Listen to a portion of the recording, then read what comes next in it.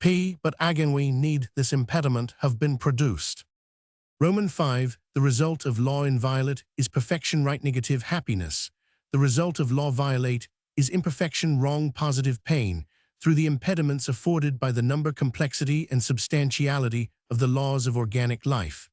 And matter, the violation of law, is rendered to a certain extent practicable, thus pain, which in the inorganic life is impossible, is possible in the organic. But to what good end is pain, thus rendered possible? Roman 5, all things are either good or bad by comparison. A sufficient analysis will show that pleasure in all cases is but the contrast of pain. Positive pleasure is a mere idea to be happy at any one point. We must have suffered at the same. Never to suffer would have been never to have been blessed. But it has been shown that in the inorganic life pain cannot be, thus the necessity for the organic. The pain of the primitive life of earth is the sole basis of the bliss of the ultimate life in heaven. Still there is one of your expressions which I find it impossible to comprehend, the truly substantive vastness of infinity. Roman 5, this probably is because you have no sufficiently generic conception of the term substance itself. We must not regard it as a quality, but as a sentiment. It is the perception in thinking beings of the adaptation of matter to their organization. There are many things on the earth which would be nihility to the inhabitants of Venus, many things visible and tangible in Venus, which we could not be brought to appreciate as existing at all, but to the inorganic being the angels. The whole of the unparticled matter is substance. Ethet is to say the whole of what we term space is to them the truest substantiality. Stars meantime, through what we consider their materiality, escaping the angelic sense, just in proportion as the unparticled matter, through what we consider its immateriality, eludes the organic. As the sleepwaker pronounced these latter words in a feeble tone, I observed on his countenance a singular expression which somewhat alarmed me and induced me to awake him at once. No sooner had I done this than, with a bright smile irradiating all his features, he fell back upon his pillow and expired. I noticed that less than a minute afterward his corpse had all the stern rigidity of stone. His brow was of the coldness of ice. Thus ordinarily should it have appeared only after long pressure from Azrael's hand. Had the sleepwaker indeed, during the latter portion of his discourse, been addressing me from out the region of the shadows. The facts in the case of Roman 1000 Valdemar. Of course, I shall not pretend to consider it any matter for wonder that the extraordinary case of Roman 1000 Valdemar has excited discussion. It would have been a miracle, had it not, especially under the circumstances, through the desire of all parties concerned to keep the affair from the public, at least for the present, or until we had farther opportunities for investigation. Through our endeavors to effect these garbled or exaggerated account made its way into society and became the source of many unpleasant misrepresentations and very naturally of a great deal of disbelief. It is now rendered necessary that I give the facts as far as I comprehend them myself. They are succinctly these. My attention for the last 3 years had been repeatedly drawn to the subject of mesmerism, and about 9 months ago it occurred to me quite suddenly that in the series of experiments made hitherto there had been a very remarkable and most unaccountable omission. No person had as yet been mesmerized in articulo mortis. It remained to be seen first whether in such condition there existed in the patient any susceptibility to the magnetic influence, secondly whether if any existed it was impaired or increased by the condition, thirdly to what extent or for how long a period the encroachments of death might be arrested by the process. There were other points to be ascertained, but these most excited my curiosity, last in especial from the immensely important character of its consequences. In looking around me for some subject by whose means I might test these particulars, I was brought to think of my friend Roman 1000 Ernest Valdemar, the well-known compiler of the Bibliotheca Forensica, an author under the nom de plume of Issachar Marx of the Polish versions of Wallenstein and Gargantua.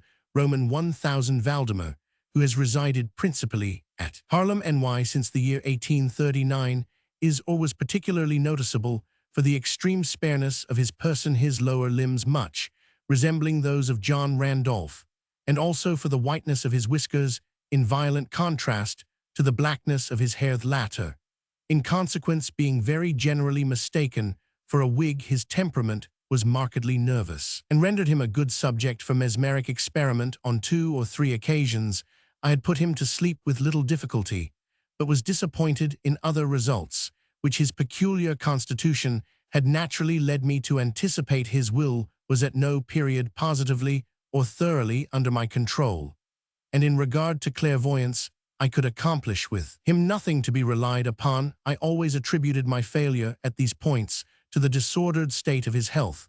For some months previous to my becoming acquainted with him, his physicians had declared him in a confirmed phthisis. It was his custom, indeed, to speak calmly of his approaching dissolution, as of a matter neither to be avoided nor regretted. When the ideas to which I have alluded first occurred to me, it was of course very natural that I should think of Roman 1000 Valdemar. I knew the steady philosophy of the man too well to apprehend any scruples from him, and he had no relatives in America who would be likely to interfere. I spoke to him frankly upon the subject, and to my surprise, his interest seemed vividly excited. I say to my surprise, for although he had always yielded his person freely to my experiments, he had never before given me any tokens of sympathy with what I Roman 999.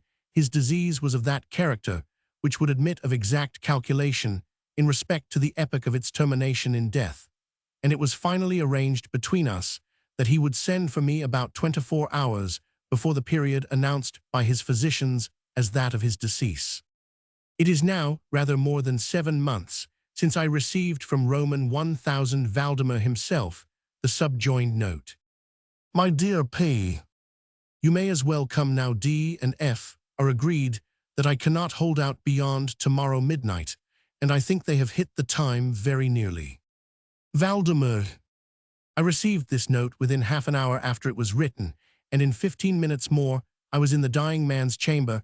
I had not seen him for 10 days, and was appalled by the fearful alteration which the brief interval had wrought in him. His face wore a leaden hue, the eyes were utterly lustreless, and the emaciation was so extreme that the skin had been broken through by the cheekbones. His expectoration was excessive, the pulse was barely perceptible. He retained nevertheless, in a very remarkable manner, both his mental power and a certain degree of physical strength. He spoke with distinctness, took some palliative medicines without aid, and when I entered, the room was occupied in penciling memoranda in a pocketbook. He was propped up in the bed by pillows. Doctors D and F were in attendance. After pressing Valdemar's hand, I took these gentlemen aside and obtained from them a minute account of the patient's condition. The left lung had been for 18 months in a semi-osseous or cartilaginous state, and was of course entirely useless for all purposes of vitality. The right in its upper portion was also partially, if not thoroughly, ossified, while the lower region was merely a mass of purulent tubercles running one into another. Several extensive perforations existed, and at one point permanent adhesion to the ribs had taken place. These appearances in the right lobe were of comparatively recent date. The ossification had proceeded with very unusual rapidity. No sign of it had been discovered a month before, and the adhesion had only been observed during the 3 previous days independently of the phthisis. The patient was suspected of aneurysm of the aorta, but on this point the osseous symptoms rendered an exact diagnosis impossible. It was the opinion of both physicians that Roman 1000 Valdemar would die about midnight on the morrow Sunday. It was then 7 o'clock on Saturday evening. On quitting the invalid's bedside to hold conversation with myself, Doctors D and F had bidden him a final farewell. It had not been their intention to return, but at my request they agreed to look in upon the patient about 10 the next night. When they had gone, I spoke freely with Roman 1000 Valdemar on the subject of his approaching dissolution, as well as more particularly of the experiment proposed. He still professed himself quite willing, and even anxious to have it made, and urged me to commence it at once. A male and a female nurse were in attendance, but I did not feel myself altogether at liberty to engage in a task of this character with no more reliable witnesses than these people. In case of sudden accident might prove, I therefore postponed operations until about 8 the next night, when the arrival of a medical student with whom I had some acquaintance, Mr. Theodore LL, relieved me from farther embarrassment. It had been my design, originally, to wait for the physicians, but I was induced to proceed first by the urgent entreaties of Roman 1000 Valdemar, and secondly by my conviction that I had not a moment to lose, as he was evidently sinking fast. Mr. LL was so kind as to accede to my desire that he would take notes of all that occurred, and it is from his memoranda that what I now have to relate is for the most part either condensed or copied verbatim. It wanted about 5 minutes of 8, when taking the patient's hand, I begged him to state as distinctly as he could to Mr. LL whether he Roman 1000 Valdemar was entirely willing that I should make the experiment of mesmerizing him in his then condition. He replied feebly, yet quite audibly, "Yes, I wish to be. I fear you have mesmerized Edding immediately afterwards. I fear you have deferred it too long." While he spoke thus, I commenced the passes which I had already found most effectual in subduing him. He was evidently influenced with the first lateral stroke of my hand across his forehead. But although I exerted all my powers, no further perceptible effect was induced until some minutes after 10 o'clock, when Doctors D and F called according to appointment. I explained to them in a few words what I designed, and as they opposed no objection, saying that the patient was already in the death agony, I proceeded without hesitation, exchanging, however, the lateral passes for downward ones, and directing my gaze entirely into the right eye of the sufferer. By this time his pulse was imperceptible, and his breathing was stertorous, and at intervals of half a minute. This condition was nearly unaltered for a quarter of an hour. At the expiration of this period, however natural, although a very deep sigh escaped the bosom of the dying man, and the stertorous breathing ceased, that is to say, its stertorousness was no longer apparent. The intervals were undiminished. The patient's extremities were of an icy coldness. At 5 minutes before 11, I perceived unequivocal signs of the mesmeric influence. The glassy roll of the eye was changed for that expression of uneasy inward examination, which is never seen except in cases of sleepwaking, and which it is quite impossible to mistake. With a few rapid lateral passes, I made the lids quiver as in incipient sleep, and with a few more I closed them. Altogether I was not satisfied, however, with this, but continued the manipulations vigorously and with the fullest exertion of the will, until I had completely stiffened the limbs of the slumberer. After placing them in a seemingly easy position, the legs were at full length, the arms were nearly so, and reposed on the bed at a moderate distance from the loin.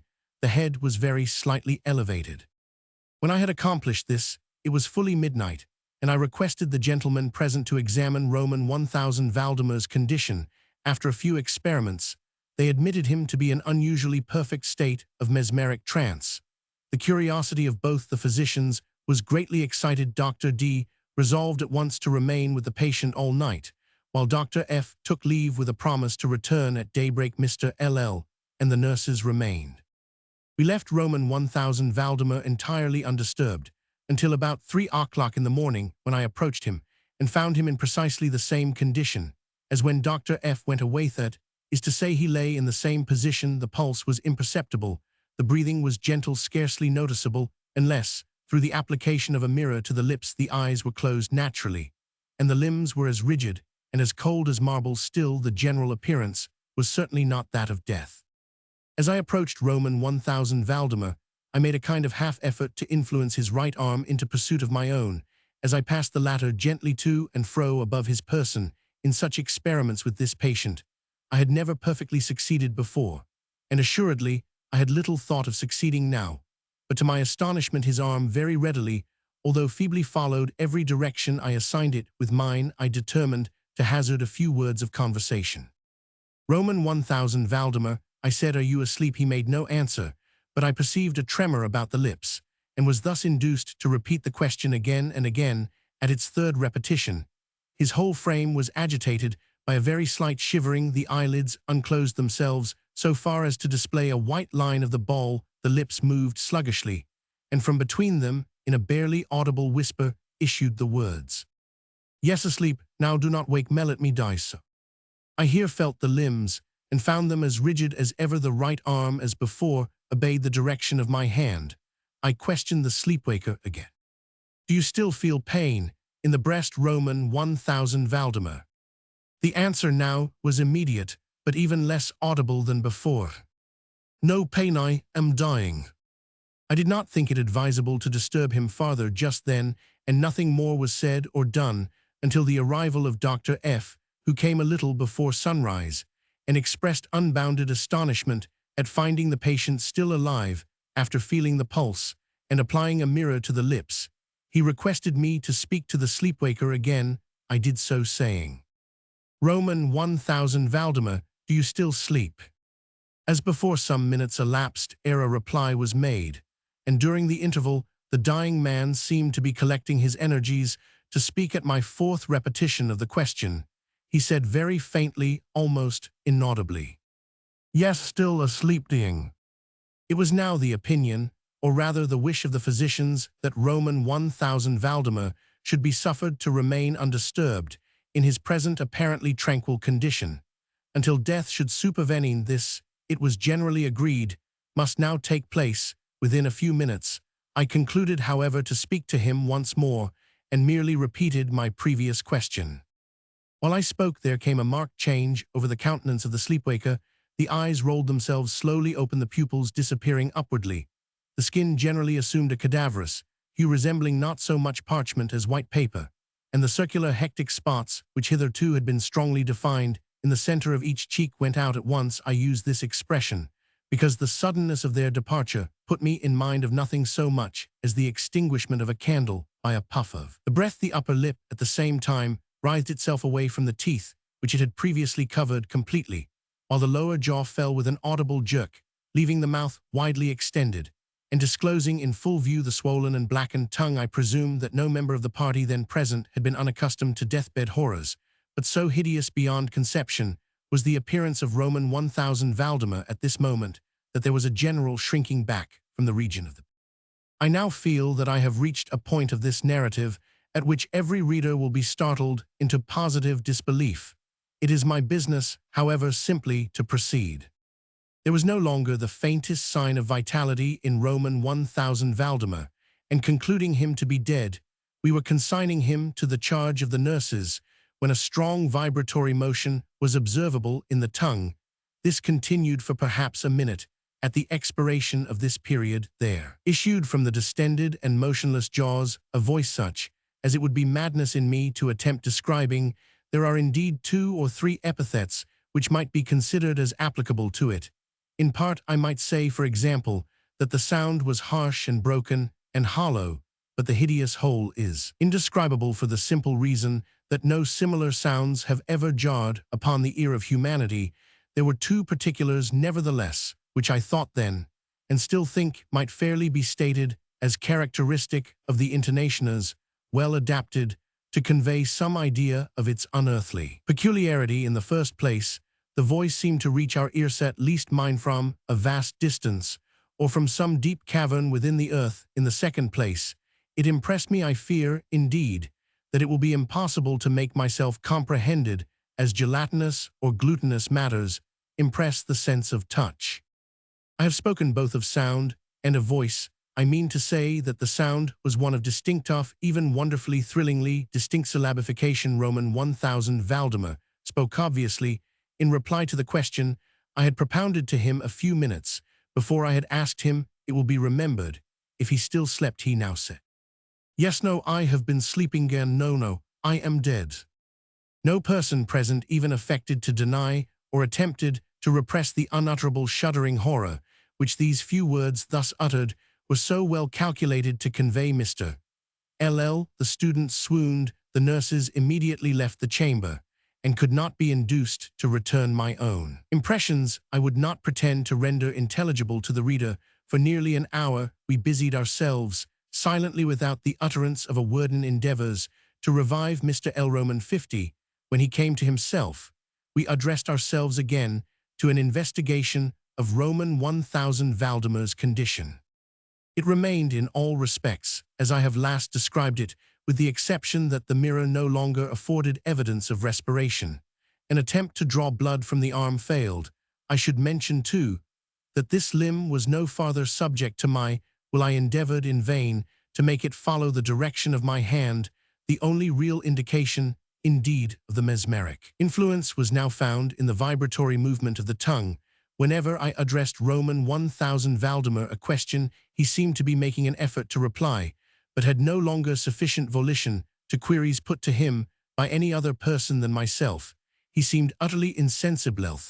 I endeavored to place each member of the company in mesmeric rapport with him.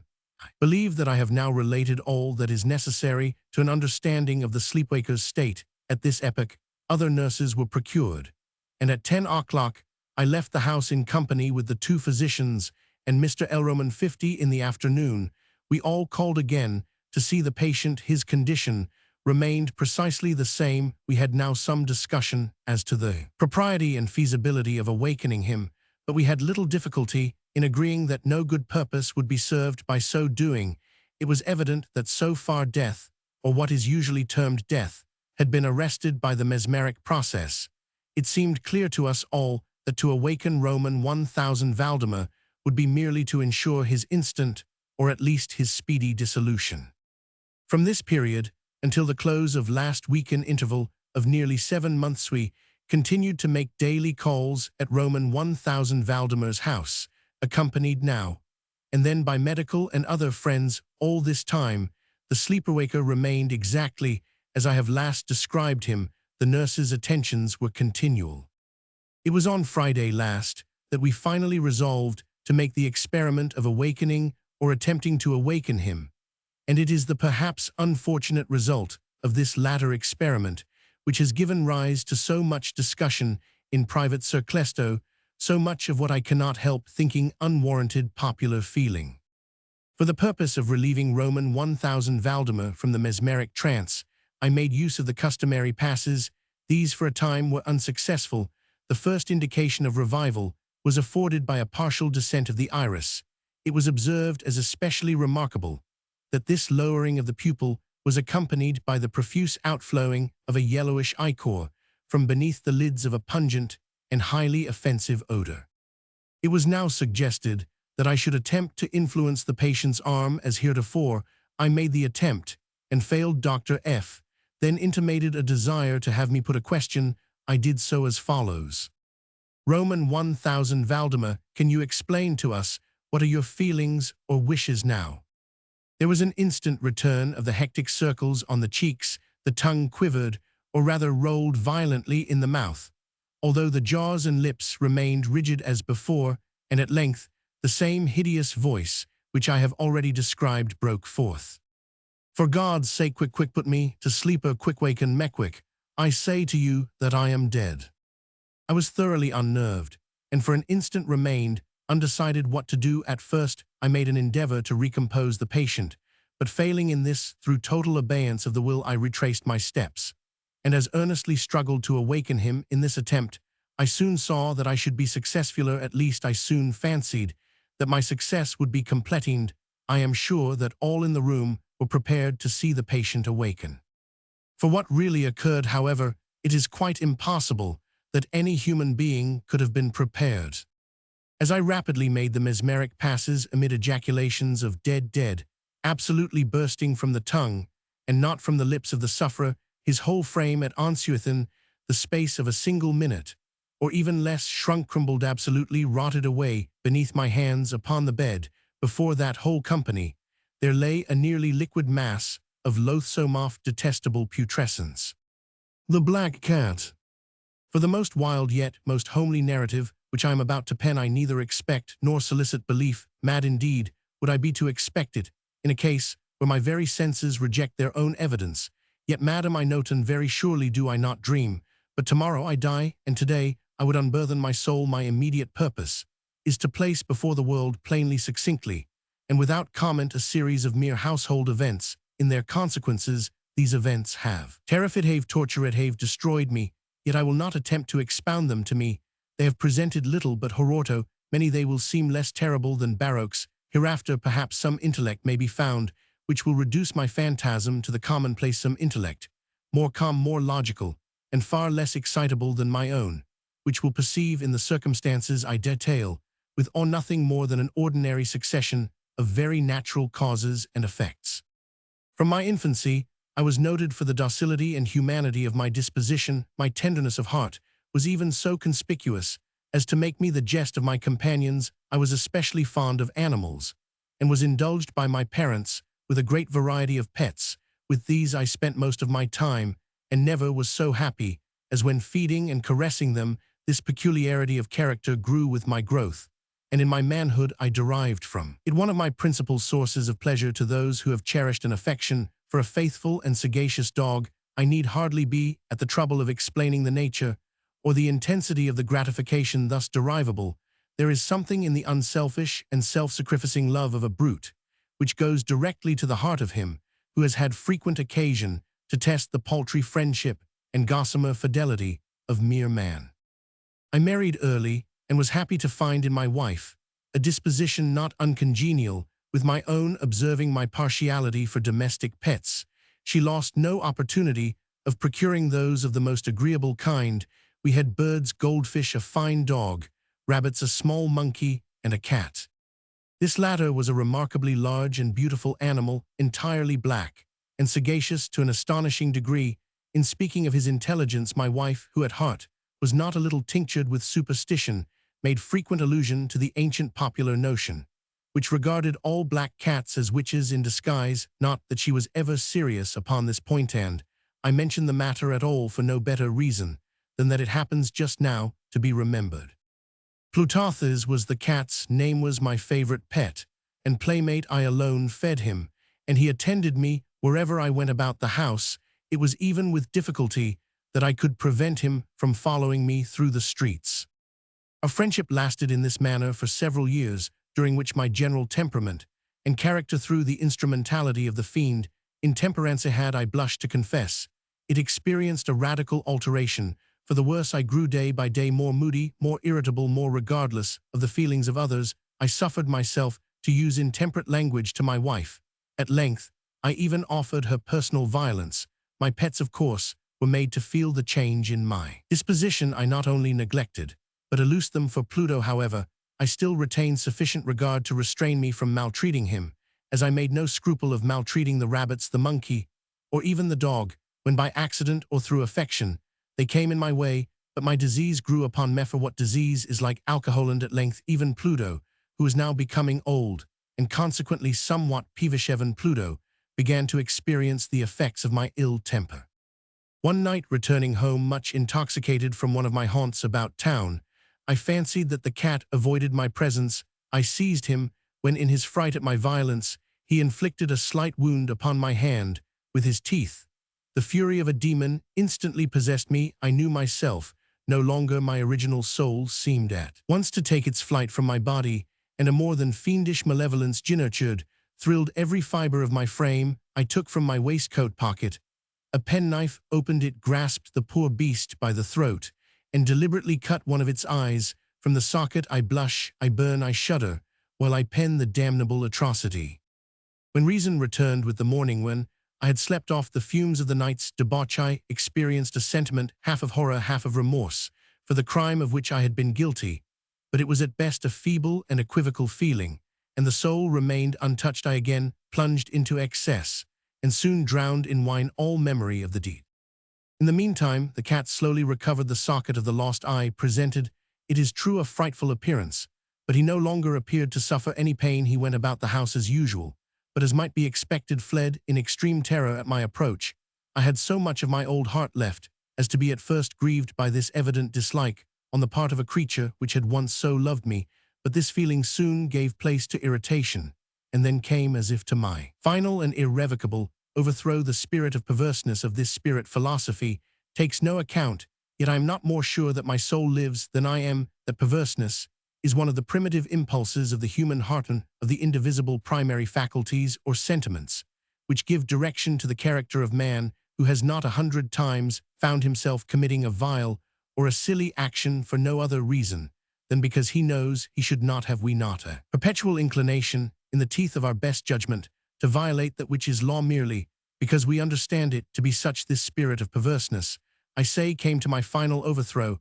It was this unfathomable longing of the soul to vex itself, to offer violence to its own nature, do wrong for the wrong's sake only, that urged me to continue and finally to consummate the injury I had inflicted upon the unoffending brute one morning, in cool blood, I slipped a noose about its neck and hung it to the limb of a tree, hung it, with the tears streaming from my eyes, and with the bitterest remorse at my heart hung it, because I knew that it had loved me, and because I felt it had given me no reason of offence hung it, because I knew that in so doing I was committing a deadly sin that would so jeopardize my immortal soul, as to place it, if such a thing were possible, even beyond the reach of the infinite mercy of the most merciful and most terrible God.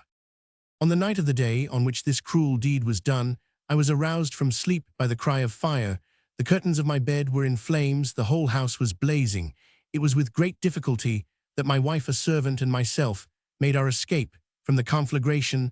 The destruction was complete, my entire worldly wealth was swallowed up, and I resigned myself thenceforward to despair.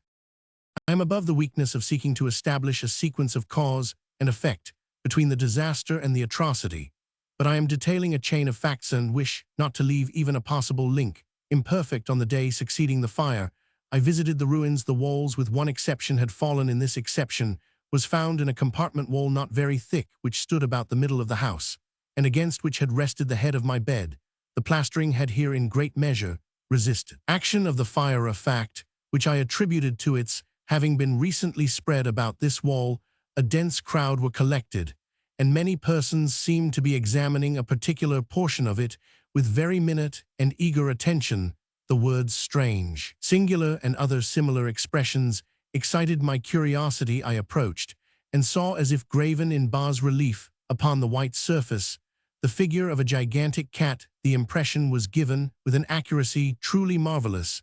There was a rope about the animal's neck. When I first beheld this apparition, I could scarcely regard it as my wonder and my terror were extreme. But at length reflection came to my aid. The cat, I remembered, had been hung in a garden adjacent to the house upon the alarm of fire. This garden had been immediately filled by the crowd, some one of whom the animal must have been cut from the tree and thrown through an open window into my chamber. This had probably been done with the view of arousing me from sleep. The falling of other walls had compressed the victim of my cruelty into the substance of the freshly spread plaster, the lime of which, with the flames and the ammonia from the carcass, had then accomplished the portraiture as I saw it. Although I thus readily accounted to my reason, if not altogether to my conscience, for the startling fact just detailed, it did not the less fail to make a deep impression upon my fancy. For months I could not rid myself of the phantasm of the cat, and during this period there came back into my spirit a half-sentiment that seemed, but was not remorse. I went so far as to regret the loss of the animal, and to look about me among the vile haunts which I now habitually frequented for another pet of the same species, and of somewhat similar appearance, with which to supply its place. One night, as I sat half stupefied in a den of more than infamy, my attention was suddenly drawn to some black object reposing upon the head of one of the immense hogsheads of gin or of rum, which constituted the chief furniture of the apartment. I had been looking steadily at the top of this hogshead for some minutes, and what now caused me surprise was the fact that I had not sooner perceived the object. Thereupon I approached it and touched it with my hand. It was a black cotter, very large, wonderfully as large as Pluto, and closely resembling him in every respect. But one, Pluto had not a white hair upon any portion of his body, but this cat had a large, although indefinite, splotch of white, covering nearly the whole region of the breast. Upon my touching him, he immediately arose, purred loudly, rubbed against my hand, and appeared delighted with my notice. This, then, was the very creature of which I was in search. I at once offered to purchase it of the landlord, but this person made no claim to it, knew nothing of it, had never seen it before. I continued my caresses, and when I prepared to go home, the animal evinced a disposition to accompany me. I permitted it to do so, occasionally stooping and patting it as I proceeded.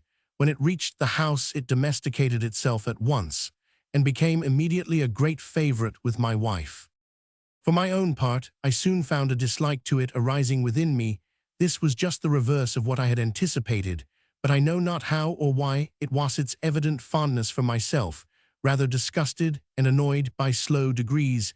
These feelings of disgust and annoyance rose into the bitterness of hatred, I avoided the creature. Certain sense of shame and the remembrance of my former deed of cruelty preventing me from physically abusing it, I did not for some weeks strike or otherwise violently ill-use it, but very gradually I came to look upon it with unutterable loathing, and to flee silently from its odious presence as from the breath of a pestilence.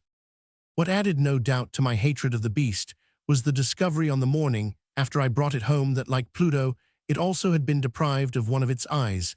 This circumstance, however, only endeared it to my wife, who, as I have already said, possessed, in a high degree, that humanity of feeling which had once been my distinguishing trait, and the source of many of my simplest and purest pleasures. With my aversion to this cat, however, its partiality for myself seemed to increase. It followed my footsteps with a pertinacity which it would be difficult to make the reader comprehend. Whenever I sat, it would crouch beneath my chair or spring upon my knees, covering me with its loathsome caresses. If I arose to walk, it would get between my feet and thus nearly throw me down, or fastening its long and sharp claws in my dress, clamber in this manner to my breast at such times. Although I longed to destroy it with a blow, I was yet withheld from so doing, partly by a memory of my former crime, but chiefly, let me confess it, at onsebi, absolute dread of the beast. This dread was not exactly a dread of physical Eveland, yet I should be at a loss how otherwise to define it. I am almost ashamed to own eyes, even in this felon's cell. I am almost ashamed to own that the terror and horror with which the animal inspired me had been heightened by one of the merest chimeras. It would be possible to conceive my wife had called my attention more than once to the character of the mark of white hair of which I have spoken, and which constituted the sole visible difference between the strange beast and the one I had destroyed. The reader will remember that this mark, although large, had been originally very indefinite, but by slow degrees nearly imperceptible, and which for a long time my reason struggled to reject, as fanciful it had at length assumed a rigorous distinctness of outline.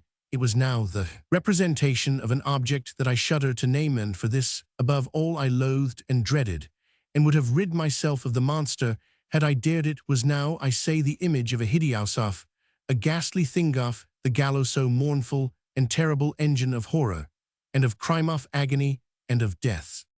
And now was I indeed wretched beyond the wretchedness of mere humanity, and a brute beast, whose fellow I had contemptuously destroyed, a brute beast, to work out for me, a man fashioned in the image of the high God. So much of insufferable woe, alas, neither by day nor by night knew I the blessing of rest any more. During the former, the creature left me no moment alone, and in the latter, I started hourly from dreams of unutterable fear, to find the hot breath of the thing upon my face, and its vast weight an incarnate nightmare that I had no power to shake off, incumbent eternally upon my heart.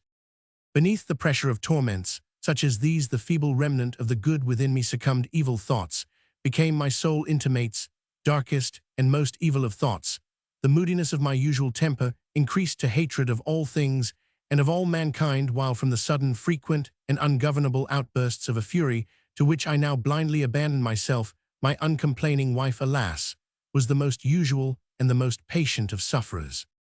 One day she accompanied me upon some household errand into the cellar of the old building, which our poverty compelled us to inhabit. The cat followed me down the steep stairs, and nearly throwing me headlong, exasperated me to madness, uplifting an axe, and forgetting in my wrath the childish dread which had hitherto stayed my hand. I aimed a blow at the animal, which of course would have proved instantly fatal had it descended as I wished, but this blow was arrested by the hand of my wife. Goaded by the interference into a rage more than demoniacal, I withdrew my arm from her grasp, and buried the axe in her brain. She fell dead upon the spot without a groan. This hideous murder accomplished, I set myself forthwith, and with entire deliberation, to the task of concealing the body. I knew that I could not remove it from the house either by day or by night, without the risk of being observed by the neighbors. Many projects entered my mind. At one period, I thought of cutting the corpse into minute fragments, and destroying them by fire. At another, I resolved to dig a grave for it in the floor of the cellar. Again, I deliberated about casting it in the well in the yard, about packing it in a box, as if merchandise, with the usual arrangements, and so getting a porter to take it from the house. Finally, I hit upon what I considered a far better expedient than either of these. I determined to wall it up in the cellaras. The monks of the Middle Ages are recorded to have walled up their victims. For a purpose such as this, the cellar was well adapted. Its walls were loosely constructed, and had lately been plastered throughout with a rough plaster, which the dampness of the atmosphere had prevented from hardening. Moreover, in one of the walls was a projection caused by a false chimney or fireplace that had been filled up and made to resemble the red of the cellar.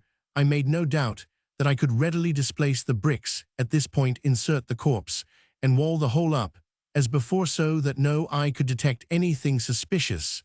And in this calculation I was not deceived. By means of a crowbar I easily dislodged the bricks, and, having carefully deposited the body against the inner wall, I propped it in that position, while with little trouble I relaid the whole structure as it originally stood, having procured mortar, sand, and hair with every possible precaution. I prepared a plaster which could not be distinguished from the old, and with this I very carefully went over the new brickwork. When I had finished, I felt satisfied that all was right. The wall did not present the slightest appearance of having been disturbed. The rubbish on the floor was picked up with the minutest care. I looked around triumphantly, and said to myself, here at least then my labor has not been in vain. My next step was to look for the beast which had been the cause of so much wretchedness, for I had at length firmly resolved to put it to death. Had I been able to meet with it at the moment, there could have been no doubt of its fate, but it appeared that the crafty animal had been alarmed at the violence of my previous anger, and forbore to present itself in my present mood. It is impossible to describe or to imagine the blissful sense of relief which the absence of the detested creature occasioned in my bosom. It did not make its appearance during the night, and thus, for one night at least, since its introduction into the house, I soundly and tranquilly slept. I slept even with the burden of murder upon my soul. The second and the third day passed, and still my tormentor came not. Once again I breathed as a freeman. The monster in terror had fled the premises. Forever I should behold it no more. My happiness was supreme. The guilt of my dark deed disturbed me but little. Some few inquiries had been made, but these had been readily answered. Even a search had been instituted, but of course nothing was to be discovered. I looked upon my future felicity as secure. Upon the fourth day of the assassination, a party of the police came very unexpectedly into the house, and proceeded again to make rigorous investigation of the premises. Secure, however, in the inscrutability of my place of concealment, I felt no embarrassment. Whatever the officers bade me accompany them in their search, they left no nook or corner unexplored. At length, for the third or fourth time, they descended into the cellar. I quivered not in a muscle. My heart beat calmly as that of one who slumbers in innocence. I walked the cellar from end to end. I folded my arms upon my bosom, and roamed easily to and fro. The police were thoroughly satisfied, and prepared to depart. The glee at my heart was too strong to be restrained. I burned to say, if but one word, by way of triumph, and to render doubly sure their assurance of my guiltlessness.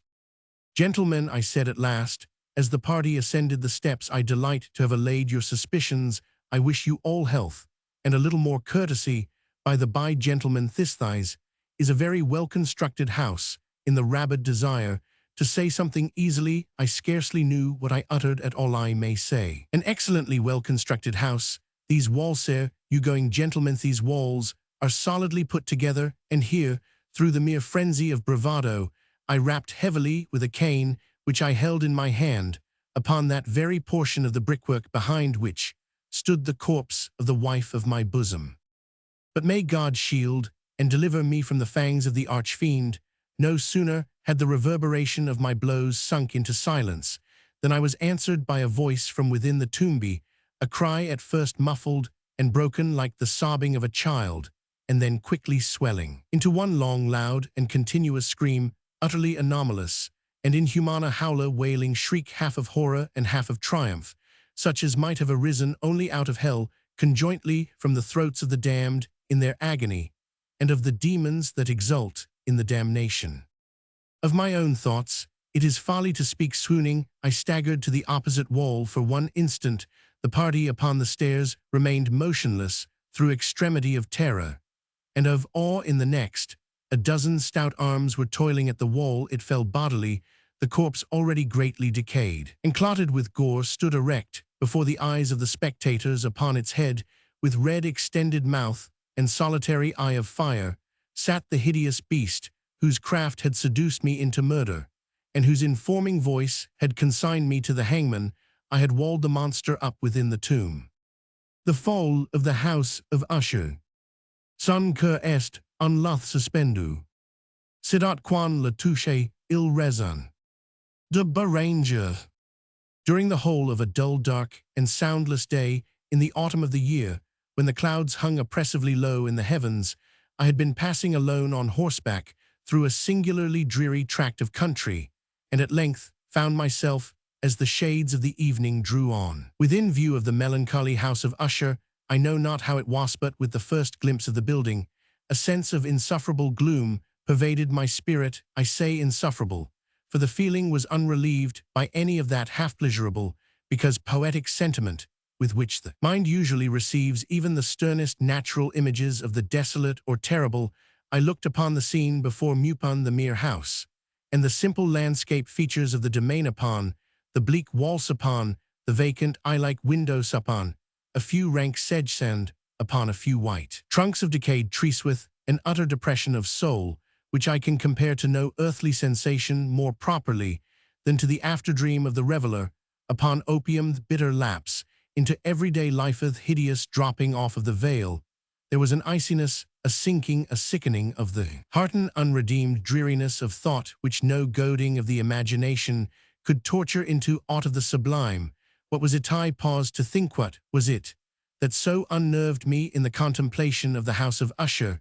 It was a mystery all insoluble, nor could I grapple with the shadowy fancies that crowded upon me. As I pondered, I was forced to fall back upon the unsatisfactory conclusion that, while beyond doubt there are combinations of very simple natural objects which have the power of thus affecting us, still the analysis of this power lies among considerations beyond our depth.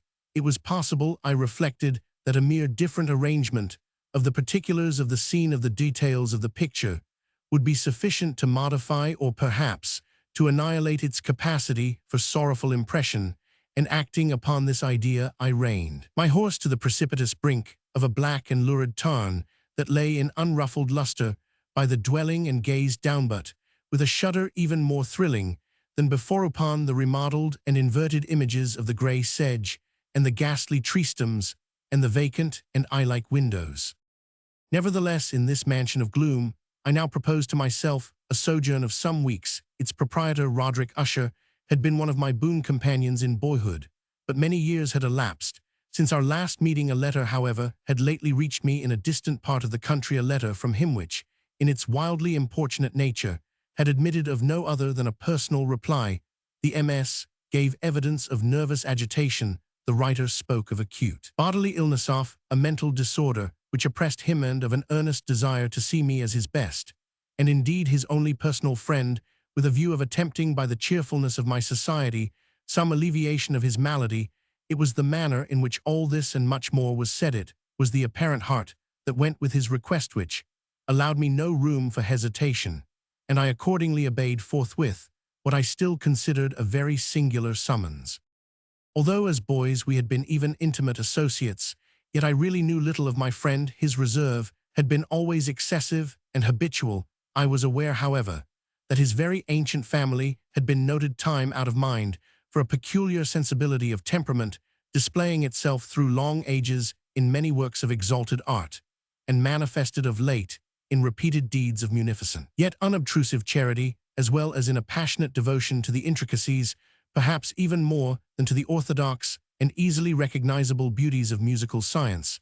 I had learned, too, the very remarkable fact that the stem of the Usher race, all time honored as it was, had put forth at no period any enduring branch. In other words, that the entire family lay in the direct line of descent, and had always, with very trifling and very temporary variation, so lain. It was this deficiency I considered, while running over in thought the perfect keeping of the character of the premises with the accredited character of the people, and while speculating upon the possible influence which the one, in the long lapse of centuries, might have exercised upon the other writ was this deficiency, perhaps of collateral issue, and the consequent undeviating transmission from sire to son of the patrimony with the name which had at length so identified the two as to merge the original title of the estate in the quaint and equivocal appellation of the House of Usherin appellation, which seemed to include in the minds of the peasantry, who used it both the family and the family mansion. I have said that the sole effect of my somewhat childish experiment that, of looking down within the tarn had been to deepen the first singular impression. There can be no doubt that the consciousness of the rapid increase of my superstition for, why should I not so term, it served mainly to accelerate the increase itself. Such I have long known is the paradoxical law of all sentiments having terror as a basis, and it might have been for this reason only that, when I again uplifted my eyes to the house itself, from its image in the pool there grew in my mind a strange fancy, a fancy so ridiculous indeed that I but mention it to show the vivid force of the sensations which oppressed me. I had so worked upon my imagination as really to believe that about the whole mansion and domain there hung an atmosphere peculiar to themselves and their immediate vicinity, an atmosphere which had no affinity with the air of heaven, but which had reeked up from the decayed trees and the grey wall and the silent tarn, pestilent and mystic vapor, dull, sluggish, faintly discernible and leaden-hued. Shaking off from my spirit what must have been a dream, I scanned more narrowly the real aspect of the building. Its principal feature seemed to be that of an excessive antiquity. The discoloration of ages had been great minute fungi overspread the whole exterior, hanging in a fine tangled webwork from the eaves. Yet all this was apart from any extraordinary dilapidation.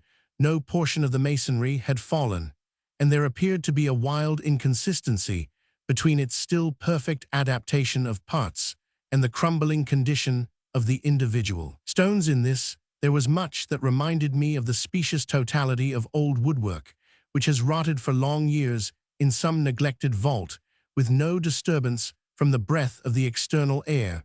Beyond this indication of extensive decay, however, the fabric gave little token of instability. Perhaps the eye of a scrutinizing observer might have discovered a barely perceptible fissure, which, extending from the roof of the building in front, made its way down the wall in a zigzag direction, until it became lost in the sullen waters of the tarn. Noticing these things, I rode over a short causeway to the house. A servant in waiting took my horse, and I entered the Gothic archway of the hall. A valet of stealthy step thence conducted me in silence through many dark and intricate passages in my progress to the studio of his master. Much that I encountered on the way contributed, I know not how, to heighten the vague sentiments of which I have already spoken, while the objects around Muhil, the carvings of the ceilings, the somber tapestries of the walls, the ebon blackness of the floors, and the phantasmagoric armorial trophies which rattled as I strode were but matters to which, or to such as which I had been accustomed from my infancy. While I hesitated not to acknowledge how familiar was all this, I still wondered to find how unfamiliar were the fancies which ordinary images were stirring up. On one of the staircases, I met the physician of the family. His countenance, I thought, wore a mingled expression of low cunning and perplexity. He accosted me with trepidation, and passed on. The valet now threw open a door, and ushered me into the presence of his master. The room in which I found myself was very large and lofty.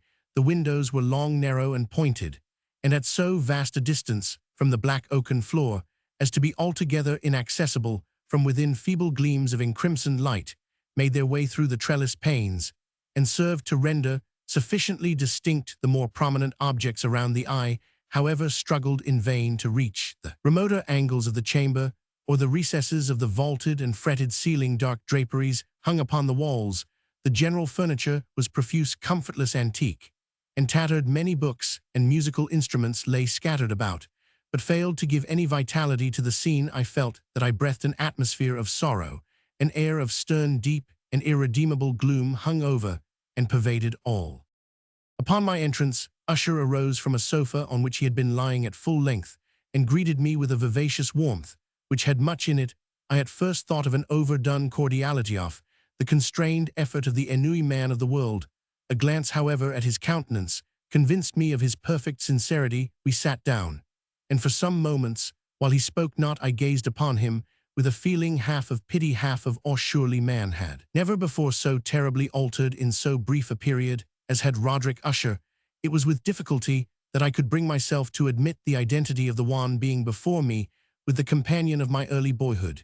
Yet the character of his face had been at all times remarkable, a cadaverousness of complexion, an eye large, liquid, and luminous beyond comparison, lips somewhat thin and very pallid, but of a surpassingly beautiful curve, a nose of a delicate Hebrew model, but with a breadth of nostril unusual in similar formations, a finely molded chin, speaking in its want of prominence of a want of moral energy, hair of a more than web-like softness and tenuity. These features, with an inordinate expansion above the regions of the temple, made up altogether a countenance not easily to be forgotten. And now, in the mere exaggeration of the prevailing character of these features, and of the expression they were wont to convey, lay so much of change that I doubted to whom I spoke. The now ghastly pallor of the skin, and the now miraculous luster of the eye, above all things startled, and even awed me. The silken hair, too, had been suffered to grow all unheeded, and as in its wild gossamer texture it floated, rather than fell about the face, I could not, even with effort, connect its arabesque expression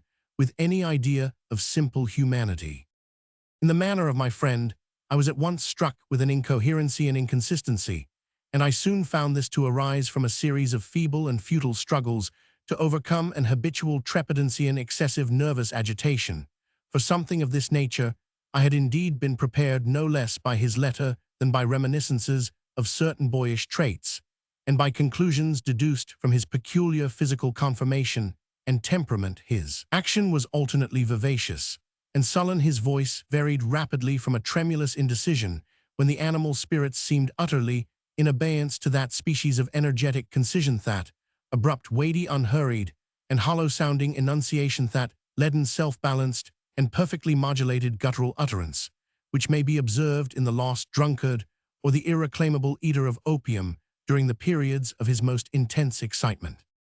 It was thus that he spoke of the object of my visit, of his earnest desire to see me, and of the solace he expected me to afford him. He entered at some length into what he conceived to be the nature of his malady. It was, he said, a constitutional and a family evil, and one for which he despaired to find a remedy. A mere nervous affection, he immediately added, which would undoubtedly soon pass off. It displayed itself in a host of unnatural sensations. Some of these, as he detailed them, interested and bewildered me, although perhaps the terms and the general manner of the narration had their weight. He suffered much from a morbid acuteness of the senses. The most insipid food was alone endurable. He could wear only garments of certain texture.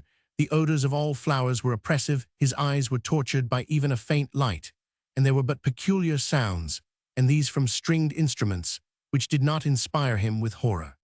To an anomalous species of terror, I found him a bounden slave. I shall perish, said he, I must perish in this deplorable folly. Thus, and not otherwise, shall I be lost. I dread the events of the future, not in themselves, but in their results. I shudder at the thought of any, even the most trivial incident, which may operate upon this intolerable agitation of soul. I have indeed no abhorrence of danger, except in its absolute effect in terror. In this unnerved, in this pitiable condition, I feel that the period will sooner or later arrive, when I must abandon life and reason together in some struggle with the grim phantasm fear. I learned, moreover, at intervals, and through broken and equivocal hints, another singular feature of his mental condition.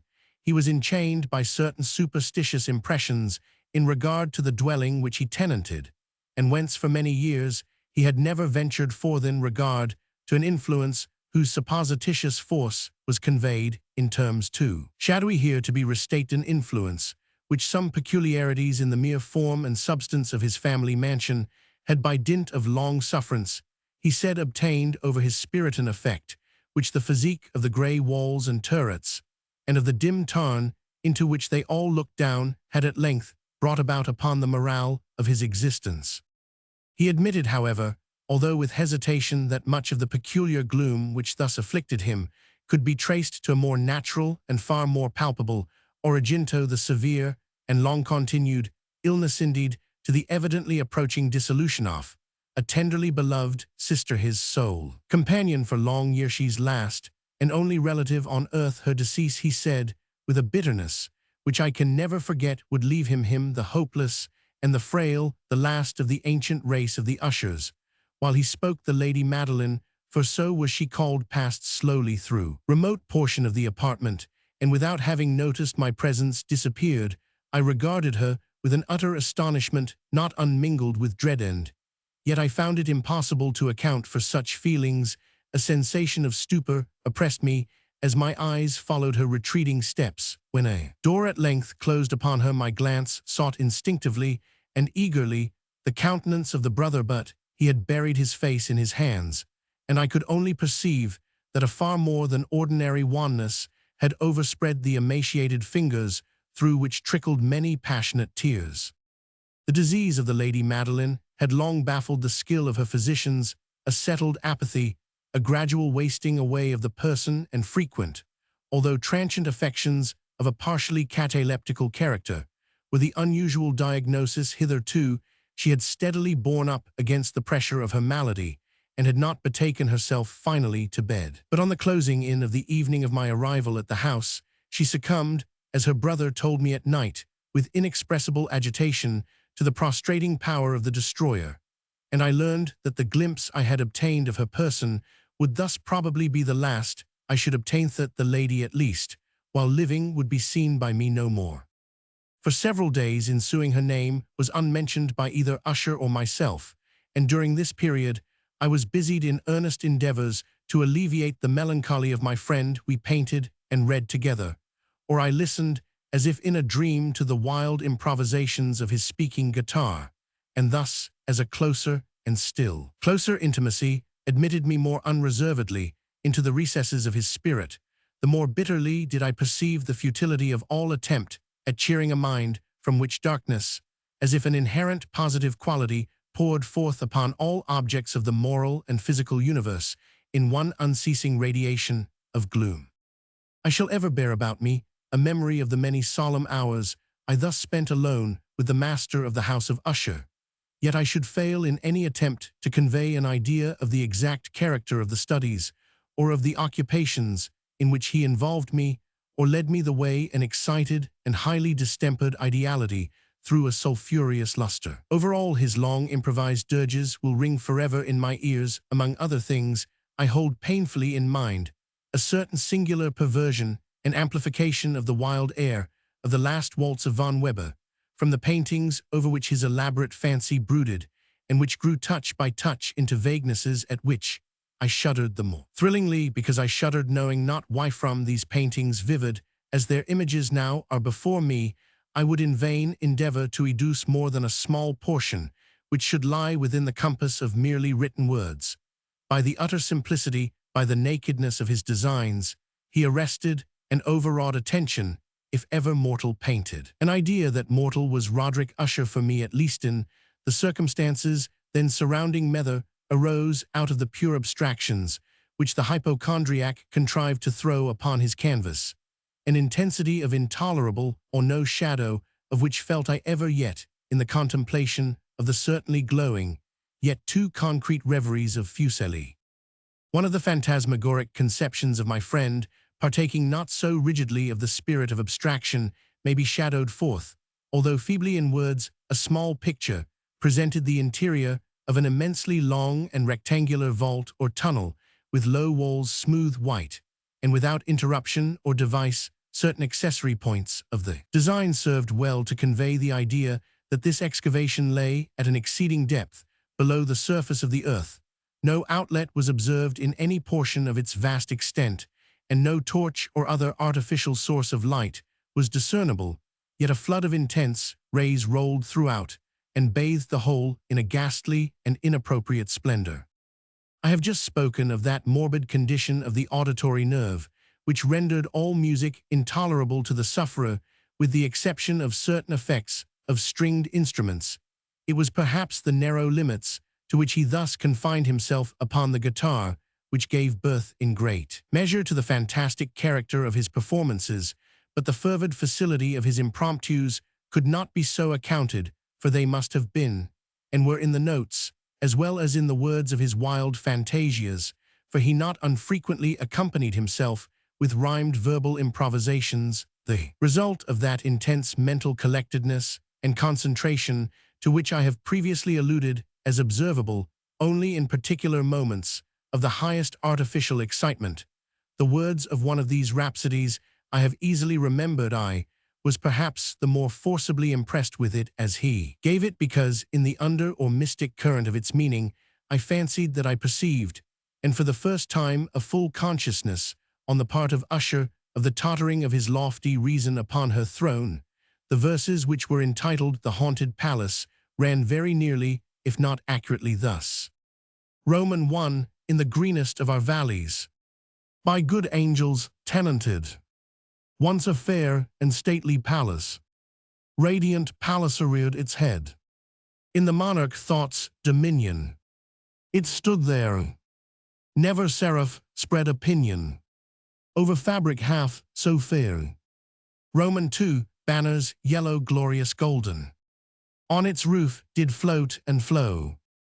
This all this was in the olden time long ago, and every gentle air that dallied in that sweet day along the ramparts plumed and pallid, a winged odor went away.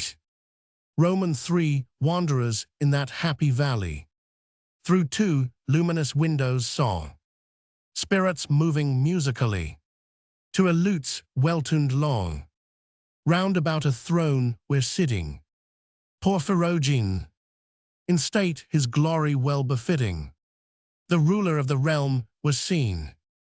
Roman 4. And all with pearl and ruby glowing was the fair palace door, through which came flowing, and sparkling evermore a troop of echoes whose sweet duty was but to sing, in voices of surpassing beauty, the wit and wisdom of their king.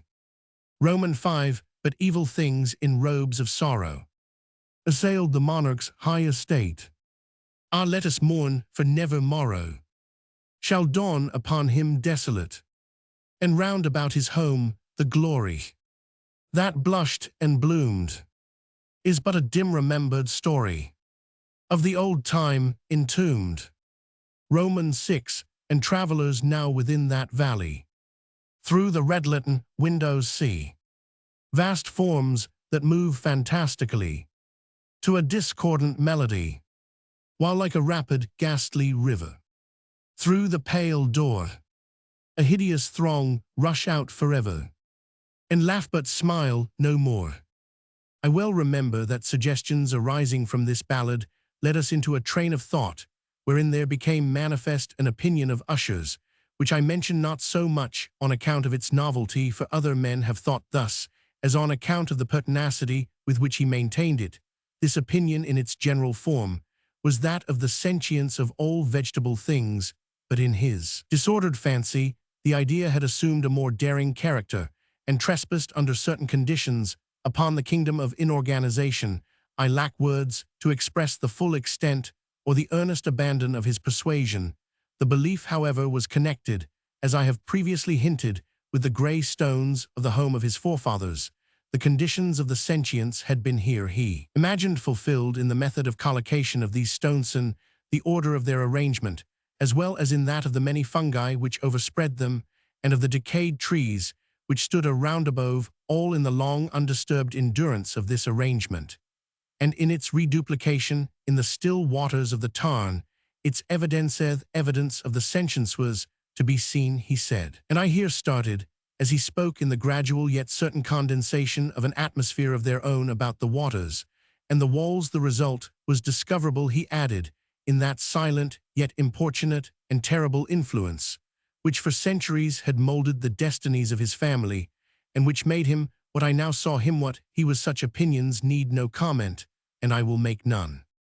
Watson, Dr. Percival Spallanzani, and especially the Bishop of Llandaff, see Chemical Essays, Vol. Roman 5, are books, which for years had formed no small portion of the mental existence of the invalider, as might be supposed, in strict keeping with this character. A phantasm we poured together over such works, as the Ververt et Chartreuse of Gresset, the Belphegor of Machiavelli, the Heaven and Hell of Swedenborg, the Subterranean Voyage of Nicholas Klim by Hallberg, the Chiromancy of Robert Flood, of Jean de Indagen, and of de la Chamber, the Journey into the Blue Distance of Tyche, and the City of the Sun of Campanella. One favorite volume was a small octavo edition of the Directorium Inquisitorium by the Dominican Aymeric de Jaén, and there were passages in Pomponius Mela about the O African satyrs and O Egyptians over which Usher would sit dreaming for hours. His chief delight, however, was found in the perusal of an exceedingly rare and curious book,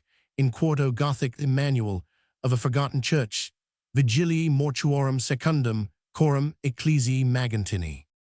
I could not help thinking of the wild ritual of this work, and of its probable influence upon the hypochondriac, when one evening, having informed me abruptly that the Lady Madeline was no more, he stated his intention of preserving her corpse for a fortnight previously to its final interment, in one of the numerous vaults within the main walls of the building.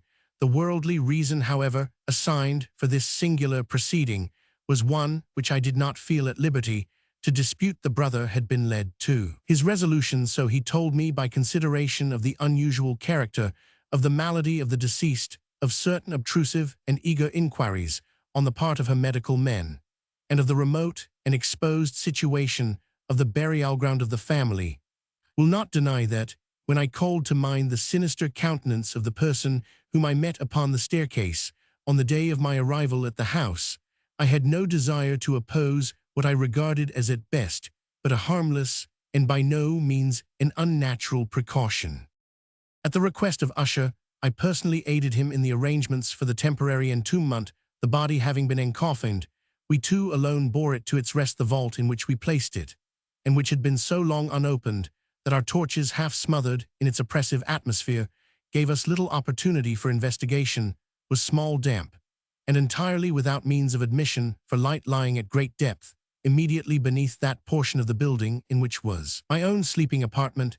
It had been used apparently in remote feudal times for the worst purposes of a donjon keep, and in later days as a place of deposit for powder or some other highly combustible substance. As a portion of its floor and the whole interior of a long archway through which we reached it were carefully sheathed with copper, the door of massive iron had been also similarly protected. Its immense weight caused an unusually sharp grating sound as it moved upon its hinges. Having deposited our mournful burden upon trestles within this region of horror, we partially turned aside the yet unscrewed lid of the coffin, and looked upon the face of the tenant. A striking similitude between the brother and sister now first arrested my attention, and Usher, divining perhaps my thoughts, murmured out some few words, from which I learned that the deceased and himself had been twins, and that sympathies of a scarcely intelligible nature had always existed between them. Our glances, however, rested not long upon the dead, for we could not regard her unawed. The disease which had thus entombed the lady in the maturity of youth had left, as usual in all maladies of a strictly cataleptical character, the mockery of a faint blush upon the bosom, and the face, and that suspiciously lingering smile upon the lip, which is so terrible in death. We replaced and screwed down the lid, and having secured the door of iron, made our way with toil into the scarcely less gloomy apartments of the upper portion of the house. And now some days of bitter grief, having elapsed, an observable change came over the features of the mental disorder of my friend. His ordinary manner had vanished, his ordinary occupations were neglected or forgotten. He roamed from chamber to chamber with hurried, unequal, and objectless step.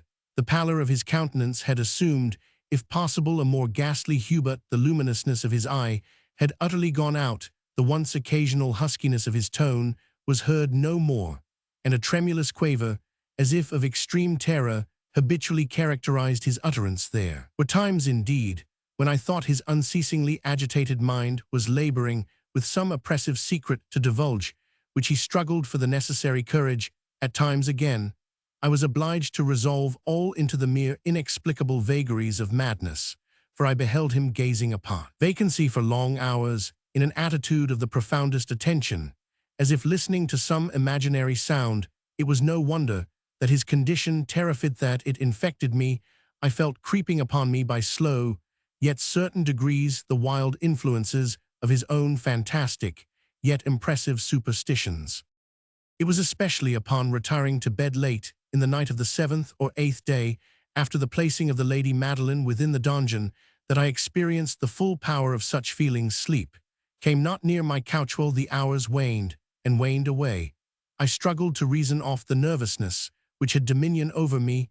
I endeavored to believe that much, if not all, of what I felt was due to the bewildering influence of the gloomy furniture of the room, off the dark and tattered draperies which, tortured into motion by the breath of a rising tempest, swayed fitfully to and fro upon the walls, and rustled uneasily about the decorations of the bed.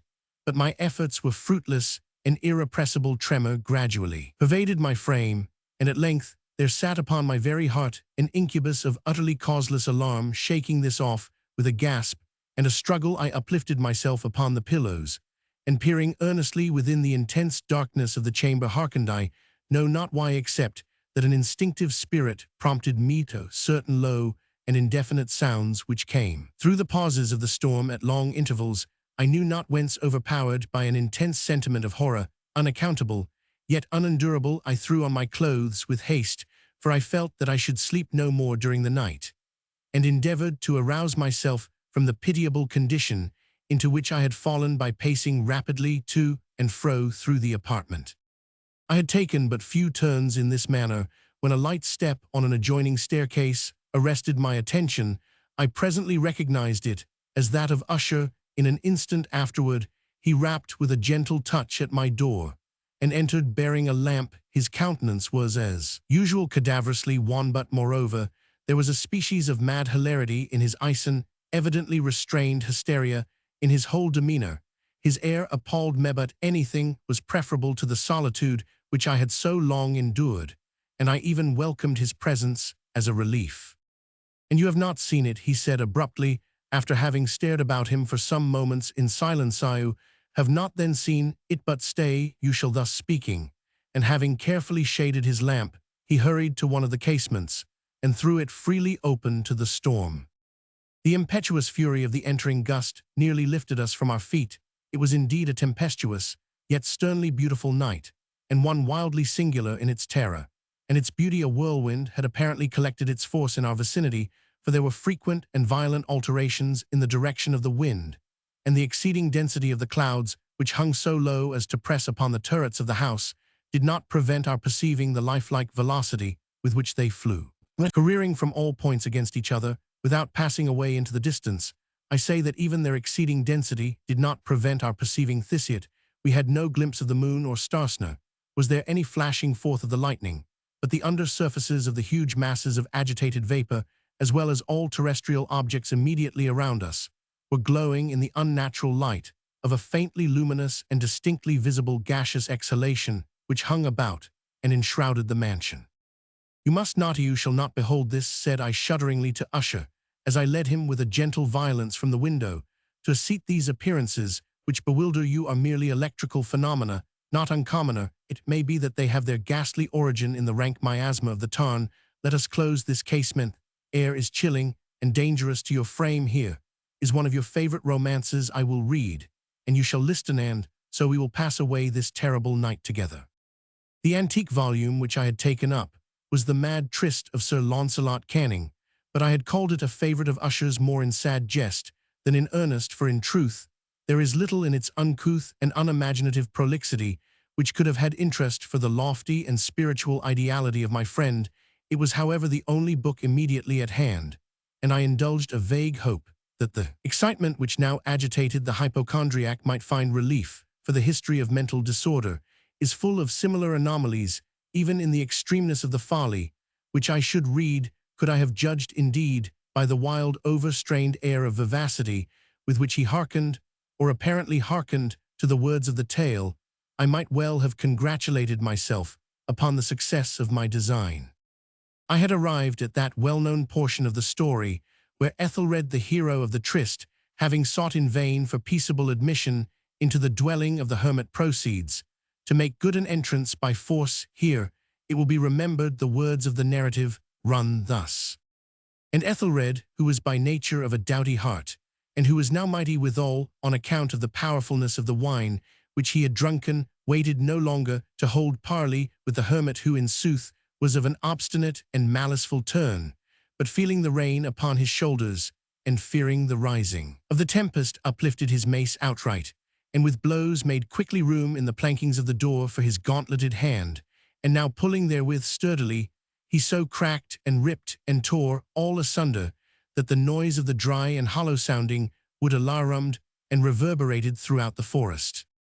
At the termination of this sentence I started, and for a moment paused, for it appeared to me, although I at once concluded that my excited fancy had deceived mate, appeared to me that from some very remote portion of the mansion there came indistinctly to my ears what might have been in its exact similarity of character the echo, but a stifled and dull one certainly, of the very cracking and ripping sound which Sir Launcelot had so particularly described.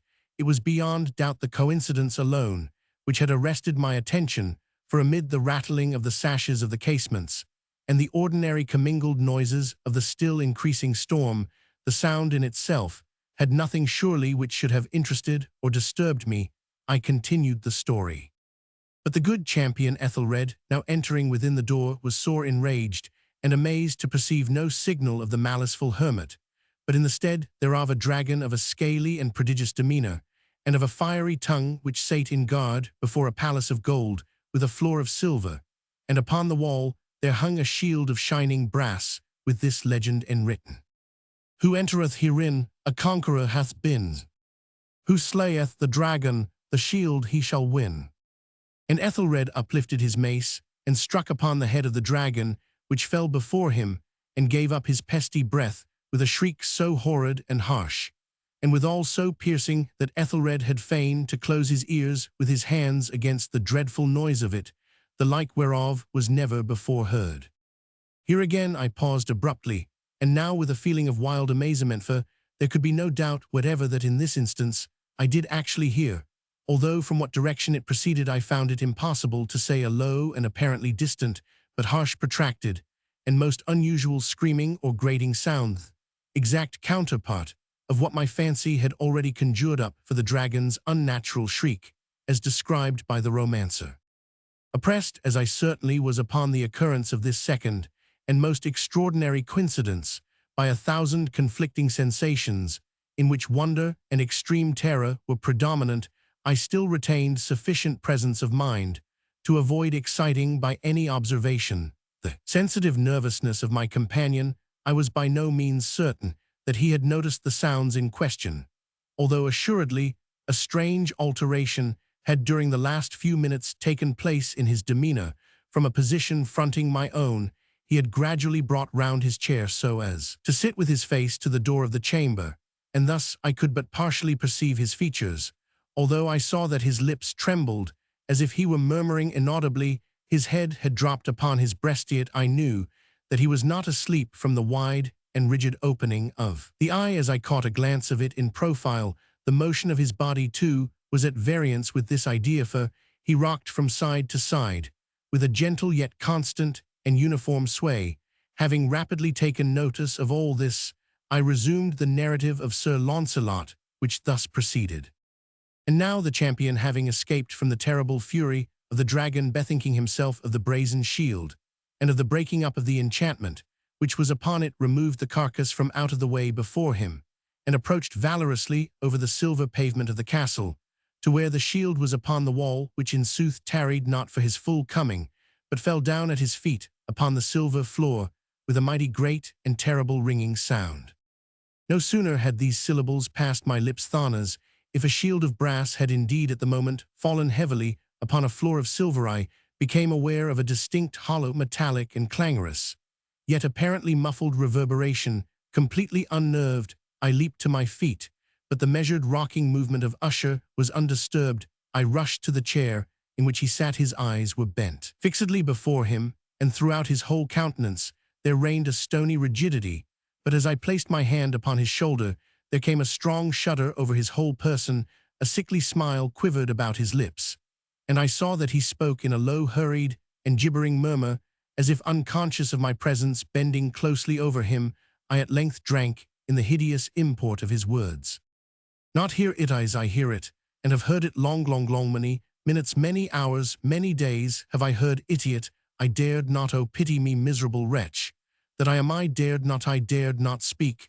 We have put her living in the tomb, said I not that my senses were acute. I now tell you that I heard her first feeble movements in the hollow coffin. I heard themani many days ag. It I dared not speak. And now tonight Ethelred her hath breaking of the hermit's door, and the deathcry of the dragon, and the clangor of the shields. Rather the rending of her coffin, and the grating of the iron hinges of her prison, and her struggles within the coppered archway of the vault. Oh, whither shall I fly?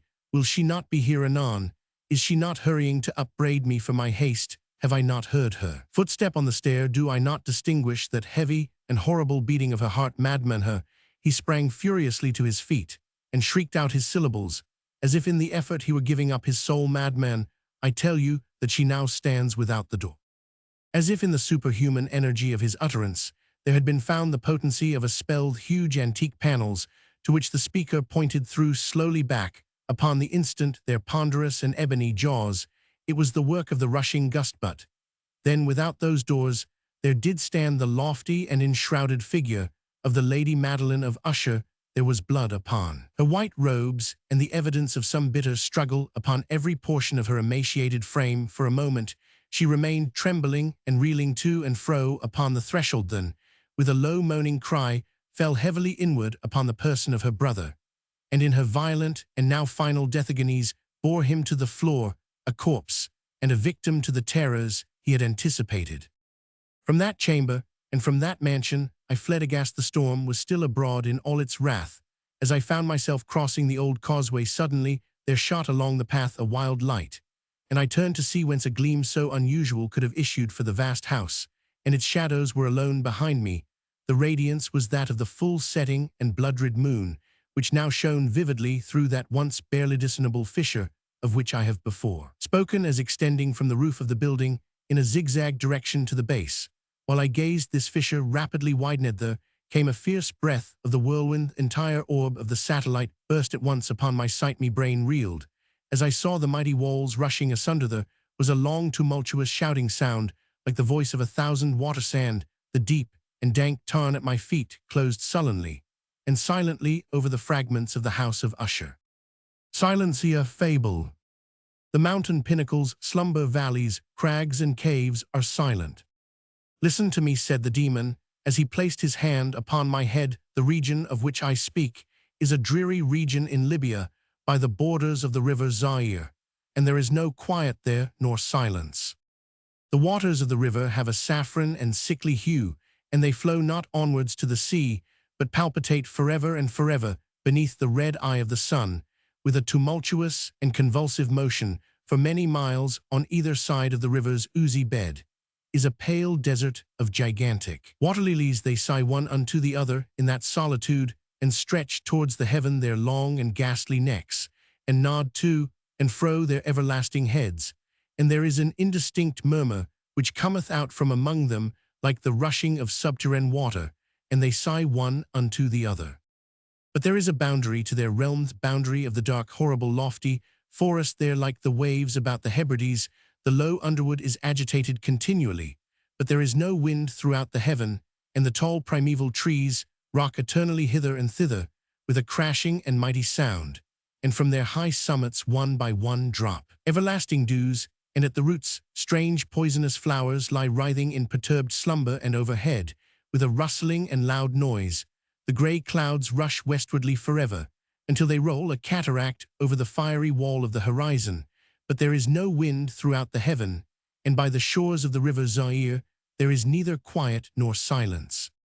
It was night, and the rain fell, and falling it was rain, but having fallen it was blood, and I stood in the morass among the tall, and the rain fell upon my head, and the lilies sighed one unto the other in the solemnity of their desolation.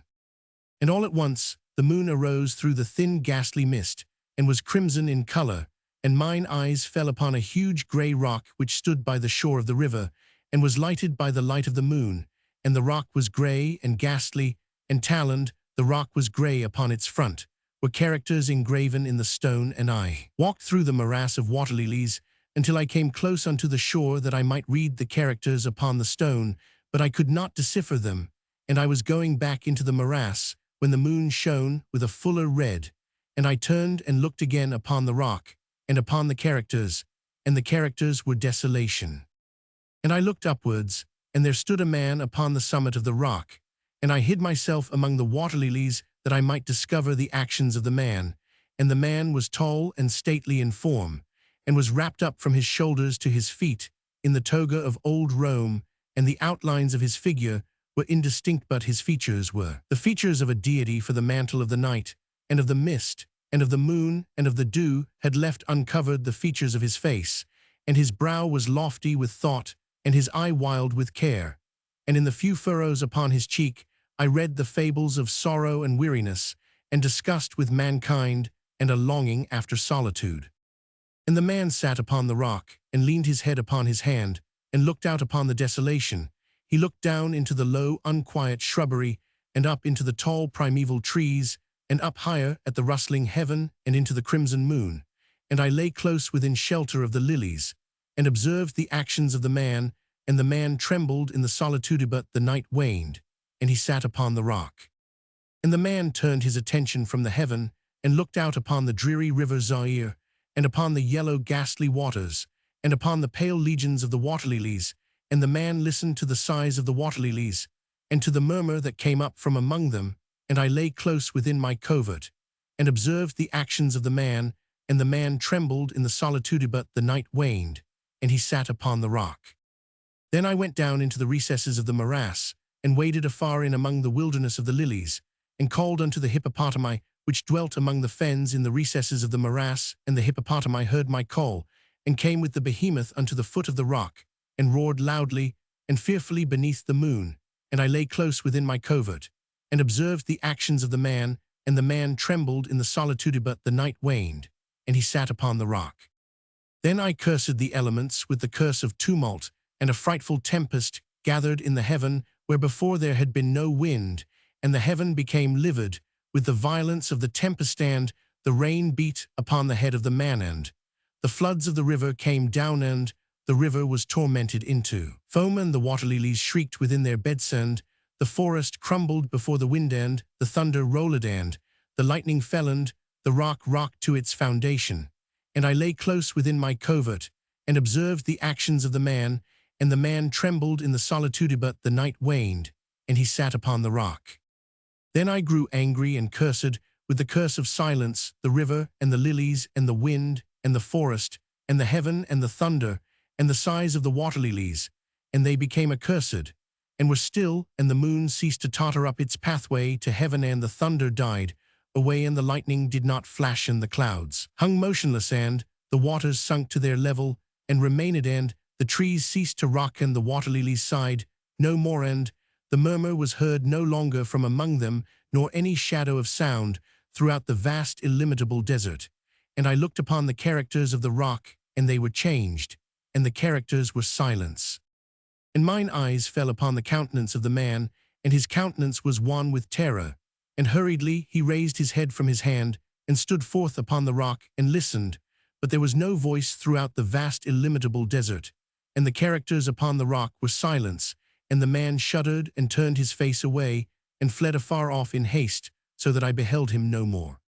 Now there are fine tales in the volumes of the Magian, the iron-bound melancholy volumes of the Magi. Therein, I say, are glorious histories of the heaven and of the earth, and of the mighty sea, and of the genii that overruled the sea and the earth, and the lofty heaven. There was much lore too in the sayings which were said by the Sibyls, and holy, holy things were heard of old by the dim leaves that trembled around Dodonabut as Allan lived. That fable which the demon told me as he sat by my side in the shadow of the tomb, I hold to be the most wonderful of all, and as the demon made an end of his story, he fell back within the cavity of the tomb and laughed, and I could not laugh with the demon, and he cursed me, because I could not laugh, and the lynx, which dwelleth forever in the tomb, came out therefrom, and lay down at the feet of the demon, and looked at him steadily in the face. The Mask of the Red Death. The Red Death had long devastated the country. No pestilence had ever been so fatal or so hideous. Blood was its avatar, and it sold the redness and the horror of blood. There were sharp pains and sudden dizziness, and then profuse bleeding at the pores with dissolution the scarlet stains upon the body, and especially upon the face of the victim, were the pest ban which shut him out from the aid, and from the sympathy of his fellow men, and the whole seizure, progress, and termination of the disease were the incidents of half an hour. But the Prince Prospero was happy and dauntless and sagacious when his dominions were half depopulated. He summoned to his presence 1,000 hale and light-hearted friends from among the knights and dames of his court, and with these retired to the deep seclusion of one of his castellated abbeys. This was an extensive and magnificent structure, the creation of the prince's own eccentric, yet august taste. A strong and lofty wall girdled it. In this wall had gates of iron. The courtiers, having entered, brought furnaces and massy hammers, and welded the bolts they resolved to leave means neither of ingress or egress to the sudden impulses of despair or of frenzy from within. The abbey was amply provisioned.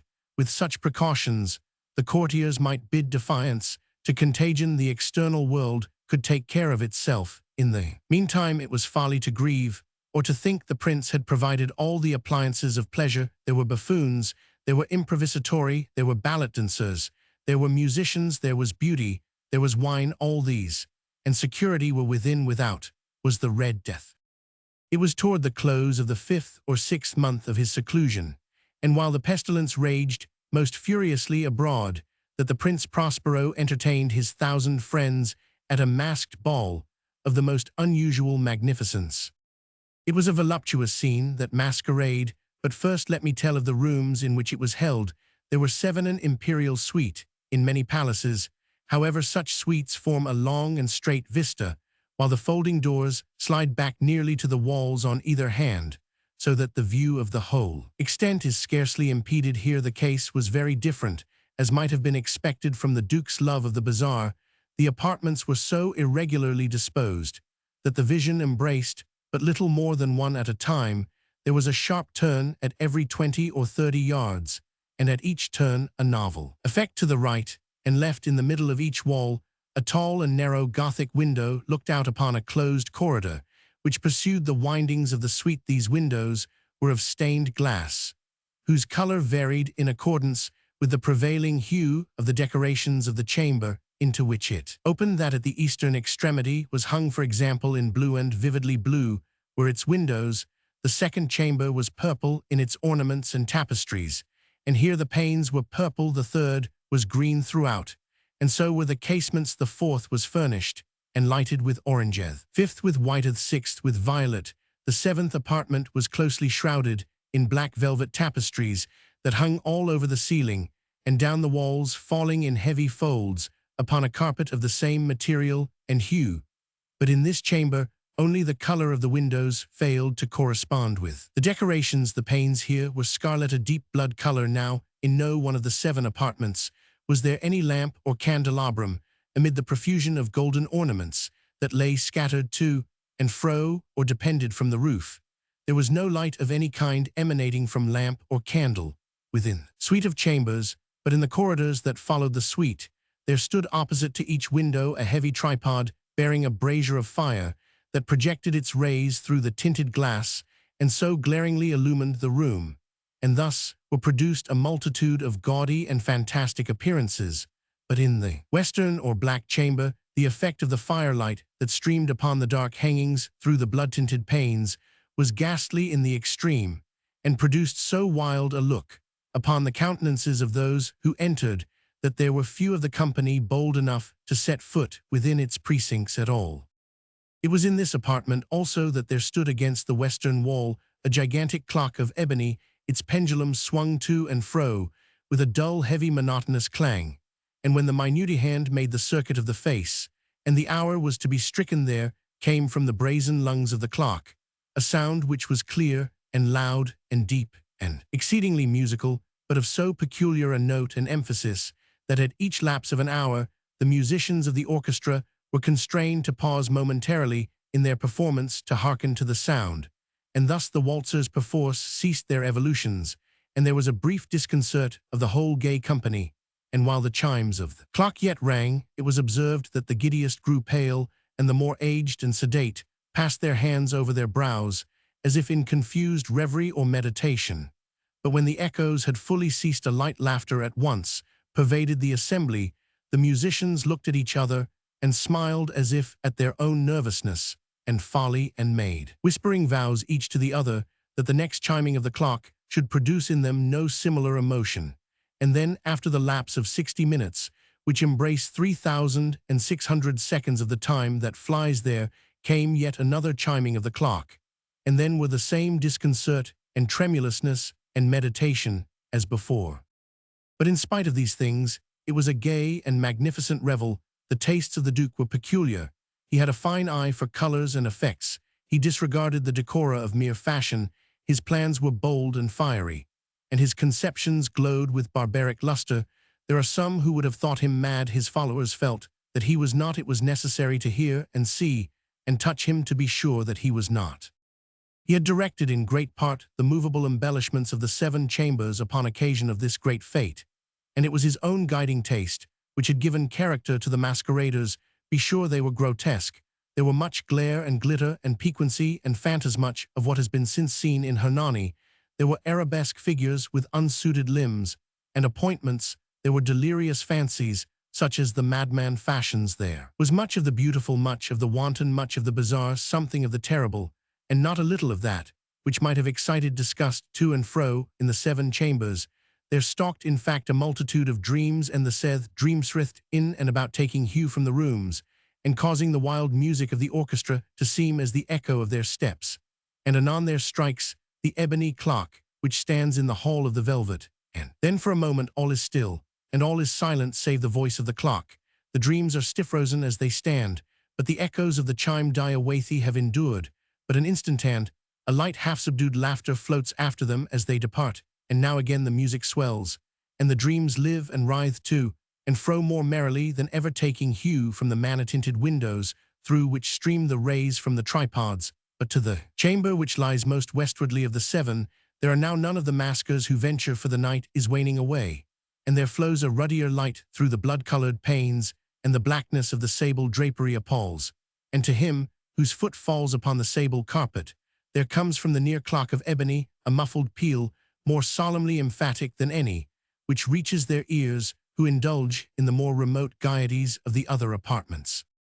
But these other apartments were densely crowded, and in them beat feverishly the heart of life, and the revel went whirlingly on, until at length there commenced the sounding of midnight upon the clock, and then the music ceased as I have told, and the evolutions of the waltzers were quieted, and there was an uneasy cessation of all things as before. But now there were 12 strokes to be sounded by the bell of the clock, and thus it happened perhaps that more of thought crept with more of time into the meditations of the thoughtful among those who revelled, and thus too it happened perhaps that before the last echoes of the last chime had utterly sunk into silence, there were many individuals in the crowd who had found leisure to become aware of the presence of a masked figure which had arrested the attention of no single individual before. And the rumor of this new presence having spread itself whisperingly around, there arose at length from the whole company a buzz or murmur expressive of disapprobation and surprise, then finally of terror, of horror, and of disgust. In an assembly of phantasms, such as I have painted it, may well be supposed that no ordinary appearance could have excited such sensation. In truth, the masquerade license of the night was nearly unlimited, but the figure in question had out-Heroded Herod and gone beyond the bounds of even the princes. Indefinite decorum, there are chords in the hearts of the most reckless, which cannot be touched without emotion, even with the utterly lost, to whom life and death are equally jests. There are matters of which no jest can be made. The whole company, indeed, seemed now deeply to feel that in the costume and bearing of the stranger neither wit nor propriety existed. The figure was tall and gaunt, and shrouded from head to foot in the habiliments of the grave. The mask, which concealed the visage, was made so nearly to resemble the countenance of a stiffened corpse that the closest scrutiny must have had difficulty in detecting the cheat, and yet all this might have been endured if not approved by the mad revelers around. But the mummer had gone so far as to assume the type of the Red Death. His vesture was dabbled in blood, and his broad brow, with all the features of the face, was besprinkled with the scarlet horror. When the eyes of Prince Prospero fell upon this spectral image, which with a slow and solemn movement, as if more fully to sustain its role, stalked to and fro among the waltzers, he was seen to be convulsed in the first moment with a strong shudder either of terror or distaste, but in the next his brow reddened with rage. "Who dares," he demanded hoarsely of the courtiers who stood near him, "who dares insult us with this blasphemous mockery? Seize him and unmask him that we may know whom we have to hang at sunrise from the battlements." It was in the eastern or blue chamber in which stood the Prince Prospero as he uttered these words. They rang throughout the 7 rooms loudly and clearly, for the prince was a bold and robust man, and the music had become hushed at the waving of his hand. It was in the blue room where stood the prince with a group of pale courtiers by his side.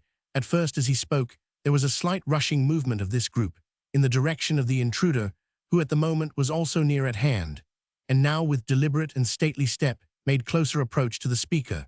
But from a certain nameless awe with which the mad assumptions of the mummer had inspired the whole party, there were found none who put forth hand to seize him, so that unimpeded he passed within a yard of the prince's person, and while the vast assembly, as if with one impulse, shrank from the centers of the rooms to the walls, he made his way uninterruptedly, but with the same solemn and measured step which had distinguished him from the first, through the blue chamber, to the purple, through the purple, to the green, through the green, to the orange, through this again to the white, and even thence to the violet, ere a decided movement had been made to arrest him. It was then, however, that the Prince Prospero, maddening with rage and the shame of his own momentary cowardice, rushed hurriedly through the 6 chambers, while none followed him on account of a deadly terror that had seized upon all. He bore aloft a drawn dagger, and had approached in rapid impetuosity to within 3 or 4 feet of the retreating figure, when the latter, having attained the extremity of the velvet apartment, turned suddenly and confronted his pursuer. There was a sharp cry, and the dagger dropped gleaming upon the sable carpet, upon which instantly afterwards fell prostrate in death the Prince Prospero. Then, summoning the wild courage of despair, a throng of the revelers at once threw themselves into the black apartment, and seizing the mummer, whose tall figure stood erect and motionless within the shadow of the ebony clock, gasped in unutterable horror at finding the grave cerements and corpse-like mask, which they handled with so violent a rudeness, untenanted by any tangible form. And now was acknowledged the presence of the Red Death. He had come like a thief in the night, and one by one dropped the revelers in the blood-bedewed holes of their revel, and died each in the despairing posture of his fall, and the life of the ebony clock went out with that of the last of the gay, and the flames of the tripods expired, and darkness and decay, and the Red Death held illimitable dominion over all. The cask of Amontillado. The 1,000 injuries of Fortunato I had borne as I best could, but when he ventured upon insult, I vowed revenge. You who so well know the nature of my soul will not suppose, however, that I gave utterance to a threat. At length I would be avenged. This was a point definitively settled, but the very definitiveness with which it was resolved precluded the idea of risk. I must not only punish, but punish with impunity. A wrong is unredressed when retribution overtakes its redresser. It is equally unredressed when the avenger fails to make himself felt as such to him who has done the wrong. It must be understood that neither by word nor deed had I given Fortunato cause to doubt my good will. I continued, as was my wont, to smile in his face, and he did not perceive that my smile now was at the thought of his immolation. He had a weak point, thighs Fortunato, though in other regards he was a man to be respected and even feared. He prided himself on his connoisseurship in wine. Few Italians have the true virtuoso spirit. For the most part, their enthusiasm is adopted to suit the time and opportunity to practice imposture upon the British and Austrian millionaires in painting and gemmery. Fortunato, like his countrymen, was a quack, but in the matter of old wines he was sincere in this respect. I did not differ from him materially. I was skillful in the Italian vintages myself, and bought largely whenever I could. It was about dusk one evening, during the supreme madness of the carnival season, that I encountered my friend. He accosted me with excessive warmth, for he had been drinking much. The man wore motley. He had on a tight-fitting parti-striped dress, and his head was surmounted by the conical cap and bells. I was so pleased to see him that I thought I should never have done wringing his hand. I said to him, "My dear Fortunato, you are luckily met. How remarkably well you are looking today. But I have received a pipe of what passes for amontillado, and I have my doubts." "How," said he, "amontillado, a pipe impossible, and in the middle of the carnival?" "I have my doubts," I replied, "and I was silly enough to pay the full amontillado price without consulting you in the matter. You were not to be found, and I was fearful of losing a bargain." "Amontillado. I have my doubts. Amontillado. And I must satisfy them. Amontillado. As you are engaged, I am on my way to Lucchesi. If anyone has a critical turn, it is he will tell me. Lucchesi cannot tell amontillado from sherry. And yet some fools will have it that his taste is a match for your own. Come, let us go." "Whither?" "To your vaults." "My friend, no, I will not impose upon your good nature. I perceive you have an engagement, Lucchesi." "I have no engagement." "Come." "My friend, no, it is not the engagement, but the severe cold with which I perceive you are afflicted. The vaults are insufferably damp. They are encrusted with nitre. Let us go nevertheless. The cold is merely nothing. Amontillado, you have been imposed upon, and as for Lucchesi, he cannot distinguish sherry from amontillado." Thus speaking, Fortunato possessed himself of my arm, putting on a mask of black silk, and drawing a roquelaire closely about my person, I suffered him to hurry me to my palazzo. There were no attendants at home. They had absconded to make merry in honor of the time. I had told them that I should not return until the morning, and had given them explicit orders not to stir from the house. These orders were sufficient, I well knew, to ensure their immediate disappearance, one and all, as soon as my back was turned. I took from their sconces 2 flambeaux, and giving one to Fortunato, bowed him through several suites of rooms to the archway that led into the vaults. I passed down a long and winding staircase, requesting him to be cautious. As he followed, we came at length to the foot of the descent, and stood together on the damp ground of the catacombs of the Montresors. The gait of my friend was unsteady, and the bells upon his cap jingled as he strode. "The pipe," said he. "It is farther on," said I, "but observe the white webwork which gleams from these cavern walls." He turned towards me and looked into my eyes with 2 filmy orbs that distilled the rheum of intoxication. "Nitre?" he asked at length. "Nitre," I replied. "How long have you had that cough?" My poor friend found it impossible to reply for many minutes. "It is nothing," he said at last. "Come," I said with decision, "we will go back. Your health is precious. You are rich, respected, admired, beloved. You are happy, as once I was. You are a man to be missed for me. It is no matter. We will go back. You will be ill, and I cannot be responsible. Besides, there is Lucchesi." "Enough," he said. "The cough is a mere nothing. It will not kill me. I shall not die of a cough." "True, true," I replied, "and indeed I had no intention of alarming you unnecessarily, but you should use all proper caution. A draught of this Medoc will defend us from the damps." Here I knocked off the neck of a bottle, which I drew from a long row of its fellows that lay upon the mould. "Drink," I said, presenting him the wine. He raised it to his lips. With a leer he paused, and nodded to me familiarly while his bells jingled. "I drink," he said, "to the buried that repose around us." "And I to your long life." He again took my arm, and we proceeded. "These vaults," he said, "are extensive." "The Montresors," I replied, "were a great and numerous family." "I forget your arms." "A huge human foot d'or in a field azure. The foot crushes a serpent rampant, whose fangs are embedded in the heel." "And the master?" "Nemo me impune lacessit." "Good," he said. The wine sparkled in his eyes, and the bells jingled. My own fancy grew warm with the Medoc. We had passed through walls of piled bones, with casks and puncheons intermingling into the inmost recesses of the catacombs. I paused again, and this time I made bold to seize Fortunato by an arm above the elbow. "The nitre," I said, "see, it increases, it hangs like moss upon the vaults. We are below the river's bed. The drops of moisture trickle among the bones. Come, we will go back, ere it is too late your cough. It is nothing, he said, let us go on, but first another draught of the Medoc.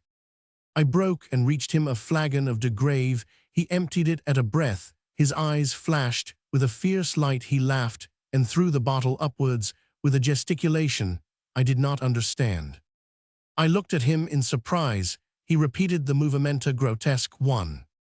You do not comprehend, he said. Not I replied. Then you are not of the Brotherhood. Hello. You are not of the Masons. Yes, I said yes. You impossible, a Mason. A Mason, I replied. A sign, he said. It is this, I answered, producing a trowel from beneath the folds of my roquelaire. You jest, he exclaimed, recoiling a few paces, but let us proceed to the Amontillado. Be it so, I said, replacing the tool beneath the cloak, and again, offering him my arm, he leaned upon it heavily. We continued our route in search of the Amontillado. We passed through a range of low arches, descended, passed on, and descending again, arrived at a deep crypt, in which the foulness of the air caused our flambeaux rather to glow than flame. At the most remote end of the crypt, there appeared another less spacious. Its walls had been lined with human remains piled to the vault overhead, in the fashion of the great catacombs of Paris. 3 sides of this interior crypt were still ornamented in this manner from the fourth. The bones had been thrown down and lay promiscuously upon the earth, forming at one point a mound of some size. Within the wall thus exposed by the displacing of the bones, we perceived a still interior recess in depth, about 4 feet in width, 3 in height, 6 or 7. It seemed to have been constructed for no especial use in itself, but formed merely the interval between 2 of the colossal supports of the roof of the catacombs, and was backed by one of their circumscribing walls of solid granite. It was in vain that Fortunato, uplifting his dull torch, endeavored to pry into the depths of the recess. Its termination, the feeble light did not enable us to see. Proceed, I said, herein is the Amontillado. As for Lucchesi. He is an ignoramus, interrupted my friend, as he stepped unsteadily forward, while I followed immediately at his heels. In an instant, he had reached the extremity of the niche, and finding his progress arrested by the rock, stood stupidly bewildered a moment more, and I had fettered him to the granite. In its surface were 2 iron staples distant from each other, about 2 feet horizontally. From one of these depended a short chain, from the other a padlock. Throwing the links about his waist, it was but the work of a few seconds to secure it. He was too much astounded to resist. Withdrawing the key, I stepped back from the recess. Pass your hand, I said, over the wall. You cannot help feeling the nitre. Indeed, it is very damp. Once more, let me implore you to return. No, then I must positively leave you. But I must first render you all the little attentions in my power. The Amontillado, ejaculated my friend, not yet recovered from his astonishment. True, I replied, the Amontillado. As I said these words, I busied myself among the pile of bones, of which I have before spoken. Throwing them aside, I soon uncovered a quantity of building stone and mortar with these materials, and with the aid of my trowel, I began vigorously to wall up the entrance of the niche. I had scarcely laid the first tier of my masonry when I discovered that the intoxication of Fortunato had in a great measure worn off. The earliest indication I had of this was a low moaning cry from the depth of the recess. It was not the cry of a drunken man. There was then a long and obstinate silence. I laid the second tier, and the third, and the fourth, and then I heard the furious vibrations of the chain. The noise lasted for several minutes, during which, that I might hearken to it with the more satisfaction, I ceased my labors, and sat down upon the bones. When at last the clanking subsided, I resumed the trowel, and finished without interruption the 5th, the 6th, and the 7th tier. The wall was now nearly upon a level with my breast. I again paused, and holding the flambeaux over the masonwork, threw a few feeble rays upon the figure within. A succession of loud and shrill screams, bursting suddenly from the throat of the chained form, seemed to thrust me violently back. For a brief moment, I hesitated. I trembled, unsheathing my rapier. I began to grope with it about the recess, but the thought of an instant reassured me. I placed my hand upon the solid fabric of the catacombs, and felt satisfied. I reapproached the wall. I replied to the yells of him who clamored. I rechoed, I aided, I surpassed them in volume, and in strength I did this, and the clamorer grew still. It was now midnight, and my task was drawing to a close. I had completed the 8th, the 9th, and the 10th tier. I had finished a portion of the last, and the 11th there remained, but a single stone to be fitted and plastered in. I struggled with its weight. I placed it partially in its destined position. But now there came from out the niche a low laugh that erected the hairs upon my head.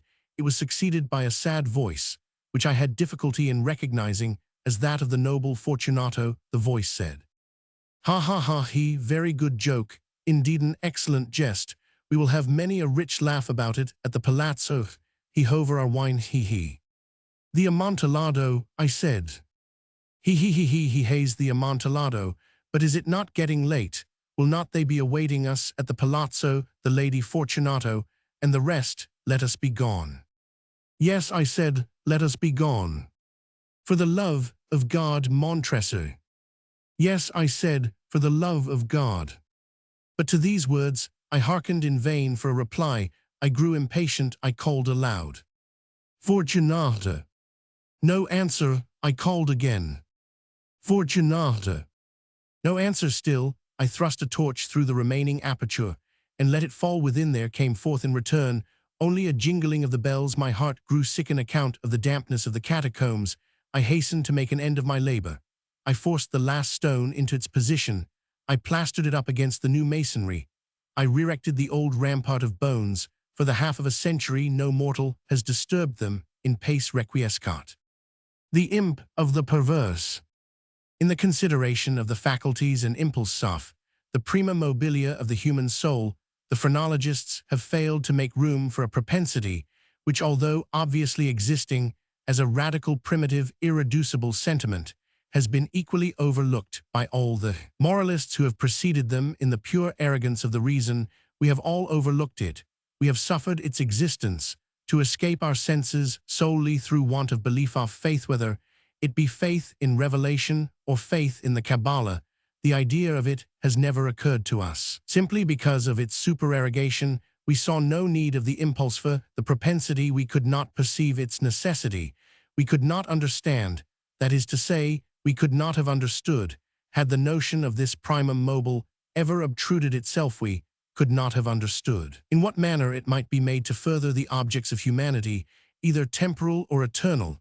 It cannot be denied that phrenology, and in great measure all metaphysicianism, have been concocted a priori, the intellectual or logical man, rather than the understanding or observant. Man set himself to imagine, design, dictate purposes to God, having thus fathomed to his satisfaction the intentions of Jehovah. Out of these intentions, he built his innumerable systems of mind. In the matter of phrenology, for example, we first determined, naturally enough, that it was the design of the deity that man should eat. We then assigned to man an organ of alimentiveness, and this organ is the scourge with which the deity compels man, willy-nilly, into eating. Secondly, having settled it to be God's will that man should continue his species, we discovered an organ of amativeness forthwith, and so with combativeness, with ideality, with causality, with constructiveness, in short, with every organ, whether representing a propensity, a moral sentiment, or a faculty of the pure intellect. And in these arrangements of the principia of human action, the Spurgeonites, whether right or wrong in part, or upon the whole, have but followed in principle the footsteps of their predecessors, deducing and establishing everything from the preconceived destiny of man, and upon the ground of the objects of his Creator. It would have been wiser, it would have been safer to classify. If classify, we must upon the basis of what man usually or occasionally did, and was always occasionally doing, rather than upon the basis of what we took it for granted the deity intended him to do. If we cannot comprehend God in his visible works, how then in his inconceivable thoughts that call the works into being? If we cannot understand him in his objective creatures, how then in his substantive moods and phases of creation? Induction a posteriori would have brought phrenology to admit, as an innate and primitive principle of human action, a paradoxical something which we may call perverseness, for want of a more characteristic term. In the sense I intend, it is in fact a mobile without motive, a motive not motiver through its promptings, we act without comprehensible object.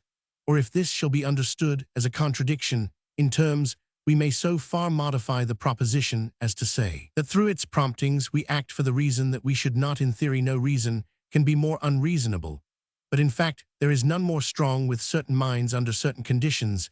It becomes absolutely irresistible. I am not more certain that I breathe than that the assurance of the wrong or error of any action is often the one unconquerable force which impels us, and alone impels us to its prosecution, nor will this overwhelming tendency to do wrong for the wrong's sake admit of analysis or resolution into ulterior elements.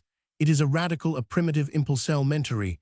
It will be said, I am aware that when we persist in acts, because we feel we should not persist in them, our conduct is but a modification of that which ordinarily springs from the combativeness of phrenology. But a glance will show the fallacy of this idea. The phrenological combativeness has for its essence the necessity of self-defense. It is our safeguard against injury. Its principle regards our well-being, and thus the desire to be well is excited simultaneously with its development. It follows that the desire to be well must be excited simultaneously with any principle which shall be merely a modification of combativeness. But in the case of that something which I term perverseness, the desire to be well is not only not aroused, but a strongly antagonistical sentiment exists. An appeal to one's own heart is after all the best reply to the sophistry just noticed. No one who trustingly consults and thoroughly questions his own soul will be disposed to deny the entire radicalness of the propensity in question. It is not more incomprehensible than distinctive. There lives no man who at some period has not been tormented, for example, by an earnest desire to tantalize a listener by circumlocution. The speaker is aware that he displeases. He has every intention to please. He is usually curt, precise, and clear. The most laconic and luminous language is struggling for utterance upon his tongue. It is only with difficulty that he restrains himself from giving it flow. He dreads and deprecates the anger of him whom he addresses, yet the thought strikes him that by certain involutions and parentheses this anger may be engendered. That single thought is enough. The impulse increases to a wish, the wish to a desire, the desire to an uncontrollable longing, and the longing to the deep regret and mortification of the speaker, and in defiance of all consequences is indulged. We have a task before us which must be speedily performed. We know that it will be ruinous to make delay. The most important crisis of our life calls trumpeting for immediate energy and action. We glow, we are consumed with eagerness to commence the work, with the anticipation of whose glorious result our whole souls are on fire. It shall be undertaken today, and yet we put it off until tomorrow. And why? There is no answer, except that we feel perverse, using the word with no comprehension of the principle. Tomorrow arrives, and with it a more impatient anxiety to do our duty. But with this very increase of anxiety arrives also a nameless, a positively fearful, because unfathomable craving for delay. This craving gathers strength. As the moments fly, the last hour for action is at hand. We tremble with the violence of the conflict within. Use off, the definite with the indefinity off, the substance with the shadow. But if the contest have proceeded thus far, it is the shadow which prevails. We struggle in vain. The clock strikes, and is the knell of our welfare. At the same time, it is the chanticleer note to the ghost that has so long overawed us. It flees, it disappears. We are free. The old energy returns. We will labor now. Alas, it is too late. We stand upon the brink of a precipice. We peer into the abyss. We grow sick and dizzy. Our first impulse is to shrink from the danger unaccountably. We remain by slow degrees. Our sickness and dizziness and horror become merged in a cloud of unnameable feeling by gradations still more imperceptible. This cloud assumes shape, as did the vapor from the bottle out of which arose the genius in the Arabian Nights. But out of this our cloud upon the precipice's edge there grows into palpability a shape far more terrible than any genius or any demon of a tale. And yet it is but a thought, although a fearful one, and one which chills the very marrow of our bones with the fierceness of the delight of its horror. It is merely the idea of what would be our sensations during the sweeping precipitancy of a fall from such a height, and this falthies rushing annihilation for the very reason that it involves that one most ghastly and loathsome of all the most ghastly and loathsome images of death and suffering, which have ever presented themselves to our imagination. For this very cause do we now the most vividly desire it. And because our reason violently deters us from the brink, therefore do we the most impetuously approach it. There is no passion in nature so demoniacally impatient as that of him who, shuddering upon the edge of a precipice, thus meditates a plunge. To indulge for a moment in any attempt at thought is to be inevitably lost for reflection, but urges us to forbear, and therefore it is, I say, that we cannot, if there be no friendly arm to check us, or if we fail in a sudden effort to prostrate ourselves backward from the abyss, we plunge and are destroyed. Examine these similar actions as we will, we shall find them resulting solely from the spirit of the perverse. We perpetrate them because we feel that we should not beyond or behind this. There is no intelligible principle, and we might indeed deem this perverseness a direct instigation of the arch-fiend, were it not occasionally known to operate in furtherance of good. I have said thus much, that in some measure I may answer your question, that I may explain to you why I am here, that I may assign to you something that shall have at least the faint aspect of a cause for my wearing these fetters, and for my tenanting this cell of the condemned. Had I not been thus prolix, you might either have misunderstood me altogether, or with the rabble have fancied me mad. As it is, you will easily perceive that I am one of the many uncounted victims of the imp of the perverse. It is impossible that any deed could have been wrought with a more thorough deliberation. For weeks, for months, I pondered upon the means of the murder. I rejected 1,000 schemes, because their accomplishment involved a chance of detection. At length, in reading some French memoirs, I found an account of a nearly fatal illness that occurred to Madame Palau through the agency of a candle, accidentally poisoned. The idea struck my fancy at once. I knew my victim's habit of reading in bed. I knew, too, that his apartment was narrow and ill-ventilated, but I need not vex you with impertinent details. I need not describe the easy artifices by which I substituted in his bedroom candle-stand a waxlight of my own making for the one which I there found. The next morning he was discovered dead in his bed, and the coroner's verdict was death by the visitation of God. Having inherited his estate, all went well with me. For years the idea of detection never once entered my brain. Of the remains of the fatal taper I had myself carefully disposed. I had left no shadow of a clue by which it would be possible to convict, or even to suspect me of the crime. It is inconceivable how rich a sentiment of satisfaction arose in my bosom as I reflected upon my absolute security. For a very long period of time I was accustomed to revel in this sentiment. It afforded me more real delight than all the mere worldly advantages accruing from my sin. But there arrived at length an epoch from which the pleasurable feeling grew by scarcely perceptible gradations into a haunting and harassing thought. It harassed because it haunted. I could scarcely get rid of it for an instant. It is quite a common thing to be thus annoyed with the ringing in our ears, or rather in our memories, of the burthen of some ordinary song or some unimpressive snatches from an opera. Nor will we be the less tormented if the song in itself be good, or the opera air meritorious. In this manner, at last, I would perpetually catch myself pondering upon my security and repeating in a low undertone the phrase, "I am safe."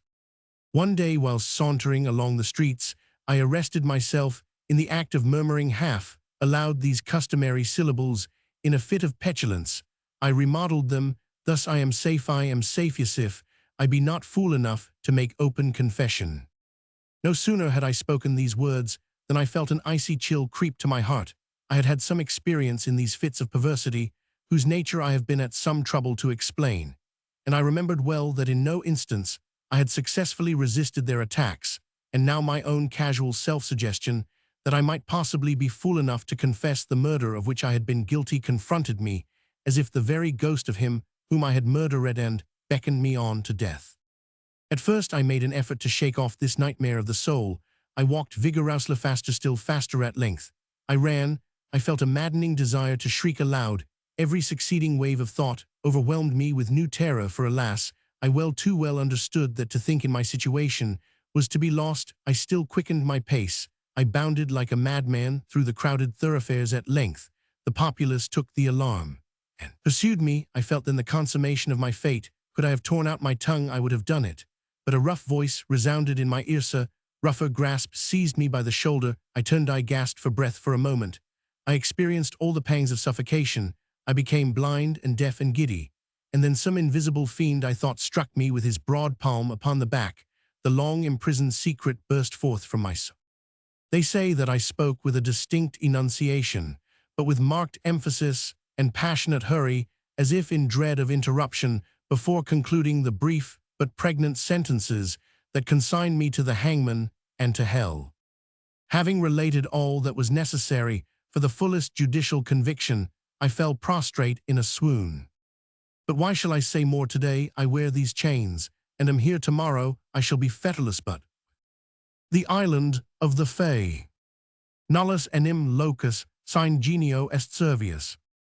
La musique, says Marmontel in those contes, Morox 1, which in all our translations we have insisted upon calling moral tales, as if in mockery of their spirit. La musique est le seul des talents qui jouissent de lumim tous, les auteurs violent des temens. He here confounds the pleasure derivable from sweet sounds with the capacity for creating them. No more than any other talent is that for music susceptible of complete enjoyment, where there is no second party to appreciate its exercise, and it is only in common with other talents that it produces effects which may be fully enjoyed in solitude. The idea which the raconteur has either failed to entertain clearly or has sacrificed in its expression to his national love of point is doubtless the very tenable one, that the higher order of music is the most thoroughly estimated when we are exclusively alone. The proposition in this form will be admitted at once by those who love the lyre for its own sake and for its spiritual uses, but there is one pleasure still within the reach of fallen mortality, and perhaps only one which owes, even more than does music, to the accessory sentiment of seclusion. I mean the happiness experienced in the contemplation of natural scenery. In truth, the man who would behold aright the glory of God upon earth must in solitude behold that glory, to me at least the present senate of human life, only, but of life in any other form than that of the green things which grow upon the soil, and are vicelesses a stain upon the landscapes at war. With the genius of the scene, I love indeed to regard the dark valleys and the grey rocks, and the waters that silently smile, and the forests that sigh in uneasy slumbers, and the proud watchful mountains that look down upon all. I love to regard these as themselves but the colossal members of one vast animate and sentient holy whole, whose form, that of the sphere, is the most perfect and most inclusive of all, whose path is among associate planets, whose meek handmaiden is the moon, whose mediate sovereign is the sun, whose life is eternity, whose thought is that of a god, whose enjoyment is knowledge, whose destinies are lost in immensity, whose cognizance of ourselves is akin with our own cognizance of the animalculae, which infest the brainer being, which we in consequence regard as purely inanimate and material, much in the same manner as these animalculae must thus regard us.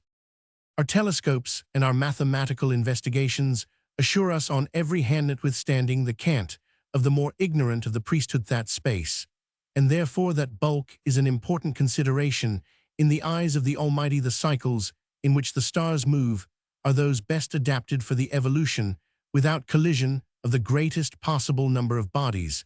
The forms of those bodies are accurately such as within a given surface to include the greatest possible amount of matter, while the surfaces themselves are so disposed as to accommodate a denser population than could be accommodated on the same surfaces otherwise arranged. Nor is it any argument against bulk being an object with God that space itself is infinite, for there may be an infinity of matter to fill it.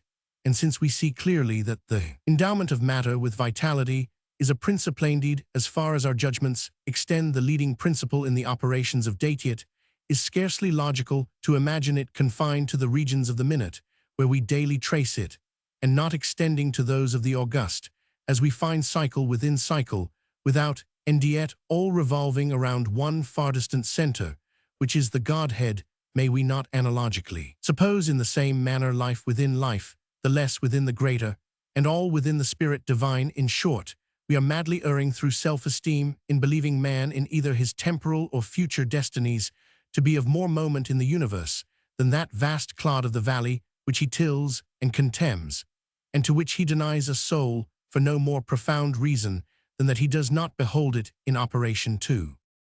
These fancies, and such as these, have always given to my meditations among the mountains and the forests by the rivers and the ocean a tinge of what the everyday world would not fail to term fantastic. My wanderings amid such scenes have been many and far-searching, and often solitary, and the interest with which I have strayed through many a dim, deep valley or gazed into the reflected heaven of many a bright lake has been an interest greatly deepened by the thought that I have strayed and gazed alone. What flippant Frenchman was it who said, in allusion to the well-known work of Zimmermann, that la solitude est une belle chose, mais il faut quelqu'un pour vous dire que la solitude est une belle chose? The epigram cannot be gainsaid, but the necessity is a thing that does not exist. It was during one of my lonely journeyings amid a far distant region of mountain, locked within mountain and sad rivers, and melancholy tarn writhing or sleeping within all, that I chanced upon a certain rivulet and island. I came upon them suddenly in the leafy June, and threw myself upon the turf beneath the branches of an unknown odorous shrub, that I might doze. As I contemplated the scene, I felt that thus only should I look upon it. Such was the character of phantasm which it wore. On all sides, save to the west, where the sun was about sinking, arrows the verdant walls of the forest, the little river, which turned sharply in its course, and was thus immediately lost to sight, seemed to have no exit from its prison, but to be absorbed by the deep green foliage of the trees to the east. Well, in the opposite quarter, so it appeared to me as I lay at length, and glanced upward, there poured down noiselessly and continuously into the valley a rich golden and crimson waterfall from the sunset fountains of the sky. About midway in the short vista, which my dreamy vision took in, one small circular island, profusely verdured, reposed upon the bosom of the stream. So blended bank and shadow there, that each seemed pendulous in air. So mirror-like was the glassy water that it was scarcely possible to say at what point upon the slope of the emerald turf its crystal dominion began. My position enabled me to include in a single view both the eastern and western extremities of the islet, and I observed a singularly marked difference in their aspects. The latter was all one radiant harem of garden beauties. It glowed and blushed beneath the eyes of the slant sunlight, and fairly laughed with flowers. The grass was short, springy, sweet-scented, and asphodel interspersed. The trees were lithe, mirthful, erect, bright, slender, and graceful of eastern figure and foliage, with bark smooth, glossy, and party-colored. There seemed a deep sense of life and joy about all, and although no airs blew from out the heavens, yet everything had motion through the gentle sweepings to and fro of innumerable butterflies that might have been mistaken for tulips with wings. For the other or eastern end of the isle was whelmed in the blackest shade. A somber, yet beautiful and peaceful gloom here pervaded all things. The trees were dark in color and mournful in form and attitude, wreathing themselves into sad, solemn, and spectral shapes that conveyed ideas of mortal sorrow and untimely death. The grass wore the deep tint of the cypress, and the heads of its blades hung droopingly, and hither and thither among it were many small unsightly hillocks, low and narrow, and not very long, that had the aspect of graves, but were not, although over and all about them the rue and the rosemary clambered. The shade of the trees fell heavily upon the water, and seemed to bury itself therein, impregnating the depths of the element with darkness. I fancied that each shadow, as the sun descended lower and lower, separated itself sullenly from the trunk that gave it birth, and thus became absorbed by the stream, while other shadows issued momently from the trees, taking the place of their predecessors, thus entombed. This idea, having once seized upon my fancy, greatly excited it, and I lost myself forthwith in reverie. If ever island were enchanted, said I to myself, this is it. This is the haunt of the few gentle fays who remain from the wreck of the race. Are these green tombs thyrser? Do they yield up their sweet lives, as mankind yield up their own, in dying? Do they not rather waste away, mournfully rendering unto God little by little their existence, as these trees render up shadow after shadow, exhausting their substance unto dissolution? What the wasting tree is to the water that imbibes its shade, growing thus blacker by what it preys upon, may not the life of the fay be to the death which engulfs it? As I thus mused with half-shut eyes, while the sun sank rapidly to rest, and eddying currents careered round and round the island, bearing upon their bosom large, dazzling white flakes of the bark of the sycamore flakes, which in their multiform positions upon the water a quick imagination might convert it into anything it pleased. Well, I thus mused, it appeared to me that the form of one of those very fays about whom I had been pondering made its way slowly into the darkness from out the light at the western end of the island. She stood erect in a singularly fragile canoe and urged it with the mere phantom of an oar, while within the influence of the lingering sunbeams her attitude seemed indicative of joy, but sorrow deformed it. As she passed within the shades, slowly she glided along, and at length rounded the islet and re-entered the region of light. The revolution which has just been made by the Fae, continued I musingly, is the cycle of the brief year of her life. She has floated through her winter, and through her summer she is a year nearer unto death, for I did not fail to see that, as she came into the shade, her shadow fell from her, and was swallowed up in the dark water, making its blackness more black. And again the boat appeared, and the Fae, but about the attitude of the latter there was more of care and uncertainty, and less of elastic joy. She floated again from out the light, and into the gloom which deepened momently, and again her shadow fell from her into the ebony water, and became absorbed into its blackness. And again she made the circuit of the island, while the sun rushed down to his slumbers, and at each issuing into the light there was more sorrow about her person, while it grew feebler and far fainter and more indistinct, and at each passage into the gloom there fell from her a darker shade, which became whelmed in a shadow more black. But at length, when the sun had utterly departed, the Fae, now the mere ghost of her former self, went disconsolately with her boat into the region of the ebony flood end. That she issued thence at all I cannot say, for darkness fell over all things, and I beheld her magical figure no more. The assignation. Stay for me there, I will not fail to meet thee in that hollow vale. Exequy on the death of his wife, by Henry King, Bishop of Chichester. Ill-fated and mysterious, man bewildered in the brilliancy of thine own imagination, and fallen in the flames of thine own youth again in fancy, I behold thee once more. Thy form hath risen before Menito, not as thou art in the cold valley and shadow, but as thou shouldst be squandering away a life of magnificent meditation in that city of dim visions, thine own Venice, which is a star-beloved Elysium of the sea, and the wide windows of whose Palladian palaces look down with a deep and bitter meaning upon the secrets of her silent waters. Yes, I repeat, Etas, thou shouldst be there are surely other worlds than this, other thoughts, than the thoughts of the multitude author speculations, than the speculations of the sophist, who then shall call thy conduct into question, who blame thee for thy visionary hours, or denounce those occupations as a wasting away of life, which were but the overflowings of thine everlasting energies. It was at Venice, beneath the covered archway there called the Pont di Sospiri, that I met for the third or fourth time the person of whom I speak. It is with a confused recollection that I bring to mind the circumstances of that meeting, yet I remember, how should I forget the deep midnight, the bridge of sighs, the beauty of woman, and the genius of romance that stalked up and down the narrow canal. It was a night of unusual gloom. The great clock of the piazza had sounded the 5th hour of the Italian evening. The square of the Campanile lay silent and deserted, and the lights in the old ducal palace were dying fast away. I was returning home from the Piazzetta by way of the Grand Canal, but as my gondola arrived opposite the mouth of the Canal San Marco, a female voice from its recesses broke suddenly upon the night in one wild, hysterical, and long-continued shriek. Startled at the sound, I sprang upon my feet, while the gondolier, letting slip his single oar, lost it in the pitchy darkness beyond a chance of recovery, and we were consequently left to the guidance of the current, which here sets from the greater into the smaller channel like some huge and sable-feathered condor. We were slowly drifting down towards the Bridge of Sighs, when 1,000 flambeaux flashing from the windows and down the staircases of the ducal palace turned all at once that deep gloom into a livid and preternatural day. A child, slipping from the arms of its own mother, had fallen from an upper window of the lofty structure into the deep and dim canal.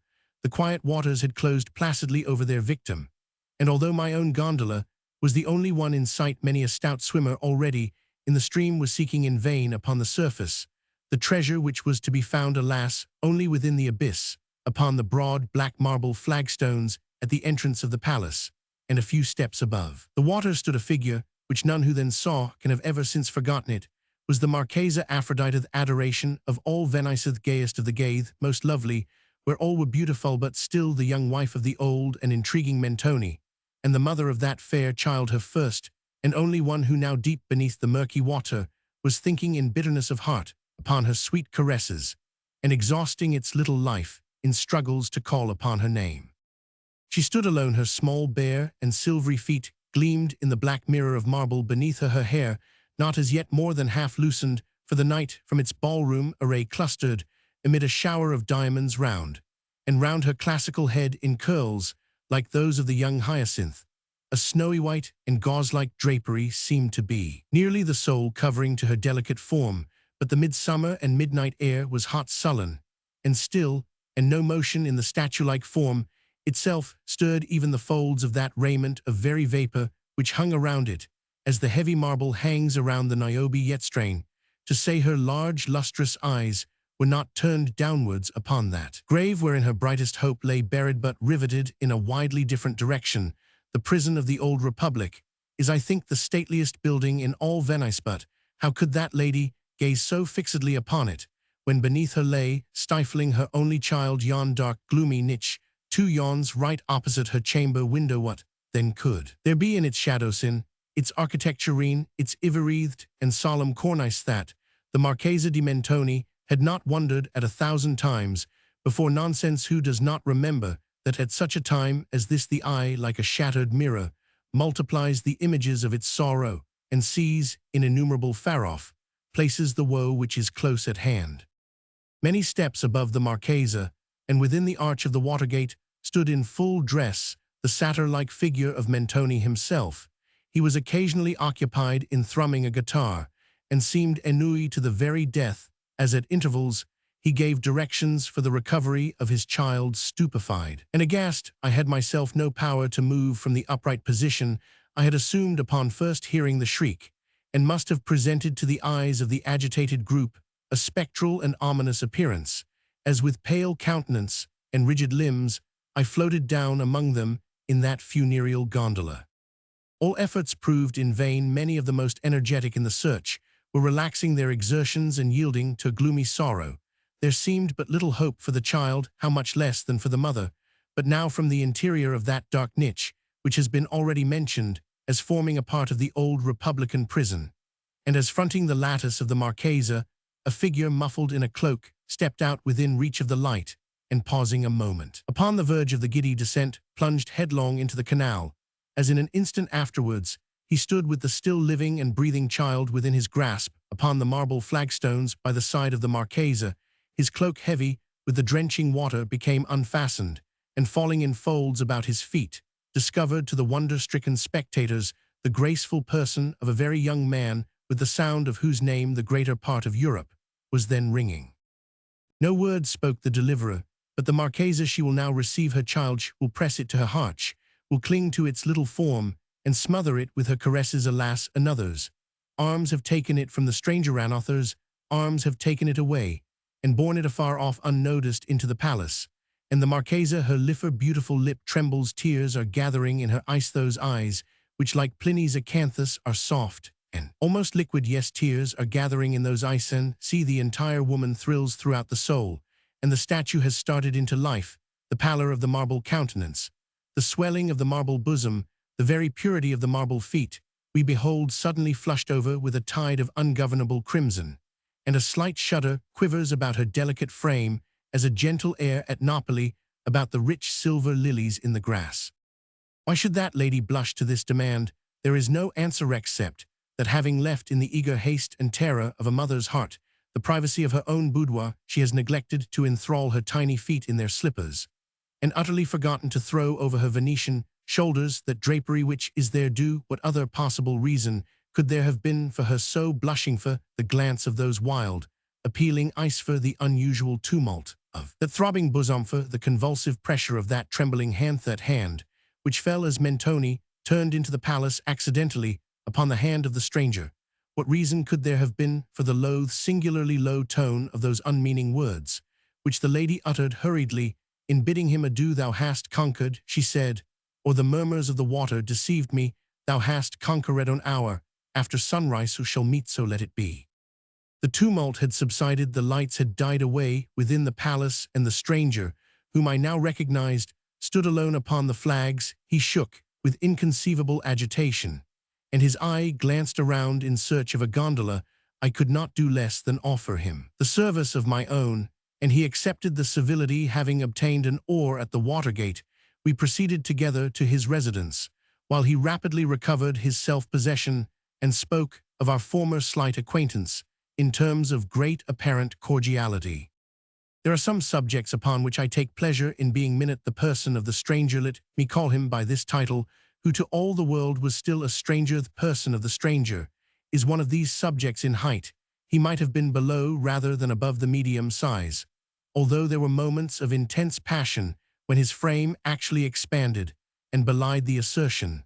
The light, almost slender symmetry of his figure promised more of that ready activity which he evinced at the bridge of sighs than of that Herculean strength which he has been known to wield without an effort upon occasions of more dangerous emergency, with the mouth and chin of a data, singular wild, full liquid eyes, whose shadows varied from pure hazel to intense and brilliant jet, and a profusion of curling black hair from which a forehead of unusual breadth gleamed forth at intervals. All light and ivory, his were features than which I have seen none more classically regular, except perhaps the marble ones of the Emperor Commodus, yet his countenance was nevertheless one of those which all men have seen at some period of their lives, and have never afterwards seen again.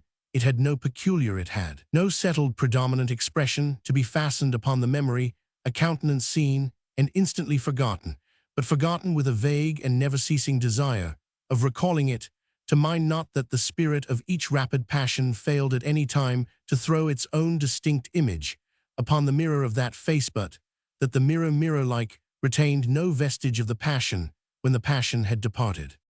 Upon leaving him on the night of our adventure, he solicited me, in what I thought an urgent manner, to call upon him very early the next morning. Shortly after sunrise, I found myself accordingly at his palazzo, one of those huge structures of gloomy yet fantastic pomp, which tower above the waters of the Grand Canal in the vicinity of the Rialto. I was shown up a broad winding staircase of mosaics into an apartment whose unparalleled splendor burst through the opening door with an actual glare, making me blind and dizzy with luxuriousness. I knew my acquaintance to be wealthy. Report had spoken of his possessions in terms which I had even ventured to call terms of ridiculous exaggeration. But as I gazed about me, I could not bring myself to believe that the wealth of any subject in Europe could have supplied the princely magnificence which burned and blazed around. Although, as I say, the sun had arisen, yet the room was still brilliantly lighted up. I judge from this circumstance, as well as from an air of exhaustion in the countenance of my friend, that he had not retired to bed during the whole of the preceding night. In the architecture and embellishments of the chamber, the evident design had been to dazzle and astound. Little attention had been paid to the decora of what is technically called keeping, or to the proprieties of nationality. The eye wandered from object to object, and rested upon neither the grotesques of the Greek painters, nor the sculptures of the best Italian days, nor the huge carvings of untutored Egypt. Rich draperies in every part of the room trembled to the vibration of low melancholy music, whose origin was not to be discovered. The senses were oppressed by mingled and conflicting perfumes, reeking up from strange convolute censers, together with multitudinous flaring and flickering tongues of emerald and violet fire. The rays of the newly risen sun poured in upon the whole through windows formed each of a single pane of crimson-tinted glass, glancing to and fro in 1,000 reflections from curtains which rolled from their cornices like cataracts of molten silver. The beams of natural glory mingled at length fitfully with the artificial light, and lay, weltering in subdued masses, upon a carpet of rich liquid-looking cloth of chilly gold. "Ha ha ha ha ha ha," laughed the proprietor, motioning me to a seat as I entered the room, and throwing himself back at full length upon an ottoman. "I see," said he, perceiving that I could not immediately reconcile myself to the bienséance of so singular a welcome. "I see. You are astonished at my apartment, at my statuesque, picturesque originality of conception in architecture and upholstery, absolutely drunk with my magnificence. But pardon me, my dear sir," here his tone of voice dropped to the very spirit of cordiality, "pardon me for my uncharitable laughter. You appeared so utterly astonished. Besides, some things are so completely ludicrous that a man must laugh or die to die laughing. must be the most glorious of all glorious deaths. Sir Thomas More, a very fine man, was Sir Thomas More, sir. Thomas More died laughing. You remember also in the absurdities of Ravisius Textor. There is a long list of characters who came to the same magnificent end. Do you know, however, continued he musingly, that at Sparta, which is now Palikori at Sparta, I say to the west of the citadel, among a chaos of scarcely visible ruins, is a kind of socle upon which are still legible the letters they are undoubtedly part of now at Sparta, were 1,000 temples and shrines to 1,000 different divinities. How exceedingly strange that the altar of laughter should have survived all the others, but in the present instance, he resumed with a singular alteration of voice and manner, I have no right to be merry at your expense. You might well have been amazed. Europe cannot produce anything so fine as this. My little regal cabinet, my other apartments, are by no means of the same order, mere ultras of fashionable insipidity. This is better than fashion is it, not yet, this has but to be seen to become, the ragathat is with those who could afford it at the cost of their entire patrimony. I have guarded, however, against any such profanation, with one exception. You are the only human being besides myself and my valet who has been admitted within the mysteries of these imperial precincts, since they have been bedizened, as you see. I bowed in acknowledgment, for the overpowering sense of splendor and perfume and music, together with the unexpected eccentricity of his address and manner, prevented me from expressing in words my appreciation of what I might have construed into a compliment. Here he resumed, arising and leaning on my arm as he sauntered around the apartment. Here are paintings from the Greeks to Cimabue, and from Cimabue to the present hour. Many are chosen, as you see, with little deference to the opinions of virtue. They are all, however, fitting tapestry for a chamber. Such as this here, too, are some chefs d'oeuvre of the unknown great, and here unfinished designs by men celebrated in their day, whose very names the perspicacity of the academies has left to silence. And to me, what think you, said he, turning abruptly as he spoke, what think you of this Madonna della Pieta? It is Guido's own, I said, with all the enthusiasm of my nature, for I had been poring intently over its surpassing loveliness. It is Guido's own. How could you have obtained it? Is undoubtedly in painting what the Venus is in sculpture. How, said he thoughtfully, the Venus, beautiful Venus of the Medicache of the diminutive head, and the gilded hair, part of the left arm. Here his voice dropped so as to be heard with difficulty, and all the right are restorations, and in the coquetry of that right arm lies, I think, the quintessence of all affectation. Give me the Canova. The Apollo too is a copy. There can be no doubt of it. Blind fool that I am, who cannot behold the boasted inspiration of the Apollo. I cannot help it. I cannot help preferring the Antinous. Was it not Socrates who said that the statuary found his statue in the block of marble? Then Michelangelo was by no means original in his couplet. Non halutimo artista alcun concerto. Chi un marmo solo in si non circunscriva. It has been, or should be remarked, that in the manner of the true gentleman we are always aware of a difference from the bearing of the vulgar, without being at once precisely able to determine in what such difference consists, allowing the remark to have applied in its full force to the outward demeanor of my acquaintance. I felt it on that eventful morning still more fully applicable to his moral temperament and character, nor can I better define that peculiarity of spirit which seemed to place him so essentially apart from all other human beings, than by calling it a habit of intense and continual thought, pervading even his most trivial actions, intruding upon his moments of dalliance, interweaving itself with his very flashes of merriment like adders, which writhe from out the eyes of the grinning masks in the cornices around the temples of Persepolis. I could not help, however, repeatedly observing, through the mingled tone of levity and solemnity with which he rapidly descanted upon matters of little importance, a certain air of trepidation, a degree of nervous unction in action, and in speech an unquiet excitability of manner, which appeared to me at all times unaccountable, and upon some occasions even filled me with alarm, frequently too pausing in the middle of a sentence, whose commencement he had apparently forgotten. He seemed to be listening in the deepest attention, as if either in momentary expectation of a visitor or to sounds which must have had existence in his imagination alone. It was during one of these reveries or pauses of apparent abstraction that in turning over a page of the poet and scholar Polition's beautiful tragedy, the Orphy, the first native Italian tragedy, which lay near me upon an ottoman, I discovered a passage underlined in pencil. It was a passage towards the end of the third act, a passage of the most heart-stirring excitement, a passage which, although tainted with impurity, no man shall read without a thrill of novel emotion. O woman, without a sigh, the whole page was blotted with fresh tears, and upon the opposite interleaf were the following English lines written in a hand so very different from the peculiar characters of my acquaintance that I had some difficulty in recognizing it as his own. Thou wast that all to me, love, for which my soul did pine. A green isle in the sea, love, a fountain and a shrine, all wreathed with fairy fruits and flowers, and all the flowers were mine. Our dream too bright to last, our starry hope that didst arise, but to be overcast. A voice from out the future cries, onward but o'er the past. Dim gulf my spirit hovering lies, mute motionless ag haste. For alas, alas, with me, the light of life is o'er. No more, no more, no more. Such language holds the solemn sea.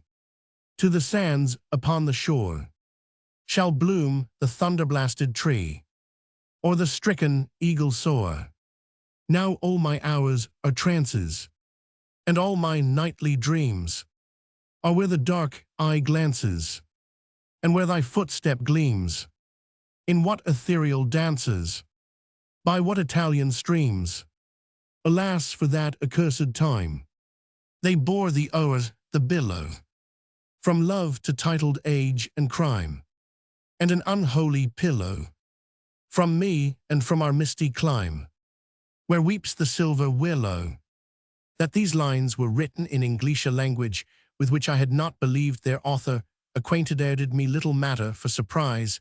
I was too well aware of the extent of his acquirements, and of the singular pleasure he took in concealing them from observation, to be astonished at any similar discovery. But the place of date, I must confess, occasioned me no little amazement. It had been originally written London, and afterwards carefully overscored, not, however, so effectually as to conceal the word from a scrutinizing eye. I say, this occasioned me no little amazement, for I well remember that in a former conversation with a friend, I particularly inquired if he had at any time met in London the Marchesa di Mentoni, who for some years previous to her marriage had resided in that city, when his answer, if I mistake not, gave me to understand that he had never visited the metropolis of Great Britain. I might as well here mention that I have more than once heard, without, of course, giving credit to a report involving so many improbabilities, that the person of whom I speak was not only by birth, but in education, an Englishman. There is one painting, said he, without being aware of my notice of the tragedy, there is still one painting which you have not seen, and throwing aside a drapery, he discovered a full-length portrait of the Marchesa Aphrodite.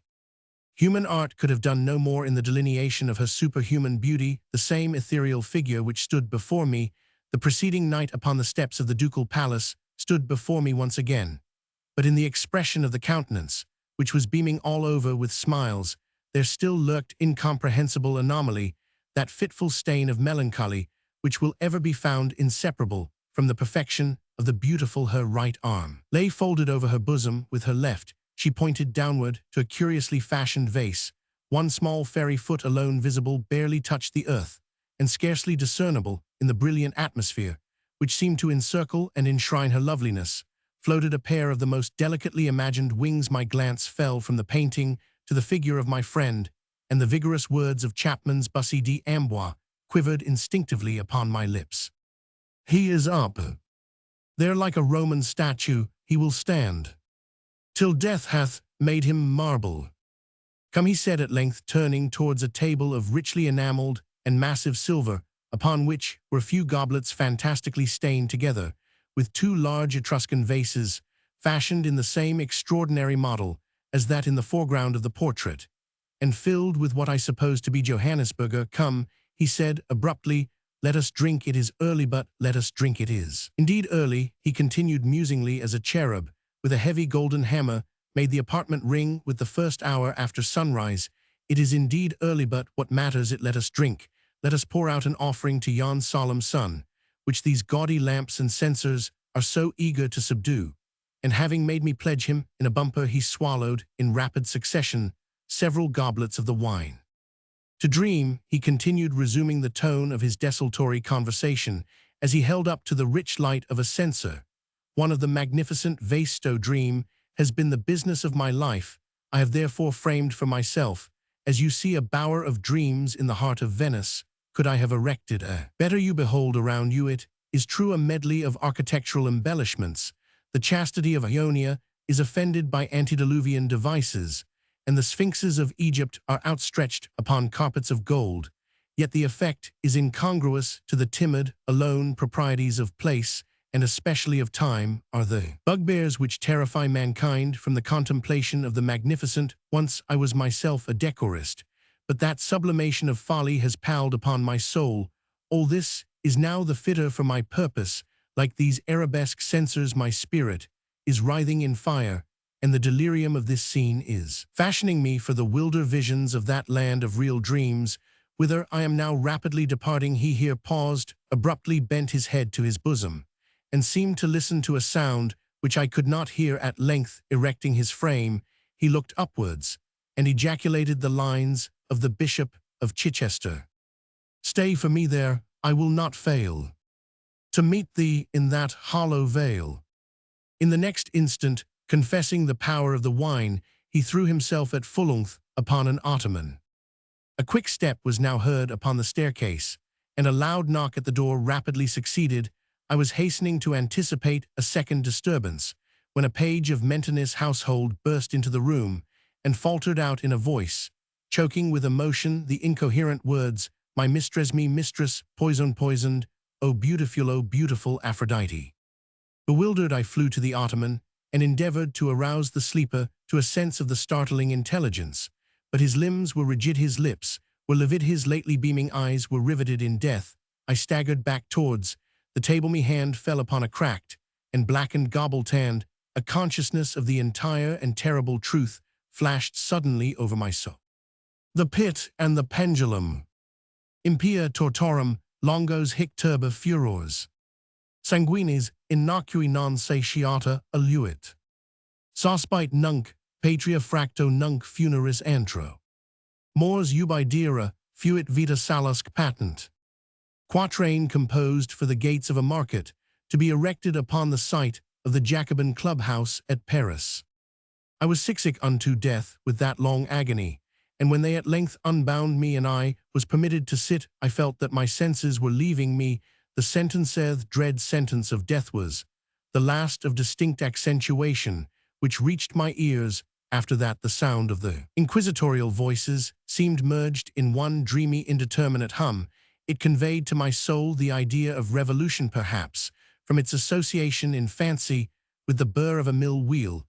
This only for a brief period, for presently I heard no more yet. For a while I saw, but with how terrible an exaggeration, I saw the lips of the black-robed judges. They appeared to me whiter than the sheet upon which I traced these words, and thin, even to grotesqueness thin, with the intensity of their expression, of firmness off, immovable resolution off, stern contempt of human torture. I saw that the decrees of what to me was fate were still issuing from those lips. I saw them writhe with a deadly locution. I saw them fashion the syllables of my name, and I shuddered, because no sound succeeded. I saw, too, for a few moments of delirious horror, the soft and nearly imperceptible waving of the sable draperies which enwrapped the walls of the apartment, and then my vision fell upon the 7 tall candles upon the table. At first they wore the aspect of charity, and seemed white and slender angels who would save me, but then all at once there came a most deadly nausea over my spirit, and I felt every fiber in my frame thrill, as if I had touched the wire of a galvanic battery, while the angel forms became meaningless specters with heads of flame, and I saw that from them there would be no help, and then there stole into my fancy like a rich musical note the thought of what sweet rest there must be in the grave. The thought came gently and stealthily, and it seemed long before it attained full appreciation.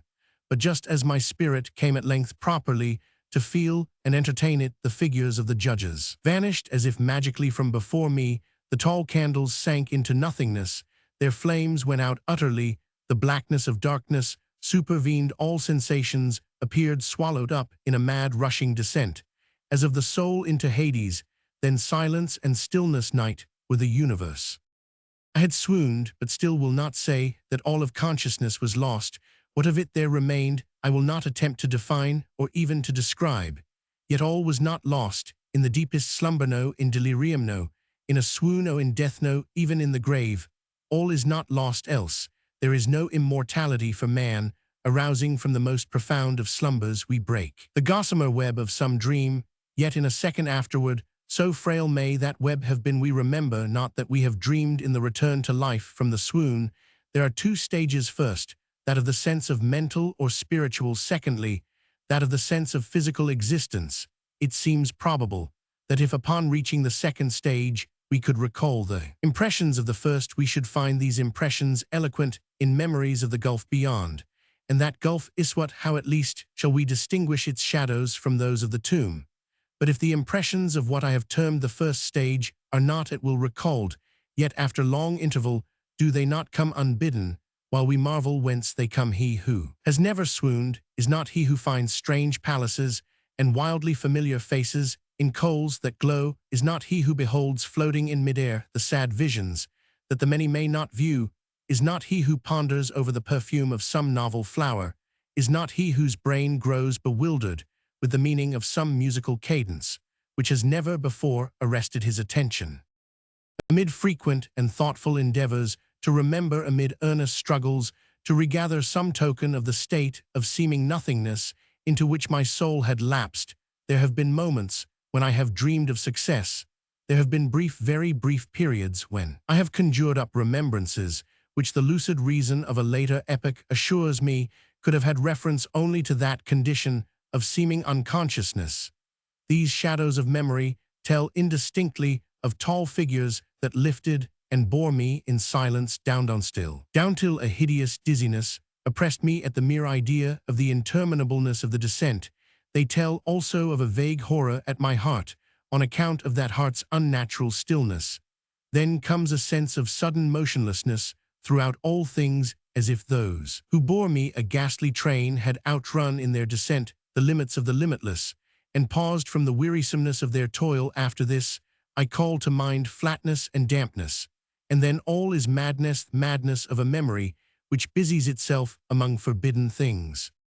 Very suddenly there came back to my soul motion and sound, the tumultuous motion of the heart, and in my ears the sound of its beating, then a pause in which all is blank, then again sound and motion and touch, a tingling sensation pervading my frame, then the mere consciousness of existence, without thought, a condition which lasted long, then very suddenly thought and shuddering terror and earnest endeavor to comprehend my true state, then a strong desire to lapse into insensibility, then a rushing revival of soul, and a successful effort to move, and now a full memory of the trial of the judges, of the sable draperies, of the sentence, of the sickness, of the swoon, then entire forgetfulness of all that followed, of all that a later day and much earnestness of endeavor have enabled me vaguely to recall. So far I had not opened my eyes. I felt that I lay upon my back unbound. I reached out my hand, and it fell heavily upon something damp and hard there. I suffered it to remain for many minutes, while I strove to imagine where and what I could be. I longed, yet dared not to employ my vision. I dreaded the first glance at objects around me. It was not that I feared to look upon things horrible, but that I grew aghast lest there should be nothing to see. At length, with a wild desperation at heart, I quickly unclosed my eyes. My worst thoughts then were confirmed. The blackness of eternal night encompassed me. I struggled for breath. The intensity of the darkness seemed to oppress and stifle me. The atmosphere was intolerably close. I still lay quietly and made effort to exercise my reason. I brought to mind the inquisitorial proceedings and attempted from that point to deduce my real condition. The sentence had passed, and it appeared to me that a very long interval of time had since elapsed, yet not for a moment did I suppose myself actually dead. Such a supposition, notwithstanding what we read in fiction, is altogether inconsistent with real existence. But where and in what state was I condemned to death? New perished usually at the autostaph, and one of these had been held on the very night of the day of my trial, had I been remanded to my dungeon to await the next sacrifice, which would not take place for many months. This I at once saw could not be. Victims had been in immediate demand. Moreover, my dungeon, as well as all the condemned cells at Toledo, had stone floors, and light was not altogether excluded. A fearful idea now suddenly drove the blood in torrents upon my heart, and for a brief period I once more relapsed into insensibility. Upon recovering, I at once started to my feet, trembling convulsively in every fiber. I thrust my arms wildly above and around me in all directions. I felt nothing, yet dreaded to move a step, lest I should be impeded by the walls of a tomb. Perspiration burst from every pore and stood in cold big beads upon my forehead. The agony of suspense grew at length intolerable, and I cautiously moved forward with my arms extended, and my eyes straining from their sockets in the hope of catching some faint ray of light. I proceeded for many paces, but still all was blackness and vacancy. I breathed more freely. It seemed evident that mine was not at least the most hideous of fates. And now, as I still continued to step cautiously onward, there came thronging upon my recollection 1,000 vague rumors of the horrors of Toledo, of the dungeons. There had been strange things narrated, fables. I had always deemed them but yet strange, and too ghastly to repeat. Save in a whisper was I left to perish of starvation in this subterranean world of darkness, or what fate, perhaps even more fearful, awaited me, that the result would be death, and a death of more than customary bitterness. I knew too well the character of my judges to doubt the mode and the hour were all that occupied or distracted me. My outstretched hands at length encountered some solid obstruction. It was a wall seemingly of stone masonry, smooth, slimy, and cold. I followed it up, stepping with all the careful distrust with which certain antique narratives had inspired me. This process, however, afforded me no means of ascertaining the dimensions of my dungeon, as I might make its circuit and return to the point whence I set out, without being aware of the fact. So perfectly uniform seemed the wall. I therefore sought the knife which had been in my pocket when led into the inquisitorial chamber, but it was gone. My clothes had been exchanged for a wrapper of coarse serge. I had thought of forcing the blade in some minute crevice of the masonry so as to identify my point of departure. The difficulty, nevertheless, was but trivial, although in the disorder of my fancy it seemed at first insuperable. I tore a part of the hem from the robe and placed the fragment at full length and at right angles to the wall. In groping my way around the prison, could not fail to encounter this rag upon completing the circuit. So at least I thought, but I had not counted upon the extent of the dungeon or upon my own weakness. The ground was moist and slippery. I staggered onward for some time, when I stumbled and fell. My excessive fatigue induced me to remain prostrate, and sleep soon overtook me as I lay. Upon awaking and stretching forth an arm, I found beside me a loaf and a pitcher with water. I was too much exhausted to reflect upon this circumstance, but ate and drank with avidity. Shortly afterward, I resumed my tour around the prison, and with much toil came at last upon the fragment of the serge. Up to the period when I fell, I had counted 52 paces, and upon resuming my walk, I had counted 48 more. When I arrived at the rag, there were in all then 100 paces, and admitting 2 paces to the yard, I presumed the dungeon to be 50 yards in circuit. I had met, however, with many angles in the wall, and thus I could form no guess at the shape of the vault. For vault, I could not help supposing it to be. I had little object, certainly no hope in these researches, but a vague curiosity prompted me to continue them. Quitting the wall, I resolved to cross the area of the enclosure. At first, I proceeded with extreme caution, for the floor, although seemingly of solid material, was treacherous with slime. At length, however, I took courage, and did not hesitate to step firmly, endeavoring to cross in as direct a line as possible. I had advanced some 10 or 12 paces in this manner, when the remnant of the torn hem of my robe became entangled between my legs. I stepped on it, and fell violently on my face. In the confusion attending my fall, I did not immediately apprehend a somewhat startling circumstance, which yet in a few seconds afterward, and while I still lay prostrate, arrested my attention. It was this: my chin rested upon the floor of the prison, but my lips and the upper portion of my head, although seemingly at a less elevation than the chin, touched nothing. At the same time, my forehead seemed bathed in a clammy vapor, and the peculiar smell of decayed fungus arose to my nostrils. I put forward my arm and shuddered to find that I had fallen at the very brink of a circular pit, whose extent, of course, I had no means of ascertaining at the moment. Groping about the masonry just below the margin, I succeeded in dislodging a small fragment and let it fall into the abyss. For many seconds, I hearkened to its reverberations as it dashed against the sides of the chasm in its descent. At length, there was a sullen plunge into water, succeeded by loud echoes. At the same moment, there came a sound resembling the quick opening and as rapid closing of a door overhead, while a faint gleam of light flashed suddenly through the gloom and as suddenly faded away. I saw clearly the doom which had been prepared for me, and congratulated myself upon the timely accident by which I had escaped another step before my fall, and the world had seen me no more, and the death just avoided was of that very character which I had regarded as fabulous and frivolous in the tales respecting the Inquisition. To the victims of its tyranny there was the choice of death with its direst physical agonies, or death with its most hideous moral horrors. I had been reserved for the latter. By long suffering, my nerves had been unstrung until I trembled at the sound of my own voice, and had become in every respect a fitting subject for the species of torture which awaited me. Shaking in every limb, I groped my way back to the wall, resolving there to perish rather than risk the terrors of the wells, of which my imagination now pictured many in various positions about the dungeon. In other conditions of mind, I might have had courage to end my misery at once by a plunge into one of these abysses. But now I was the veriest of cowards. Neither could I forget what I had read of these pits, that the sudden extinction of life formed no part of their most horrible plan. Agitation of spirit kept me awake for many long hours, but at length I again slumbered. Upon arousing, I found by my side, as before, a loaf and a pitcher of water. A burning thirst consumed me, and I emptied the vessel at a draught. It must have been drugged, for scarcely had I drunk before I became irresistibly drowsy. A deep sleep fell upon me, sleep like that of death. How long it lasted, of course, I know not. But when once again I unclosed my eyes, the objects around me were visible by a wild sulphurous luster, the origin of which I could not at first determine. I was enabled to see the extent and aspect of the prison.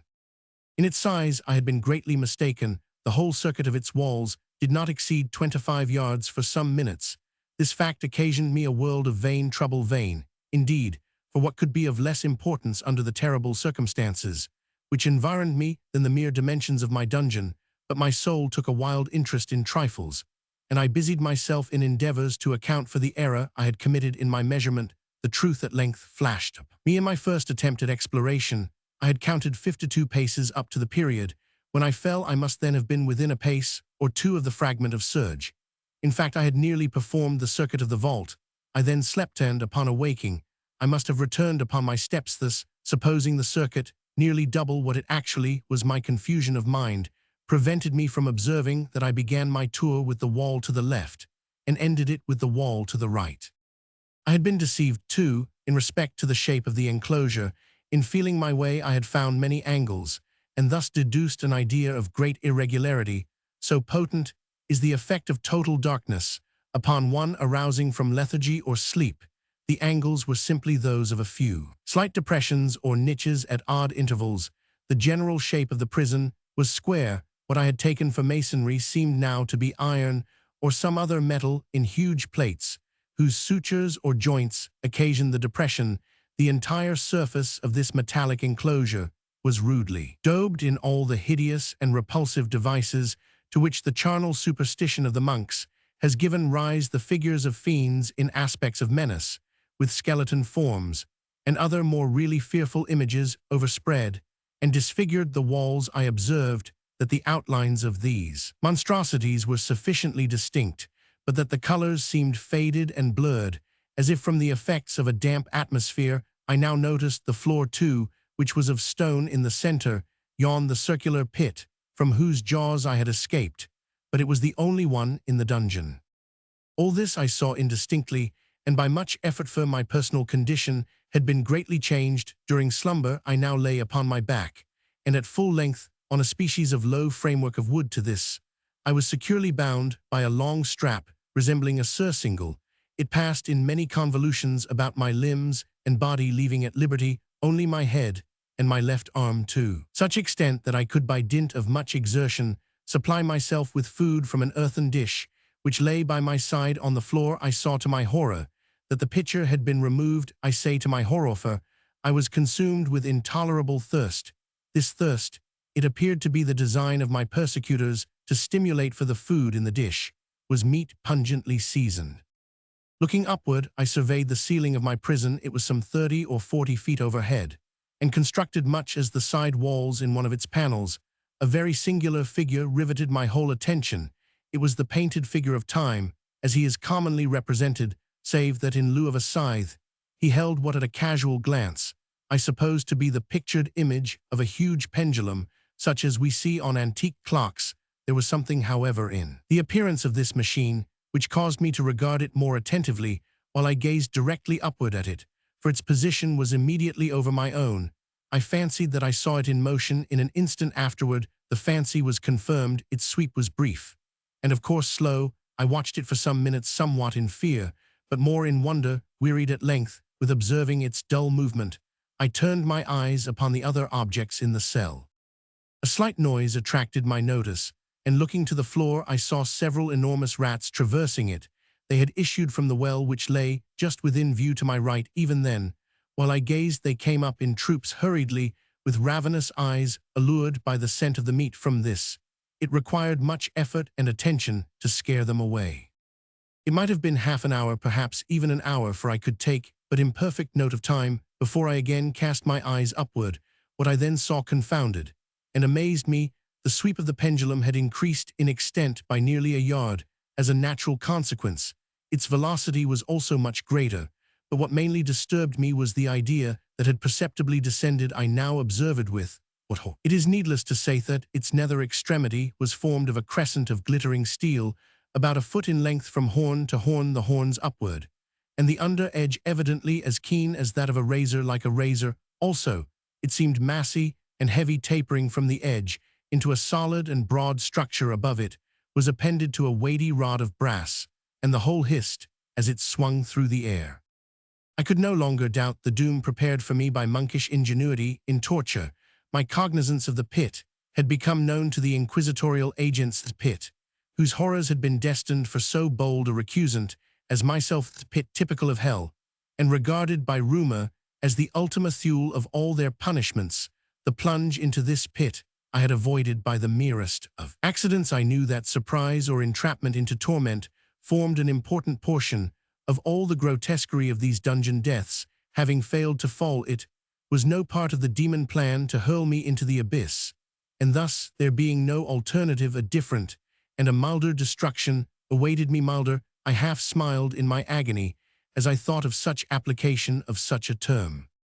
What boots it to tell of the long, long hours of horror, more than mortal, during which I counted the rushing vibrations of the steel inch by inch, line by line, with a descent only appreciable at intervals that seemed ages down, and still down it came.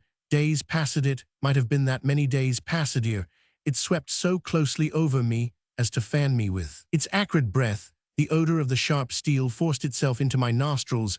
I prayed, I wearied heaven with my prayer for its more speedy descent.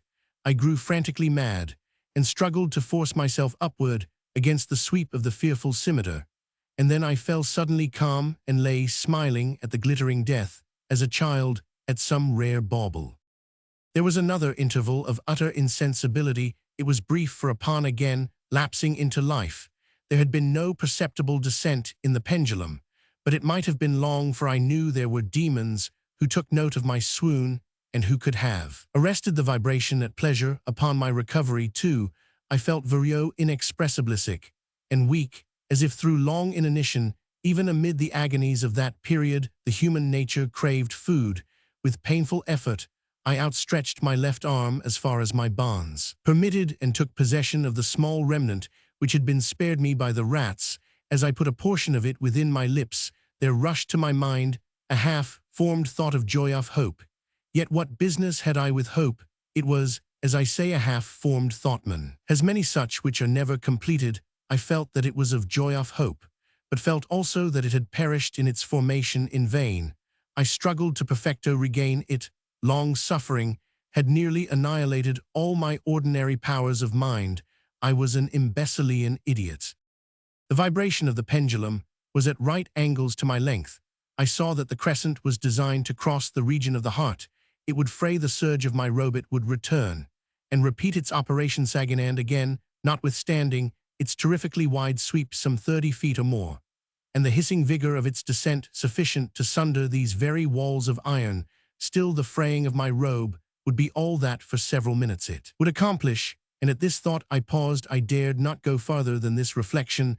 I dwelt upon it with a pertinacity of attentioners. If in so dwelling I could arrest here the descent of the steel, I forced myself to ponder upon the sound of the crescent, as it should pass across the garment, upon the peculiar thrilling sensation which the friction of cloth produces on the nerves. I pondered upon all this frivolity until my teeth were on edge. Downsteadily down it crept. I took a frenzied pleasure in contrasting its downward with its lateral velocity to the right-o, the left far and wide width, the shriek of a damned spirit to my heart. With the stealthy pace of the tiger, I alternately laughed and howled as the one or the other idea grew predominant. Down, certainly, relentlessly down it vibrated within 3 inches of my bosom. I struggled violently, furiously, to free my left arm. This was free only from the elbow to the hand. I could reach the latter from the platter beside me to my mouth with great effort, but no farther could I have broken the fastenings above the elbow. I would have seized and attempted to arrest the pendulum. I might as well have attempted to arrest an avalanche. Down, still unceasingly, still, inevitably down, I gasped and struggled at each vibration. I shrunk convulsively at its every sweep. My eyes followed its outward or upward whirls with the eagerness of the most unmeaning despair. They closed themselves spasmodically at the descent. Although death would have been a relief, oh how unspeakable! Still, I quivered in every nerve to think how slight a sinking of the machinery would precipitate that keen glistening axe upon my bosom. It was hope that prompted the nerve to quiver, the frame to shrink. It was hope that triumphs on the rack, that whispers to the death condemned, even in the dungeons of the Inquisition. I saw that some 10 or 12 vibrations would bring the steel in actual contact with my robe, and with this observation there suddenly came over my spirit all the keen collected calmness of despair. For the first time during many hours, or perhaps days, I thought it now occurred to me that the bandage or surcingle which enveloped me was unique. I was tied by no separate cord. The first stroke of the razor-like crescent athwart any portion of the band would so detach it that it might be unwound from my person by means of my left hand. But how fearful in that case the proximity of the steel, the result of the slightest struggle! How deadly was it likely, moreover, that the minions of the torturer had not foreseen and provided for this possibility? Was it probable that the bandage crossed my bosom in the track of the pendulum, dreading to find my faint? And as it seemed my last hope frustrated, I so far elevated my head as to obtain a distinct view of my breast. The surcingle enveloped my limbs and body close in all directions save in the path of the destroying crescent.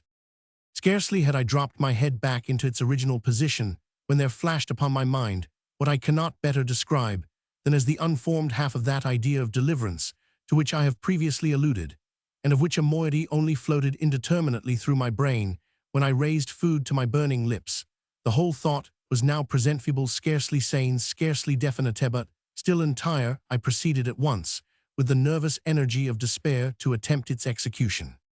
For many hours, the immediate vicinity of the low framework upon which I lay had been literally swarming with rats. They were wild, bold ravenous, their red eyes glaring upon me, as if they waited but for motionlessness on my part to make me their prey. To what food, I thought, have they been accustomed in the well? They had devoured, in spite of all my efforts to prevent them, all but a small remnant of the contents of the dish.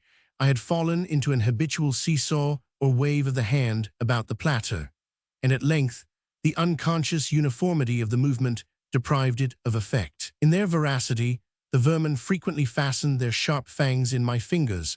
With the particles of the oily and spicy viand which now remained, I thoroughly rubbed the bandage, wherever I could reach it. Then, raising my hand from the floor, I lay breathlessly still. At first the ravenous animals were startled and terrified at the change, yet the cessation of movement, they shrank alarmedly back. Many sought the well. But this was only for a moment. I had not counted in vain upon their voracity, observing that I remained without motion. One or two of the boldest leaped upon the framework and smelt at the surcingle. This seemed the signal for a general rush forth from the well. They hurried in fresh troops. They clung to the wood, they overran it, and leaped in hundreds upon my person. The measured movement of the pendulum disturbed them not at all. Avoiding its strokes, they busied themselves with the anointed bandage. They pressed, they swarmed upon me in ever-accumulating heaps. They writhed upon my throat, their cold lips sought my own. I was half stifled by their thronging pressure. Disgust, for which the world has no name, swelled my bosom, and chilled with a heavy clamminess my heart. Yet 1 minute, and I felt that the struggle would be over. Plainly, I perceived the loosening of the bandage. I knew that in more than one place it must be already severed. With a more than human resolution, I lay still. Nor had I erred in my calculations, nor had I endured in vain. I at length felt that I was free. The surcingle hung in ribbons from my body, but the stroke of the pendulum already pressed upon my bosom. It had divided the serge of the robe. It had cut through the linen beneath. Twice again it swung, and a sharp sense of pain shot through every nerve. But the moment of escape had arrived. At a wave of my hand, my deliverers hurried tumultuously away. With a steady movement, cautious, sidelong, shrinking, and slow, I slid from the embrace of the bandage, and beyond the reach of the scimitar. For the moment, at least, I was free. Free and in the grasp of the Inquisition. I had scarcely stepped from my wooden bed of horror upon the stone floor of the prison when the motion of the hellish machine ceased, and I beheld it drawn up by some invisible force through the ceiling. This was a lesson which I took desperately to heart. My every motion was undoubtedly watched. Free I had but escaped death in one form of agony, to be delivered unto worse than death in some other. With that thought I rolled my eaves nervously around on the barriers of iron that hemmed me in something unusual. Some change, which at first I could not appreciate distinctly, it was obvious, had taken place in the apartment. For many minutes of a dreamy and trembling abstraction, I busied myself in vain, unconnected conjecture. During this period, I became aware for the first time of the origin of the sulphurous light which illumined the cell. It proceeded from a fissure about half an inch in width, extending entirely around the prison at the base of the walls, which thus appeared, and were completely separated from the floor. I endeavored, but of course in vain, to look through the aperture. As I arose from the attempt, the mystery of the alteration in the chamber broke at once upon my understanding.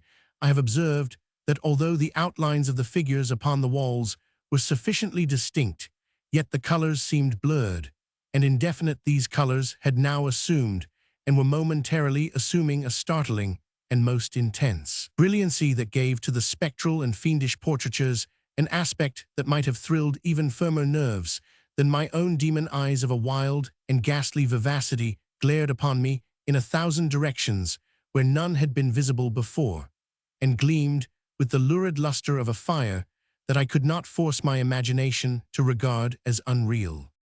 Unreal even while I breathed, there came to my nostrils the breath of the vapor of heated iron. A suffocating odor pervaded the prison. A deeper glow settled each moment in the eyes that glared at my agonies. A richer tint of crimson diffused itself over the pictured horrors of blood. I panted, I gasped for breath. There could be no doubt of the design of my tormentor. So most unrelenting, O most demoniac of men, I shrank from the glowing metal to the center of the cell, amid the thought of the fiery destruction that impended. The idea of the coolness of the well came over my soul like balm. I rushed to its deadly brink. I threw my straining vision below. The glare from the enkindled roof illumined its inmost recesses, yet for a wild moment did my spirit refuse to comprehend the meaning of what I saw. At length it forced it, wrestled its way into my soul. It burned itself in upon my shuddering reason. Oh, for a voice to speak, oh horror, oh any horror! But this, with a shriek I rushed from the margin, and buried my face in my hand, sweeping bitterly. The heat rapidly increased, and once again I looked up shuddering. As with a fit of the ague, there had been a second change in the cellin. Now, the change was obviously in the form, as before it was in vain, that I at first endeavored to appreciate or understand what was taking place. But not long was I left in doubt. The inquisitorial vengeance had been hurried by my twofold escape. And there was to be no more dallying with the King of Terrors. The room had been square. I saw that two of its iron angles were now acute, consequently obtuse. The fearful difference quickly increased, with a low rumbling or moaning sound. In an instant the apartment had shifted its form into that of a lozenge. But the alteration stopped not here. I neither hoped nor desired it to stop. I could have clasped the red walls to my bosom as a garment of eternal peace. Death, I said, any death, but that of the pit. Fool, might I have not known that into the pit it was the object of the burning iron to urge me? Could I resist its glow? Or if even that, could I withstand its pressure? And now flatter and flatter grew the lozenge with a rapidity that left me no time for contemplation. Its center, and of course its greatest width, came just over the yawning gulf. I shrank back, but the closing walls pressed me resistlessly onward. At length, for my seared and writhing body, there was no longer an inch of foothold on the firm floor of the prison. I struggled no more, but the agony of my soul found vent in one loud, long, and final scream of despair. I felt that I tottered upon the brink. I averted my eyes. There was a discordant hum of human voices. There was a loud blast, as of many trumpets. There was a harsh grating, as of 1,000 thunders. The fiery walls rushed back. An outstretched arm caught my own as I fell fainting into the abyss. It was that of General Lazel. The French army had entered Toledo. The Inquisition was in the hands of its enemies. The premature burial. There are certain themes of which the interest is all-absorbing, but which are too entirely horrible for the purposes of legitimate fiction. These the mere romanticist must eschew if he do not wish to offend or to disgust. They are with propriety handled only when the severity and majesty of truth sanctify and sustain them. We thrill, for example, with the most intense of pleasurable pain over the accounts of the passage of the Beresina, of the earthquake at Lisbon, of the plague at London, of the massacre of St. Bartholomew, or of the stifling of the 123 prisoners in the Black Hole at Calcutta. But in these accounts, it is the fact, it is the reality, it is the history which excites. As inventions, we should regard them with simple abhorrence. I have mentioned some few of the more prominent and august calamities on record, but in these, it is the extent, not less than the character of the calamity, which so vividly impresses the fancy. I need not remind the reader that from the long and weird catalogue of human miseries I might have selected many individual instances more replete with essential suffering than any of these vast generalities of disaster. The true wretchedness, indeed ultimate woes, particular, not diffuse, that the ghastly extremes of agony are endured by man the unit, and never by man the mass. For this let us thank a merciful God. To be buried while alive is beyond question the most terrific of these extremes which has ever fallen to the lot of mere mortality. That it has frequently, very frequently, so fallen will scarcely be denied by those who think the boundaries which divide life from death are at best shadowy and vague. Who shall say where the one ends and where the other begins? We know that there are diseases in which occur total cessations of all the apparent functions of vitality, and yet in which these cessations are merely suspensions. Properly so called, they are only temporary pauses in the incomprehensible mechanism. A certain period elapses, and some unseen mysterious principle again sets in motion the magic pinions, and the wizard wheels the silver cord was not for ever loosed, nor the golden bowl irreparably broken, but where meantime was the soul. Apart, however, from the inevitable conclusion, a priori, that such causes must produce such effects, that the well-known occurrence of such cases of suspended animation must naturally give rise now and then to premature interments. Apart from this consideration, we have the direct testimony of medical and ordinary experience to prove that a vast number of such interments have actually taken place. I might refer at once, if necessary, to 100 well-authenticated instances, one of very remarkable character, and of which the circumstances may be fresh in the memory of some of my readers. Occurred not very long ago in the neighboring city of Baltimore, where it occasioned a painful, intense, and widely extended excitement, the wife of one of the most respectable citizens, a lawyer of eminence, and a member of Congress, was seized with a sudden and unaccountable illness, which completely baffled the skill of her physicians. After much suffering she died, or was supposed to die. No one suspected indeed, or had reason to suspect, that she was not actually dead. She presented all the ordinary appearances of death. The face assumed the usual pinched and sunken outline, the lips were of the usual marble pallor, the eyes were lustreless. There was no warmth. Pulsation had ceased for 3 days. The body was preserved unburied, during which it had acquired a stony rigidity. The funeral, in short, was hastened on account of the rapid advance of what was supposed to be decomposition. The lady was deposited in her family vault, which for 3 subsequent years was undisturbed. At the expiration of this term, it was opened for the reception of a sarcophagus. But alas, how fearful a shock awaited the husband, who personally threw open the door. As its portals swung outwardly back, some white-apparelled object fell rattling within his arms. It was the skeleton of his wife in her yet unmolded shroud. A careful investigation rendered it evident that she had revived within 2 days after her entombment, that her struggles within the coffin had caused it to fall from a ledge or shelf to the floor, where it was so broken as to permit her escape. A lamp, which had been accidentally left full of oil within the tomb, was found empty. It might have been exhausted, however, by evaporation. On the uttermost of the steps which led down into the dread chamber was a large fragment of the coffin, with which it seemed that she had endeavored to arrest attention by striking the iron door. While thus occupied, she probably swooned or possibly died through sheer terror. And in failing, her shroud became entangled in some ironwork which projected interiorly. Thus she remained, and thus she rotted erect. In the year 1810, a case of living inhumation happened in France, attended with circumstances which go far to warrant the assertion that truth is indeed stranger than fiction. The heroine of the story was a Mademoiselle Victorine Lafricade, a young girl of illustrious family of wealth, and of great personal beauty. Among her numerous suitors was Julien Bossuet, a poor litterateur or journalist of Paris. His talents and general amiability had recommended him to the notice of the heiress, by whom he seems to have been truly beloved, but her pride of birth decided her finally to reject him, and to wed a Monsieur Renel, a banker and a diplomatist of some eminence. After marriage, however, this gentleman neglected, and perhaps even more positively ill-treated her. Having passed with him some wretched years, she did at least her condition so closely resembled death as to deceive everyone who saw her. She was buried not in a vault, but in an ordinary grave in the village of her nativity. Filled with despair, and still inflamed by the memory of a profound attachment, the lover journeys from the capital to the remote province in which the village lies, with the romantic purpose of disinterring the corpse and possessing himself of its luxuriant tresses. He reaches the grave at midnight. He unearths the coffin, opens it, and is in the act of detaching the hair when he is arrested by the unclosing of the beloved eyes.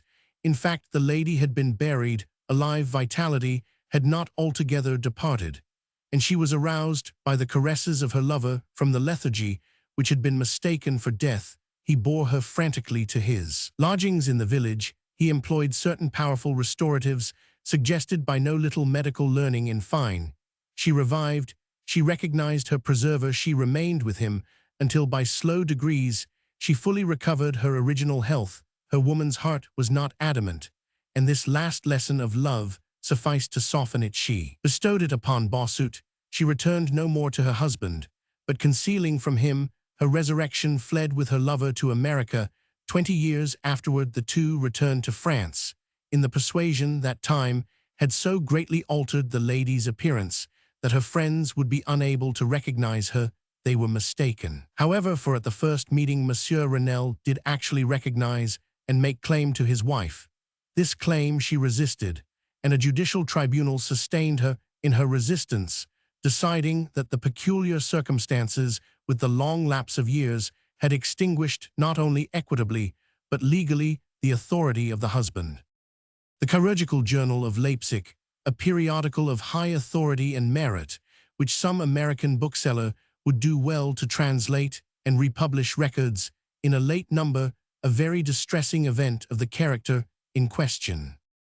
An officer of artillery, a man of gigantic stature and of robust health being thrown from an unmanageable horse, received a very severe contusion upon the head, which rendered him insensible. At once the skull was slightly fractured, but no immediate danger was apprehended. Trepanning was accomplished successfully, he was bled, and many other of the ordinary means of relief were adopted gradually. However, he fell into a more and more hopeless state of stupor, and finally it was thought that he died. The weather was warm, and he was buried with indecent haste in one of the public cemeteries.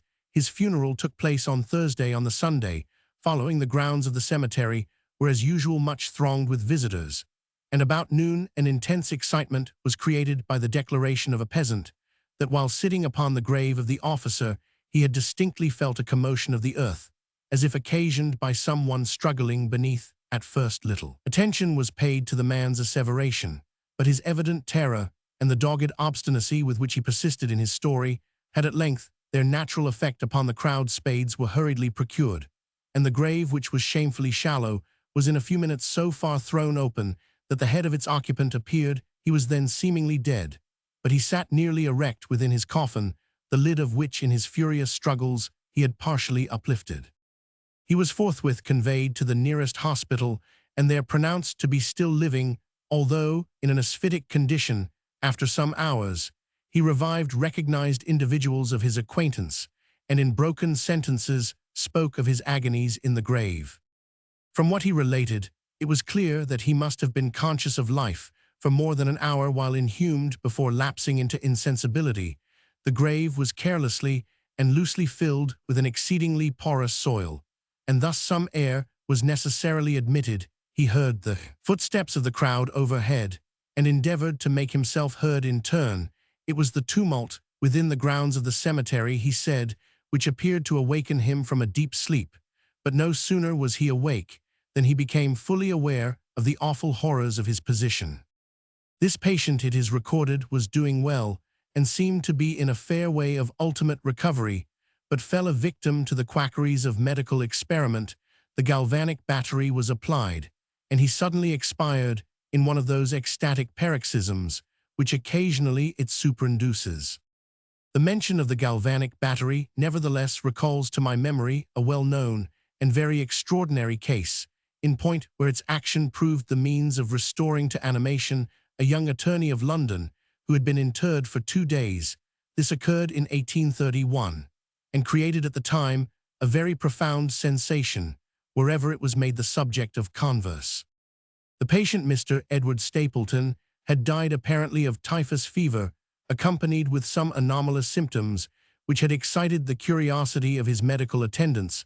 Upon his seeming decease, his friends were requested to sanction a post-mortem examination, but declined to permit it, as often happens when such refusals are made. The practitioners, resolved to disinter the body and dissect it at leisure in private arrangements, were easily effected with some of the numerous corps of body snatchers with which London abounds, and upon the 3rd night after the funeral, the supposed corpse was unearthed from a grave 8 feet deep and deposited in the opening chamber of one of the private hospitals.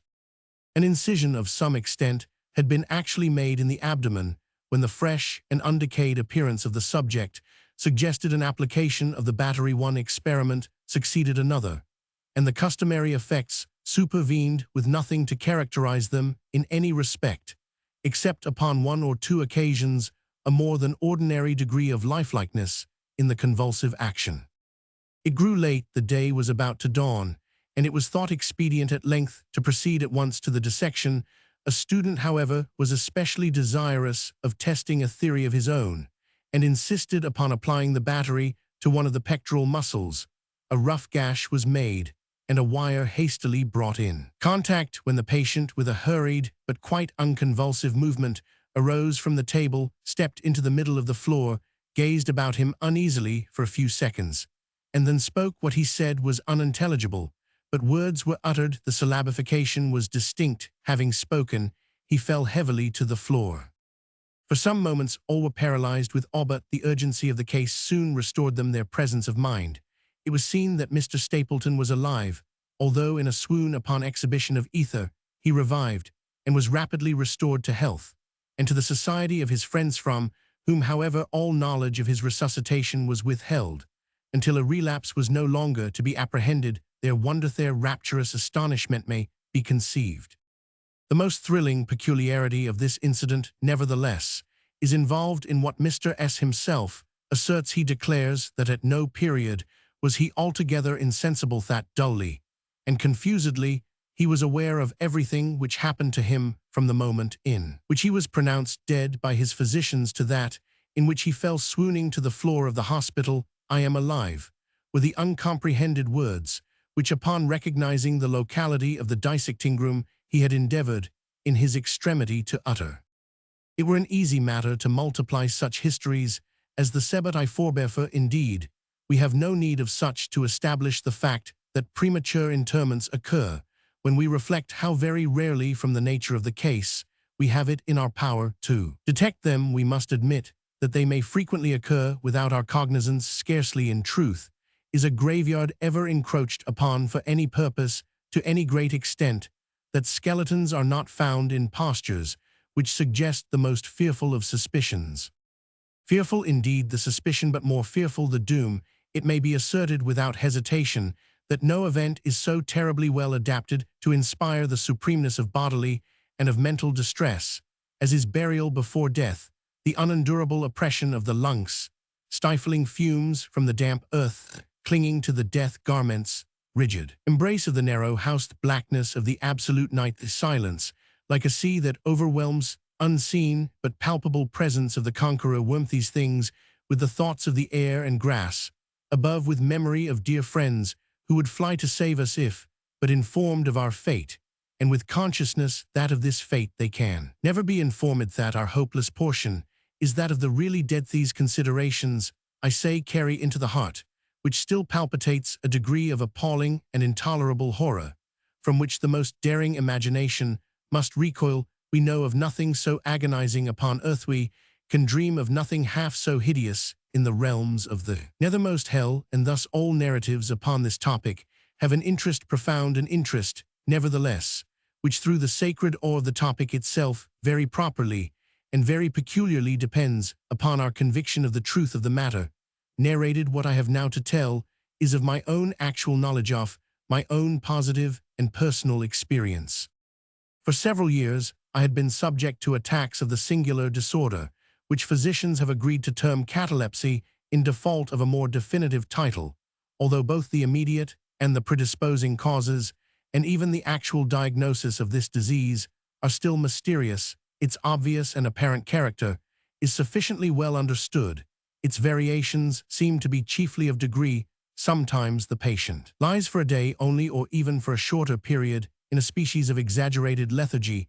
He is senseless and externally motionless, but the pulsation of the heart is still faintly perceptible. Some traces of warmth remain, a slight color lingers within the center of the cheek, and upon application of a mirror to the lips, we can detect a torpid, unequal, and vacillating action of the lungs. Then again the duration of the trance is for weeks, even for months, while the closest scrutiny and the most rigorous medical tests fail to establish any material distinction between the state of the sufferer and what we conceive of absolute death. Very usually, he is saved from premature interment solely by the knowledge of his friends that he has been previously subject to catalepsy, by the consequent suspicion excited, and above all, by the non-appearance of decay. The advances of the malady are luckily gradual. The first manifestations, although marked, are unequivocal. The fits grow successively more and more distinctive, and endure each for a longer term than the preceding. In this lies the principal security from inhumation. The unfortunate, whose first attack should be of the extreme character which is occasionally seen, would almost inevitably be consigned alive to the tomb. My own case differed in no important particular from those mentioned in medical books.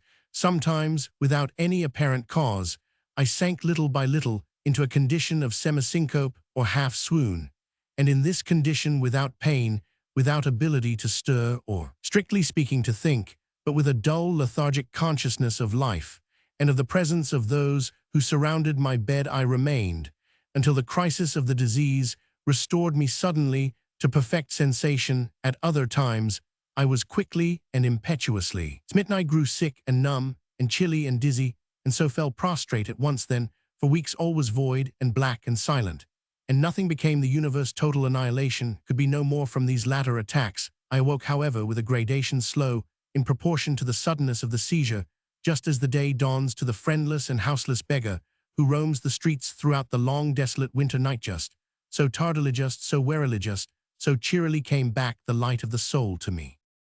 Apart from the tendency to trance, however, my general health appeared to be good, nor could I perceive that it was at all affected by the one prevalent malady, unless, indeed, an idiosyncrasy in my ordinary sleep may be looked upon as superinduced upon awaking from slumber.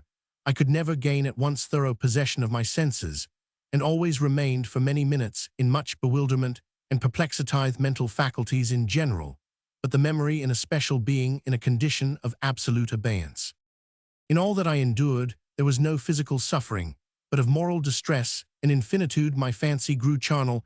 I talked of worms, of tombs and epitaphs. I was lost in reveries of death, and the idea of premature burial held continual possession of my brain.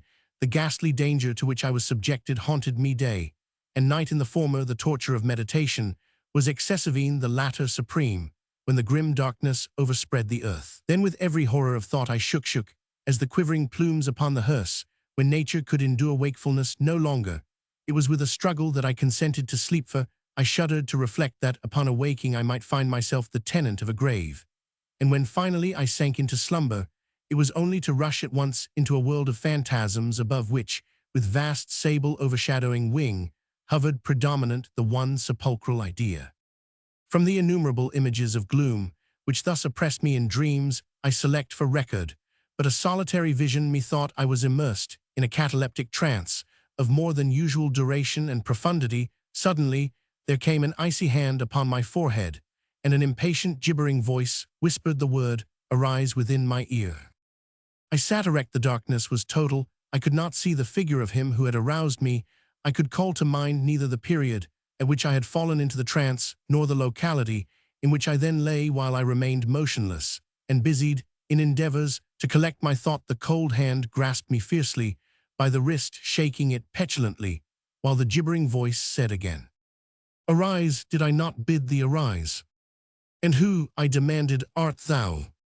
"I have no name in the regions which I inhabit," replied the voice mournfully.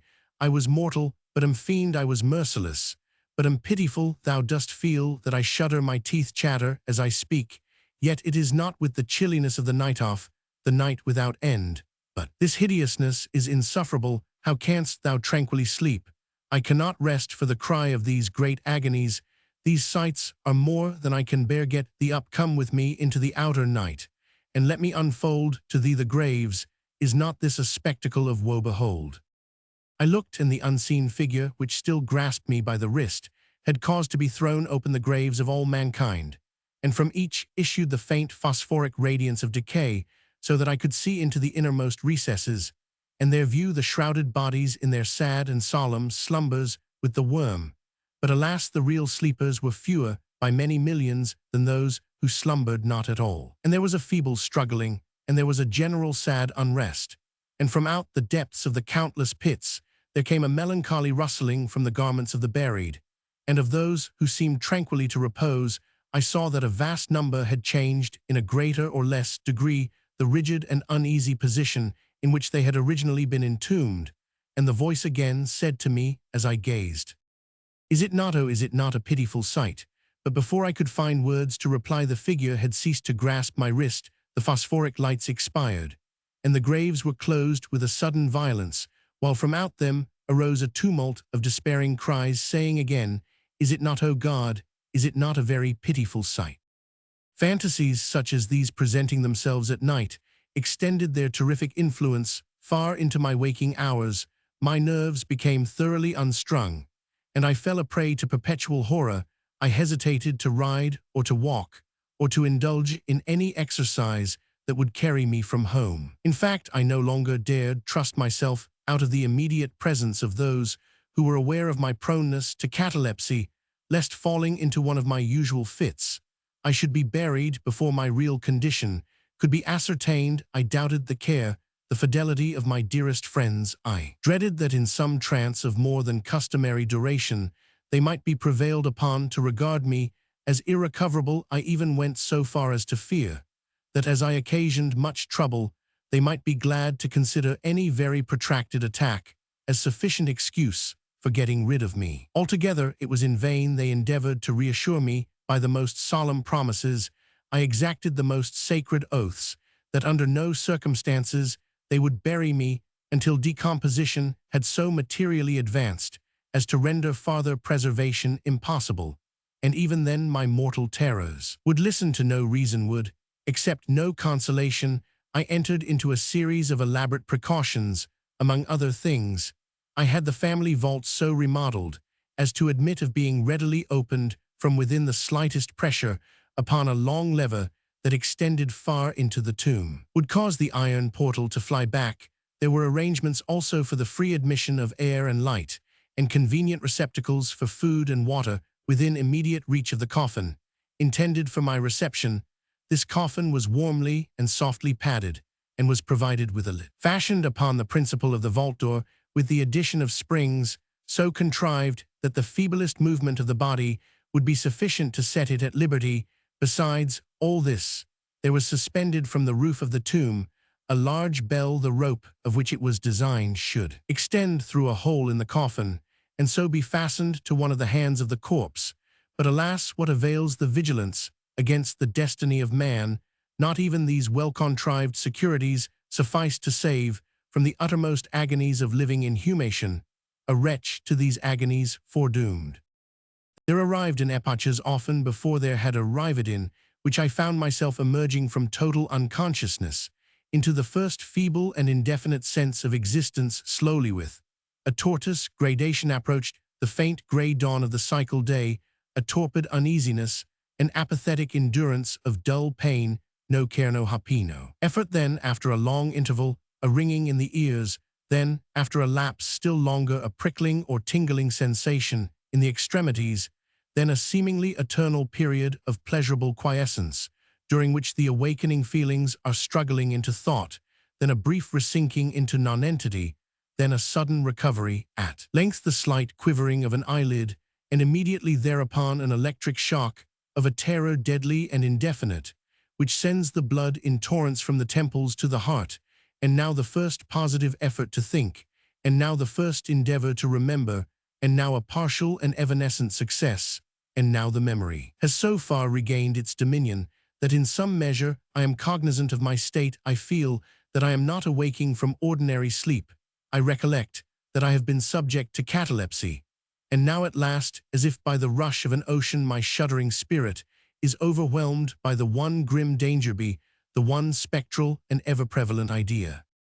For some minutes after this fancy possessed me, I remained without motion, and why I could not summon courage to move, I dared not make the effort which was to satisfy me of my fate, and yet there was something at my heart which whispered me it was sure despair, such as no other species of wretchedness ever calls into being. Despair alone urged me, after long irresolution, to uplift the heavy lids of my eyes. I uplifted them.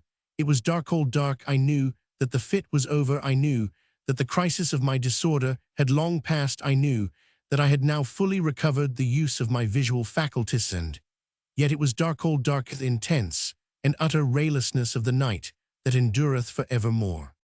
I endeavored to shriek, and my lips and my parched tongue moved convulsively together in the attempt, but no voice issued from the cavernous lungs, which, oppressed as if by the weight of some incumbent mountain, gasped and palpitated with the heart at every elaborate and struggling inspiration.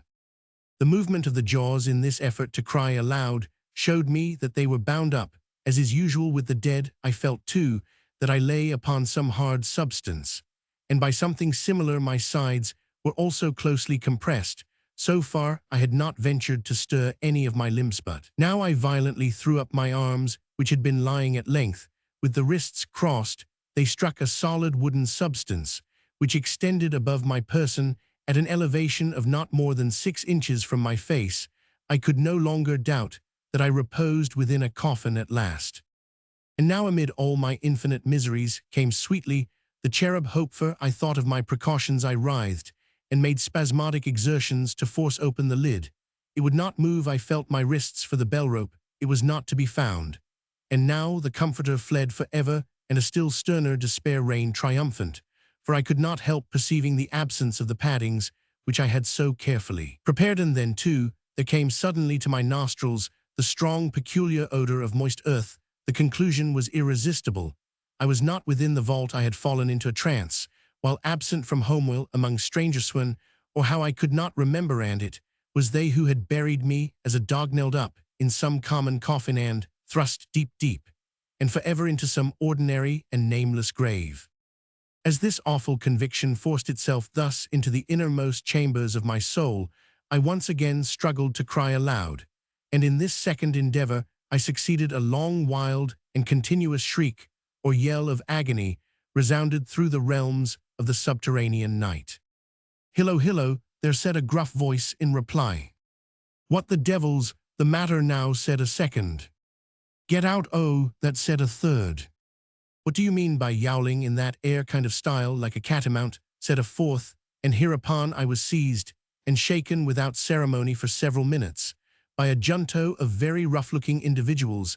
They did not arouse me from my slumber, for I was wide awake when I screamed, but they restored me to the full possession of my memory.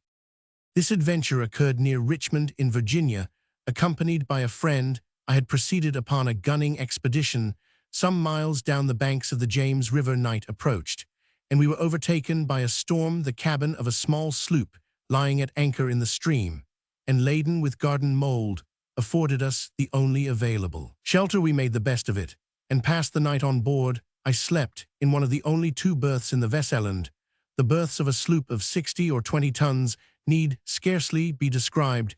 That which I occupied had no bedding of any kind. Its extreme width was 18 inches. The distance of its bottom from the deck overhead was precisely the same. I found it a matter of exceeding difficulty to squeeze myself in. Nevertheless, I slept soundly, and the whole of my vision, for it was no dream and no nightmare, arose naturally from the circumstances of my position, from my ordinary bias of thought, and from the difficulty to which I have alluded of collecting my senses, and especially of regaining my memory. For a long time after awaking from slumber, the men who shook me were the crew of the sloop, and some laborers engaged to unload it. From the load itself came the earthly smell. The bandage about the jaws was a silk handkerchief in which I had bound up my head in default of my customary nightcap. The tortures endured, however, were indubitably quite equal for the time to those of actual sepulture. They were fearfully, were inconceivably hideous. But out of evil proceeded good, for their very excess wrought in my spirit an inevitable revulsion. My soul acquired tone, acquired temper. I went abroad, I took vigorous exercise, I breathed the free air of heaven. I thought upon other subjects than death. I discarded my medical books, butchen I burned. I read no night thoughts, no fustian about churchyards, no bugaboo tale such as this. In short, I became a new man, and lived a man's life. From that memorable night I dismissed forever my charnel apprehensions, and with them vanished the cataleptic disorder, of which perhaps they had been less the consequence than the cause. There are moments when even to the sober eye of reason the world of our sad humanity may assume the semblance of a hell, but the imagination of man is no Carathis to explore with impunity. Its every cavern, alas, the grim legion of sepulchral terrors, cannot be regarded as altogether fanciful, but, like the demons in whose company Afrasiab made his voyage down the Oxus, they must sleep, or they will devour us. They must be suffered to slumber, or we perish. The domain of Arnheim. The garden, like a lady fair, was cut, that lay as if she slumbered in delight, and to the open skies her eyes did shut. The azure fields of heaven were assembled right in a large round set with the flowers of light, the flowers de luce, and the round sparks of dew that hung upon their azure leaves did show, like twinkling stars that sparkle in the evening blue. Giles Fletcher. From his cradle to his grave, a gale of prosperity bore my friend Ellison along, nor do I use the word prosperity in its mere worldly sense.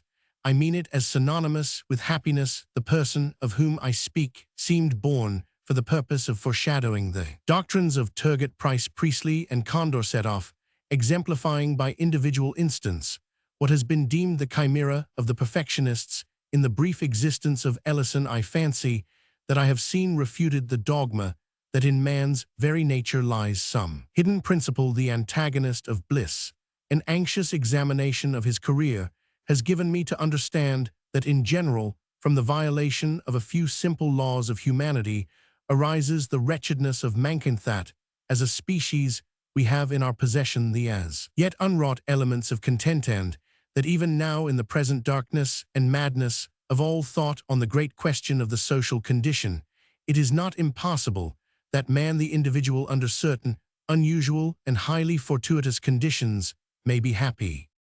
With opinions such as these my young friend too was fully imbued, and thus it is worthy of observation that the uninterrupted enjoyment which distinguished his life was in great measure the result of preconcert. It is indeed evident that with less of the instinctive philosophy which now and then stands so well in the stead of experience, Mr. Ellison would have found himself precipitated by the very extraordinary success of his life into the common vortex of unhappiness which yawns for those of preeminent endowments. But it is by no means my object to pen an essay on happiness. The ideas of my friend may be summed up in a few words. He admitted but 4 elementary principles, or more strictly conditions of bliss. That which he considered chief was, strange to say, the simple and purely physical one of free exercise in the open air. The health, he said, attainable by other means is scarcely worth the name. He instanced the ecstasies of the fox hunter, and pointed to the tillers of the earth, the only people who as a class can be fairly considered happier than others. His second condition was the love of woman. His third, and most difficult of realization, was the contempt of ambition. His fourth was an object of unceasing pursuit, and he held that other things being equal, the extent of attainable happiness was in proportion to the spirituality of this object. Ellison was remarkable in the continuous profusion of good gifts lavished upon him by fortune in personal grace and beauty. He exceeded all men. His intellect was of that order to which the acquisition of knowledge is less a labor than an intuition, and a necessity. His family was one of the most illustrious of the empire. His bride was the loveliest and most devoted of women. His possessions had been always ample, but on the attainment of his majority, it was discovered that one of those extraordinary freaks of fate had been played in his behalf, which startle the whole social world, amid which they occur, and seldom fail radically to alter the moral constitution of those who are their objects. It appears that about 100 years before Mr. Ellison's coming of age, there had died in a remote province one Mr. Seabright Ellison.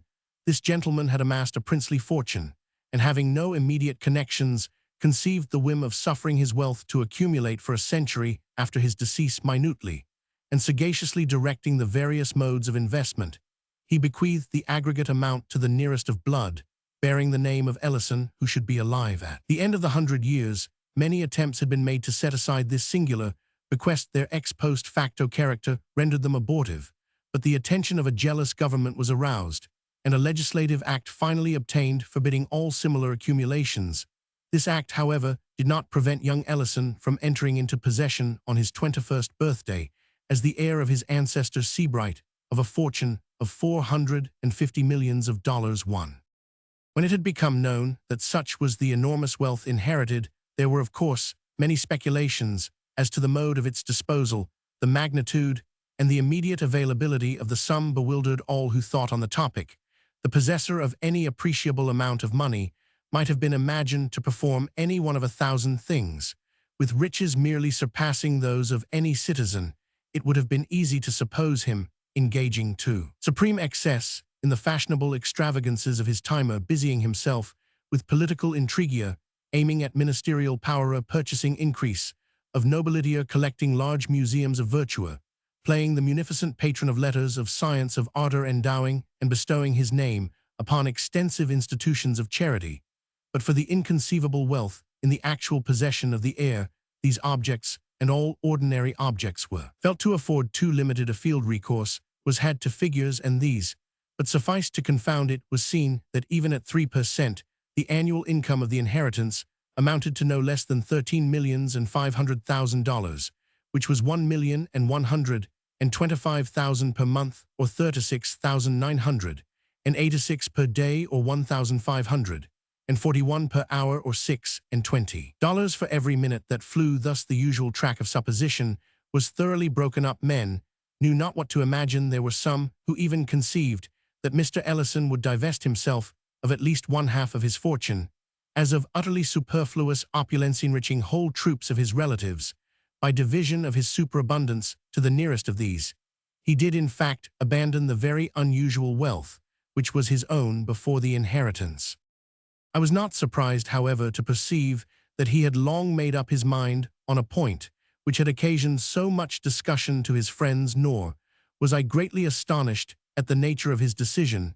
In regard to individual charities, he had satisfied his conscience in the possibility of any improvement, properly so called, being effected by man himself. In the general condition of man, he had, I am sorry to confess it, little faith upon the whole. Whether happily or unhappily, he was thrown back, in very great measure, upon self. In the widest and noblest sense, he was a poet. He comprehended, moreover, the true character, the august aims, the supreme majesty and dignity of the poetic sentiment. The fullest, if not the sole proper satisfaction of this sentiment, he instinctively felt to lie in the creation of novel forms of beauty, some peculiarities either in his early education or in the nature of his intellect had tinged with what is termed materialism all his ethical speculations, and it was this bias perhaps which led him to believe that the most advantageous, at least, if not the sole legitimate field for the poetic exercise, lies in the creation of novel moods of purely physical loveliness. Thus it happened, he became neither musician nor poet, if we use this latter term in its everyday acceptation, or it might have been that he neglected to become either merely in pursuance of his idea that in contempt of ambition is to be found one of the essential principles of happiness on earth. Is it not indeed possible that while a high order of genius is necessarily ambitious, the highest is above that which is termed ambition, and may it not thus happen that many far greater than Milton have contentedly remained mute and inglorious? I believe that the world has never seen, and that unless through some series of accidents, goading the noblest order of mind into distasteful exertion, the world will never see that full extent of triumphant execution in the richer domains of art, of which the human nature is absolutely capable. Ellison became neither musician nor poet, although no man lived more profoundly enamored of music and poetry under other circumstances than those which invested him. It is not impossible that he would have become a painter-sculptor, although in its nature rigorously poetical, was too limited in its extent and consequences to have occupied at any time much of his attention, and I have now mentioned all the provinces in which the common understanding of the poetic sentiment has declared it capable of expatiating. But Ellison maintained that the richest, the truest, and most natural, if not altogether the most extensive province, had been unaccountably neglected. No definition had spoken of the landscape gardener as of the poet, yet it seemed to my friend that the creation of the landscape garden offered to the proper muse the most magnificent of opportunities. Here indeed was the fairest field for the display of imagination in the endless combining of forms of novel beauty, the elements to enter into combination being by a vast superiority the most glorious which the earth could afford in the multiform and multicolor of the flowers, and the trees he recognized the most direct and energetic efforts of nature at physical loveliness, and in the direction or concentration of this effort, more properly in its adaptation to the eyes which were to behold it on earth, perceived that he should be employing the best means, laboring to the greatest advantage in the fulfillment not only of his own destiny as poet, but of the august purposes for which the deity had implanted the poetic sentiment in man. Its adaptation to the eyes which were to behold it on earth. In his explanation of this phraseology, Mr. Ellison did much towards solving what has always seemed to me an enigma. I mean the fact which none but the ignorant dispute, that no such combination of scenery exists in nature, as the painter of genius may produce. No such paradises are to be found in reality as have glowed on the canvas of Claude. In the most enchanting of natural landscapes, there will always be found a defect, or an excess, many excesses and defects. While the component parts may defy individually the highest skill of the artist, the arrangement of these parts will always be susceptible of improvement. In short, no position can be attained on the wide surface of the natural earth, from which an artistical eye looking steadily will not find matter of offense in what is termed the composition of the landscape.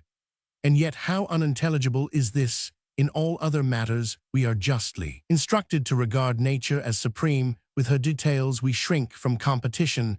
Who shall presume to imitate the colors of the tulip, or to improve the proportions of the lily of the valley? The criticism which says of sculpture or portraiture that here nature is to be exalted or idealized rather than imitated is in error. No pictorial or sculptural combinations of points of human liveliness do more than approach the living and breathing beauty in landscape alone. Is the principle of the critic true? And having felt its truth, here it is, but the headlong spirit of generalization which has led him to pronounce it true throughout all the domains of art. Having, I say, felt its truth here, for the feeling is no affectation or chimera. The mathematics afford no more absolute demonstrations than the sentiments of his art yields. The artist, he not only believes, but positively knows that such and such apparently arbitrary arrangements of matter constitute, and alone constitute, the true beauty. His reasons, however, have not yet been matured into expression. It remains for a more profound analysis than the world has yet seen fully to investigate and express them. Nevertheless, he is confirmed in his instinctive opinions by the voice of all his brethren. Let a composition be defective, let an emendation be wrought in its mere arrangement of form. Let this emendation be submitted to every artist in the world. By each will its necessity be admitted, and even far more than this, in remedy of the defective composition, each insulated member of the fraternity would have suggested the identical emendation. I repeat that in landscape arrangements alone is the physical nature susceptible of exaltation, and that therefore her susceptibility of improvement at this one point was a mystery I had been unable to solve. My own thoughts on the subject had rested in the idea that the primitive intention of nature would have so arranged the earth's surface as to have fulfilled at all points man's sense of perfection in the beautiful, the sublime, or the picturesque, but that this primitive intention had been frustrated by the known geological disturbances of form and color grouping, in the correction or allaying of which lies the soul of art. The force of this idea was much weakened, however, by the necessity which it involved of considering the disturbances abnormal and unadapted to any purpose. It was Ellison who suggested that they were prognostic of death. He thus explained, admit the earthly immortality of man to have been the first intention. We have then the primitive arrangement of the earth's surface, adapted to his blissful estate as not existent, but design. The disturbances were the preparations for his subsequently conceived deathful condition. Now, said my friend, what we regard as exaltation of the landscape may be really such as respects only the moral or human point of view. Each alteration of the natural scenery may possibly affect a blemish in the picture, if we can suppose this picture viewed at large in mass from some point distant from the earth's surface. Although not beyond the limits of its atmosphere, it is easily understood that what might improve a closely scrutinized detail may at the same time injure a general or more distantly observed effect. There may be a class of beings human once, but now invisible to humanity, to whom, from afar, our disorder may seem orderer unpicturesqueness picturesque. In a word, the earth angels, for whose scrutiny more especially than our own, and for whose death-refined appreciation of the beautiful may have been set in array by God the wide landscape gardens of the hemispheres.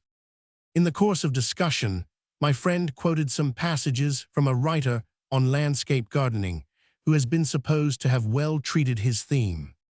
There are properly but two styles of landscape gardening. The natural and the artificial one seeks to recall the original beauty of the country by adapting its means to the surrounding scenery, cultivating trees in harmony with the hills or plain of the neighboring land, detecting and bringing into practice those nice relations of size, proportion, and color, which hid from the common observer are revealed everywhere to the experienced student of nature. The result of the natural style of gardening is seen rather in the absence of all defects, and incongruitus in the prevalence of a healthy harmony and order than in the creation of any special wonders or miracles. the artificial style has as many varieties as there are different tastes to gratify. It has a certain general relation to the various styles of building. There are the stately avenues and retirements of Versailles Italian terraces, and a various mixed Old English style, which bears some relation to the domestic Gothic or English Elizabethan architecture. Whatever may be said against the abuses of the artificial. Landscape gardening, a mixture of pure art in a garden scene, adds to it a great beauty. This is partly pleasing to the eye by the show of order and design, and partly moral. A terrace with an old moss-covered balustrade calls up at once to the eye the fair forms that have passed there in other days. The slightest exhibition of art is an evidence of care and human interest. From what I have already observed, said Ellison, you will understand that I reject the idea here expressed of recalling the original beauty of the country. The original beauty is never so great as that which may be introduced, of course. Everything depends on the selection of a spot with capabilities. What is said about detecting and bringing into practice nice relations of size, proportion, and color is one of those mere vaguenesses of speech which serve to veil inaccuracy of thought. The phrase quoted may mean anything or nothing and guides in no degree that the true result of the natural style of gardening is seen rather in the absence of all defects and incongruities than in the creation of any special wonders or miracles, is a proposition better suited to the groveling apprehension of the herd than to the fervid dreams of the man of genius. The negative merit suggested appertains to that hobbling criticism which in letters would elevate Addison into apotheosis in truth, while that virtue which consists in the mere avoidance of vice appeals directly to the understanding, and can thus be circumscribed in rule. The loftier virtue which flames in creation can be apprehended in its results alone. Rule applies, but to the merits of de Nialto, the excellencies which refrain beyond these, the critical art can but suggest. We may be instructed to build a Cato, are in vain told how to conceive a Parthenon or an Inferno. The thing done, however, the wonder accomplished, and the capacity for apprehension becomes universal. The sophists of the negative school, who through inability to create have scoffed at creation, are now found the loudest in applause. What in its chrysalis condition of principle affronted their demure reason never fails, in its maturity of accomplishment, to extort admiration from their instinct of beauty. The author's observations on the artificial style, continued Ellison, are less objectionable. A mixture of pure art in a garden scene adds to it a great beauty. This is just as also is the reference to the sense of human interest. The principle expressed is incontrovertible, but there may be something beyond it. There may be an object in keeping with the principally an object unattainable by the means ordinarily possessed by individuals, yet which if attained would lend a charm to the landscape garden far surpassing that which a sense of merely human interest could bestow. A poet, having very unusual pecuniary resources, might, while retaining the necessary idea of art or culture, or as our author expresses it of interest, so imbue his designs at once with extent and novelty of beauty as to convey the sentiment of spiritual interference. It will be seen that in bringing about such result, he secures all the advantages of interest or design while relieving his work of the harshness or technicality of the worldly art. In the most rugged of wildernesses, in the most savage of the scenes of pure nature, rather, is apparent the art of a creator. Yet this art is apparent to reflection only in no respect. Has it the obvious force of a feeling? Now, let us suppose this sense of the almighty design to be one step de precedito, be brought into something like harmony or consistency with the sense of human arto, form an intermedium between the two. Let us imagine, for example, a landscape whose combined vastness and definitiveness, whose united beauty, magnificence, and strangeness shall convey the idea of care or culture or superintendence on the part of beings superior, yet akin to humanity. Then the sentiment of interest is preserved, while the art involved is made to assume the air of an intermediate or secondary naturea, nature, which is not God nor an emanation from God, but which still is nature in the sense of the handiwork of the angels that hover between man and God. It was in devoting his enormous wealth to the embodiment of a vision, such as Thyssen, the free exercise in the open air, ensured by the personal superintendence of his planson, the unceasing object which these plans afforded in the high spirituality of the objectin, the contempt of ambition, which it enabled him truly to feel in the perennial springs with which it gratified without possibility of satiating that one master passion of his soul, the the thirst for beauty above all it, was in the sympathy of a woman, not unwomanly, whose loveliness and love enveloped his existence in the purple atmosphere of paradise, that Ellison thought to find and found exemption from the ordinary cares of humanity with a far greater amount of positive happiness than ever glowed in the rapt daydreams of de Staël. I despair of conveying to the reader any distinct conception of the marvels which my friend did actually accomplish I wish to describe, but am disheartened by the difficulty of description and hesitate between detail and generality. Perhaps the better course will be to unite the two in their extremes. Mr. Ellison's first step regarded, of course, the choice of a locality, and scarcely had he commenced thinking on this point when the luxuriant nature of the Pacific Islands arrested his attention. In fact, he had made up his mind for a voyage to the South Seas, when a night's reflection induced him to abandon the idea. Were I misanthropic, he said, such a locale would suit me, the thoroughness of its insulation and seclusion, and the difficulty of ingress and egress would in such case be the charm of charms. But as yet I am not Timon. I wish the composure, but not the depression of solitude. There must remain with me a certain control over the extent and duration of my repose. There will be frequent hours in which I shall need too the sympathy of the poetic. In what I have done, let me seek, then, a spot not far from a populous city whose vicinity also will best enable me to execute my plans. In search of a suitable place, so situated, Ellison traveled for several years, and I was permitted to accompany him 1,000 spots, with which I was enraptured. He rejected without hesitation, for reasons which satisfied me in the end, that he was right. We came at length to an elevated tableland of wonderful fertility and beauty, affording a panoramic prospect very little less in extent than that of Etna, and in Ellison's opinion, as well as my own, surpassing the far-famed view from that mountain in all the true elements of the picturesque. I am aware, said the traveler, as he drew a sigh of deep delight after gazing on this scene, entranced for nearly an hour, I know that here, in my circumstances, 9/10 of the most fastidious of men would rest content. This panorama is indeed glorious, and I should rejoice in it. But for the excess of its glory, the taste of all the architects I have ever known leads them, for the sake of prospect, to put up buildings on hilltops. The error is obvious. Grandeur in any of its moods, but especially in that of extent, startles, excites, and then fatigues, depresses. For the occasional scene, nothing can be better; for the constant view, nothing worse. And in the constant view, the most objectionable phase of grandeur is that of extent, the worst phase of extent, that of distance. It is at war with the sentiment, and with the sense of seclusion, sentiment and sense, which we seek to humor in retiring to the country. In looking from the summit of a mountain, we cannot help feeling abroad in the world. The heartsick avoid distant prospects as a pestilence. It was not until toward the close of the 4th year of our search that we found a locality with which Ellison professed himself satisfied.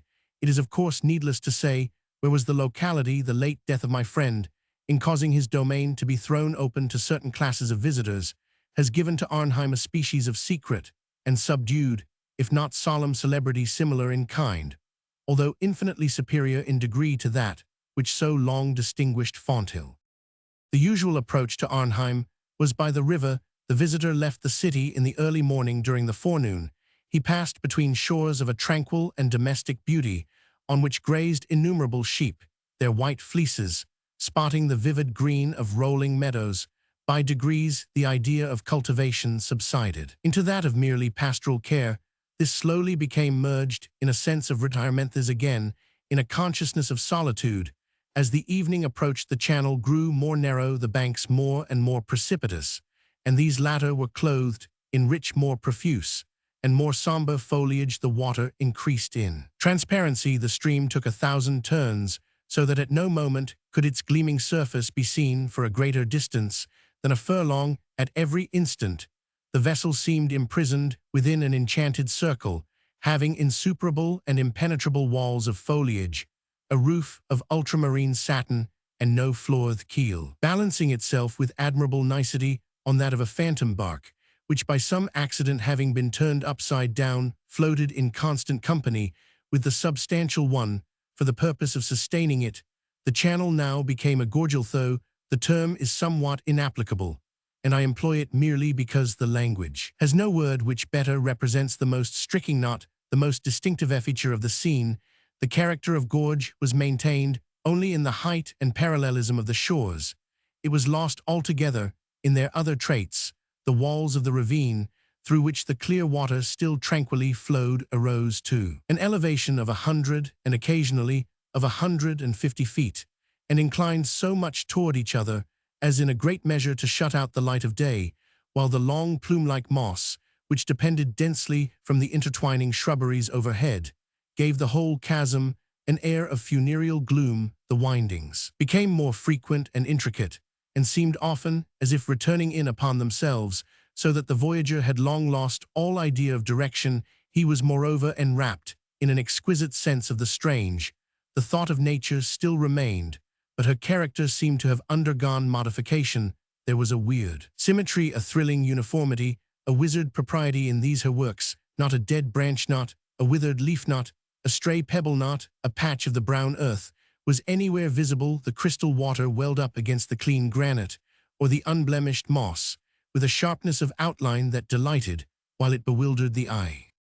Having threaded the mazes of this channel for some hours, the gloom deepening every moment, a sharp and unexpected turn of the vessel brought it suddenly, as if dropped from heaven, into a circular basin of very considerable extent.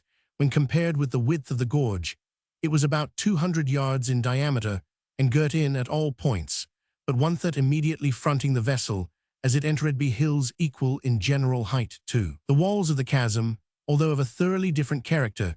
Their sides sloped from the water's edge at an angle of some 4 to 5 degrees, and they were clothed from base to summit, not a perceptible point escaping in a drapery of the most gorgeous flower blossoms, scarcely a green leaf being visible among the sea of odorous and fluctuating color. This basin was of great depth, but so transparent was the water that the bottom, which seemed to consist of a thick mass of small round alabaster pebbles, was distinctly visible by glimpses, that is to say, whenever the eye could permit itself not to see far down in the inverted heaven the duplicate blooming of the hills on these latter. There were no trees, nor even shrubs of any size. The impressions wrought on the observer were those of richness, warmth, color, quietude, uniformity, softness, delicacy, daintiness, voluptuousness, and a miraculous extremeness of culture that suggested dreams of a new race of fairies, laborious, tasteful, magnificent, and fastidious. But as the eye traced upward the myriad-tinted slope, from its sharp junction with the water to its vague termination amid the folds of overhanging cloud, it became indeed difficult not to fancy a panoramic cataract of rubies, sapphires, opals, and golden onyxes rolling silently out of the sky. The visitor shooting suddenly into this bay from out the gloom of the ravine is delighted, but astounded by the full orb of the declining sun, which he had supposed to be already far below the horizon, but which now confronts him and forms the sole termination of an otherwise limitless vista seen through another chasm-like rift in the hills.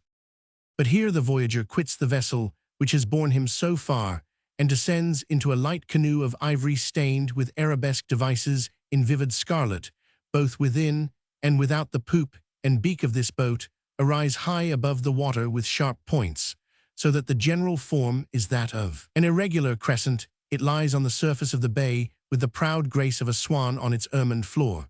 Reposes a single feathery paddle of satinwood, but no oarsman or attendant is to be seen. The guest is bidden to be of good cheer, that the fates will take care of him. The larger vessel disappears, and he is left alone in the canoe, which lies apparently motionless in the middle of the lake. While he considers what course to pursue, however, he becomes aware of a gentle movement in the ferry bark. It slowly swings itself around until its prow points toward the sun. It advances with a gentle but gradually accelerated velocity, while the slight ripples it creates seem to break about the ivory side in divinest melodism, to offer the only possible explanation of the soothing yet melancholy music, for whose unseen origin the bewildered voyager looks around him in vain. The canoe steadily proceeds, and the rocky gate of the vista is approached, so that its depths can be more distinctly seen. To the right arise a chain of lofty hills rudely and luxuriantly wooded. It is observed, however, that the trait of exquisite cleanness, where the bank dips into the water, still prevails. There is not one token of the usual river debris to the left, the character of the scene is softer and more obviously artificial here. The bank slopes upward from the stream in a very gentle ascent, forming a broad sward of grass of a texture resembling nothing so much as velvet, and of a brilliancy of green which would bear comparison with the tint of the purest emerald. This plateau varies in width from 10 to 300 yards, reaching from the riverbank to a wall 50 feet high, which extends in an infinity of curves, but following the general direction of the river, until lost in the distance to the westward. This wall is of one continuous rock, and has been formed by cutting perpendicularly the once rugged precipice of the stream's southern bank. But no trace of the labor has been suffered to remain. The chiseled stone has the hue of ages, and is profusely overhung and overspread with the ivy, the coral honeysuckle, the eglantine, and the clematis. The uniformity of the top and bottom lines of the wall is fully relieved by occasional trees of gigantic height growing singly or in small groups both along the plateau and in the domain behind the wall, but in close proximity to it, so that frequent limbs of the black walnut especially reach over and dip their pendant extremities into the water farther back within the domain. The vision is impeded by an impenetrable screen of foliage. These things are observed during the canoe's gradual approach to what I have called the gate of the vista. On drawing nearer to this, however, its chasm-like appearance vanishes. A new outlet from the bay is discovered to the left, in which direction the wall is also seen to sweep, still following the general course of the stream. Down this new opening, the eye cannot penetrate very far, for the stream, accompanied by the wall, still bends to the left, until both are swallowed up by the leaves. The boat, nevertheless, glides magically into the winding channel, and here the shore opposite the wall is found to resemble that opposite the wall in the straight vista, lofty hills, rising occasionally into mountains, and covered with vegetation in wild luxuriance, still shut in the scene. Floating gently onward, but with a velocity slightly augmented, the voyager, after many short turns, finds his progress apparently barred by a gigantic gate, or rather door of burnished gold, elaborately carved and fretted, and reflecting the direct rays of the now fast-sinking sun with an effulgence that seems to wreath the whole surrounding forest in flames.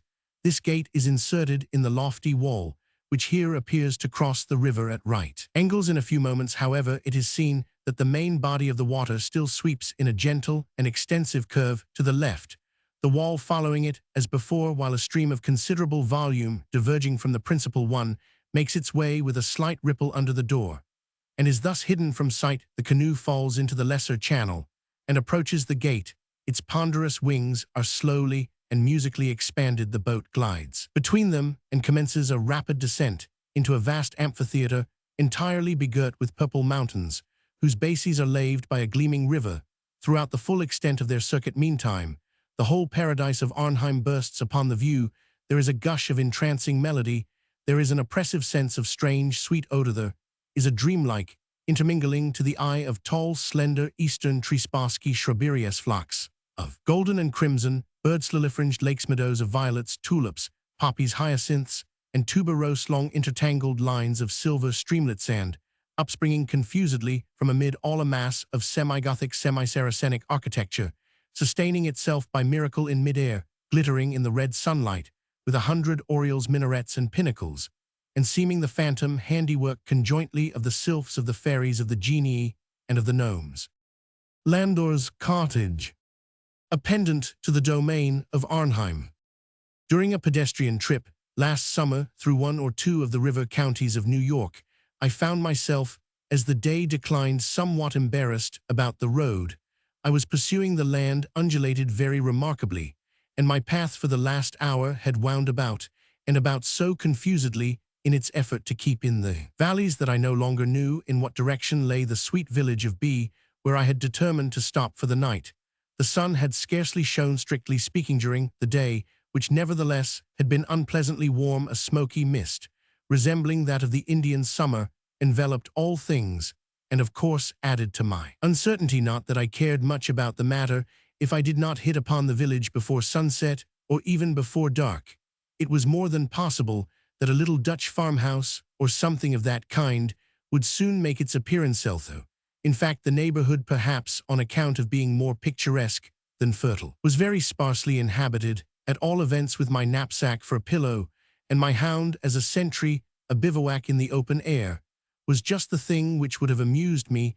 I sauntered on therefore quite at ease Ponto, taking charge of my gun until at length, just as I had begun to consider whether the numerous little glades that led hither and thither were intended to be paths at all, I was conducted by one of them into an unquestionable carriage track. There could be no mistaking it. The traces of light wheels were evident, and although the tall shrubberies and overgrown undergrowth met overhead, there was no obstruction whatever below, even to the passage of a Virginian mountain wagon, most aspiring vehicle, I take it of its kind. The road, however, except in being open through the wood, would be not too weighty a name for such an assemblage of light trees, and, except in the particulars of evident wheeltracks, bore no resemblance to any road I had before seen. The tracks of which I speak were but faintly perceptible, having been impressed upon the firm, yet pleasantly moist surface, off what looked more like green Genoese velvet than anything else. It was grass clearly, but grass such as we seldom see out of England, so short, so thick, so even, and so vivid in color. Not a single impediment lay in the wheelroute, not even a chip or dead twig. The stones that once obstructed the way had been carefully placed, not thrown along the sides of the lane, so as to define its boundaries at bottom, with a kind of half-precise, half-negligent, and wholly picturesque definition. Clumps of wild flowers grew everywhere luxuriantly in the interspaces. What to make of all this, of course, I knew not. Here was art undoubtedly that did not surprise meal roads in the ordinary sense, are works of art, nor can I say that there was much to wonder at in the mere excess of art manifested. All that seemed to have been done might have been done here with such natural capabilities as they have it in the books on landscape gardening, with very little labor and expense. No, it was not the amount, but the character of the art, which caused me to take a seat on one of the blossomy stones and gaze up and down this fairy-like avenue for half an hour or more in bewildered admiration.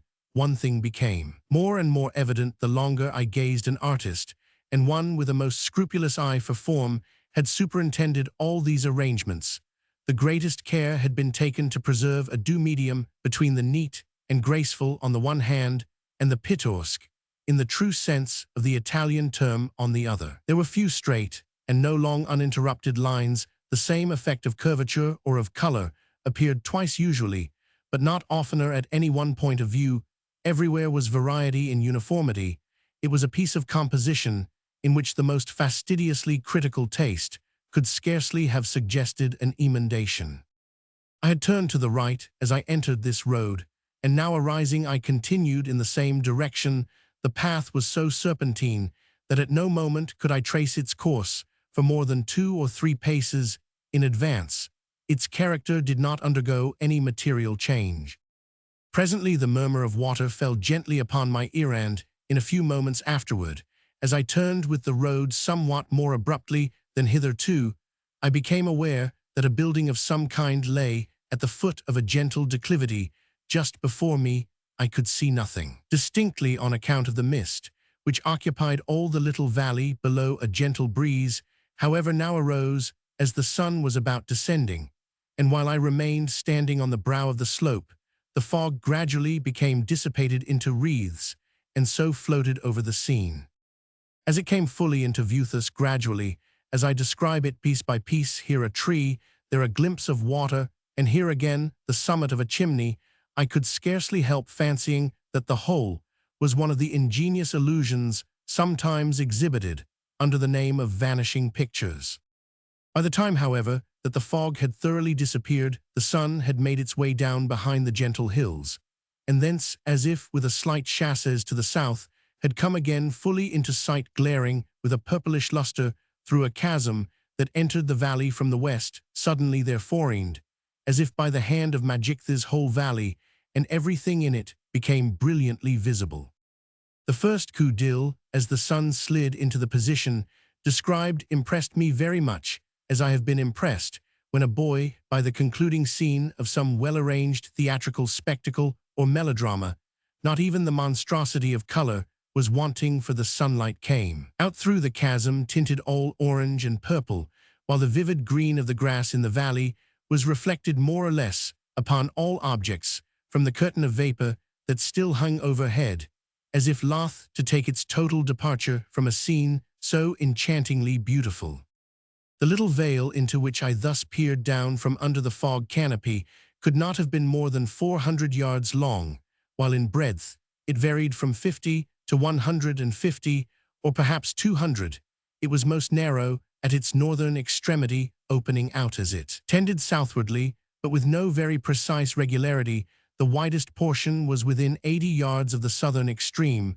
The slopes which encompassed the vale could not fairly be called hills, unless, at their northern face, here a precipitous ledge of granite arose to a height of some 90 feet, and as I have mentioned, the valley at this point was not more than 50 feet wide.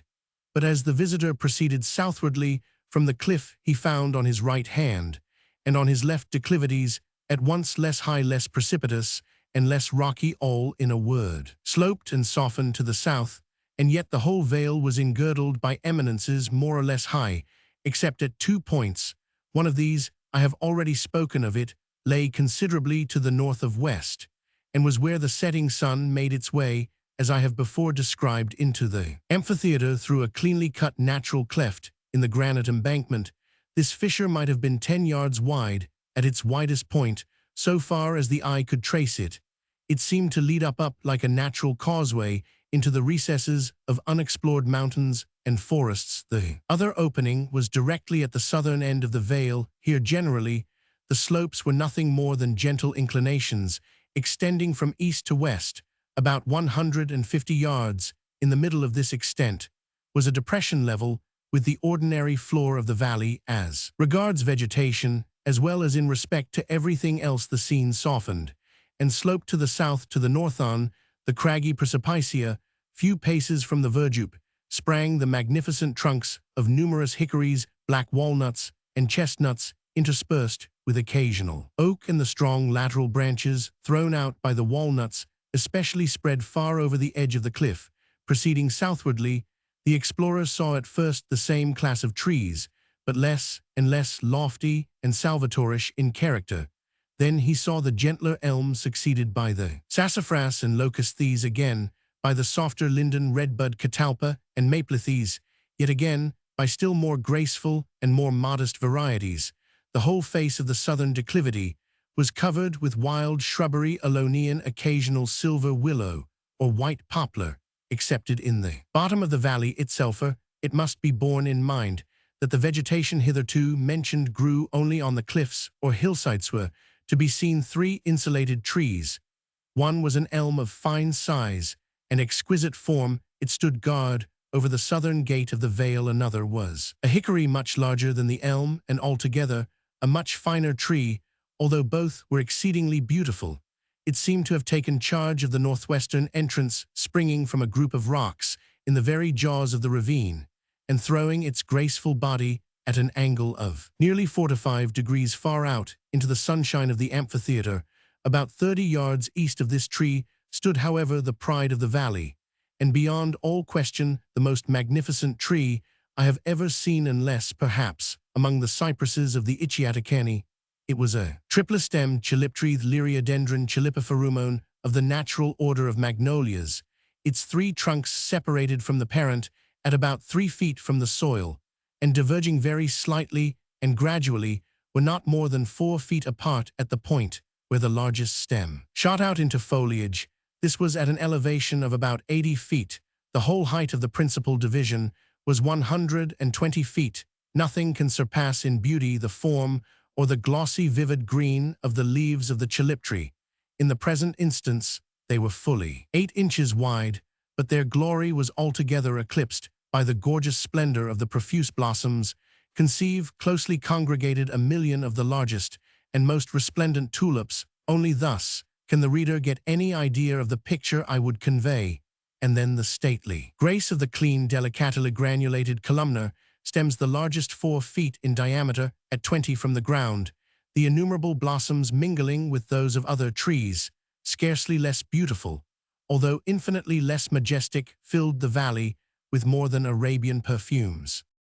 The general floor of the amphitheater was grass of the same character as that I had found in the road, if anything more deliciously soft, thick, velvety, and miraculously green. it was hard to conceive how all this beauty had been attained. I have spoken of two openings into the vale. From the one to the northwest issued a rivulet which came gently murmuring and slightly foaming down the ravine, until it dashed against the group of rocks, out of which sprang the insulated hickory. Here, after encircling the tree, it passed on a little to the north of east, leaving the tulip tree some 20 feet to the south, and making no decided alteration in its course, until it came near the midway between the eastern and western boundaries of the valley. At this point, after a series of sweeps, it turned off at right angles and pursued a generally southern direction, meandering as it went until it became lost in a small lake of irregular figure, although roughly oval, that lay gleaming near the lower extremity of the vale. This lakelet was perhaps 100 yards in diameter at its widest part. No crystal could be clearer than its waters. Its bottom, which could be distinctly seen, consisted altogether of pebbles brilliantly white. Its banks of the emerald grass, already described, rounded rather than sloped off into the clear heaven below. And so clear was this heaven, so perfectly at times did it reflect all objects above it, that, where the true bank ended, and where the mimic one commenced, it was a point of no little difficulty to determine the trout and some other varieties of fish, with which this pond seemed to be almost inconveniently crowded, had all the appearance of veritable flying fish.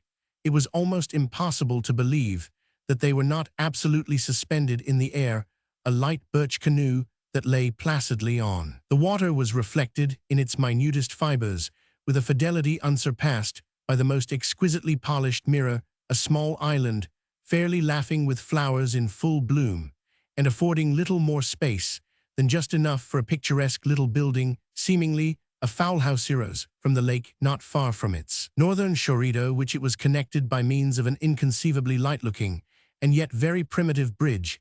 It was formed of a single broad and thick plank of the tulip wood. This was 40 feet long, and spanned the interval between shore and shore with a slight but very perceptible arch, preventing all oscillation. From the southern extreme of the lake issued a continuation of the rivulet, which, after meandering for perhaps 30 yards, finally passed through the depression already described in the middle of the southern declivity, and tumbling down a sheer precipice of 100 feet, made its devious and unnoticed way to the Hudson. The lake was deep at some points 30 feet, but the rivulet seldom exceeded 3, while its greatest width was about 8. Its bottom and banks were as those of the pond. If a defect could have been attributed in point of picturesqueness, it was that of excessive neatness. The expanse of the green turf was relieved here and there by an occasional showy shrub, such as the hydrangea or the common snowball or the aromatic syringa, or more frequently, by a clump of geraniums blossoming gorgeously in great varieties. These latter grew in pots which were carefully buried in the soil so as to give the plants the appearance of being indigenous. Besides all this, the lawn's velvet was exquisitely spotted with sheep, a considerable flock of which roamed about the vale in company with 3 tamed deer, and a vast number of brilliant lip-plumed ducks. A very large mastiff seemed to be in vigilant attendance upon these animals, each and all. Along the eastern and western cliffs, where, toward the upper portion of the amphitheater, the boundaries were more or less precipitous, grew ivy in great profusion, so that only here and there could even a glimpse of the naked rock be obtained. The northern precipice, in like manner, was almost entirely clothed by grapevines of rare luxuriance, some springing from the soil at the base of the cliff, and others from ledges on its face. The slight elevation which formed the lower boundary of this little domain was crowned by a neat stone wall of sufficient height to prevent the escape of the deer. Nothing of the fence kind was observable elsewhere, for nowhere else was an artificial enclosure needed. Any stray sheep, for example, which should attempt to make its way out of the vale by means of the ravine, would find its progress arrested after a few yards' advance by the precipitous ledge of rock over which tumbled the cascade that had arrested my attention as I first drew near the domain. In short, the only ingress or egress was through a gate occupying a rocky pass in the road, a few paces below the point at which I stopped to reconnoiter the scene. I have described the brook as meandering very irregularly through the whole of its course.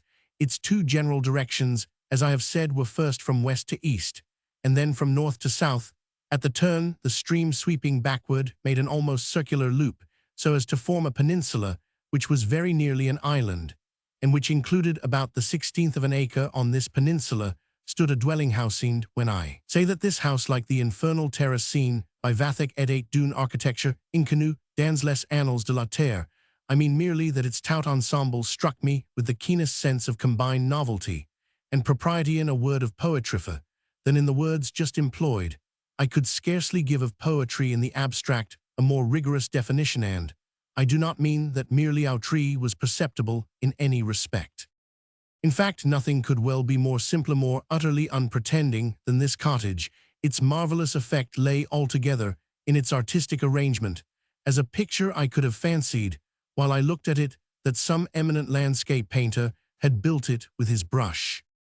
The point of view from which I first saw the valley was not altogether, although it was nearly the best point from which to survey the house. I will therefore describe it, as I afterwards saw it from a position on the stone wall at the southern extreme of the amphitheater. The main building was about 24 feet long and 16 broad, certainly not more. Its total height from the ground to the apex of the roof could not have exceeded 18 feet. To the west end of this structure was attached one about a third smaller in all its proportions, the line of its front standing back about 2 yards from that of the larger house, and the line of its roof, of course, being considerably depressed below that of the roof, adjoining at right angles to these buildings. And from the rear of the main, one not exactly in the middle, extended a third compartment, very small, being in general 1/3 less than the western wing. The roofs of the two larger were very steep, sweeping down from the ridge beam with a long concave curve, and extending at least 4 feet beyond the walls in front, so as to form the roofs of two piazzas. These latter roofs, of course, needed no support, but as they had the air of needing it, slight and perfectly plain pillars were inserted at the corners alone. The roof of the northern wing was merely an extension of a portion of the main roof. Between the chief building and western wing arose a very tall and rather slender square chimney of hard Dutch bricks, alternately black and red, a slight cornice of projecting bricks at the top over the gables. The roofs also projected very much in the main building, about 4 feet to the east and 2 to the west. The principal door was not exactly in the main division, being a little to the east, while the two windows were to the west. These latter did not extend to the floor, but were much longer and narrower than usual. They had single shutters like doors. The panes were of lozenge form, but quite large. The door itself had its upper half of glass, also in lozenge panes. A movable shutter secured it at night. The door to the west wing was in its gable, and quite simply a single window looked out to the south. There was no external door to the north wing, and it also had only one window to the east. The blank wall of the eastern gable was relieved by stairs, with a balustrade running diagonally across it, the ascent being from the south under cover of the widely projecting eave. These steps gave access to a door leading to the garret, or rather loft, for it was lighted only by a single window to the north, and seemed to have been intended as a storeroom. The piazzas of the main building and western wing had no floors, as is usual, but at the doors, and at each window, large, flat, irregular slabs of granite lay embedded in the delicious turf, affording comfortable footing in all weather. Excellent paths of the same material, not nicely adapted, but with the velvety sod filling frequent intervals between the stones, led hither and thither from the house to a crystal spring about 5 paces off to the road, or to 1 or 2 outhouses that lay to the north beyond the brook, and were thoroughly concealed by a few locusts and catalpas. Not more than 6 steps from the main door of the cottage stood the dead trunk of a fantastic pear tree, so clothed from head to foot in the gorgeous bignonia blossoms that one required no little scrutiny to determine what manner of sweet thing it could be. From various arms of this tree hung cages of different kinds. In one, a large wicker cylinder with a ring at top, revelled a mockingbird; in another, an oriole; in a third, the impudent bobolink; 3 or 4 more delicate prisons were loudly vocal with canaries. The pillars of the piazza were enwreathed in jasmine and sweet honeysuckle, while from the angle formed by the main structure and its west wing in front sprang a grapevine of unexampled luxuriance. Scorning all restraint, it had clambered first to the lower roof, then to the higher, and along the ridge of this latter it continued to writhe on, throwing out tendrils to the right and left, until at length it fairly attained the east gable and fell trailing over the stairs. The whole house with its wings was constructed of the old-fashioned Dutch shingle sprod, and with unrounded corners. It is a peculiarity of this material to give houses built of it the appearance of being wider at bottom than at top after the manner of Egyptian architecture. And in the present instance, this exceedingly picturesque effect was aided by numerous pots of gorgeous flowers that almost encompassed the base of the buildings. The shingles were painted a dull gray, and the happiness with which this neutral tint melted into the vivid green of the tulip tree leaves that partially overshadowed the cottage can readily be conceived by an artist. From the position near the stone wall, as described, the buildings were seen at great advantage, for the southeastern angle was thrown forward so that the eye took in at once the whole of the two fronts with the picturesque eastern gable, and at the same time obtained just a sufficient glimpse of the northern wing, with parts of a pretty roof to the spring-house and nearly half of a light bridge that spanned the brook in the near vicinity of the main buildings. I did not remain very long on the brow of the hill, although long enough to make a thorough survey of the scene at my feet. It was clear that I had wandered from the road to the village, and I had thus good travelers excused to open the gate before me and inquire my way at all events, so without more ado I proceeded. The road, after passing the gate, seemed to lie upon a natural ledge, sloping gradually down along the face of the northeastern cliffs. It led me on to the foot of the northern precipice, and thence over the bridge round by the eastern gable to the front door. In this progress, I took notice that no sight of the outhouses could be obtained. As I turned the corner of the gable, the mastiff bounded towards me in stern silence, but with the eye and the whole air of a tiger. I held him out my hand, however, in token of amity, and I never yet knew the dog who was proof against such an appeal to his courtesy. He not only shut his mouth and wagged his tail, but absolutely offered me his paw afterward, extending his civilities to Ponto. As no bell was discernible, I rapped with my stick against the door, which stood half open. Instantly a figure advanced to the threshold, that of a young woman about 28 years of age, slender, or rather slight, and somewhat above the medium height, as she approached with a certain modest decision of step altogether indescribable. I said to myself, surely here I have found the perfection of natural, in contradistinction from artificial grace. The second impression which she made on me, but by far the more vivid of the two, was that of enthusiasm so intense, an expression of romance, perhaps I should call it, or of unworldliness, as that which gleamed from her deep-set eyes had never so sunk into my heart of hearts before. I know not how it is, but this peculiar expression of the eye wreathing itself occasionally into the lips is the most powerful, if not absolutely, the sole spell which rivets my interest in woman romance, provided my readers fully comprehended. What I would here imply by the word romance and womanliness seem to me convertible terms, and after all, what man truly loves in woman is simply her womanhood. The eyes of Annie, I heard someone from the interior call her Annie darling, were spiritual gray, her hair a light chestnut. This is all I had time to observe of her. At her most courteous of invitations, I entered, passing first into a tolerably wide vestibule. Having come mainly to observe, I took notice that to my right, as I stepped in, was a window, such as those in front of the house. To the left, a door leading into the principal room, while opposite me an open door enabled me to see a small apartment, just the size of the vestibule, arranged as a study, and having a large bow window looking out to the north. Passing into the parlor, I found myself with Mr. Landorfer. This I afterwards found was his name. He was civil, even cordial in his manner. But just then I was more intent on observing the arrangements of the dwelling, which had so much interested me, than the personal appearance of the tenant. The north wing, I now saw, was a bedchamber.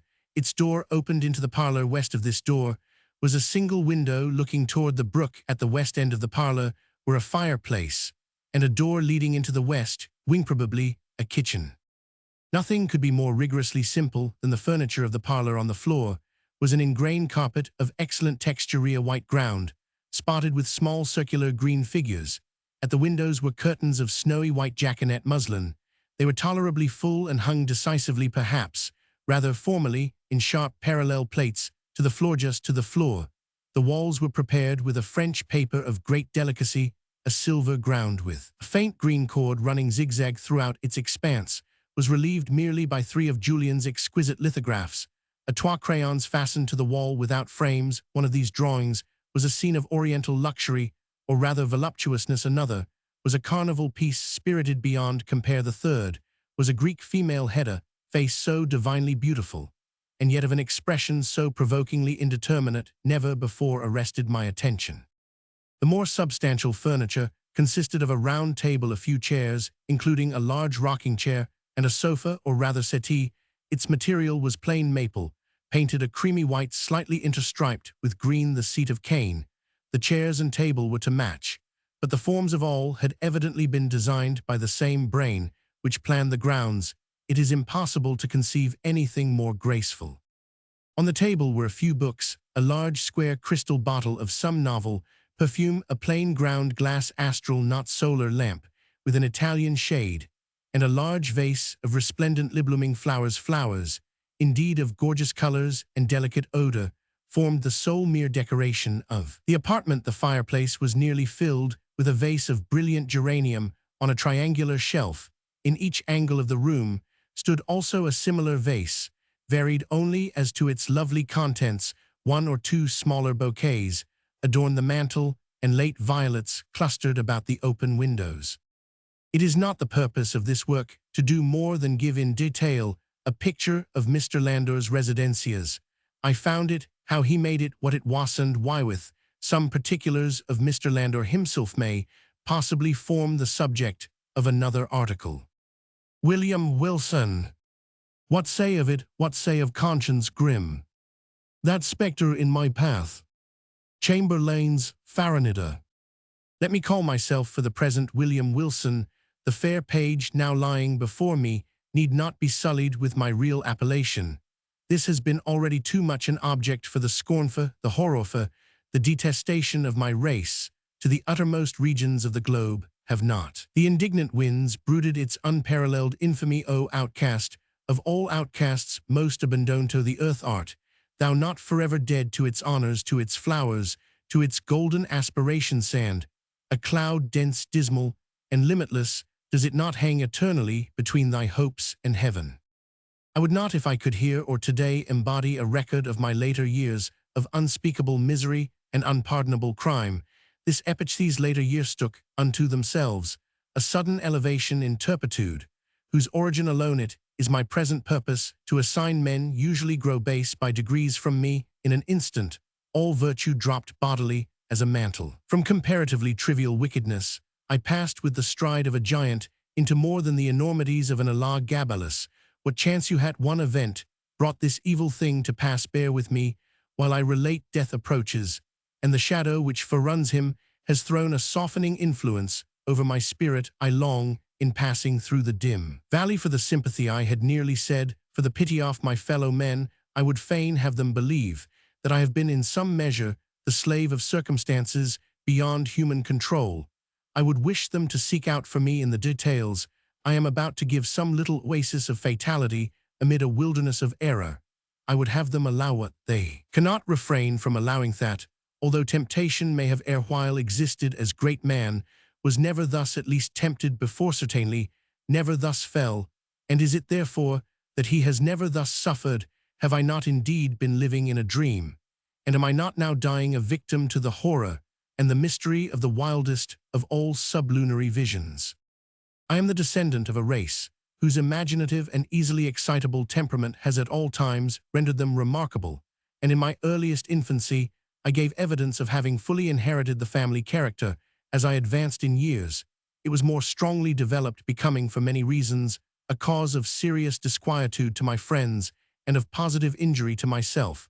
I grew self-willed, addicted to the wildest caprices, and a prey to the most ungovernable passions. Weak-minded and beset with constitutional infirmities akin to my own, my parents could do but little to check the evil propensities which distinguished me. Some feeble and ill-directed efforts resulted in complete failure on their part, and of course in total triumph on mine. Thenceforward my voice was a household law, and at an age when few children have abandoned their leading strings, I was left to the guidance of my own will, and became in all but name the master of my own actions.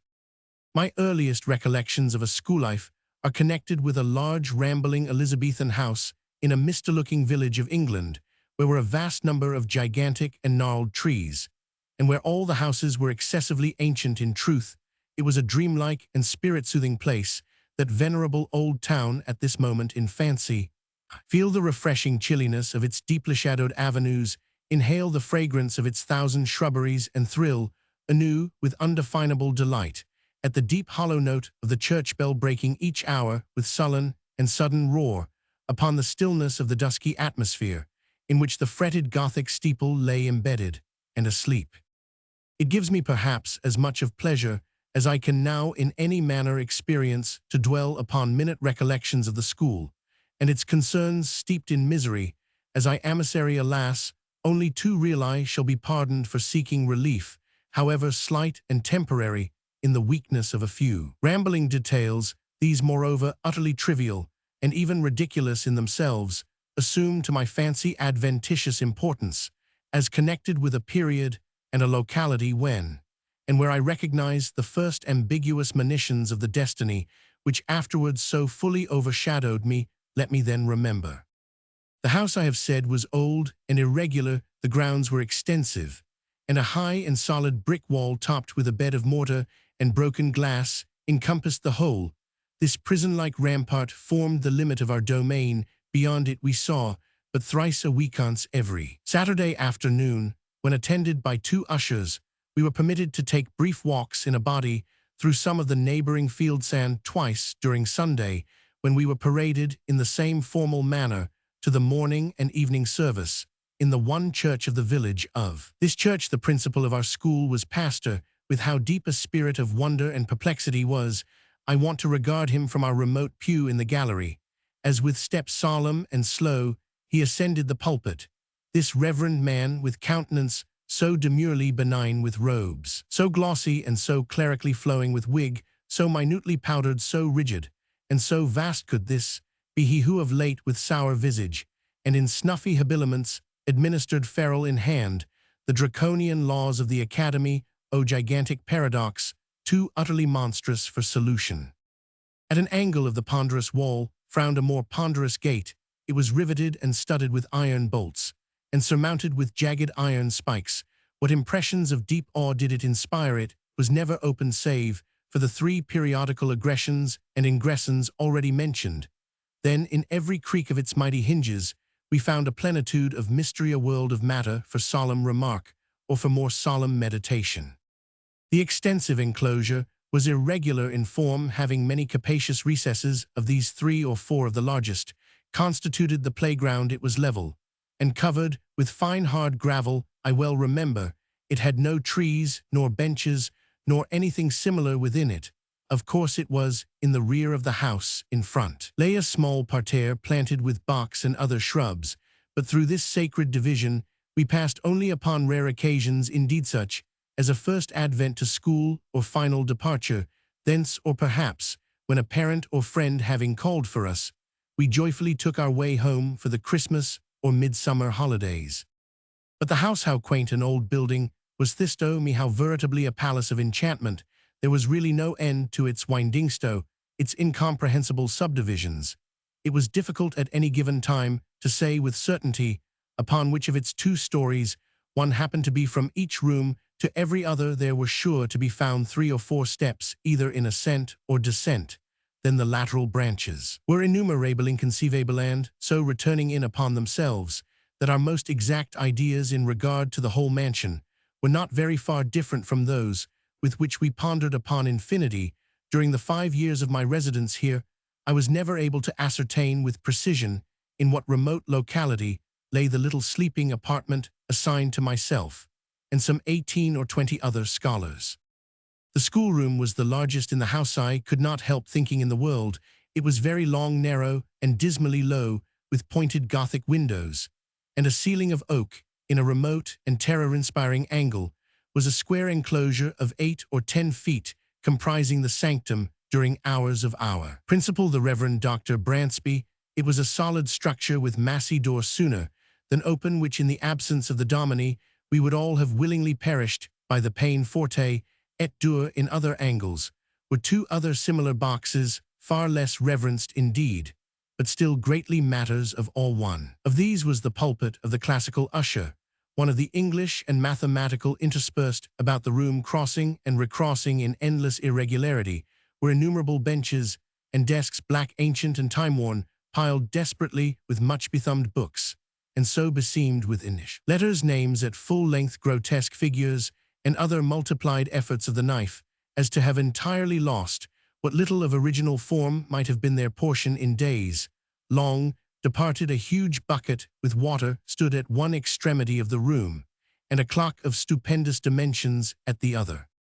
Encompassed by the massy walls of this venerable academy, I passed yet not in tedium, or discussed the years of the third lustrum of my life. The teeming brain of childhood requires no external world of incident to occupy or amuse it, and the apparently dismal monotony of a school was replete with more intense excitement than my riper youth has derived from luxury or my full manhood from crime. Yet I must believe that my first mental development had in it much of the uncommon, even much of the outré upon mankind at large. The events of very early existence rarely leave in mature age any definite impression. All is grey shadow a week, and a regular remembrancian, indistinct regathering of feeble pleasures and phantasmagoric pains. With me this is not so. In childhood I must have felt with the energy of a man what I now find stamped upon memory in lines as vivid, as deep, and as durable as the exsurgs of the Carthaginian medals.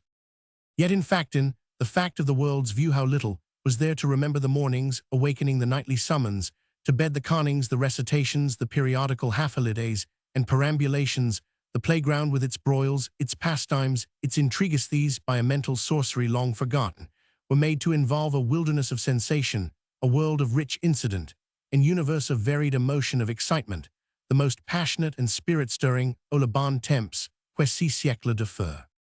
In truth, the ardor, the enthusiasm, and the imperiousness of my disposition soon rendered me a marked character among my schoolmates, and by slow but natural gradations gave me an ascendancy over all not greatly older than myself, over all, with a single exception. This exception was found in the person of a scholar who, although no relation, bore the same Christian and surname as myself, a circumstance, in fact, little remarkable, for notwithstanding a noble descent, mine was one of those everyday appellations which seem by prescriptive right to have been time out of mind the common property of the mob. In this narrative I have therefore designated myself as William Wilson, a fictitious title not very dissimilar to the real, my namesake alone of those who in school phraseology constituted our set, presumed to compete with me in the studies of the classin, the sports and broils of the playground. To refuse implicit belief in my assertions and submission to my will, indeed, to interfere with my arbitrary dictation in any respect whatsoever. If there is on earth a supreme and unqualified despotism, it is the despotism of a mastermind in boyhood over the less energetic spirits of its companions. Wilson's rebellion was to me a source of the greatest embarrassment, the more so as, in spite of the bravado with which in public I made a point of treating him, and his pretensions, I secretly felt that I feared him, and could not help thinking the equality which he maintained so easily with myself a proof of his true superiority. Since not to be overcome cost me a perpetual struggle, yet this superiority, even this equality, was in truth acknowledged by no one but myself. Our associates, by some unaccountable blindness, seemed not even to suspect it. Indeed, his competition, his resistance, and especially his impertinent and dogged interference with my purposes were not more pointed than private. He appeared to be destitute alike of the ambition which urged and of the passionate energy of mind which enabled me to excel in his rivalry. He might have been supposed actuated solely by a whimsical desire to thwart, astonish, or mortify myself, although there were times when I could not help observing with feeling made up of wonder, abasement, and pique that he mingled with his injuries, his insults, or his contradictions, a certain most inappropriate and assuredly most unwelcome affectionateness of manner.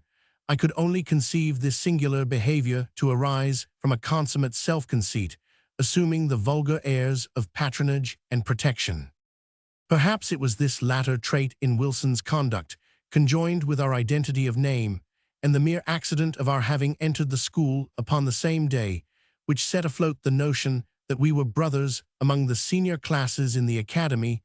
These do not usually inquire with much strictness into the affairs of their juniors, I have before said. Or should have said that Wilson was not in the most remote degree connected with my family, but assuredly, if we had been brothers, we must have been twins, for, after leaving Dr. Bransby's, I casually learned that my namesake was born on the 19th of January 1813, and this is a somewhat remarkable coincidence, for the day is precisely that of my own nativity. It may seem strange that in spite of the continual anxiety occasioned me by the rivalry of Wilson and his intolerable spirit of contradiction, I could not bring myself to hate him altogether. We had, to be sure, nearly every day a quarrel, in which, yielding me publicly the palm of victory, he in some manner contrived to make me feel that it was he who had deserved it, yet a sense of pride on my part, and a veritable dignity on his own, kept us always upon what are called speaking terms, while there were many points of strong congeniality in our tempers operating to awake me in a sentiment which our position alone perhaps prevented from ripening into friendship. It is difficult indeed to define or even to describe my real feelings towards him. They formed a motley and heterogeneous admixture, some petulant animosity, which was not yet hatred, some esteem, more respect, much fear, with a world of uneasy curiosity. To the moralist, it will be unnecessary to say, in addition, that Wilson and myself were the most inseparable of companions. It was no doubt the anomalous state of affairs existing between us which turned all my attacks upon him, and they were many, either open or covert, into the channel of banter or practical joke, giving pain while assuming the aspect of mere fun, rather than into more serious and determined hostility. But my endeavors on this head were by no means uniformly successful, even when my plans were the most wittily concocted, for my namesake had much about him, in character, of that unassuming and quiet austerity which, while enjoying the poignancy of its own jokes, has no heel of Achilles in itself, and absolutely refuses to be laughed at. I could find, indeed, but one vulnerable point, and that lying in a personal peculiarity arising perhaps from constitutional disease, would have been spared by any antagonist less at his wit's end than myself. Me rival had a weakness in the vocal or guttural organs, which precluded him from raising his voice at any time above a very low whisper. Of this defect I did not fail to take what poor advantage lay in my power. Wilson's retaliations in kind were many, and there was one form of his practical wit that disturbed me beyond measure. How his sagacity first discovered at all that so petty a thing would vex me is a question I never could solve, but having discovered, he habitually practiced the annoyance. I had always felt aversion to my uncourtly patronymic, and its very common, if not plebeian praenomen. The words were venom in my ears. And when upon the day of my arrival, a second William Wilson came also to the academy, I felt angry with him for bearing the name, and doubly disgusted with the name, because a stranger bore it, who would be the cause of its twofold repetition, who would be constantly in my presence, and whose concerns in the ordinary routine of the school business must inevitably, on account of the detestable coincidence, be often confounded with my own. The feeling of vexation thus engendered grew stronger, with every circumstance tending to show resemblance, moral or physical, between my rival and myself. I had not then discovered the remarkable fact that we were of the same age, but I saw that we were of the same height, and I perceived that we were even singularly alike in general contour of person and outline of feature. I was galled, too, by the rumor touching a relationship which had grown current in the upper forms. In a word, nothing could more seriously disturb me, although I scrupulously concealed such disturbance, than any allusion to a similarity of mind, person, or condition existing between us. But in truth, I had no reason to believe that, with the exception of the matter of relationship, and in the case of Wilson himself, this similarity had ever been made a subject of comment or even observed at all by our schoolfellows, that he observed it in all its bearings, and as fixedly as I was a parent, but that he could discover in such circumstances so fruitful a field of annoyance can only be attributed, as I said before, to his more than ordinary penetration. His cue, which was to perfect an imitation of myself, lay both in words and in actions, and most admirably did he play his part. My dress, it was an easy matter to copy my gait and general manner, were without difficulty appropriated in spite of his constitutional defect. Even my voice did not escape him. My louder tones were of course unattempted, but then the key was identical, and his singular whisper, it grew the very echo of my own. How greatly this most exquisite portraiture harassed me, for it could not justly be termed a caricature, I will not now venture to describe. I had but one consolation in the fact that the imitation apparently was noticed by myself alone, and that I had to endure only the knowing and strangely sarcastic smiles of my namesake himself. Satisfied with having produced in my bosom the intended effect, he seemed to chuckle in secret over the sting he had inflicted, and was characteristically disregardful of the public applause which the success of his witty endeavors might have so easily elicited, that the school indeed did not feel his design, perceive its accomplishment, and participate in his sneer, was for many anxious months a riddle I could not resolve. Perhaps the gradation of his copy rendered it not so readily perceptible, or more possibly, I owed my security to the master air of the copyist, who, disdaining the letter which in a painting is all the obtuse can see, gave but the full spirit of his original for my individual contemplation and chagrin.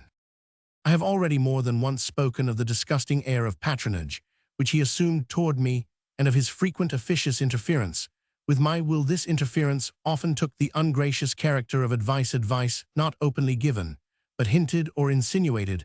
I received it with a repugnance which gained strength as I grew in years, yet at this distant day let me do him the simple justice to acknowledge that I can recall no occasion when the suggestions of my rival were on the side of those errors or follies so usual to his immature age and seeming inexperience, that his moral sense at least, if not his general talents and worldly wisdom, was far keener than my own, and that I might today have been a better, and thus a happier man, had I less frequently rejected the counsels embodied in those meaning whispers, which I then but too cordially hated and too bitterly despised. As it was, I at length grew restive in the extreme under his distasteful supervision, and daily resented more and more openly what I considered his intolerable arrogance. I have said that in the first years of our connection as schoolmates my feelings in regard to him might have been easily ripened into friendship. But in the latter months of my residence at the academy, although the intrusion of his ordinary manner had beyond doubt in some measure abated my sentiments, in nearly similar proportion, partook very much of positive hatred. Upon one occasion he saw this, I think, and afterwards avoided or made a show of avoiding me. It was about the same period, if I remember aright, that in an altercation of violence with him, in which he was more than usually thrown off his guard, and spoke and acted with an openness of demeanor rather foreign to his nature, I discovered in his accent, his air, and general appearance, a something which first startled, and then deeply interested me by bringing to mind dim visions of my earliest infancy, willed, confused, and thronging memories of a time when memory herself was yet unborn. I cannot better describe the sensation which oppressed me than by saying that I could with difficulty shake off the belief of my having been acquainted with the being who stood before me at some epoch, very long ago, some point of the past, even infinitely remote. The delusion, however, faded rapidly as it came, and I mention it at all, but to define the day of the last conversation I there held with my singular namesake.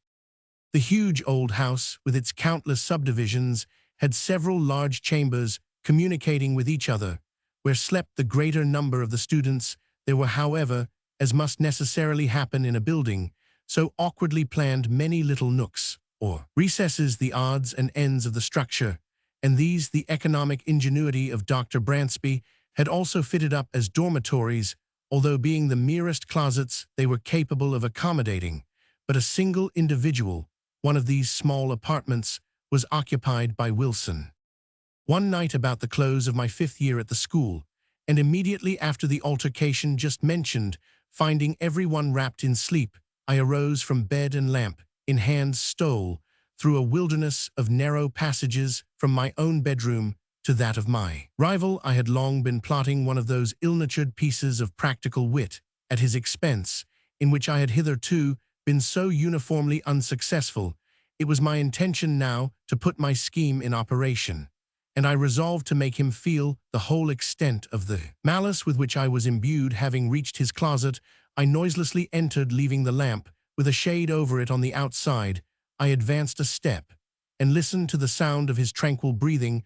Assured of his being asleep, I returned, took the light, and with it again approached the bed. Close curtains were around it, which in the prosecution of my plan I slowly and quietly withdrew, when the bright rays fell vividly upon the sleeper, and my eyes at the same moment upon his countenance. I looked, and a numbness and iciness of feeling instantly pervaded my frame. My breast heaved, my knees tottered, my whole spirit became possessed with an objectless yet intolerable horror. Gasping for breath, I lowered the lamp. In still nearer proximity to the face were the sethes, the lineaments of William Wilson. I saw indeed that they were his, but I shook as if with a fit of the ague, in fancying they were not. What was there about them to confound me in this manner? I gazed while my brain reeled with a multitude of incoherent thoughts. Not thus he appeared, assuredly not. Using the vivacity of his waking hours, the same name, the same contour of person, the same day of arrival at the academy, and then his dogged and meaningless imitation of my gait, my voice, my habits, and my manner. Was it in truth within the bounds of human possibility that what I now saw was the result merely of the habitual practice of this sarcastic imitation? Ostracan, and with a creeping shudder, I extinguished the lamp, passed silently from the chamber, and left at once the halls of that old academy, never to enter them again. After a lapse of some months spent at home in mere idleness, I found myself a student at Eton. The brief interval had been sufficient to enfeeble my remembrance of the events at Dr. Bransby's, or at least to effect a material change in the nature of the feelings with which I remembered them. The truth, tragedy of the drama, was no more. I could now find room to doubt the evidence of my senses, and seldom called up the subject at all, but with wonder at extent of human credulity, and a smile at the vivid force of the imagination, which I hereditarily possessed. Neither was this species of skepticism likely to be diminished by the character of the life I led at Eton, the vortex of thoughtless folly into which I there so immediately and so recklessly plunged washed away all but the froth of my past hours, engulfed at once every solid or serious impression, and left to memory only the veriest levities of a former existence. I do not wish, however, to trace the course of my miserable profligacy here, a profligacy which set at defiance the laws, while it eluded the vigilance of the institution. 3 years of folly past, without profit, had but given me rooted habits of vice, and added, in a somewhat unusual degree, to my bodily stature, when after a week of soulless dissipation, I invited a small party of the most dissolute students to a secret carousal in my chambers. We met at a late hour of the night, for our debaucheries were to be faithfully protracted until morning. The wine flowed freely, and there were not wanting other, and perhaps more dangerous seductions, so that the grey dawn had already faintly appeared in the east, while our delirious extravagance was at its height. Madly flushed with cards and intoxication, I was in the act of insisting upon a toast of more than wonted profanity, when my attention was suddenly diverted by the violent, although partial unclosing of the door of the apartment, and by the eager voice of a servant. From without he said that some person, apparently in great haste, demanded to speak with me in the hall. Wildly excited with wine, the unexpected interruption rather delighted than surprised me. I staggered forward at once, and a few steps brought me to the vestibule of the building. In this low and small room there hung no lamp, and now no light at all was admitted save that of the exceedingly feeble dawn, which made its way through the semicircular window. As I put my foot over the threshold, I became aware of the figure of a youth about my own height, and habited in a white kerseymere morning frock, cut in the novel fashion of the one I myself wore at the moment.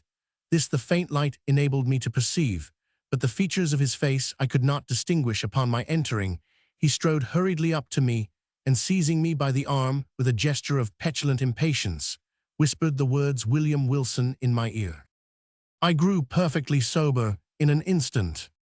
There was that in the manner of the stranger, and in the tremulous shake of his uplifted finger as he held it between my eyes and the light, which filled me with unqualified amazement. But it was not this which had so violently moved me. It was the pregnancy of solemn admonition in the singular low, hissing utterance, and above all, It was the character, the tone, the key of those few simple and familiar, yet whispered syllables, which came with 1,000 thronging memories of bygone days, and struck upon my soul with the shock of a galvanic battery. Ere I could recover the use of my senses, he was gone. Although this event failed not of a vivid effect upon my disordered imagination, yet was it evanescent as Roman 508. For some weeks, indeed, I busied myself in earnest inquiry, or was wrapped in a cloud of morbid speculation. I did not pretend to disguise from my perception the identity of the singular individual who thus perseveringly interfered with my affairs and harassed me with his insinuated counsel. But who and what was this Wilson, and whence came he? What were his purposes? Upon neither of these points could I be satisfied, merely ascertaining, in regard to him, that a sudden accident in his family had caused his removal from Dr. Bransby's academy on the afternoon of the day in which I myself had eloped. But in a brief period, I ceased to think upon the subject, my attention being all absorbed in a contemplated departure for Oxford. Thither I soon went, the uncalculating vanity of my parents furnishing me with an outfit and annual establishment, which would enable me to indulge at will in the luxury already so dear to my heart, vie in profuseness of expenditure with the haughtiest heirs of the wealthiest earldoms in Great Britain. Excited by such appliances to vice, my constitutional temperament broke forth with redoubled ardor, and I spurned even the common restraints of decency in the mad infatuation of my revels. But it were absurd to pause in the detail of my extravagance. Let it suffice that among spendthrifts I out-Heroded Herod, and that, giving name to a multitude of novel follies, I added no brief appendix to the long catalogue of vices then usual in the most dissolute university of you. It could hardly be credited, however, that I had even here so utterly fallen from the gentlemanly estate as to seek acquaintance with the vilest arts of the gambler by profession, and having become an adept in his despicable science, to practice it habitually as a means of increasing my already enormous income at the expense of the weak-minded among my fellow collegians. Such, nevertheless, was the fact, and the very enormity of this offense against all manly and honorable sentiment proved beyond doubt the main, if not the sole reason of the impunity with which it was committed. Who indeed among my most abandoned associates would not rather have disputed the clearest evidence of his senses than have suspected of such courses the gay, the frank, the generous William Wilson, noblest and most liberal commoner at Oxford, him whose follies, said his parasites, were but the follies of youth and unbridled fancy, whose errors but inimitable whim, whose darkest vice but a careless and dashing extravagance. I had been now 2 years successfully busied in this way, when there came to the university a young parvenu nobleman, Glendon said report, as Herod's Atticushes, riches too, as easily acquired. I soon found him of weak intellect, and of course marked him as a fitting subject for my skill. I frequently engaged him in play, and contrived with the gambler's usual art to let him win considerable sums, the more effectually to entangle him in my snares. At length, my schemes being ripe, I met him with the full intention that this meeting should be final and decisive at the chambers of a fellow commoner, Mr. Preston, equally intimate with both, but who, to do him justice, entertained not even a remote suspicion of my design to give to this a better coloring. I had contrived to have assembled a party of some 8 or 10, and was solicitously careful that the introduction of cards should appear accidental and originate in the proposal of my contemplated dupe himself, to be brief upon a vile topic. None of the low finesse was omitted so customary upon similar occasions, that it is a just matter for wonder how any are still found so besotted as to fall its victim.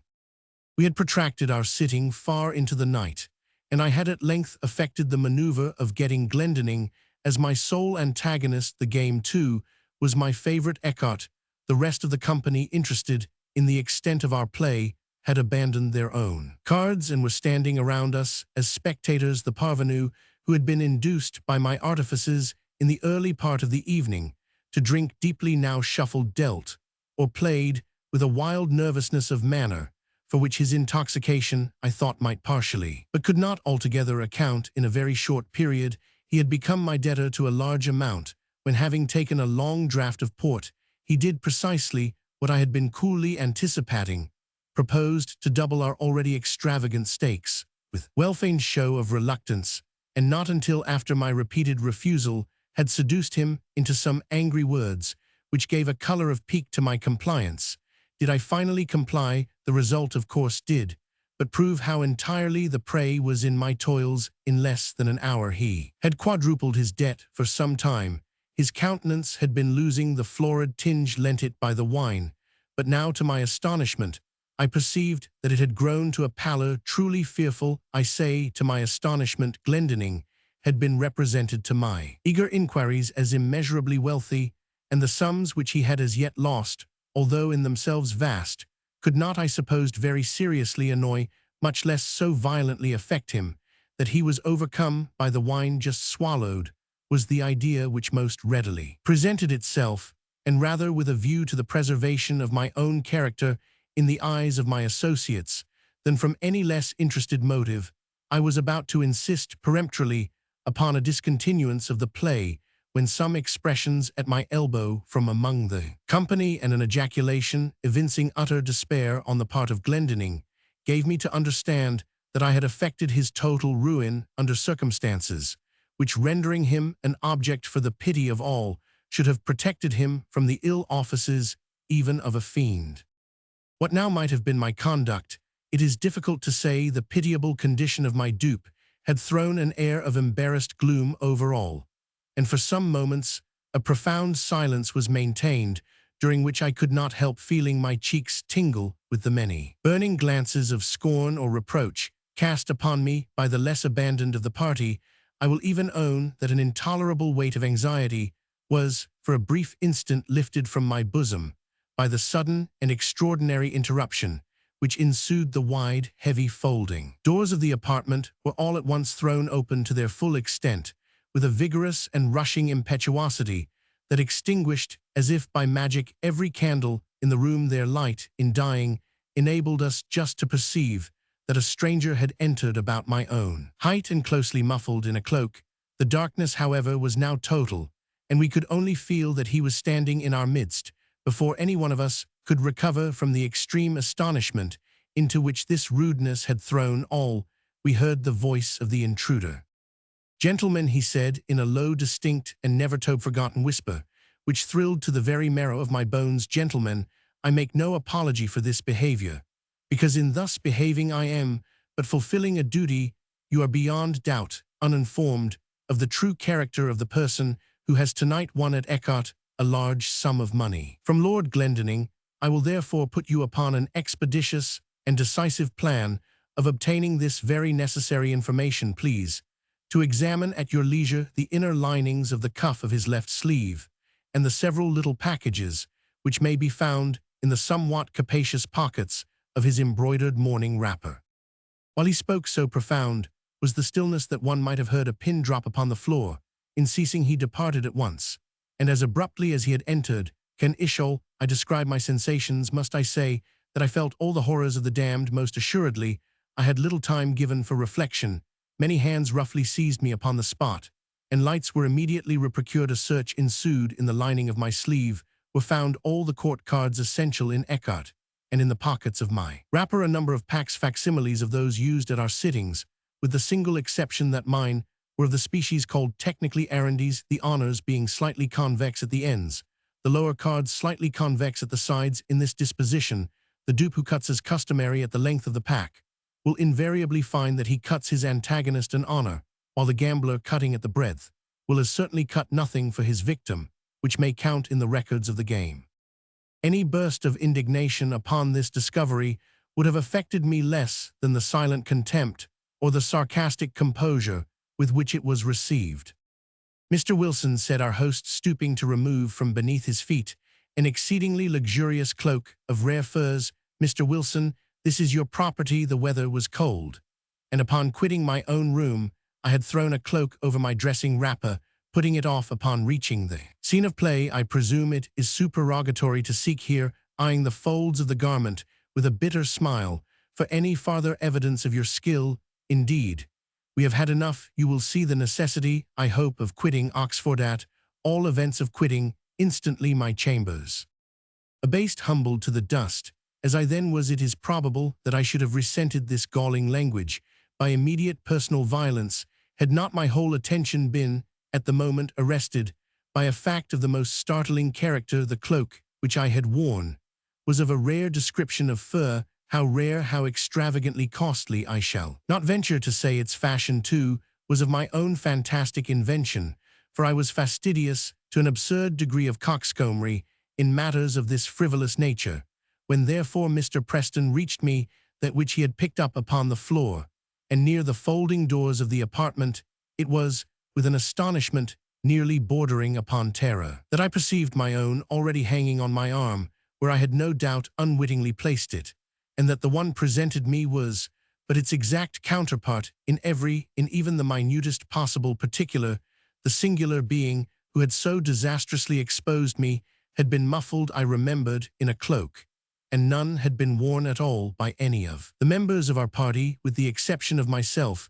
Retaining some presence of mind, I took the one offered me by Preston, placed it unnoticed over my own, left the apartment with a resolute scowl of defiance, and next morning, ere dawn of day, commenced a hurried journey from Oxford to the Continent in a perfect agony of horror and of shame.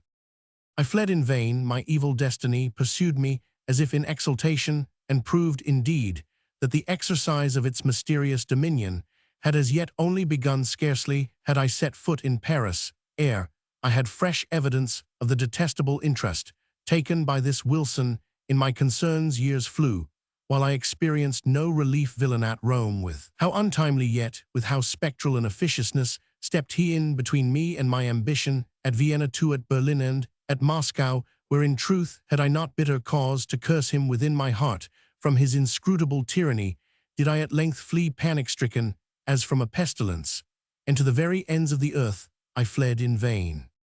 And again, in secret communion with my own spirit, would I demand the questions: who is he? Whence came he? What are his objects? But no answer was there found. And then I scrutinized with a minute scrutiny the forms and the methods and the leading traits of his impertinent supervision.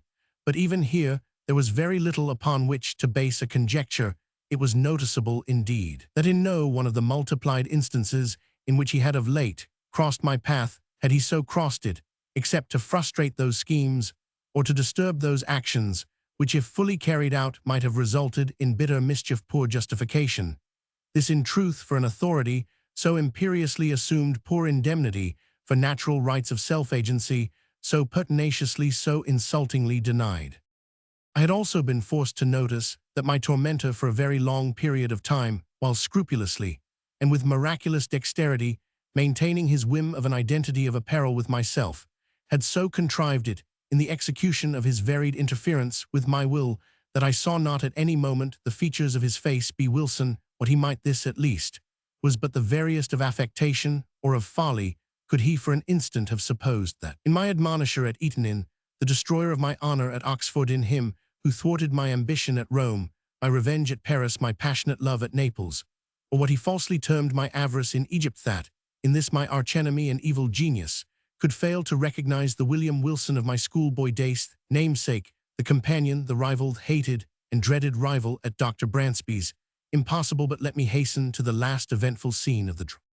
Thus far I had succumbed supinely to this imperious domination.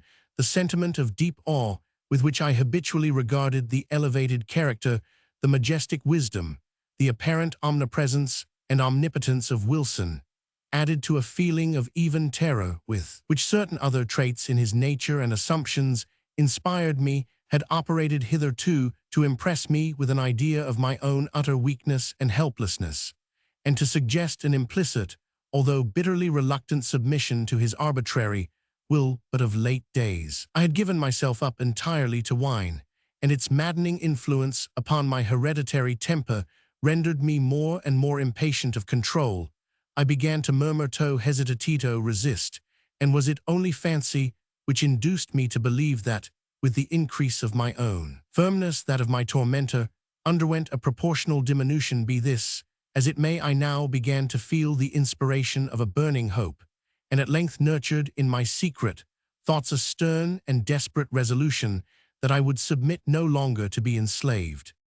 It was at Rome during the Carnival of 18 that I attended a masquerade in the palazzo of the Neapolitan Duke di Broglio. I had indulged more freely than usual in the excesses of the re-readable, and now the suffocating atmosphere of the crowded rooms irritated me beyond endurance. The difficulty, too, of forcing my way through the mazes of the company contributed not a little to the ruffling of my temper, for I was anxiously seeking, let me not say with what unworthy motive, the young, the gay, the beautiful wife of the aged and doting Di Broglio. With a too unscrupulous confidence, she had previously communicated to me the secret of the costume in which she would be habited, and now, having caught a glimpse of her person, I was hurrying to make my way into her presence. At this moment, I felt a light hand placed upon my shoulder, and that ever-remembered low damnable whisper within my ear. In an absolute frenzy of wrath, I turned at once upon him who had thus interrupted me, and seized him violently by the collar. He was attired, as I had expected, in a costume altogether similar to my own, wearing a Spanish cloak of blue velvet begirt about the waist, with a crimson belt, sustaining a rapier. A mask of black silk entirely covered his face. "Scoundrel," I said in a voice husky with rage, while every syllable I uttered seemed as new fuel to my fury. "Scoundrel, impostor, accursed villain, you shall not dog me unto death. Follow me, or I stab you where you stand." And I broke my way from the ballroom into a small antechamber adjoining, dragging him unresistingly with me as I went. Upon entering, I thrust him furiously from me. He staggered against the wall, while I closed the door with an oath, and commanded him to draw. He hesitated, but for an instant, then, with a slight sigh, drew in silence, and put himself upon his defense. The contest was brief indeed. I was frantic with every species of wild excitement, and felt within my single arm the energy and power of a multitude. In a few seconds, I forced him by sheer strength against the wainscoting, and thus, getting him at mercy, plunged my sword with brute ferocity repeatedly through and through his bosom. At that instant, some person tried the latch of the door. I hastened to prevent an intrusion, and then immediately returned to my dying antagonist. But what human language can adequately portray that astonishment, that horror which possessed me at the spectacle then presented to view? The brief moment in which I averted my eyes had been sufficient to produce apparently a material change in the arrangements at the upper or farther end of the room. A large mirror, so at first it seemed to me in my confusion, stood where none had been perceptible before, and as I stepped up to it, in extremity of terror, mine own image, but with features all pale and dabbled in blood, advanced to meet me with a feeble and tottering gait. Thus it appeared, I say, but was not. It was my antagonist. It was Wilson, who then stood before me in the agonies of his dissolution. His mask and cloak lay where he had thrown them upon the floor, not a thread in all his raiment, not a line in all the marked and singular lineaments of his face, which was not even in the most absolute identity mine own.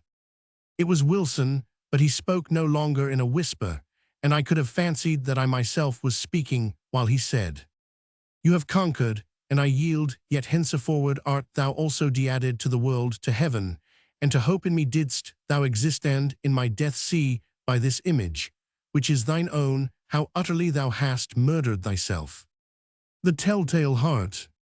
True nervously, very dreadfully nervous I had been, and am, but why will you say that I am mad? The disease had sharpened my senses, not destroyed, not dulled them. Above all was the sense of hearing acute. I heard all things in the heaven, and in the earth. I heard many things in hell. How then am I mad? Hearken, and observe how healthily, how calmly, I can tell you the whole story. It is impossible to say how first the idea entered my brain, but once conceived, it haunted me day and night. Object, there was none. Passion, there was none. I loved the old man. He had never wronged me. He had never given me insult for his gold.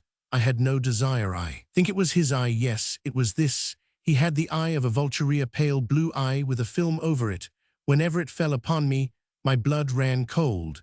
And so by degrees, very gradually, I made up my mind to take the life of the old man, and thus rid myself of the eye forever. Now this is the point. You fancy me mad. Madmen know nothing, but you should have seen me. You should have seen how wisely I proceeded, with what caution, with what foresight, with what dissimulation I went to work. I was never kinder to the old man than during the whole week before I killed him, and every night about midnight I turned the latch of his door and opened it so gently, and then, when I had made an opening sufficient for my head, I put in a dark lantern, all closed that no light shone out, and then I thrust in my head.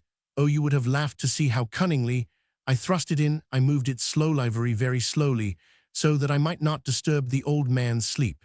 It took me an hour to place my whole head within the opening so far that I could see him as he lay upon his bed. How would a madman have been so wise as this? And then when my head was well in the room, I undid the lantern cautiously, oh, so cautiously, for the hinges creaked. I undid it just so much that a single thin ray fell upon the vulture eye. And this I did for 7 long nights, every night, just at midnight, but I found the eye always closed, and so it was impossible to do the work, for it was not the old man who vexed me, but his evil eye. And every morning when the day broke, I went boldly into the chamber, and spoke courageously to him, calling him by name in a hearty tone, and inquiring how he has passed the night. So you see, he would have been a very profound old man, indeed, to suspect that every night just at 12, I looked in upon him while he slept. Upon the 8th night, I was more than usually cautious in opening the door. A watch's minute hand moves more quickly than did mine. Never before that night had I felt the extent of my own power, of my sagacity. I could scarcely contain my feelings of triumph, to think that there I was opening the door little by little, and he not even to dream of my secret deeds or thoughts. I fairly chuckled at the idea, and perhaps he heard me, for he moved on the bed suddenly, as if startled. Now you may think that I drew back, but no, his room was as black as pitch, with the thick darkness, for the shutters were close fastened through fear of robbers, and so I knew that he could not see the opening of the door, and I kept pushing it on steadily. I had my head in, and was about to open the lantern, when my thumb slipped upon the tin fastening, and the old man sprang up in bed, crying out, "Who's there?" I kept quite still, and said nothing for a whole hour. I did not move a muscle, and in the meantime I did not hear him lie down. He was still sitting up in the bed, listening, just as I have done night after night, hearkening to the death watches in the wall. Presently I heard a slight groan, and I knew it was the groan of mortal terror. It was not a groan of pain or of grief, oh no, it was the low stifled sound that arises from the bottom of the soul when overcharged with awe. I knew the sound well. Many a night just at midnight, when all the world slept, it has welled up from my own bosom, deepening with its dreadful echo the terrors that distracted me. I say I knew it well. I knew what the old man felt, and pitied him. Although I chuckled at heart, I knew that he had been lying awake ever since the first slight noise, when he had turned in the bed. His fears had been ever since growing upon him. He had been trying to fancy them causeless, but could not. He had been saying to himself, "It is nothing but the wind in the chimney. It is only a mouse crossing the floor, or it is merely a cricket which has made a single chirp." Yes, he had been trying to comfort himself with these suppositions, but he had found all in vain, because death, in approaching him, had stalked with his black shadow before him and enveloped the victim. And it was the mournful influence of the unperceived shadow that caused him to feel, although he neither saw nor heard, to feel the presence of my head within the room.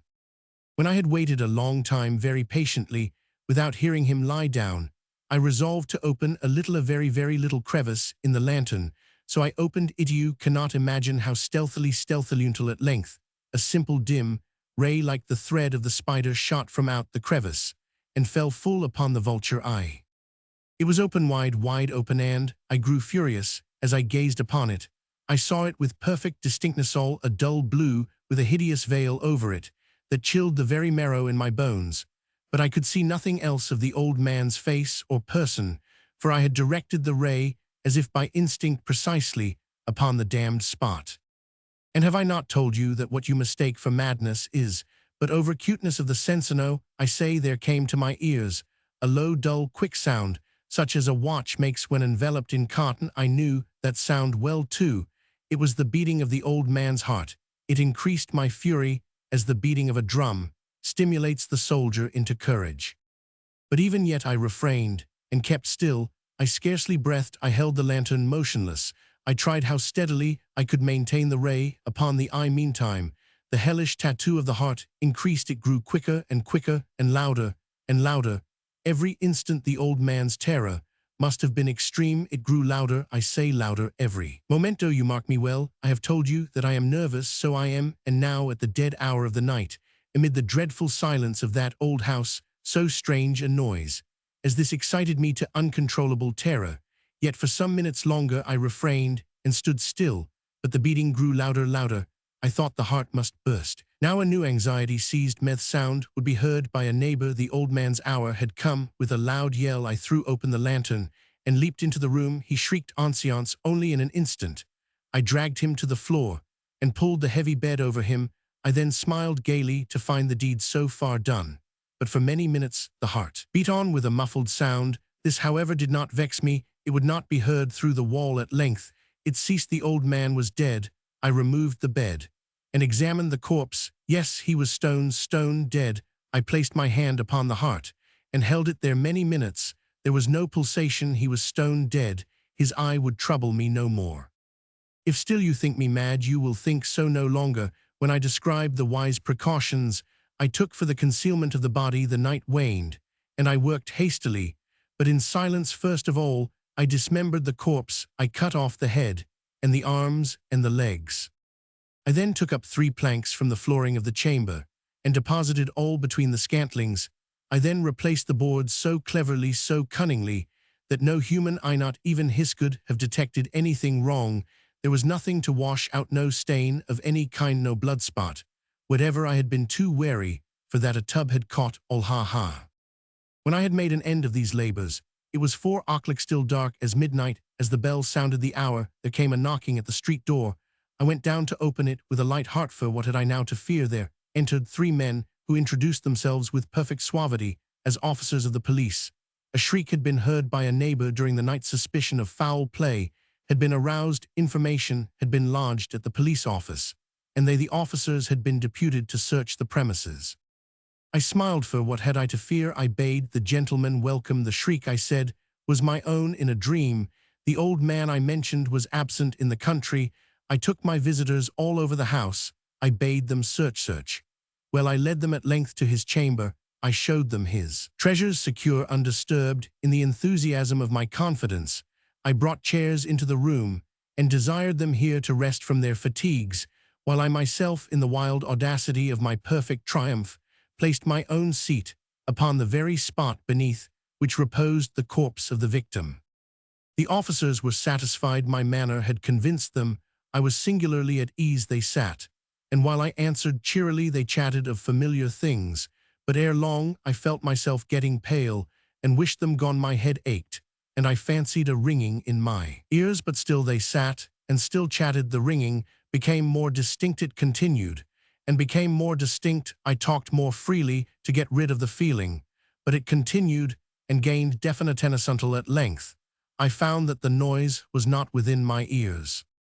No doubt I now grew very pale, but I talked more fluently and with a heightened voice.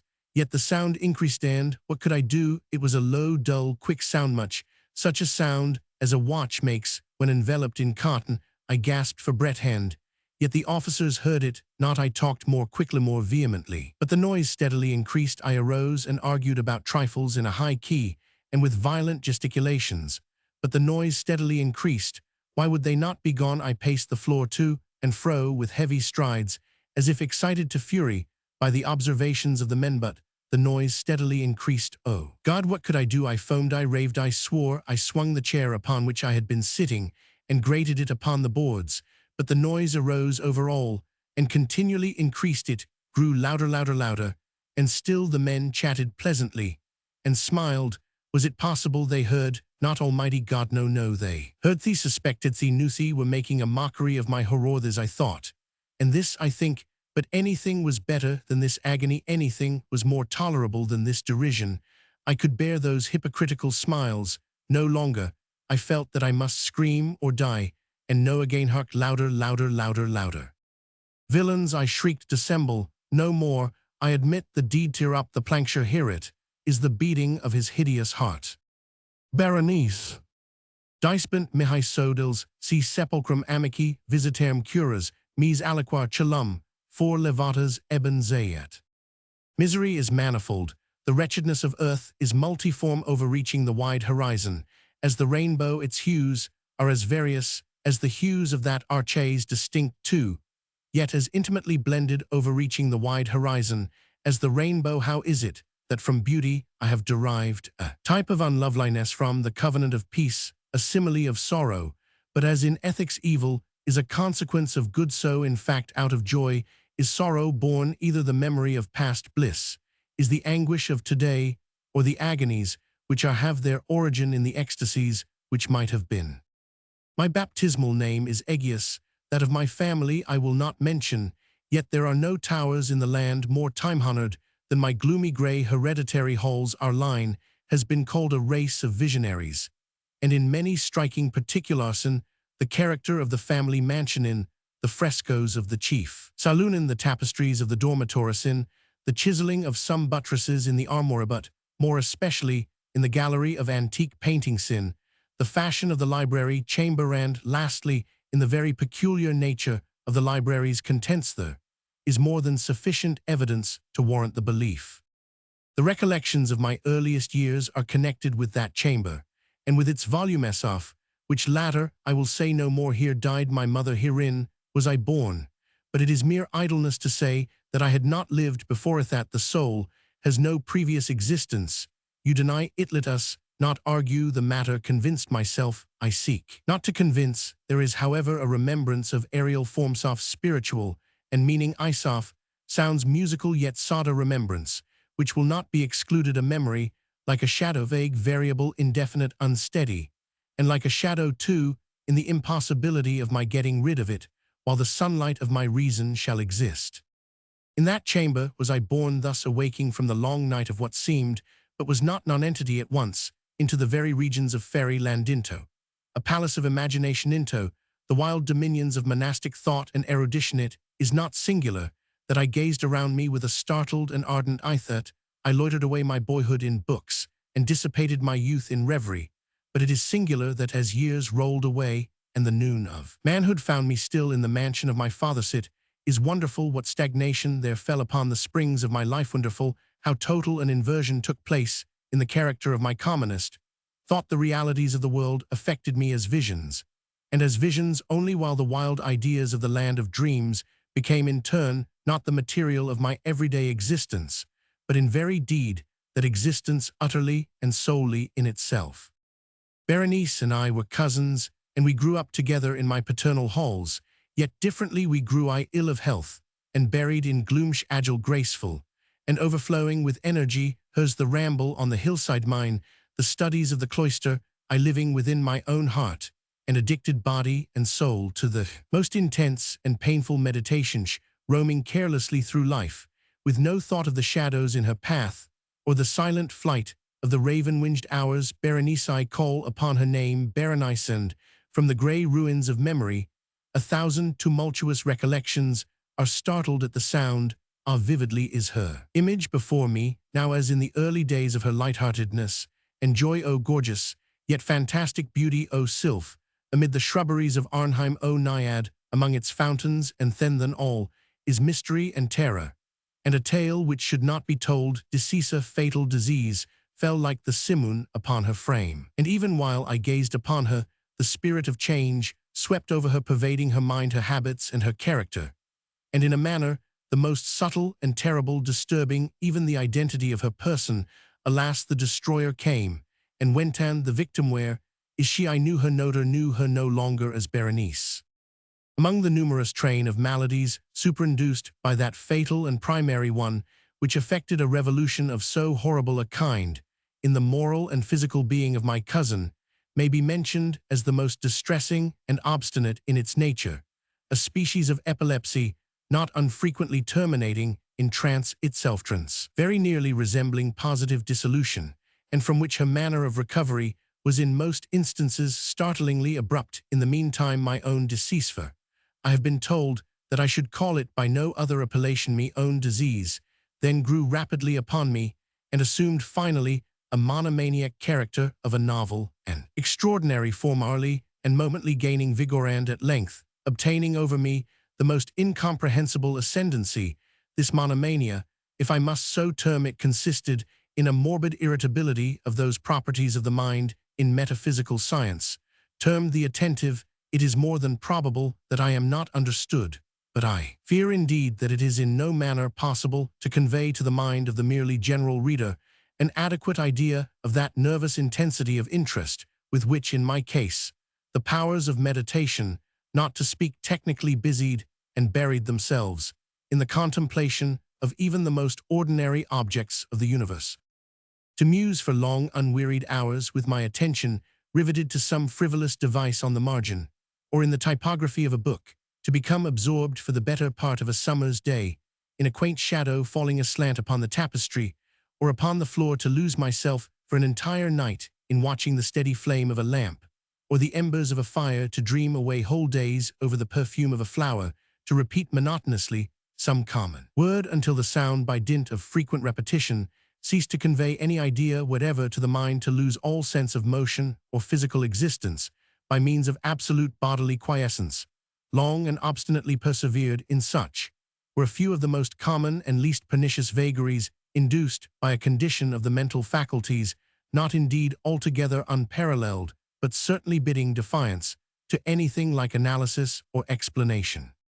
Yet let me not be misapprehended. The undue earnest and morbid attention thus excited by objects in their own nature frivolous must not be confounded in character with that ruminating propensity common to all mankind, and more especially indulged in by persons of ardent imagination.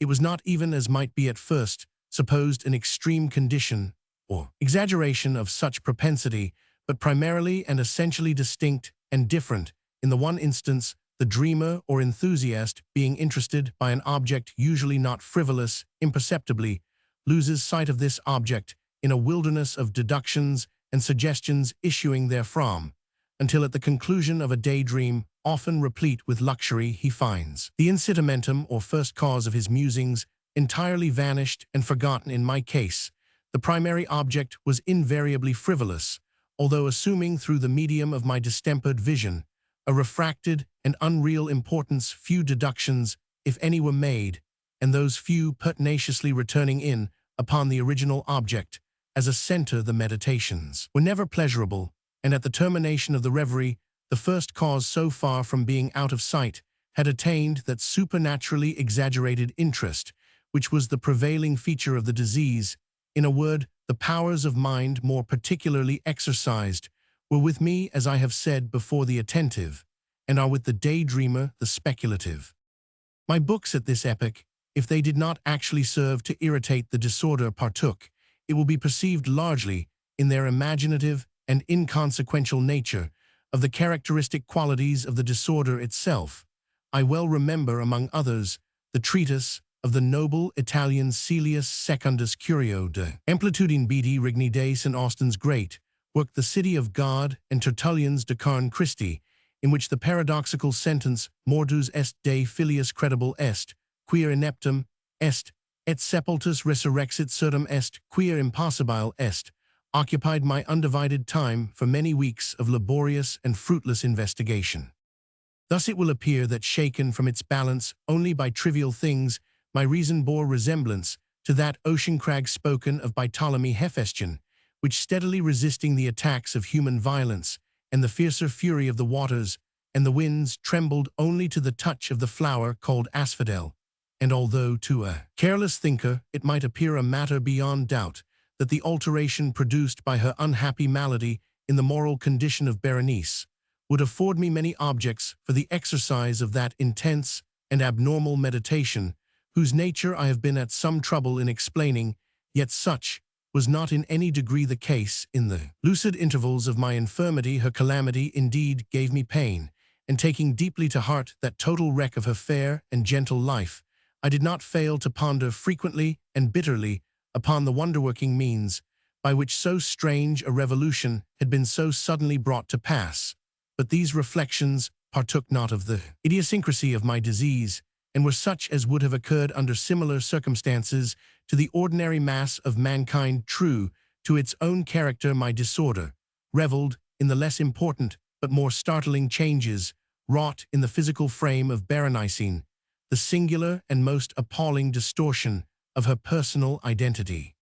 During the brightest days of her unparalleled beauty, Most surely I had never loved her in the strange anomaly of my existence. Feelings with me had never been of the heart, and my passions always were of the mind. Through the grey of the early morning, among the trellised shadows of the forest at noonday, and in the silence of my library at night, had flitted by my eyes, and I had seen her not as the living and breathing Berenice, but as the Berenice of a dream, not as a being of the earth earthy, but as the abstraction of such a being, not as a thing to admire, but to analyze, not as an object of love, but as the theme of the most abstruse, although desultory speculation. And no, I shuddered in her presence and grew pale at her approach, yet bitterly lamenting her fallen and desolate condition. I called to mind that she had loved me long, and in an evil moment I spoke to her of marriage. And at length the period of our nuptials was approaching, when upon an afternoon, in the winter of the year, of those unseasonably warm, calm, and misty days, which are the nurse of the beautiful halcyon one, I sat, as I thought, alone, in the inner apartment of the library, but uplifting my eyes, I saw that Berenice stood before me. Was it my own excited imagination, the misty influence of the atmosphere, the uncertain twilight of the chamber, the grey draperies, which fell around her figure, that caused in it so vacillating and indistinct an outline? I could not tell. She spoke no word, and in naught for worlds could I have uttered a syllable. An icy chill ran through my frame, a sense of insufferable anxiety oppressed me, a consuming curiosity pervaded my soul, and sinking back upon the chair, I remained for some time breathless and motionless, with my eyes riveted upon her person. Alas, its emaciation was excessive, and not one vestige of the former being lurked in any single line of the contour. My burning glances at length fell upon the face. The forehead was high and very pale and singularly placid, and the once jetty hair fell partially over it, and overshadowed the hollow temples with innumerable ringlets, now of a vivid yellow, and jarring discordantly in their fantastic character with the reigning melancholy of the countenance. The eyes were lifeless and lustreless and seemingly pupilless, and I shrank involuntarily from their glassy stare to the contemplation of the thin and shrunken lips. They parted, and in a smile of peculiar meaning, the teeth of the changed Berenice disclosed themselves slowly to my view. Would to God that I had never beheld them, or that, having done so, I had died. The shutting of a door disturbed me, and looking up I found that my cousin had departed from the chamber, but from the disordered chamber of my brain had not alas departed, and would not be driven away the white and ghastly spectrum of the teeth, not a speck on their surface, not a shade on their enamel, not an indenture in their edge, but what that period of her smile had sufficed to brand in upon my memory. I saw them now even more unequivocally than I beheld them then. The teeth they were here, and there, and everywhere, and visibly and palpably before me, long, narrow, and excessively white, with the pale lips writhing about them, as in the very moment of their first terrible development. Then came the full fury of my monomania, and I struggled in vain against its strange and irresistible influence. In the multiplied objects of the external world I had no thoughts, but for the teeth. For these I longed with a frenzied desire. All other matters and all different interests became absorbed in their single contemplation. They alone were present to the mental eye, and they in their sole individuality became the essence of my mental life. I held them in every light, I turned them in every attitude, I surveyed their characteristics, I dwelt upon their peculiarities, I pondered upon their conformation, I mused upon the alteration in their nature, I shuddered as I assigned to them in imagination sensitive and sentient power, and even when unassisted by the lips, a capability of moral expression. Of Mademoiselle Salle, it has been well said, que tu sais pas agent des sentiments, and of Berenice, I more seriously believed que tout sais dents agent des idées. Des idées, here was the idiotic thought that destroyed me. Des idées, therefore it was that I coveted them so madly. I felt that their possession could alone ever restore me to peace in giving me back to reason. And the evening closed in upon me then the darkness came and tarried and went, and the day again dawned, and the mists of a second night were now gathering around, and still I sat motionless in that solitary room, and still I sat buried in meditation, and still the phantasma of the teeth maintained its terrible ascendancy, as with the most vivid, hideous distinctness it floated about amid the changing lights and shadows of the chamber. At length there broke in upon my dreams a cry as of horror and dismay, and thereunto, after a pause, succeeded the sound of troubled voices, intermingled with many low moanings of sorrow or of pain. I arose from my seat, and throwing open one of the doors of the library saw standing out in the antechamber a servant maiden all in tears who told me that Berenice was no more. She had been seized with epilepsy in the early morning, and now at the closing in of the night, the grave was ready for its tenant, and all the preparations for the burial were completed. I found myself sitting in the library, and again sitting there alone. It seemed that I had newly awakened from a confused and exciting dream. I knew that it was now midnight, and I was well aware that since the setting of the sun Berenice had been interred, but of that dreary period which intervened, I had no positive, at least no definite comprehension. Yet its memory was replete with horror, more horrible from being vague, and terror more terrible from ambiguity. It was a fearful page in the record, my existence written all over with dim and hideous and unintelligible recollections.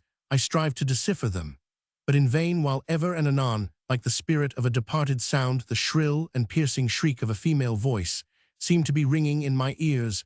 I had done a deed. What was it? I asked myself the question aloud, and the whispering echoes of the chamber answered me. What was it? On the table beside me burned a lamp, and near it lay a little box. It was of no remarkable character, and I had seen it frequently before, for it was the property of the family physician. But how came it there upon my table, and why did I shudder in regarding it? These things were in no manner to be accounted for, and my eyes at length dropped to the open pages of a book, and to a sentence underscored therein. The words were the singular but simple ones of the poet Eben Zayat dispent mihi sodils, si sepulchrum amici visiterem curas, mis aliquantulum for levatas. Why then, as I perused them, did the hairs of my head erect themselves on end, and the blood of my body become congealed within my veins? There came a light tap at the library door, and pale as the tenant of a tomb, a menial entered upon tiptoe. His looks were wild with terror, and he spoke to me in a voice tremulous, husky, and very low. But said he some broken sentences I heard. He told of a wild cry disturbing the silence of the night, off the gathering together of the household, off a search in the direction of the sound, and then his tones grew thrillingly distinct as he whispered me of a violated grave, off a disfigured body enshrouded, yet still breathing, still palpitating, still alive. He pointed to garments that were muddy and clotted with gore. I spoke not, and he took me gently by the hand. It was indented with the impress of human nails. He directed my attention to some object against the wall. I looked at it for some minutes. It was a spade. With a shriek I bounded to the table and grasped the box that lay upon it, but I could not force it open, and in my tremor it slipped from my hands and fell heavily and burst into pieces, and from it with a rattling sound there rolled out some instruments of dental surgery, intermingled with 32 small white and ivory-looking substances that were scattered to and fro about the floor. Eleonora's subconservation, form specific salva anima. Raymond Lully.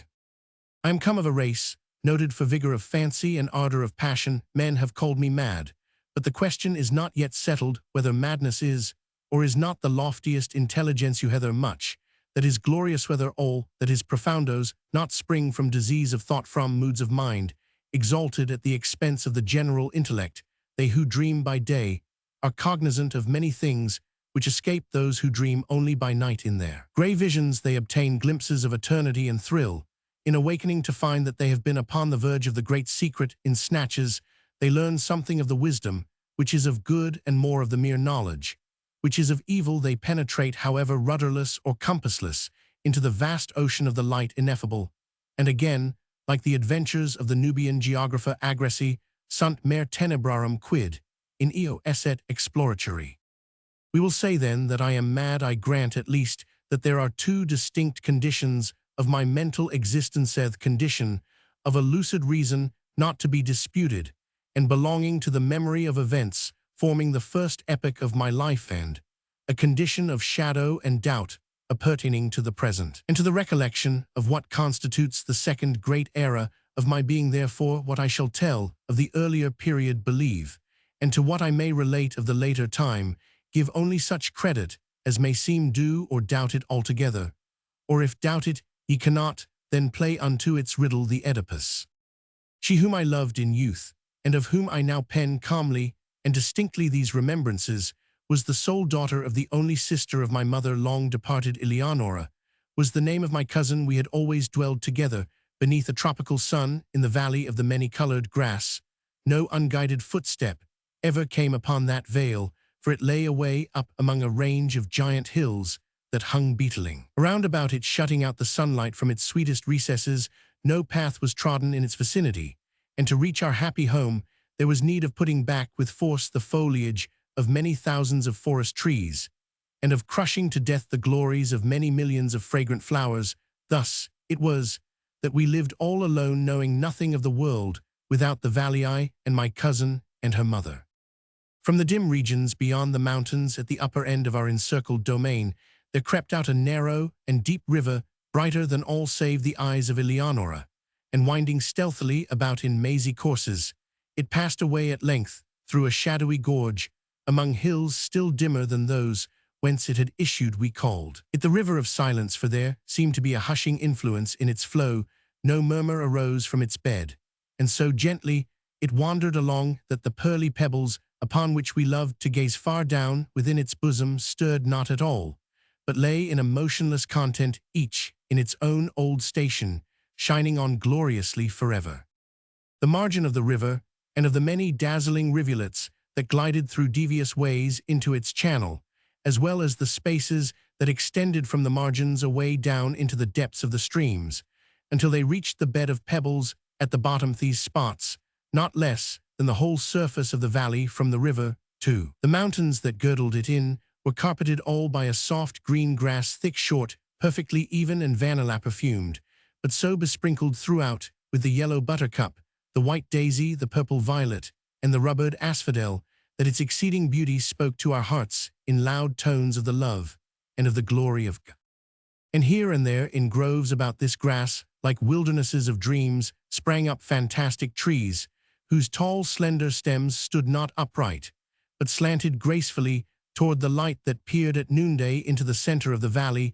Their mark was speckled with the vivid alternate splendor of ebony and silver, and was smoother than all save the cheeks of Eleonora, so that, but for the brilliant green of the huge leaves that spread from their summits in long tremulous lines, dallying with the zephyrs, one might have fancied them giant serpents of Syria doing homage to their sovereign the sun. Hand in hand about this valley, for 15 years, roamed I with Eleonora before love entered within our hearts. It was one evening at the close of the third lustrum of her life, and of the fourth of my own, that we sat locked in each other's embrace beneath the serpent-like trees, and looked down within the water of the River of Silence at our images therein. We spoke no words during the rest of that sweet day, and our words even upon the morrow were tremulous. And few we had drawn the god Eros from that wave, and now we felt that he had enkindled within us the fiery souls of our forefathers. The passions which had for centuries distinguished our race came thronging with the fancies for which they had been equally noted, and together breathed a delirious bliss over the valley of the many-colored grass. A change fell upon all things, strange brilliant flowers, star-shaped, burn out upon the trees where no flowers had been known before. The tints of the green carpet deepened, and when one by one the white daisies shrank away, there sprang up in place of them 10 by 10 of the rubbered asphodel, and life arose in our paths. For the tall flamingo, hitherto unseen, with all gay glowing birds, flaunted his scarlet plumage before us. The golden and silver fish haunted the river, out of the bosom of which issued little by little a murmur that swelled at length into a lulling melody, divine than that of the harp of Allah, sweeter than all save the voice of Eleonora. And now too a voluminous cloud, which we had long watched in the regions of Hesper, floated out thence, all gorgeous in crimson and gold, and settling in peace above us, sank day by day lower and lower, until its edges rested upon the tops of the mountains, turning all their dimness into magnificence, and shutting us up, as if forever within a magic prison house of grandeur and of glory. The loveliness of Eleonora was that of the seraphim, but she was a maiden, artless and innocent as the brief life she had led among the flowers. No guile disguised the fervor of love which animated her heart, and she examined with me its inmost recesses as we walked together in the valley of the many-colored grass, and discoursed of the mighty changes which had lately taken place therein.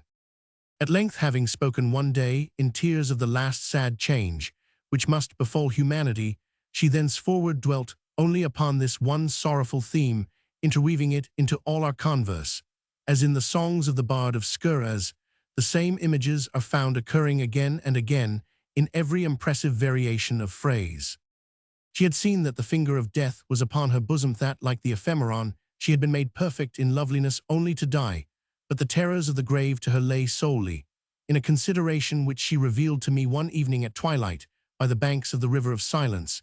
She grieved to think that, having entombed her in the valley of the many-colored grass, I would quit forever its happy recesses, transferring the love which now was so passionately her own to some maiden of the outer, everyday world. And then and there I threw myself hurriedly at the feet of Eleonora, and offered up a vow to herself and to heaven that I would never bind myself in marriage to any daughter of earth, that I would in no manner prove recreant to her dear memory, or to the memory of the devout affection with which she had blessed me. And I called the mighty ruler of the universe to witness the pious solemnity of my vow, and the curse which I invoked of him and of her, a saint in illusion, should I prove traitorous to. That promise involved a penalty, the exceeding great horror of which will not permit me to make record of it here. And the bright eyes of Eleonora grew brighter at my words, and she sighed as if a deadly burthen had been taken from her breast, and she trembled and very bitterly wept. But she made acceptance of the vow, for what was she but a child, and it made easy to her the bed of her death. And she said to me not many days afterward, tranquilly, dying, that, because of what I had done for the comfort of her spirit, she would watch over me in that spirit when departed, and if so it were permitted her return to me visibly in the watches of the night. But if this thing were indeed beyond the power of the souls in paradise, that she would at least give me frequent indications of her presence, sighing upon me in the evening winds, or filling the air, which I breathed, with perfume from the censers of the angels. And with these words upon her lips, she yielded up her innocent life, putting an end to the first epoch of my own. Thus far I have faithfully said, but as I pass the barrier in time's path formed by the death of my beloved, and proceed with the second era of my existence, I feel that a shadow gathers over my brain, and I mistrust the perfect sanity of the record. But let me on years dragged themselves along heavily, and still I dwelled within the valley of the many-colored grass. But a second change had come upon all things. The star-shaped flowers shrank into the stems of the trees, and appeared no more. The tints of the green carpet faded, and one by one the rubbered asphodels withered away, and there sprang up in place of them 10 by 10 dark eye-like violets that writhed uneasily, and were ever encumbered with dew. And life departed from our paths, for the tall flamingo flaunted no longer his scarlet plumage before us, but flew sadly from the vale into the hills, with all the gay glowing birds that had arrived in his company. And the golden and silver fish swam down through the gorge at the lower end of our domain, and bedecked the sweet river never again. And the lulling melody that had been softer than the wind-harp of Allan, and more divine than all save the voice of Eleonora, died little by little away in murmurs growing lower and lower, until the stream returned at length utterly into the solemnity of its original silence. And then lastly the voluminous cloud uprose, and abandoning the tops of the mountains to the dimness of old, fell back into the regions of Hesper, and took away all its manifold golden and gorgeous glories from the valley of the many-colored grass. Yet the promises of Eleonora were not forgotten, for I heard the sounds of the swinging of the censers of the angels, and streams of a holy perfume floated ever and ever about the valley. And at lone hours, when my heart beat heavily, the winds that bathed my brow came unto me laden with soft sighs, and indistinct murmurs filled often the night air and ansio. But once only I was awakened from a slumber like the slumber of death, by the pressing of spiritual lips upon my own. But the void within my heart refused even thus to be filled. I longed for the love which had before filled it to overflowing at length. The valley pained me through its memories of Eleonora, and I left it forever for the vanities and the turbulent triumphs of the world. I found myself within a strange city, where all things might have served to blot from recollection the sweet dreams I had dreamed so long in the valley of the many-colored grass, the pomps and pageantries of a stately court, and the mad clangor of arms, and the radiant loveliness of women bewildered and intoxicated my brain. But as yet my soul had proved true to its vows, and the indications of the presence of Eleonora were still given me in the silent hours of the night. Suddenly, these manifestations they ceased, and the world grew dark before mine eyes, and I stood aghast at the burning thoughts which possessed, at the terrible temptations which beset me, for there came from some far, far distant and unknown land into the gay court of the king. I served a maiden to whose beauty my whole recreant heart yielded at onset, whose footstool I bowed down without a struggle in the most ardent, in the most abject worship of love, what indeed was my passion for the young girl of the valley, in comparison with the fervor and the delirium and the spirit-lifting ecstasy of adoration with which I poured out my whole soul in tears at the feet of the ethereal Ermengarde. O bright was the seraph Ermengarde, and in that knowledge I had room for none other. O divine was the angel Ermengarde, and as I looked down into the depths of her memorial eyes, I thought only of theme and of her.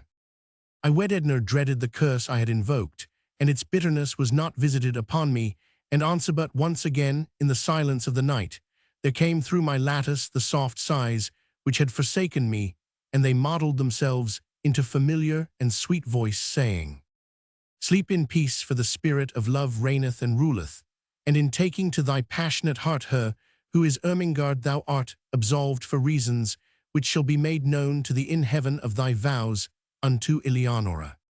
Notes to the second volume. Notes Scheherazade. 1. The Coralites. 2. One of the most remarkable natural curiosities in Texas is a petrified forest near the head of Paseo River. It consists of several hundred trees in an erect position, all turned to stone. Some trees, now growing, are partly petrified. This is a startling fact for natural philosophers, and must cause them to modify the existing theory of petrification. Kennedy. This account, at first discredited, has since been corroborated by the discovery of a completely petrified forest near the headwaters of the Cheyenne or Chien River, which has its source in the Black Hills of the Rocky Chain. There is scarcely perhaps a spectacle on the surface of the globe more remarkable, either in a geological or picturesque point of view, than that presented by the petrified forest near Cairo.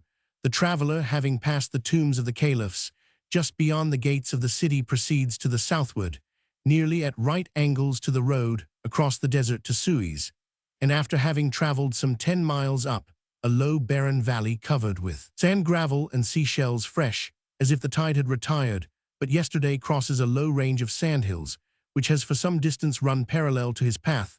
The scene now presented to him is beyond conception singular and desolate, a mass of fragments of trees all converted into stone, and when struck by his horse's hoof, ringing like cast iron, is seen to extend itself for miles and miles around him in the form of a decayed and prostrate forest. The wood is of a dark brown hue, but retains its form in perfection, the pieces being from 1 to 15 feet in length, and from half a foot to 3 feet in thickness, strewed so closely together as far as the eye can reach that an Egyptian donkey can scarcely thread its way through amongst them, and so natural that were it in Scotland or Ireland, it might pass without remark for some enormous drained bog on which the exhumed trees lay rotting. In the sun, the roots and rudiments of the branches are in many cases nearly perfect, and in some the wormholes eaten under the bark are readily recognizable. The most delicate of the sap vessels and all the finer portions of the center of the wood are perfectly entire and bear to be examined with the strongest magnifiers.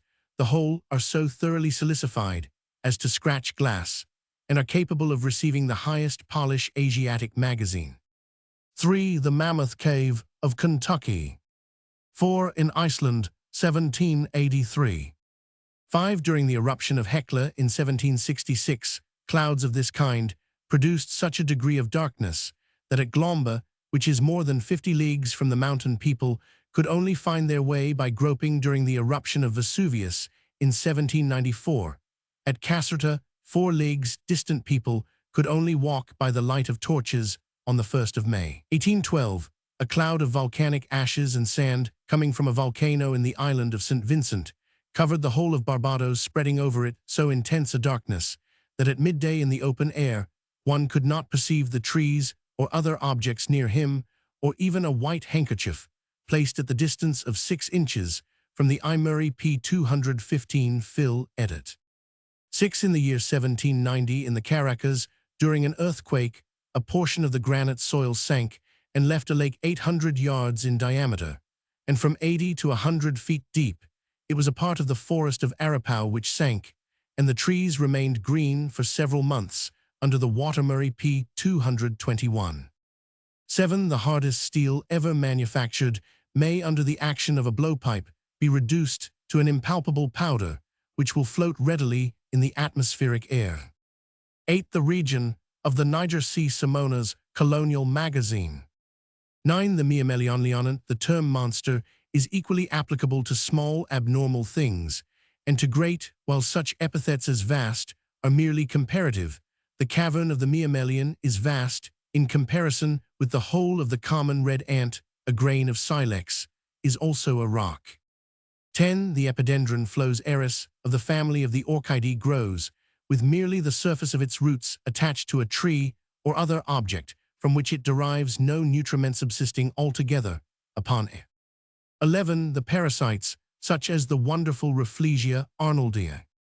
12. Scow advocates a class of plants that grow upon living animals. Plantae epizo of this class are the fuci and algae. Mr. J.B. Williams of Salem, Mass. presented the National Institute with an insect from New Zealand with the following description: the hot, a decided caterpillar or worm is found gnawing at the root of the rota tree with a plant growing out of its head. This most peculiar and extraordinary insect travels up both the rota and ferrari trees, and entering into the top eats its way, perforating the trunk of the trees until it reaches the root and dies or remains dormant, and the plant propagates out of its head. The body remains perfect and entire, of a harder substance than when alive. From this insect, the natives make a coloring for tattooing. 13. In mines and natural caves, we find a species of cryptogamous fungus that emits an intense phosphorescence. 14. The orchis scabious and vallisneria. 15. The corolla of this flower, Aristolochia clematitis, which is tubular but terminating upwards in a ligulate limb, is inflated into a globular figure at the base. The tubular part is internally beset with stiff hairs pointing downwards. The globular part contains the pistil, which consists merely of a germen and stigma together with the surrounding stamens. But the stamens, being shorter than the germen, cannot discharge the pollen so as to throw it upon the stigma, as the flower stands always upright till after impregnation, and hence, without some additional and peculiar aid, the pollen must necessarily fan down to the bottom of the flower. Now the aid that nature has furnished in this case is that of the tiputa. Penicornes, a small insect, which entering the tube of the corolla in quest of honey, descends to the bottom and rummages about till it becomes quite covered with pollen, but not being able to force its way out again, owing to the downward position of the hairs, which converge to a point like the wires of a mousetrap, and being somewhat impatient of its confinement, it brushes backwards and forwards, trying every corner, till after repeatedly traversing the stigma, it covers it with pollen sufficient for its impregnation, in consequence of which the flower soon begins to droop, and the hairs to shrink to the sides of the tube, effecting an easy passage for the escape of the insect. Trev P. Keith, System of Physiological Botany.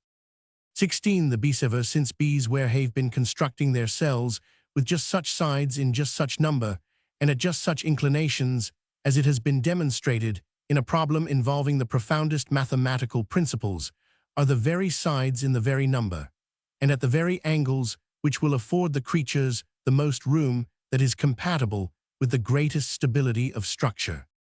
During the latter part of the last century, the question arose among mathematicians to determine the best form that can be given to the sails of a windmill, according to their varying distances from the revolving vanes and likewise from the centers of the revolution.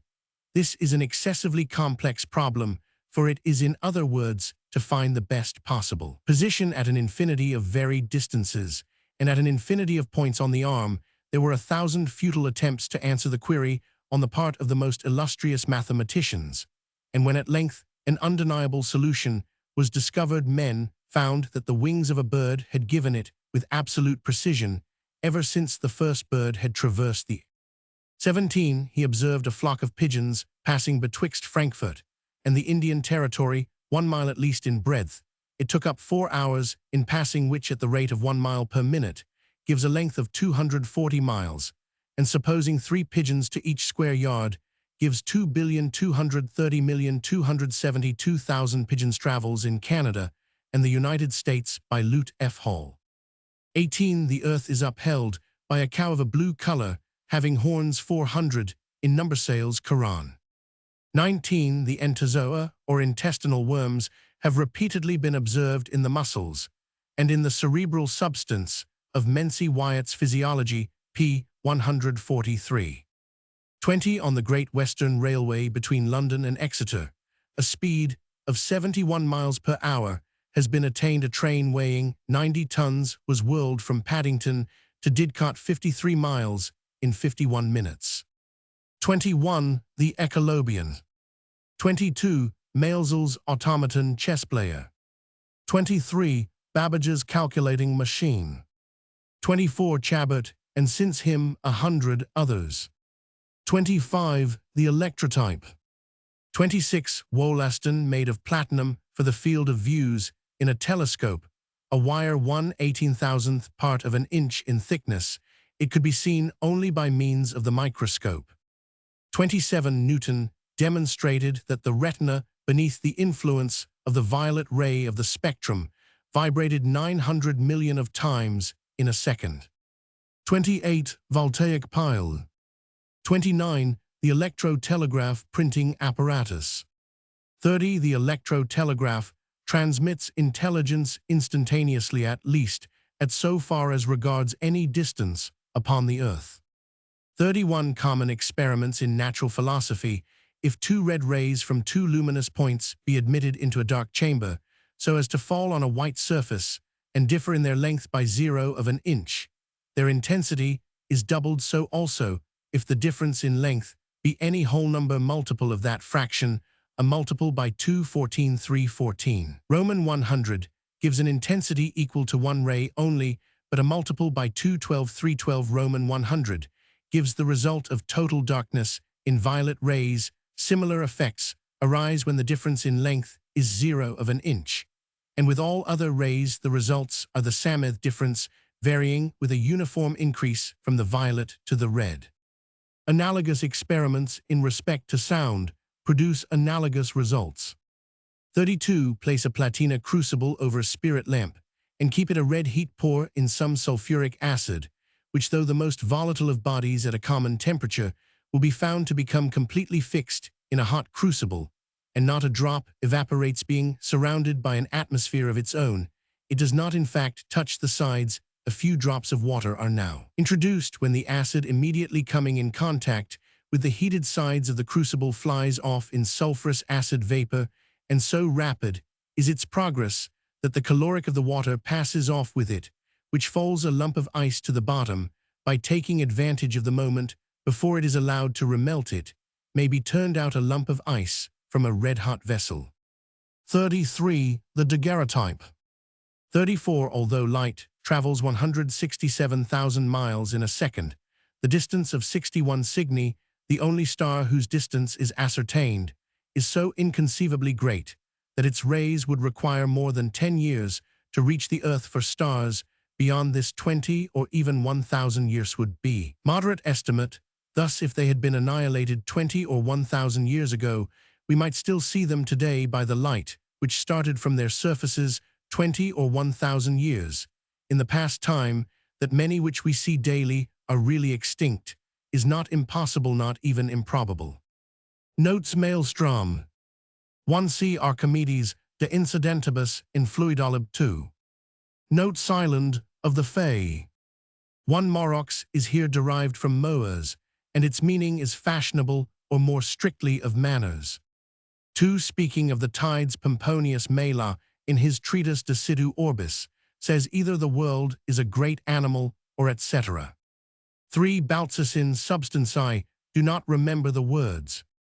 4. Florum puders, ner, per liquidum ethera p. Camaya. Notes Domain of Arnheim. 1. An incident similar in outline to the one here imagined occurred not very long ago in England. The name of the fortunate heir was Theluson. I first saw an account of this matter in the tour of Prince Puckler Muskow, who makes the sum inherited 90 millions of pounds, and justly observes that in the contemplation of so vast a sum, and of the services to which it might be applied, there is something even of the sublime to suit the views of this article. I have followed the prince's statement, although a grossly exaggerated one, the germ. And in fact, the commencement of the present paper was published many years previous to the issue of the first number of Sue's admirable Jewif errant, which may possibly have been suggested to him by Muskau's account. Notes Berenice. 1:4 as Jove during the winter season gives twice 7 days of warmth. Men have called this element and temperate time the nurse of the beautiful Halcyon's Monades. Volume 3. Narrative of a Gordon Pym. Introductory note. Upon my return to the United States, a few months ago, after the extraordinary series of adventure in the South Seas and elsewhere, of which an account is given in the following pages, accident threw me into the society of several gentlemen in Richmond, Va, who felt deep interest in all matters relating to the regions I had visited, and who were constantly urging it upon me as a duty to give my narrative to the public eye. Had several reasons, however, for declining to do so, some of which were of a nature altogether private and concerned no person but myself, others not so much so. One consideration which deterred me was that, having kept no journal during a greater portion of the time in which I was absent, I feared I should not be able to write from mere memory a statement so minute and connected as to have the appearance of that truth it would really possess, barring only the natural and unavoidable exaggeration to which all of us are prone when detailing events which have had powerful influence in exciting the imaginative faculties. Another reason was that the incidents to be narrated were of a nature so positively marvelous that, unsupported as my assertions must necessarily be, except by the evidence of a single individual, and he a half-breed Indian, I could only hope for belief among my family and those of my friends who have had reason through life to put faith in my veracity. Probability being that the public at large would regard what I should put forth as merely an impudent and ingenious fiction. A distrust in my own abilities as a writer was nevertheless one of the principal causes which prevented me from complying with the suggestions of my advisers. Among those gentlemen in Virginia who expressed the greatest interest in my statement, more particularly in regard to that portion of it which related to the Antarctic Ocean, was Mr. Poe, lately editor of the Southern Literary Messenger, a monthly magazine published by Mr. Thomas W. White in the city of Richmond. He strongly advised me, among others, to prepare at once a full account of what I had seen and undergone, and trust to the shrewdness and common sense of the public, insisting with great plausibility that, however roughly as regards mere authorship my book should be got up, its very uncouthness, if there were any, would give it all the better chance of being received as truth. Notwithstanding this representation, I did not make up my mind to do as he suggested. He afterward proposed, finding that I would not stir in the matter, that I should allow him to draw up in his own words a narrative of the earlier portion of my adventures from facts afforded by myself, publishing it in the Southern Messenger under the garb of fiction. To this, perceiving no objection, I consented, stipulating only that my real name should be retained. 2 numbers of the pretended fiction appeared consequently in the Messenger for January and February 1837, and in order that it might certainly be regarded as fiction, the name of Mr. Poe was affixed to the articles in the table of contents of the magazine. The manner in which this ruse was received has induced me at length to undertake a regular compilation and publication of the adventures in question, for I found that, in spite of the air of fable which had been so ingeniously thrown around that portion of my statement which appeared in the Messenger, without altering or distorting a single fact, the public was still not at all disposed to receive it as fable, and several letters were sent to Mr. P.S. address distinctly expressing a conviction to the contrary. I thence concluded that the facts of my narrative would prove of such a nature as to carry with them sufficient evidence of their own authenticity, and that I had consequently little to fear on the score of popular incredulity. This expose being made, it will be seen at once how much of what follows I claim to be my own writing, and it will also be understood that no fact is misrepresented in the first few pages, which were written by Mr. Poe. Even to those readers who have not seen the Messenger, it will be unnecessary to point out where his portion ends and my own commences. The difference in point of style will be readily perceived. A G. Pym. Chapter 1. My name is Arthur Gordon Pym. My father was a respectable trader in sea stores at Nantucket, where I was born. My maternal grandfather was an attorney in good practice. He was fortunate in everything, and had speculated very successfully in stocks of the Edgar New Bank, as it was formerly called. By these and other means he had managed to lay by a tolerable sum of money. He was more attached to myself, I believe, than to any other person in the world, and I expected to inherit the most of his property. At his death, he sent me at 6 years of age to the school of old Mr. Ricketts, a gentleman with only one arm and of eccentric manners, is well known to almost every person who has visited New Bedford. I stayed at his school until I was 16. When I left him for Mr. E. Ronald's academy on the hill here, I became intimate with the son of Mr. Barnard, a sea captain who generally sailed in the employ of Lloyd and Vredenburgh. Mr. Barnard is also very well known in New Bedford and has many relations. I am certain in Edgarton his son was named Augustus, and he was nearly 2 years older than myself. He had been on a whaling voyage with his father in the John Donaldson, and was always talking to me of his adventures in the South Pacific Ocean.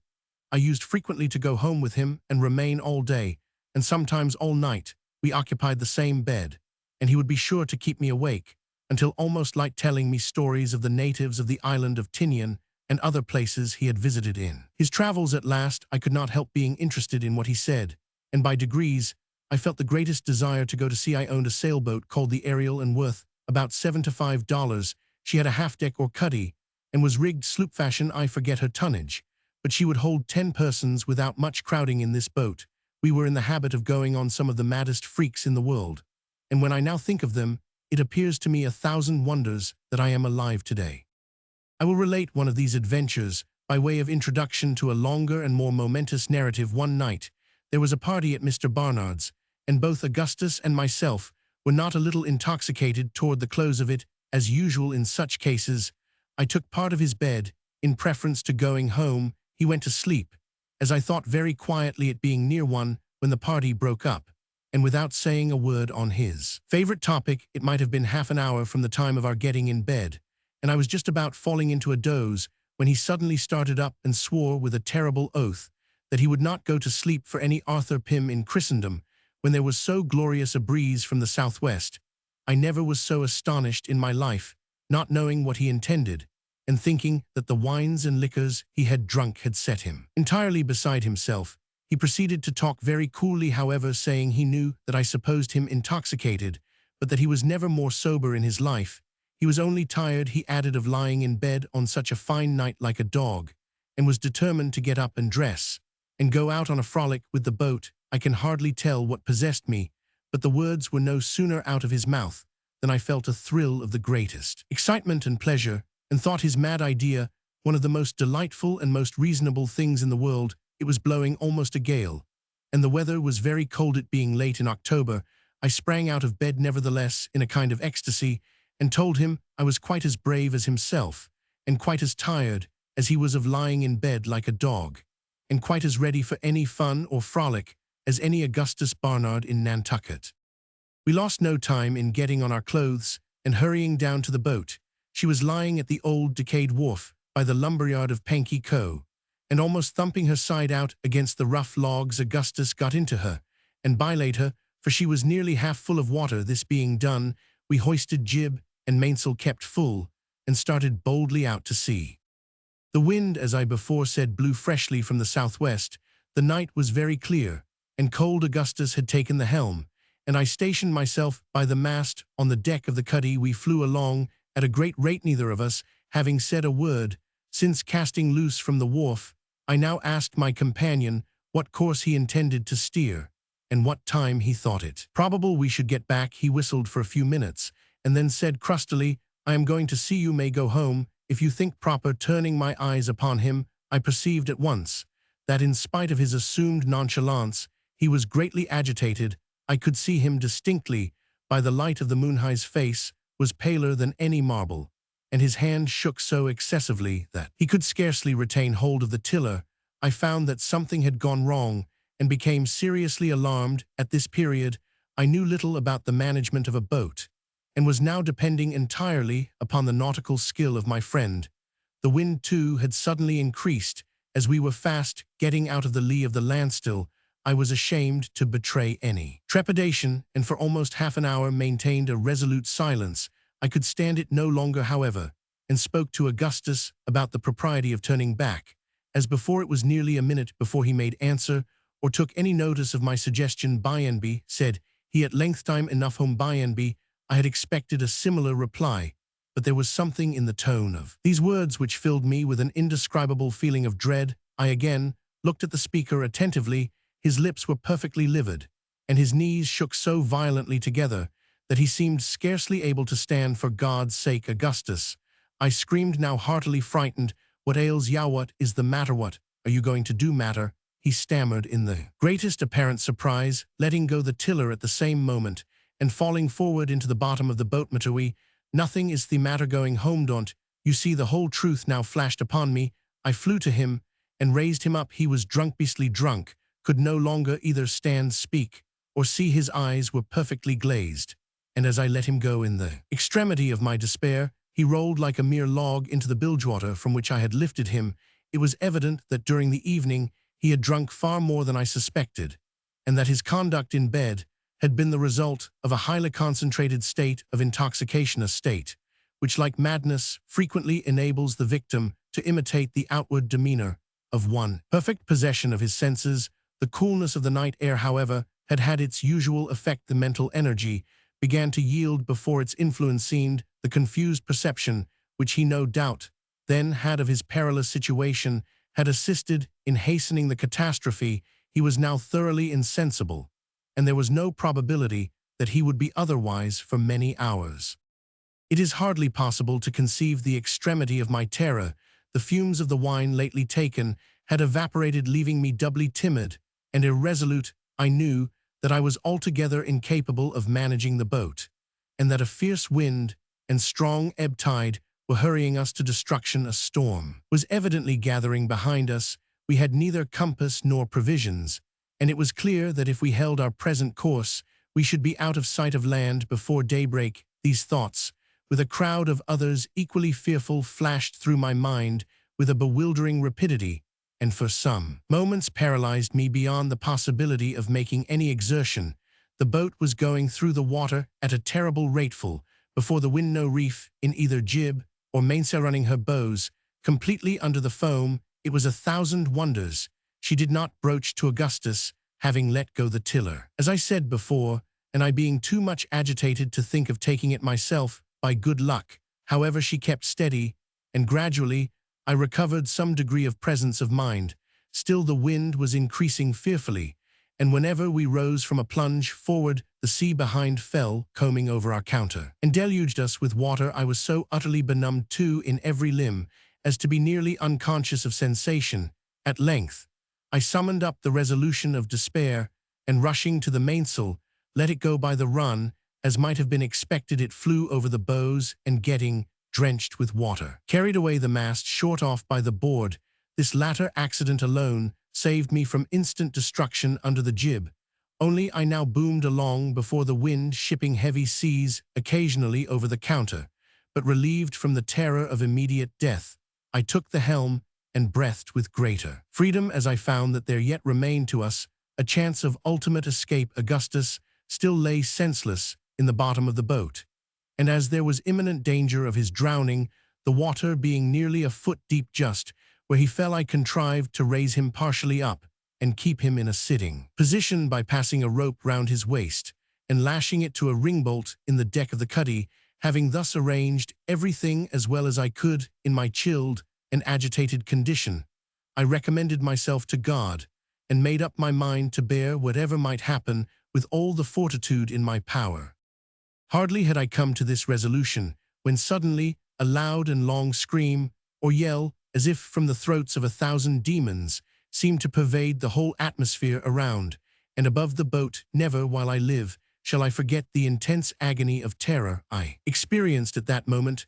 My hair stood erect on my head. I felt the blood congealing in my veins. My heart ceased utterly to beat, and without having once raised my eyes to learn the source of my alarm, I tumbled headlong and insensible upon the body of my fallen companion. I found myself upon reviving in the cabin of a large whaling ship, the Penguin bound to Nantucket. Several persons were standing over me, and Augustus, paler than death, was busily occupied in chafing my hands upon seeing me open my eyes, his exclamations of gratitude and joy excited alternate laughter and tears from the rough-looking personages who were present. The mystery of our being in existence was now soon explained. We had been run down by the whaling ship, which was close-hauled beating up to Nantucket with every sail she could venture to set, and consequently running almost at right angles to our own course. Several men were on the lookout forward, but did not perceive our boat until it was an impossibility to avoid coming. Contact their shouts of warning upon seeing us were what so terribly alarmed me. The huge ship, I was told, rode immediately over us with as much ease as our own little vessel would have passed over a feather, and without the least perceptible impediment to her progress.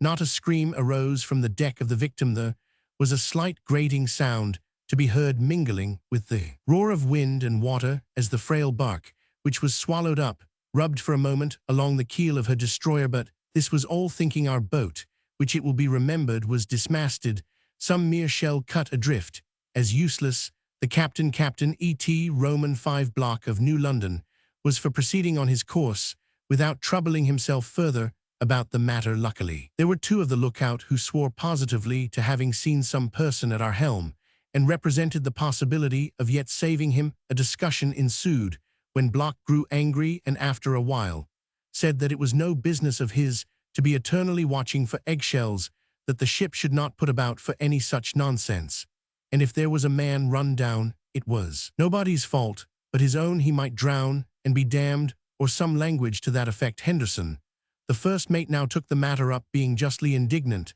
as well as the whole ship's crew, at a speech evincing so base a degree of heartless atrocity. He spoke plainly, seeing himself upheld by the men, told the captain he considered him a fit subject for the gallows, and that he would disobey his orders if he were hanged for it. The moment he set his foot on shore, he strode aft, jostling Block, who turned pale and made no answer on one side, and seizing the helm gave the word in a firm voice. Heartily the men flew to their posts, and the ship went cleverly about. All this had occupied nearly 5 minutes, and it was supposed to be hardly within the bounds of possibility that any individual could be saved, allowing any to have been on board the boat. Yet, as the reader has seen, both Augustus and myself were rescued, and our deliverance seemed to have been brought about by two of those almost inconceivable pieces of good fortune which are attributed by the wise and pious to the special interference of Providence. While the ship was yet in stays, the mate lowered the jolly boat and jumped into her with the very two men, I believe, who spoke up as having seen me at the helm. They had just left the lee of the vessel, the moon still shining brightly, when she made a long and heavy roll to windward, and Henderson, at the same moment starting up in his seat, bawled out to his crew to back water. He would say nothing else, repeating his cry impatiently, back water, back water. The men put back as speedily as possible, but by this time the ship had gone round and gotten fully under headway, although all hands on board were making great exertions to take in sail. In despite of the danger of the attempt, the mate clung to the mainchins. As soon as they came within his reach, another huge lurch now brought the starboard side of the vessel out of water nearly as far as her keel. When the cause of his anxiety was rendered obvious enough, the body of a man was seen to be affixed in the most singular manner to the smooth and shining bottom. The Penguin was coppered and copper-fastened and beating violently against it with every movement of the hull, after several ineffectual efforts made during the lurches of the ship, and at the imminent risk of swamping the boat. I was finally disengaged from my perilous situation and taken on board, for the body proved to be my own. It appeared that one of the timber bolts having started and broken a passage through the copper, it had arrested my progress as I passed under the ship, and fastened me in so extraordinary a manner to her bottom. The head of the bolt had made its way through the collar of the green baize jacket I had on, and through the back part of my neck, forcing itself out between two sinews, and just below the right ear. I was immediately put to bed. Although life seemed to be totally extinct, there was no surgeon on board. The captain, however, treated me with every attention to make amends, I presume, in the eyes of his crew, for his atrocious behavior in the previous portion of the adventure. In the meantime, Henderson had again put off from the ship. Although the wind was now blowing almost a hurricane, he had not been gone many minutes when he fell in with some fragments of our boat, and shortly afterward, one of the men with him asserted that he could distinguish a cry for help at intervals amid the roaring of the tempest. This induced the hardy seamen to persevere in their search for more than half an hour, although repeated signals to return were made them by Captain Block, and although every moment on the water in so frail a boat was fraught to them with the most imminent and deadly peril, indeed, it is nearly impossible to conceive how the small jolly they were in could have escaped destruction for a single instant. She was built, however, for the whaling service, and was fitted, as I have since had reason to believe, with airboxes in the manner of some lifeboats used on the coast of Wales. After searching in vain for about the period of time just mentioned, it was determined to get back to the ship.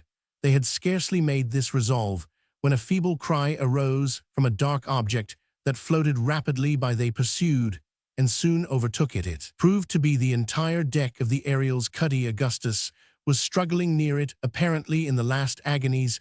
Upon getting hold of him, it was found that he was attached by a rope to the floating timber. This rope, it will be remembered, I had myself tied around his waist and made fast to a ringbolt for the purpose of keeping him in an upright position, and my so doing, it appeared, had been ultimately the means of preserving his life.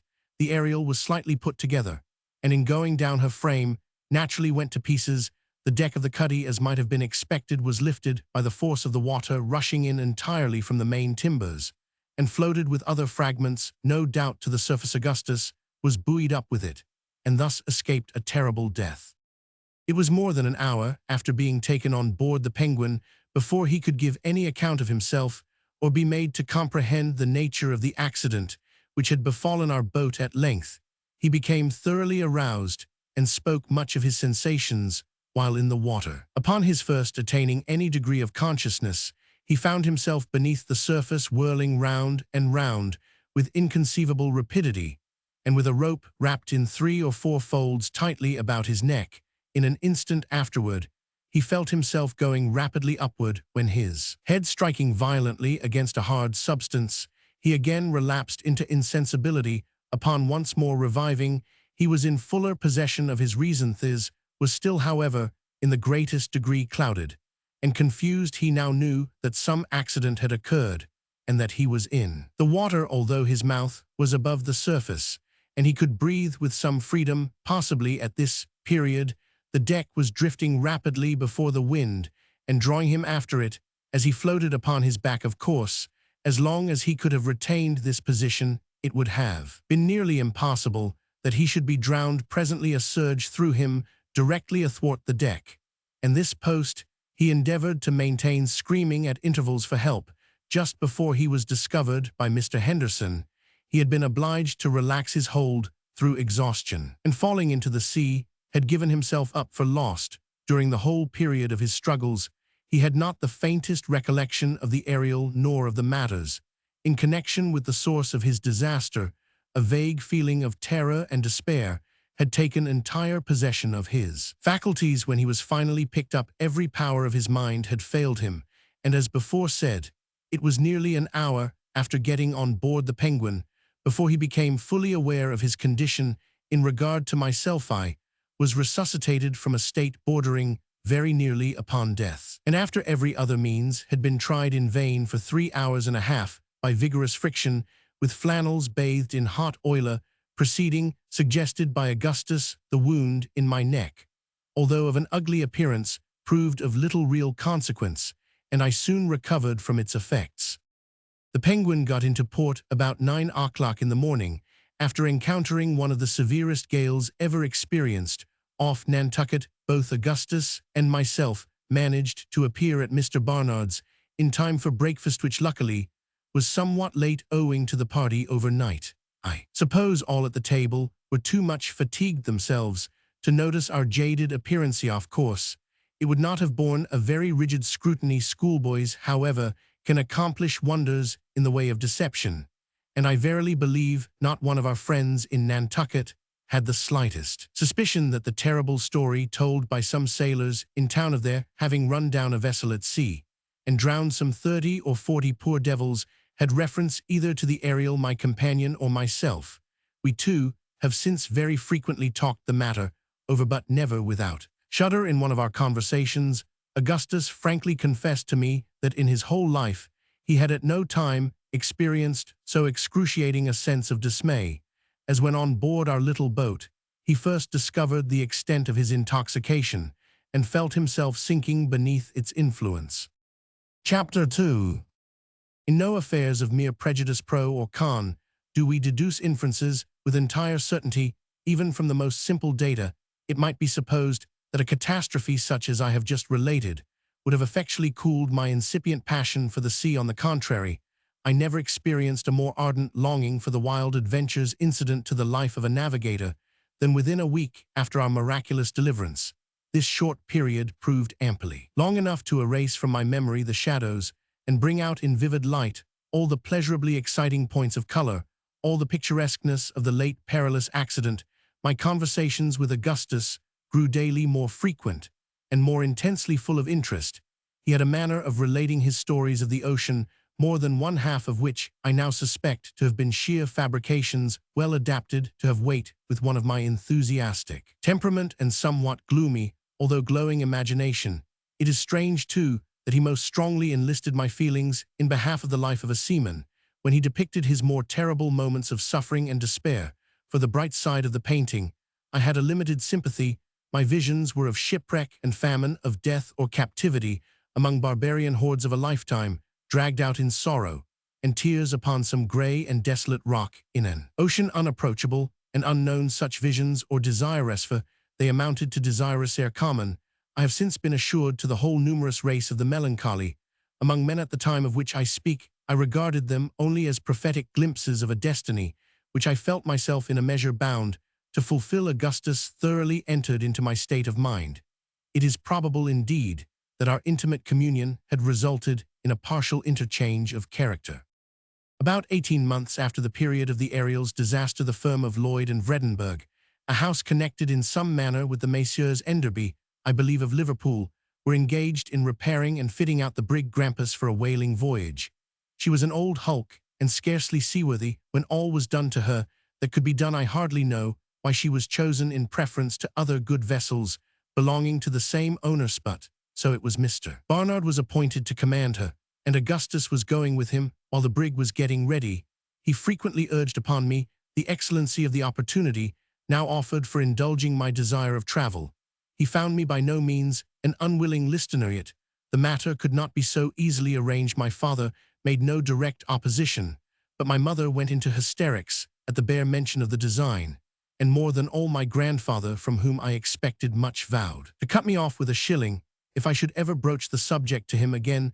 These difficulties, however, so far from abating my desire, only added fuel to the flame. I determined to go at all hazards, and having made known my intentions to Augustus, we set about arranging a plan by which it might be accomplished. In the meantime, I forbore speaking to any of my relations in regard to the voyage, and as I busied myself ostensibly with my usual studies, it was supposed that I had abandoned the design. I have since frequently examined my conduct on this occasion with sentiments of displeasure as well as of surprise. The intense hypocrisy I made use of for the furtherance of my projected hypocrisy, pervading every word and action of my life for so long a period of time, could only have been rendered tolerable to myself by the wild and burning expectation with which I looked forward to the fulfillment of my long-cherished visions of travel. In pursuance of my scheme of deception, I was necessarily obliged to leave much to the management of Augustus, who was employed for the greater part of every day on board the Grampus, attending to some arrangements for his father in the cabin and cabin hold. At night, however, we were sure to have a conference and talk over our hopes. After nearly a month passed in this manner, without our hitting upon any plan we thought likely to succeed, he told me at last that he had determined upon everything necessary. I had a relation living in New Bedford, a Mr. Ross, at whose house I was in the habit of spending occasionally 2 or 3 weeks at a time.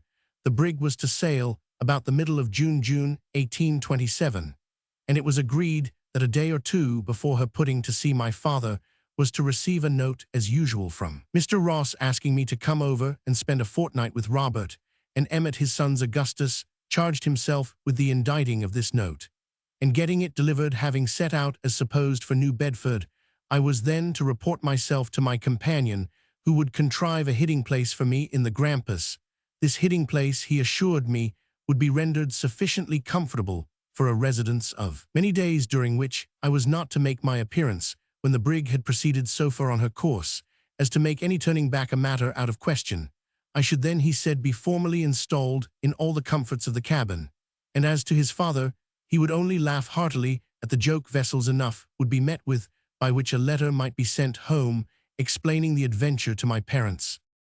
The middle of June at length arrived, and everything had been matured. The note was written and delivered, and on a Monday morning I left the house for the New Bedford packet. As supposed, I went, however, straight to Augustus, who was waiting for me at the corner of a street. It had been our original plan that I should keep out of the way until dark, and then slip on board the brig. But as there was now a thick fog in our favor, it was agreed to lose no time in secreting me. Augustus led the way to the wharf, and I followed at a little distance, enveloped in a thick seaman's cloak, which he had brought with him, so that my person might not be easily recognized. Just as we turned the second corner after passing Mr. Edmund's well, who should appear standing right in front of me, and looking me full in the face. But old Mr. Peterson, my grandfather, why bless my soul, Gordon, said he, after a long pause, why whose dirty cloak is that you have on, sir? I replied, assuming, as well as I could in the exigency of the moment, an air of offended surprise, and talking in the gruffest of all imaginable tone. Sir, you are a somewhat mistaken me name in the first place, bean't nothing at all like Godden and id, want you for to know better, you blackguard, than to call my new overcoat a darty one. For my life, I could hardly refrain from screaming with laughter at the odd manner in which the old gentleman received this handsome rebuke. He started back 2 or 3 steps, turned first pale, and then excessively red, threw up his spectacles, then putting them down ran full tilt at me with his umbrella uplifted. He stopped short, however, in his career, as if struck with a sudden recollection, and presently turning round hobbled off down the street, shaking all the while with rage, and muttering between his teeth, "Want donu glasses thought it was Gordon good-for-nothing salt water long Tom." After this narrow escape, we proceeded with greater caution, and arrived at our point of destination in safety. There were only 1 or 2 of the hands on board, and these were busy forward doing something to the forecastle combings. Captain Barnard, we knew very well, was engaged at Lloyd and Vredenburgh's, and would remain there until late in the evening, so we had little to apprehend on his account. Augustus went first up the vessel's side, and in a short while I followed him. Without being noticed by the men at work, we proceeded at once into the cabin, and found no person there. It was fitted up in the most comfortable style, a thing somewhat unusual in a whaling vessel. There were 4 very excellent staterooms with wide and convenient berths. There was also a large stove, I took notice, and a remarkably thick and valuable carpet, covering the floor of both the cabin and staterooms. The ceiling was full 7 feet high, and in short, everything appeared of a more roomy and agreeable nature than I had anticipated. Augustus, however, would allow me but little time for observation, insisting upon the necessity of my concealing myself. As soon as possible, he led the way into his own stateroom, which was on the starboard side of the brig, and next to the bulkheads. Upon entering, he closed the door and bolted it. I thought I had never seen a nicer little room than the one in which I now found myself. It was about 10 feet long and had only 1 berth, which, as I said before, was wide and convenient. In that portion of the closet nearest the bulkheads, there was a space of 4 feet square, containing a table, a chair, and a set of hanging shelves full of books, chiefly books of voyages and travels. There were many other little comforts in the room, among which I ought not to forget a kind of safe or refrigerator, in which Augustus pointed out to me a host of delicacies, both in the eating and drinking department. He now pressed with his knuckles upon a certain spot of the carpet, in one corner of the space just mentioned, letting me know that a portion of the flooring, about 16 inches square, had been neatly cut out and again adjusted. As he pressed, this portion rose up at one end sufficiently to allow the passage of his finger beneath. In this manner, he raised the mouth of the trap, to which the carpet was still fastened by tacks, and I found that it led into the afterhold. He next lit a small taper by means of a phosphorus match, and placing the light in a dark lantern, descended with it through the opening. Bidding me follow, I did so, and he then pulled the cover upon the whole by means of a nail driven into the under side of the carpet, of course, resuming its original position on the floor of the stateroom, and all traces of the aperture being concealed. The taper gave out so feeble a ray that it was with the greatest difficulty I could grope my way through the confused mass of lumber, among which I now found myself. By degrees, however, my eyes became accustomed to the gloom, and I proceeded with less trouble, holding on to the skirts of my friend's coat. He brought me at length, after creeping and winding through innumerable narrow passages, to an iron-bound box, such as is used sometimes for packing fine earthenware. It was nearly 4 feet high and full 6 long, but very narrow. 2 large empty oil casks lay on the top of it, and above these again, a vast quantity of straw matting piled up as high as the floor of the cabin in every other direction around, was wedged as closely as possible, even up to the ceiling, a complete chaos of almost every species of ship furniture together, with a heterogeneous medley of crates, hampers, barrels, and bales, so that it seemed a matter no less than miraculous that we had discovered any passage at all to the box. I afterward found that Augustus had purposely arranged the stowage in this hold, with a view to affording me a thorough concealment, having had only one assistant in the labor, a man not going out in the brig. My companion now showed me that one of the ends of the box could be removed at pleasure. He slipped it aside and displayed the interior, at which I was excessively amused. A mattress from one of the cabin berths covered the whole of its bottom, and it contained almost every article of mere comfort which could be crowded into so small a space, allowing me at the same time sufficient room for my accommodation, either in a sitting position or lying at full length. Among other things, there were some books, pen, ink, and paper, 3 blankets, a large jug full of water, a keg of Seabiscuit, 3 or 4 immense bologna sausages, an enormous ham, a cold leg of roast mutton and half, a dozen bottles of cordials and liqueurs.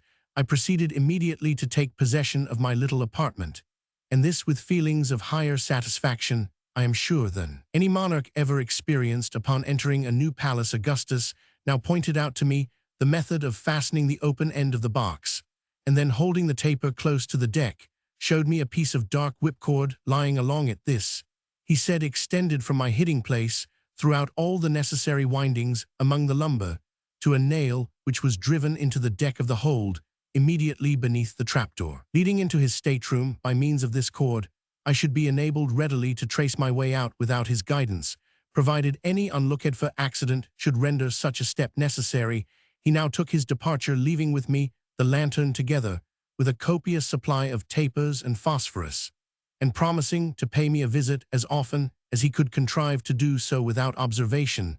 This was on the 17th of June.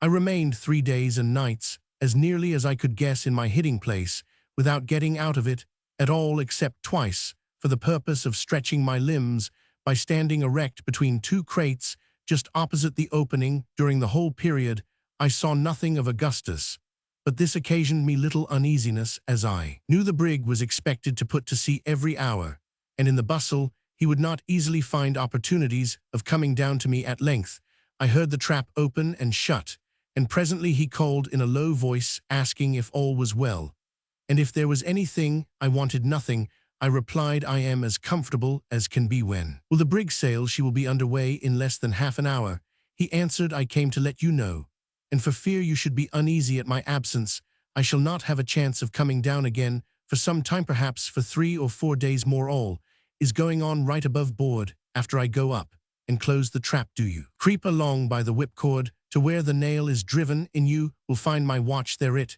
may be useful to you, as you have no daylight to keep time by. I suppose you can't tell how long you have been buried. Only 3 days. Thighs is the 20th. I would bring the watch to your box, but I'm afraid of being missed. With this, he went up. In about an hour after he had gone, I distinctly felt the brig in motion, and congratulated myself upon having at length fairly commenced a voyage. Satisfied with this idea, I determined to make my mind as easy as possible, and await the course of events, until I should be permitted to exchange the box for the more roomy, although hardly more comfortable, accommodations of the cabin. My first care was to get the watch. Leaving the taper burning, I groped along in the dark, following the cord through windings innumerable, in some of which I discovered that after toiling a long distance, I was brought back within a foot or 2 of a former position. At length, I reached the nail, and securing the object of my journey, returned with it in safety. I now looked over the books which had been so thoughtfully provided, and selected the expedition of Lewis and Clark to the mouth of the Columbia. With this, I amused myself for some time. When growing sleepy, I extinguished the light with great care, and soon fell into a sound slumber. Upon awakening, I felt strangely confused in mind, and some time elapsed before I could bring to recollection all the various circumstances of my situation. By degrees, however, I remembered all. Striking a light, I looked at the watch, but it was run down, and there were consequently no means of determining how long I slept. My limbs were greatly cramped, and I was forced to relieve them by standing between the crates, presently feeling an almost ravenous appetite. I bethought myself of the cold mutton, some of which I had eaten just before going to sleep, and found excellent what was my astonishment in discovering it to be in a state of absolute putrefaction. This circumstance occasioned me great disquietude, for connecting it with the disorder of mind I experienced upon awakening, I began to suppose that I must have slept for an inordinately long period of time. The close atmosphere of the hold might have had something to do with this, and might in the end be productive of the most serious results. My head ached excessively. I fancied that I drew every breath with difficulty, and in short, I was oppressed with a multitude of gloomy feelings. Still, I could not venture to make any disturbance by opening the trap or otherwise, and having wound up the watch, contented myself as well as possible. Throughout the whole of the next tedious 24 hours, no person came to my relief, and I could not help accusing Augustus of the grossest inattention. What alarmed me chiefly was that the water in my jug was reduced to about half a pint, and I was suffering much from thirst. Having eaten freely of the Bologna sausages after the loss of my mutton, I became very uneasy, and could no longer take any interest in my books. I was overpowered, too, with a desire to sleep, yet trembled at the thought of indulging it, lest there might exist some pernicious influence, like that of burning charcoal in the confined air of the hold. In the meantime, the roll of the brig told me that we were far in the main ocean, and a dull humming sound, which reached my ears as if from an immense distance, convinced me no ordinary gale was blowing. I could not imagine a reason for the absence of Augustus. We were surely far enough advanced on our voyage to allow of my going up. Some accident might have happened to him, but I could think of none which would account for his suffering me to remain so long a prisoner, except indeed his having suddenly died or fallen overboard. And upon this idea I could not dwell with any degree of patience. It was possible that we had been baffled by head winds, and were still in the near vicinity of Nantucket. This notion, however, I was forced to abandon, for such being the case, the brig must have frequently gone about, and I was entirely satisfied from her continual inclination to the larboard that she had been sailing all along with a steady breeze on her starboard quarter. Besides, granting that we were still in the neighborhood of the island, why should not Augustus have visited me, and informed me of the circumstance? Pondering in this manner upon the difficulties of my solitary and cheerless condition, I resolved to wait yet another 24 hours, when, if no relief were obtained, I would make my way to the trap, and endeavor either to hold a parley with my friend, or get at least a little fresh air through the opening, and a further supply of water from the stateroom. While occupied with this thought, however, I fell, in spite of every exertion to the contrary, into a state of profound sleep, or rather stupor. My dreams were of the most terrific description. Every species of calamity and horror befell me. Among other miseries, I was smothered to death between huge pillows by demons of the most ghastly and ferocious aspect. Immense serpents held me in their embrace, and looked earnestly in my face with their fearfully shining eyes. Then deserts limitless, and of the most forlorn and awe-inspiring character, spread themselves out before me. Immensely tall trunks of trees, gray and leafless, rose up in endless succession. As far as the eye could reach, their roots were concealed in wide-spreading morasses, whose dreary water lay intensely black still, altogether terrible beneath, and the strange trees seemed endowed with a human vitality, and waving to and fro. Their skeleton arms were crying to the silent waters for mercy in the shrill and piercing accents of the most acute agony and despair. The scene changed, and I stood naked and alone amidst the burning sandplains of Sahara. At my feet lay crouched a fierce lion of the tropics. Suddenly his wild eyes opened and fell upon me. With a conclusive bound he sprang to his feet, laid bare his horrible teeth. In another instant there burst from his red throat a roar like the thunder of the firmament, and I fell impetuously to the earth, stifling in a paroxysm of terror. I at last found myself partially awake. My dream then was not all a dream now. At least I was in possession of my senses. The paws of some huge and real monster were pressing heavily upon my bosom. His hot breath was in my ear, and his white and ghastly fangs were gleaming upon me through the gloom. Had 1,000 lives hung upon the movement of a limb or the utterance of a syllable, I could have neither stirred nor spoken. The beast, whatever it was, retained his position without attempting any immediate violence, while I lay in an utterly helpless, and I fancied a dying condition beneath him. I felt that my powers of body and mind were fast leaving Maine. A word that I was perishing and perishing of sheer fright. My brain swam, I grew deadly sick, me vision failed evan, the glaring eyeballs above me grew Roman 1499. Making a last strong effort, I at length breathed a faint ejaculation to God, and resigned myself to die. The sound of my voice seemed to arouse all the latent fury of the animal. He precipitated himself at full length upon my body, but what was my astonishment, when with a long and low whine he commenced licking my face and hands with the greatest eagerness, and with the most extravagant demonstration of affection and joy. I was bewildered, utterly lost in amazement, but I could not forget the peculiar whine of my Newfoundland dog Tiger and the odd manner of his caresses. I well knew it was he. I experienced a sudden rush of blood to my temples, a giddy and overpowering sense of deliverance and reanimation. I rose hurriedly from the mattress upon which I had been lying, and throwing myself upon the neck of my faithful follower and friend, relieved the long oppression of my bosom in a flood of the most passionate tears. As upon a former occasion, my conceptions were in a state of the greatest indistinctness and confusion.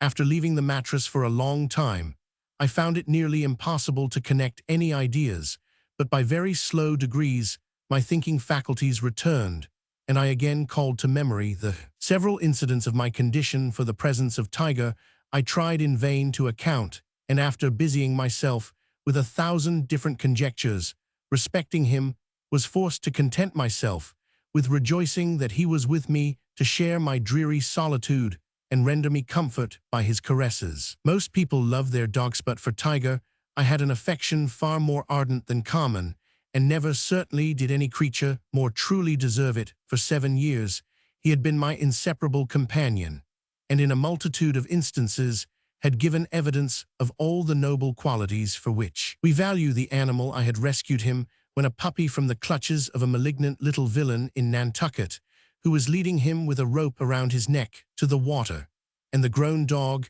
repaid the obligation about 3 years afterward by saving me from the bludgeon of a street robber. Getting now hold of the watch, I found upon applying it to my ear that it had again run down, but at this I was not at all surprised, being convinced from the peculiar state of my feelings that I had slept as before for a very long period of time. How long it was of course impossible to say. I was burning up with fever, and my thirst was almost intolerable. I felt about the box for my little remaining supply of water, for I had no light, the taper having burnt to the socket of the lantern, and the phosphorus box not coming readily to hand. Upon finding the jug, however, I discovered it to be empty. Tiger, no doubt having been tempted to drink it, as well as to devour the remnant of mutton, the bone of which lay well picked by the opening of the box. The spoiled meat I could well spare, but my heart sank as I thought of the water. I was feeble in the extremis, much so that I shook all over as with an ague at the slightest movement or exertion. To add to my troubles, the brig was pitching and rolling with great violence, and the oil casks which lay upon my box were in momentary danger of falling down so as to block up the only way of ingress or egress. I felt also terrible sufferings from seasickness. These considerations determined me to make my way at all hazards to the trap and obtain immediate relief before I should be incapacitated from doing so altogether. Having come to this resolve, I again felt about for the phosphorus box and tapers. The former I found after some little trouble, but not discovering the tapers as soon as I had expected, for I remembered very nearly the spot in which I had placed them, I gave up the search for the present, and bidding Tiger lie quiet, began at once my journey toward the trap. In this attempt, my great feebleness became more than ever apparent. It was with the utmost difficulty I could crawl along at all, and very frequently my limbs sank suddenly from beneath me. When falling prostrate on my face, I would remain for some minutes in a state bordering on insensibility. Still, I struggled forward by slow degrees, dreading every moment that I should swoon amid the narrow and intricate windings of the lumber, in which event I had nothing but death to expect. As the result, at length, upon making a push forward with all the energy I could command, I struck my forehead violently against the sharp corner of an iron-bound crate. The accident only stunned me for a few moments, but I found to my inexpressible grief that the quick and violent roll of the vessel had thrown the crate entirely across my path so as effectually to block up the passage. With my utmost exertions, I could not move it a single inch from its position. it being closely wedged in among the surrounding boxes and ship furniture. It became necessary, therefore enfeebled, as I was either to leave the guidance of the whipcord and seek out a new passage, or to climb over the obstacle and resume the path on the other side. The former alternative presented too many difficulties and dangers to be thought of without a shudder. In my present weak state of both mind and body, I should infallibly lose my way if I attempted it, and perish miserably amid the dismal and disgusting labyrinths of the hold. I proceeded, therefore, without hesitation, to summon up all my remaining strength and fortitude, and endeavor as I best might to clamber over the crate.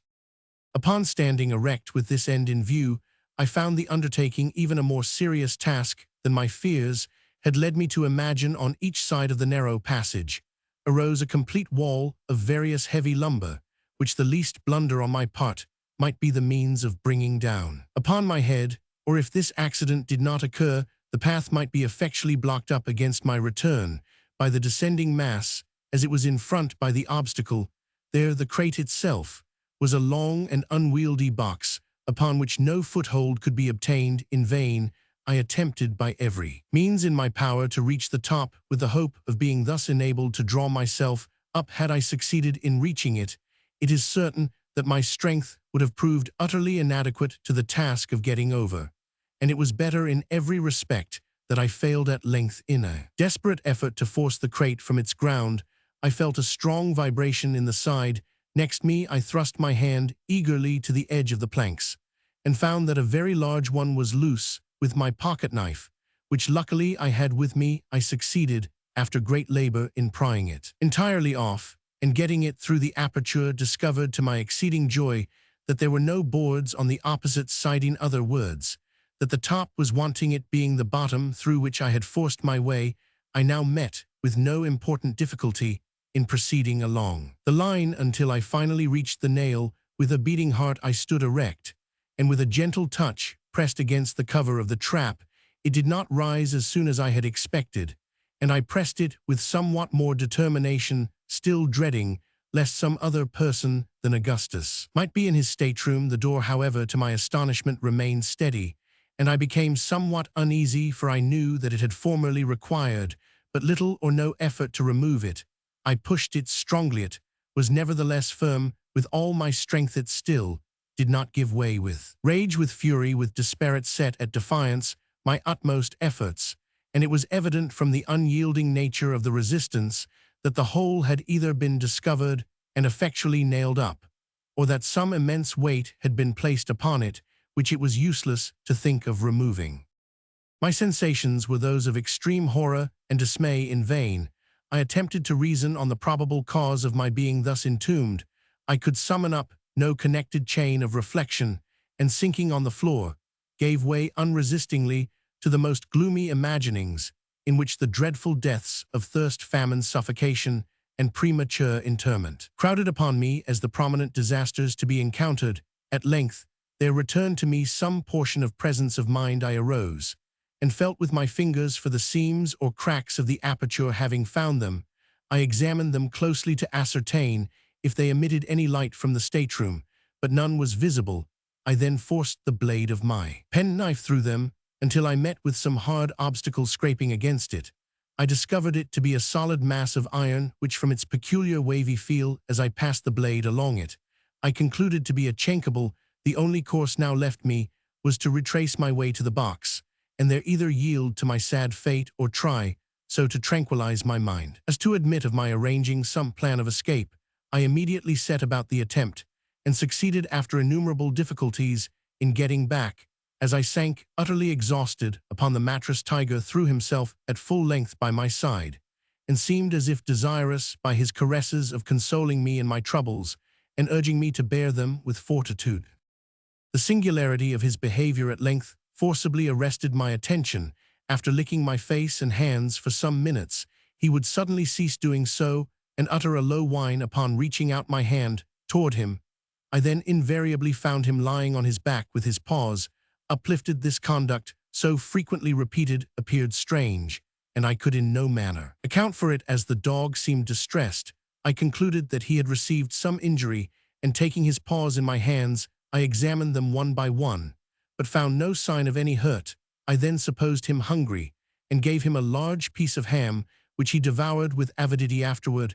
However, resuming his extraordinary maneuvers, I now imagined that he was suffering, like myself, the torments of thirst, and was about adopting this conclusion as the true one when the idea occurred to me that I had as yet only examined his paws, and that there might possibly be a wound upon some portion of his body or head. The latter I felt carefully over, but found nothing. On passing my hand, however, along his back, I perceived a slight erection of the hair extending completely across it. Probing this with my finger, I discovered a string, and tracing it up found that it encircled the whole body. Upon a closer scrutiny, I came across a small slip of what had the feeling of letter paper, through which the string had been fastened in such a manner as to bring it immediately beneath the left shoulder of the animal.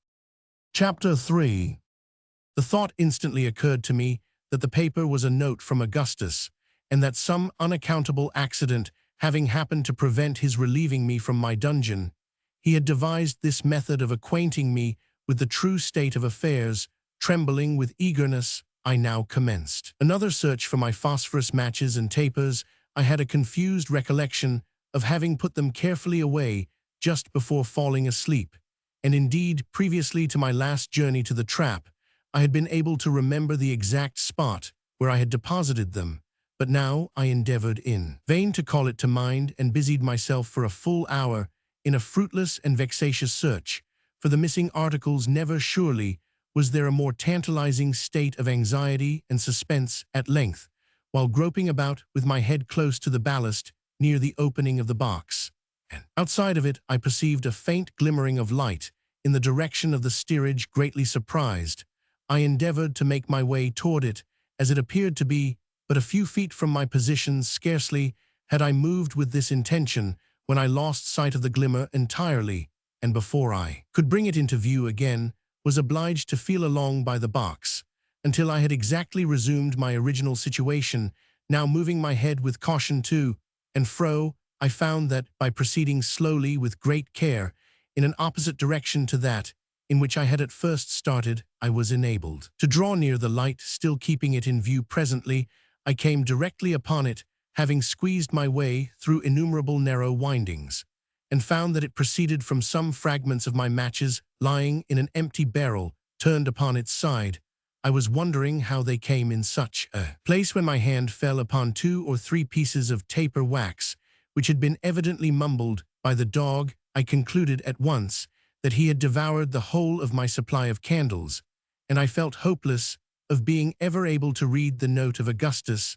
The small remnants of the wax were so mashed up among other rubbish in the barrel that I despaired of deriving any service from them, and left them, as they were, the phosphorus of which there was only a speck or two.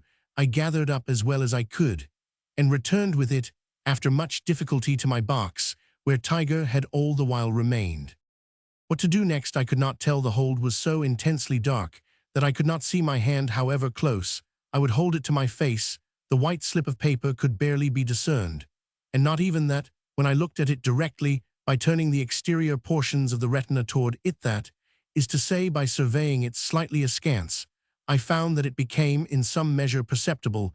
Thus the gloom of my prison may be imagined, and the note of my friend, if indeed it were a note from him, seemed only likely to throw me into further trouble by disquieting to no purpose my already enfeebled and agitated mind. In vain I revolved in my brain a multitude of absurd expedients for procuring light, such expedients precisely as a man in the perturbed sleep occasioned by opium would be apt to fall upon for a similar purpose each, and all of which appear by turns to the dreamer the most reasonable and the most preposterous of conceptions, just as the reasoning or imaginative faculties flicker alternately one above the other. At last, an idea occurred to me which seemed rational, and which gave me cause to wonder very justly that I had not entertained it before I placed the slip of paper on the back of a book, and collecting the fragments of the phosphorus matches which I had brought from the barrel, laid them together upon the paper. I then, with the palm of my hand, rubbed the whole over quickly yet steadily. A clear light diffused itself immediately throughout the whole surface, and had there been any writing upon it, I should not have experienced the least difficulty, I am sure, in reading it. Not a syllable was there, however, nothing but a dreary and unsatisfactory blank. The illumination died away in a few seconds, and my heart died away within me as it went. I have before stated more than once that my intellect for some period prior to this had been in a condition nearly bordering on idiocy. There were to be sure momentary intervals of perfect sanity and then even of energy, but these were few. It must be remembered that I had been for many days certainly inhaling the almost pestilential atmosphere of a close hold in a whaling vessel, and for a long portion of that time, but scantily supplied with water for the last 14 or 15 hours, I had had I slept during that time. Salt provisions of the most exciting kind had been my chief, and indeed, since the loss of the mutton, my only supply of food, with the exception of the sea biscuit, and these latter were utterly useless to me, as they were too dry and hard to be swallowed. In the swollen and parched condition of my throat, I was now in a high state of fever, and in every respect exceedingly Roman 99. This will account for the fact that many miserable hours of despondency elapsed after my last adventure with the phosphorus before the thought suggested itself that I had examined only one side of the paper. I shall not attempt to describe my feelings of rage, for I believe I was more angry than anything else when the egregious oversight I had committed flashed suddenly upon my perception. The blunder itself would have been unimportant had not my own folly and impetuosity rendered it otherwise. In my disappointment at not finding some words upon the slip, I had childishly torn it in pieces and thrown it away. It was impossible to say where. From the worst part of this dilemma, I was relieved by the sagacity of Tiger. Having got after a long search a small piece of the note, I put it to the dog's nose, and endeavored to make him understand that he must bring me the rest of it. To my astonishment, for I had taught him none of the usual tricks for which his breed are famous, he seemed to enter at once into my meaning, and, rummaging about for a few moments, soon found another considerable portion. Bringing me this, he paused a while, and rubbing his nose against my hand, appeared to be waiting for my approval of what he had done. I patted him on the head, when he immediately made off again. It was now some minutes before he came back, but when he did come he brought with him a large slip, which proved to be all the paper, missing it having been torn, it seems, only into 3 pieces. Luckily, I had no trouble in finding what few fragments of the phosphorus were left, being guided by the indistinct glow. 1 or 2 of the particles still emitted. My difficulties had taught me the necessity of caution, and I now took time to reflect upon what I was about to do. It was very probable, I considered, that some words were written upon that side of the paper which had not been examined, but which side was that fitting the pieces together gave me no clue in this respect, although it assured me that the words, if there were any, would be found all on one side, and connected in a proper manner. As written, there was the greater necessity of ascertaining the point in question beyond a doubt, as the phosphorus remaining would be altogether insufficient for a third attempt. Should I fail in the one I was now about to make, I placed the paper on a book as before, and sat for some minutes thoughtfully revolving the matter over in my mind. At last, I thought it barely possible that the written side might have some unevenness on its surface, which a delicate sense of feeling might enable me to detect. I determined to make the experiment, and passed my finger very carefully over the side which first presented itself. Nothing, however, was perceptible, and I turned the paper, adjusting it on the book. I now again carried my forefinger cautiously along, when I was aware of an exceedingly slight but still discernible glow, which followed as it preceded. This, I knew, must arise from some very minute remaining particles of the phosphorus with which I had covered the paper in my previous attempt. The other, or underside, then, was that on which lay the writing. If writing there should finally prove to be again, I turned the note and went to work, as I had previously done. Having rubbed in the phosphorus, a brilliancy ensued, as before, but this time several lines of MS in a large hand, and apparently in red ink, became distinctly visible. The glimmer, although sufficiently bright, was but momentary. Still, had I not been too greatly excited, there would have been ample time enough for me to peruse the whole 3 sentences before Mepha. I saw there were 3. In my anxiety, however, to read all at once, I succeeded only in reading the 7 concluding words, which thus appeared: bloodier life depends upon lying close. Had I been able to ascertain the entire contents of the note, the full meaning of the admonition which my friend had thus attempted to convey, that admonition, even although it should have revealed a story of disaster, the most unspeakable could not, I am firmly convinced, have imbued my mind with one tithe of the harrowing, and yet indefinable horror with which I was inspired by the fragmentary warning thus received, and blood too, that word of all words so rife at all times with mystery and suffering and terror, how trebly full of import, did it now appear, how chilly and heavily disjointed, as it thus was from any foregoing words to qualify or render it distinct, did its vague syllables fall amid the deep gloom of my prison into the innermost recesses of my soul. Augustus had undoubtedly good reasons for wishing me to remain concealed, and I formed 1,000 surmises as to what they could be, but I could think of nothing affording a satisfactory solution of the mystery just after returning from my last journey to the trap, and before my attention had been otherwise directed by the singular conduct of Tiger, I had come to the resolution of making myself heard at all events by those on board, or if I could not succeed in this directly, of trying to cut my way through the orlop deck, the half certainty which I felt of being able to accomplish one of these two purposes in the last emergency had given me courage, which I should not otherwise have had to endure the evils of my situation.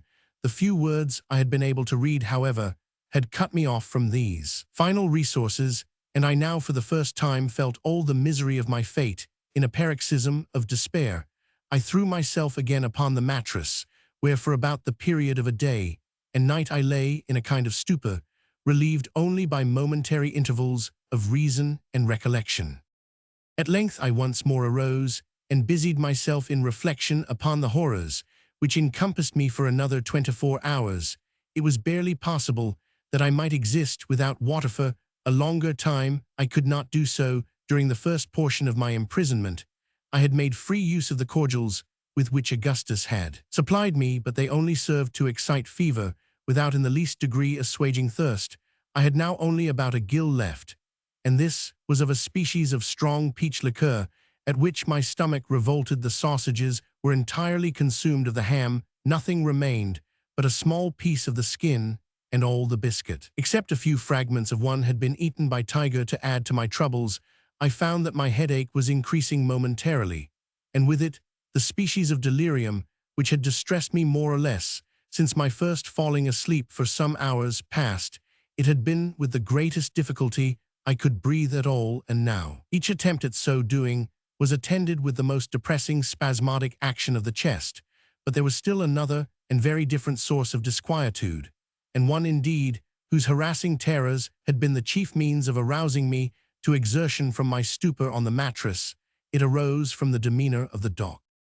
I first observed an alteration in his conduct while rubbing in the phosphorus on the paper in my last attempt. As I rubbed, he ran his nose against my hand with a slight snarl, but I was too greatly excited at the time to pay much attention to the circumstance. Soon afterward, it will be remembered, I threw myself on the mattress and fell into a species of lethargy. Presently, I became aware of a singular hissing sound close my ears, and discovered it to proceed from Tiger, who was panting and wheezing in a state of the greatest apparent excitement, his eyeballs flashing fiercely through the gloom. I spoke to him, when he replied with a low growl, and then remained quiet. Presently, I relapsed into my stupor, from which I was again awakened in a similar manner. This was repeated 3 or 4 times, until finally his behavior inspired me with so great degree of fear that I became fully aroused.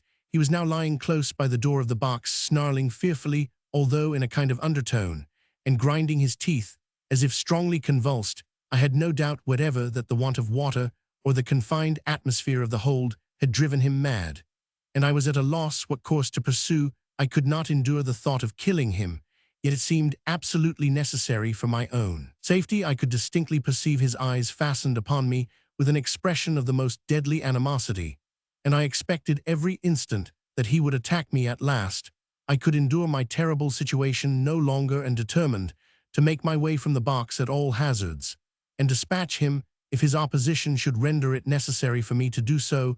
To get out, I had to pass directly over his body, and he already seemed to anticipate my design, missing himself upon his forelegs, as I perceived by the altered position of his eyes, and displayed the whole of his white fangs, which were easily discernible.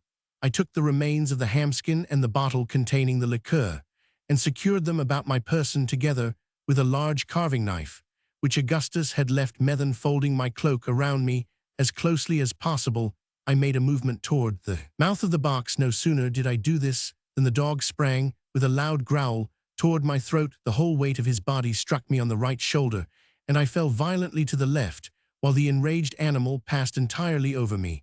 I had fallen upon my knees with my head buried among the blankets, and these protected me from a second furious assault, during which I felt the sharp teeth pressing vigorously upon the woolen, which enveloped my neck. Yet, luckily, without being able to penetrate all the folds, I was now beneath the dog, and a few moments would place me completely in his power. Despair gave me strength, and I rose boldly up, shaking him from me by main force, and dragging with me the blankets from the mattress. These I now threw over him, and before he could extricate himself, I had got through the door and closed it effectually against his pursuit. In this struggle, however, I had been forced to drop the morsel of hamskin, and I now found my whole stock of provisions reduced to a single gill of liqueur. As this reflection crossed my mind, I felt myself actuated by one of those fits of perverseness which might be supposed to influence a spoiled child in similar circumstances, and raising the bottle to my lips, I drained it to the last drop and dashed it furiously upon the floor.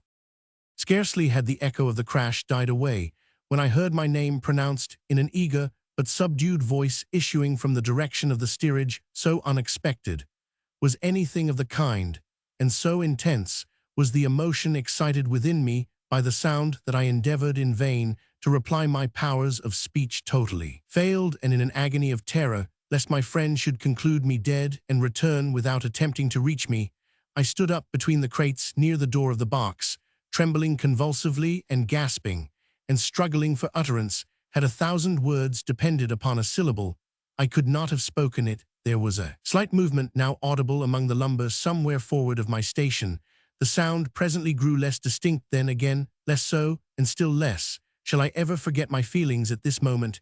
He was going, me friend, my companion, from whom I had a right to expect so much, was going, would abandon me, was gone. He would leave me to perish miserably, to expire in the most horrible and loathsome of dungeons. And one word, one little syllable, would save me. It, that single syllable, I could not utter. I felt, I am sure, more than 10,000 times the agonies of death itself. My brain reeled, and I fell deadly sick against the end of the box.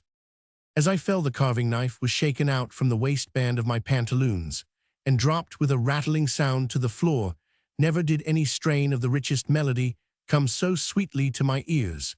With the intensest anxiety, I listened to ascertain the effect of the noise upon Augustus, for I knew that the person who called my name could be no one but himself. All was silent for some moments. At length I again heard the word Arthur repeated in a low tone, and one full of hesitation. Reviving hope loosened at once my powers of speech, and I now screamed at the top of my voice, "Augustus, oh Augustus, hush, for God's sake be silent." He replied, a voice trembling with agitation, "I will be with you immediately, as soon as I can make my way through the hold." For a long time I heard him moving among the lumber, and every moment seemed to me an age. At length I felt his hand upon my shoulder, and he placed at the same moment a bottle of water to my lips. Those only who have been suddenly redeemed from the jaws of the tomb, or who have known the insufferable torments of thirst under circumstances as aggravated as those which encompassed me in my dreary prison, can form any idea of the unutterable transports which that one long draught of the richest of all physical luxuries afforded. When I had in some degree satisfied my thirst, Augustus produced from his pocket 3 or 4 boiled potatoes, which I devoured with the greatest avidity. He had brought with him a light in a dark lantern, and the grateful rays afforded me scarcely less comfort than the food and drink. But I was impatient to learn the cause of his protracted absence, and he proceeded to recount what had happened on board during my incarceration. Chapter 4. The brig put to sea, as I had supposed, in about an hour after he had left the watch. This was on the 20th of June. It will be remembered that I had then been in the hold for 3 days, and during this period there was so constant a bustle on board, and so much running to and fro, especially in the cabin and staterooms, that he had had no chance of visiting me without the risk of having the secret of the trap discovered. When at length he did come, I had assured him that I was doing as well as possible, and therefore For the 2 next days, he felt but little uneasiness on my account still, however, watching an opportunity of going down it. It was not until the 4th day that he found one several times during this interval he had made up his mind to let his father know of the adventure and have me come up at once, but we were still within reaching distance of Nantucket, and it was doubtful from some expressions which had escaped Captain Barnard whether he would not immediately put back if he discovered me to be on board. Besides, upon thinking the matter over, Augustus, so he told me, could not imagine that I was in immediate want, or that I would hesitate in such case to make myself heard at the trap. When therefore he considered everything, he concluded to let me stay until he could meet with an opportunity of visiting me unobserved. This, as I said before, did not occur until the 4th day after his bringing me the watch, and the 7th since I had first entered the hold.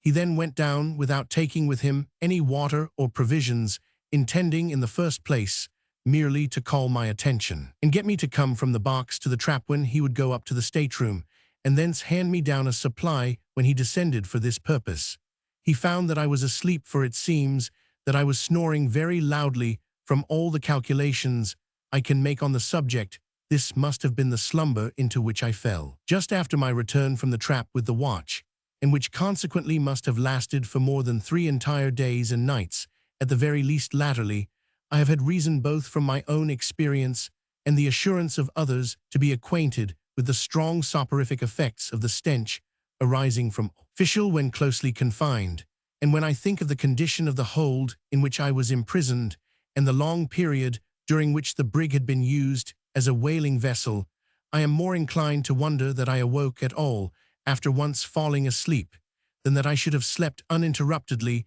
for the periods specified above. Augustus called to me at first in a low voice, and without closing the trap, but I made him no reply. He then shut the trap and spoke to me in a louder, and finally in a very loud tone still. I continued to snore. He was now at a loss what to do. It would take him some time to make his way through the lumber to my box, and in the meanwhile his absence would be noticed by Captain Barnard, who had occasion for his services every minute in arranging and copying papers connected with the business of the voyage. He determined, therefore, upon reflection, to ascend and await another opportunity of visiting me. He was the more easily induced to this resolve, as my slumber appeared to be of the most tranquil nature, and he could not suppose that I had undergone any inconvenience from my incarceration.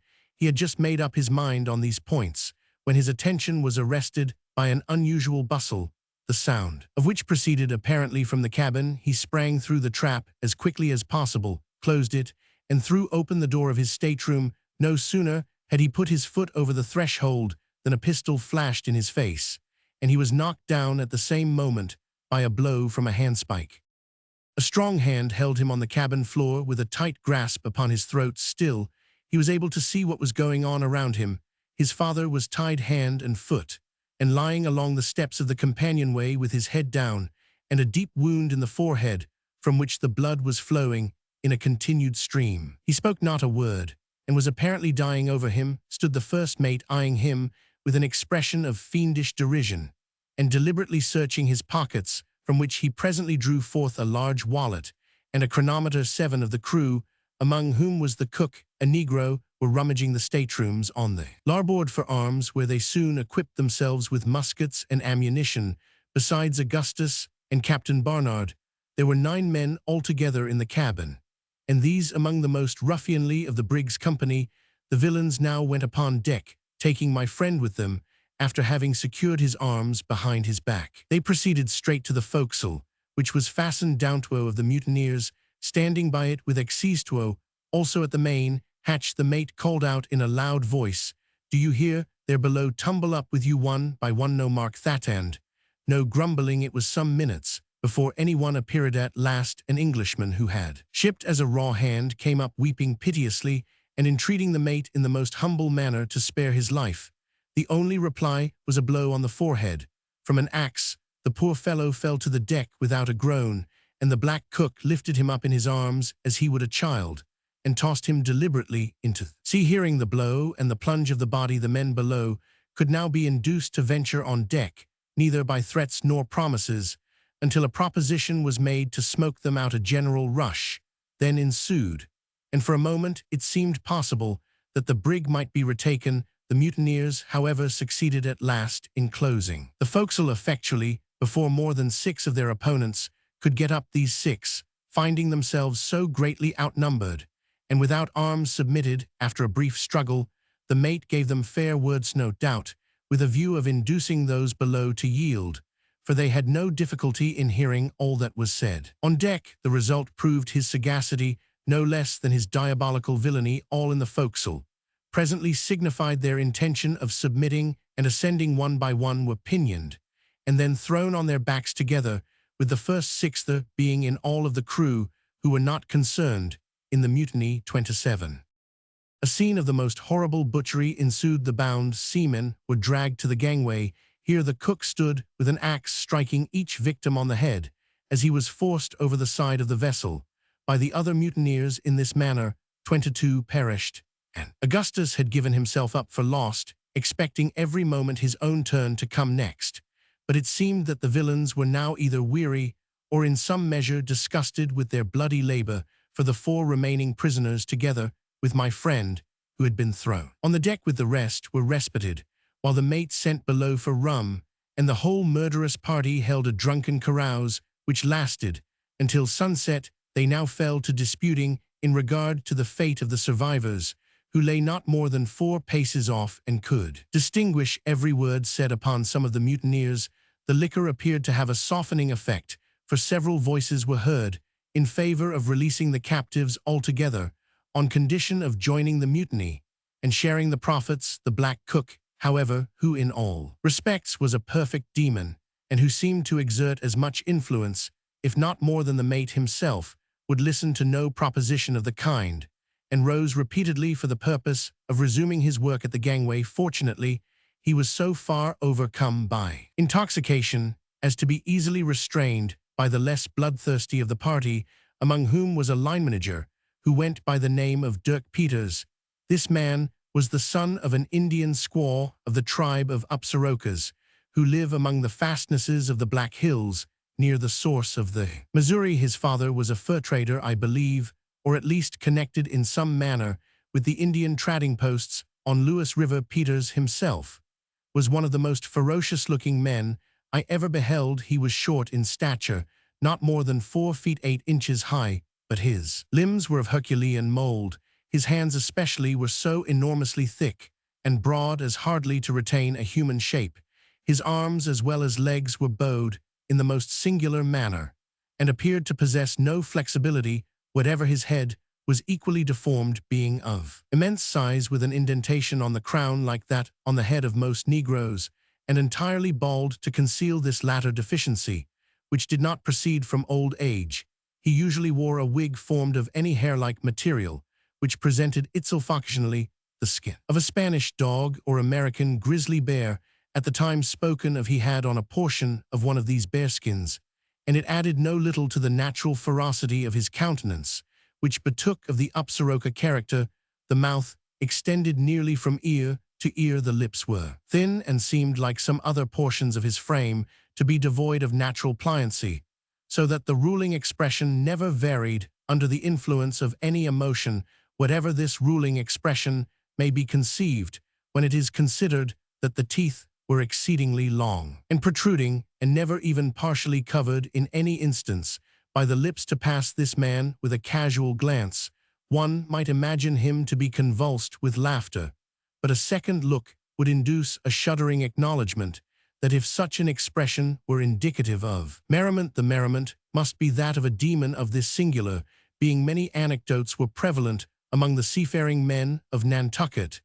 These anecdotes went to prove his prodigious strength when under excitement, and some of them had given rise to a doubt of his sanity. But on board the Grampus, it seems, he was regarded at the time of the mutiny with feelings more of derision than of anything else. I have been thus particular in speaking of Dirk Peters, because ferocious as he appeared, he proved the main instrument in preserving the life of Augustus, and because I shall have frequent occasion to mention him hereafter in the course of my narrative, let me here say, which in its latter portions will be found to include incidents of a nature so entirely out of the range of human experience, and for this reason so far beyond the limits of human credulity, that I proceed in utter hopelessness of obtaining credence for all that I shall tell, yet confidently trusting in time and progressing science to verify some of the most important and most improbable of my statements.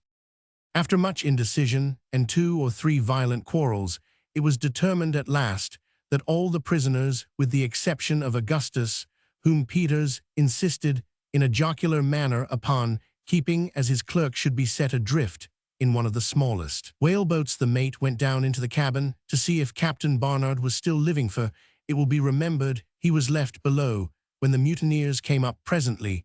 The 2 made their appearance, the captain pale as death, but somewhat recovered from the effects of his wound. He spoke to the men in a voice hardly articulate, entreated them not to set him adrift, but to return to their duty, and promising to land them wherever they chose, and to take no steps for bringing them to justice. He might as well have spoken to the winds. 2 of the ruffians seized him by the arms, and hurled him over the brig's side into the boat which had been lowered, while the mate went below. The 4 men who were lying on the deck were then untied and ordered to follow, which they did without attempting any resistance, Augustus being still left in his painful position, although he struggled and prayed only for the poor satisfaction of being permitted to bid his father farewell. A handful of sea biscuit and a jug of water were now handed down, but neither mast sail or nor compass. The boat was towed astern for a few minutes, during which the mutineers held another consultation. It was then finally cut adrift. By this time night had come on. There were neither moon nor stars visible, and a short and ugly sea was running. Although there was no great deal of wind, the boat was instantly out of sight, and little hope could be entertained for the unfortunate sufferers who were in it.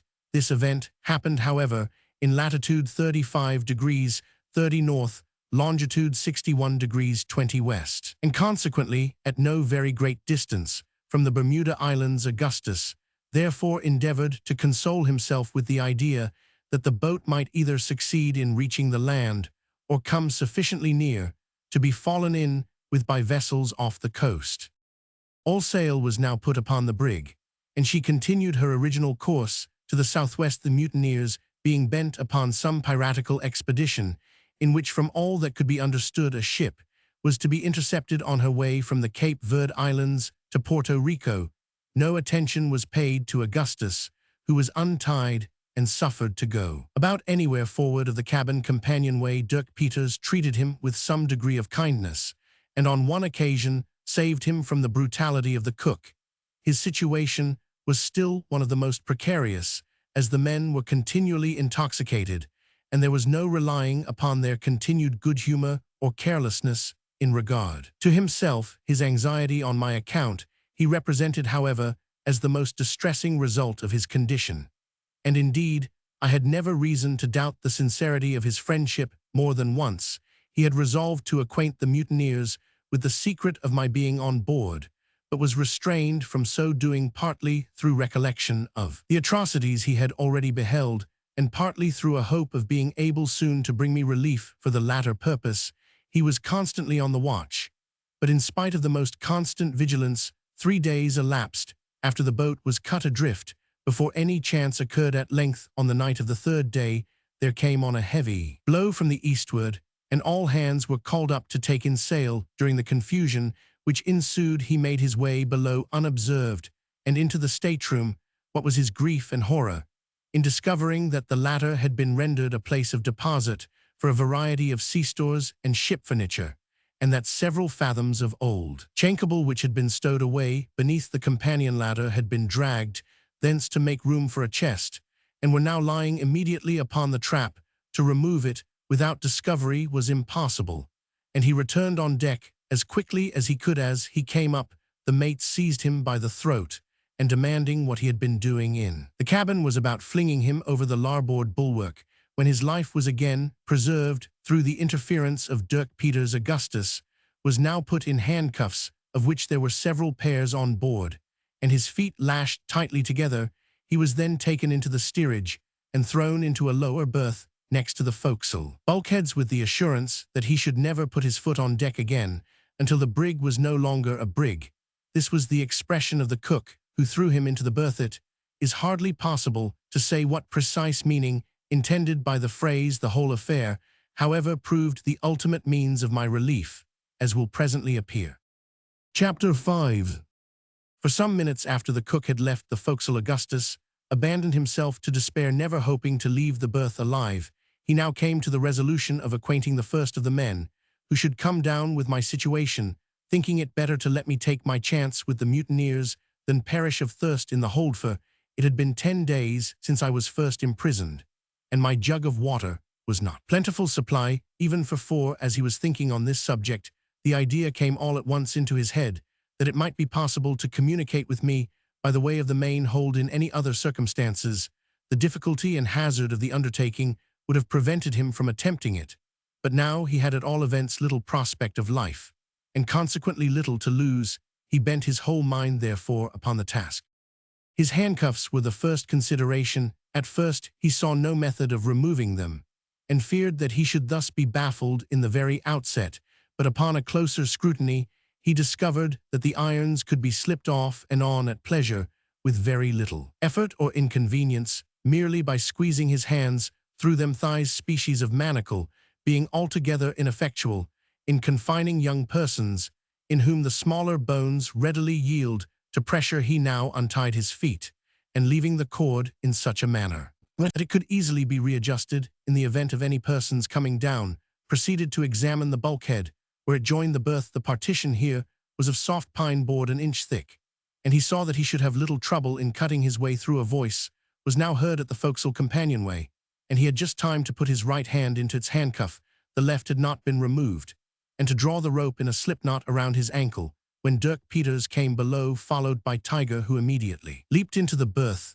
and lay down. The dog had been brought on board by Augustus, who knew my attachment to the animal, and thought it would give me pleasure to have him with me during the voyage.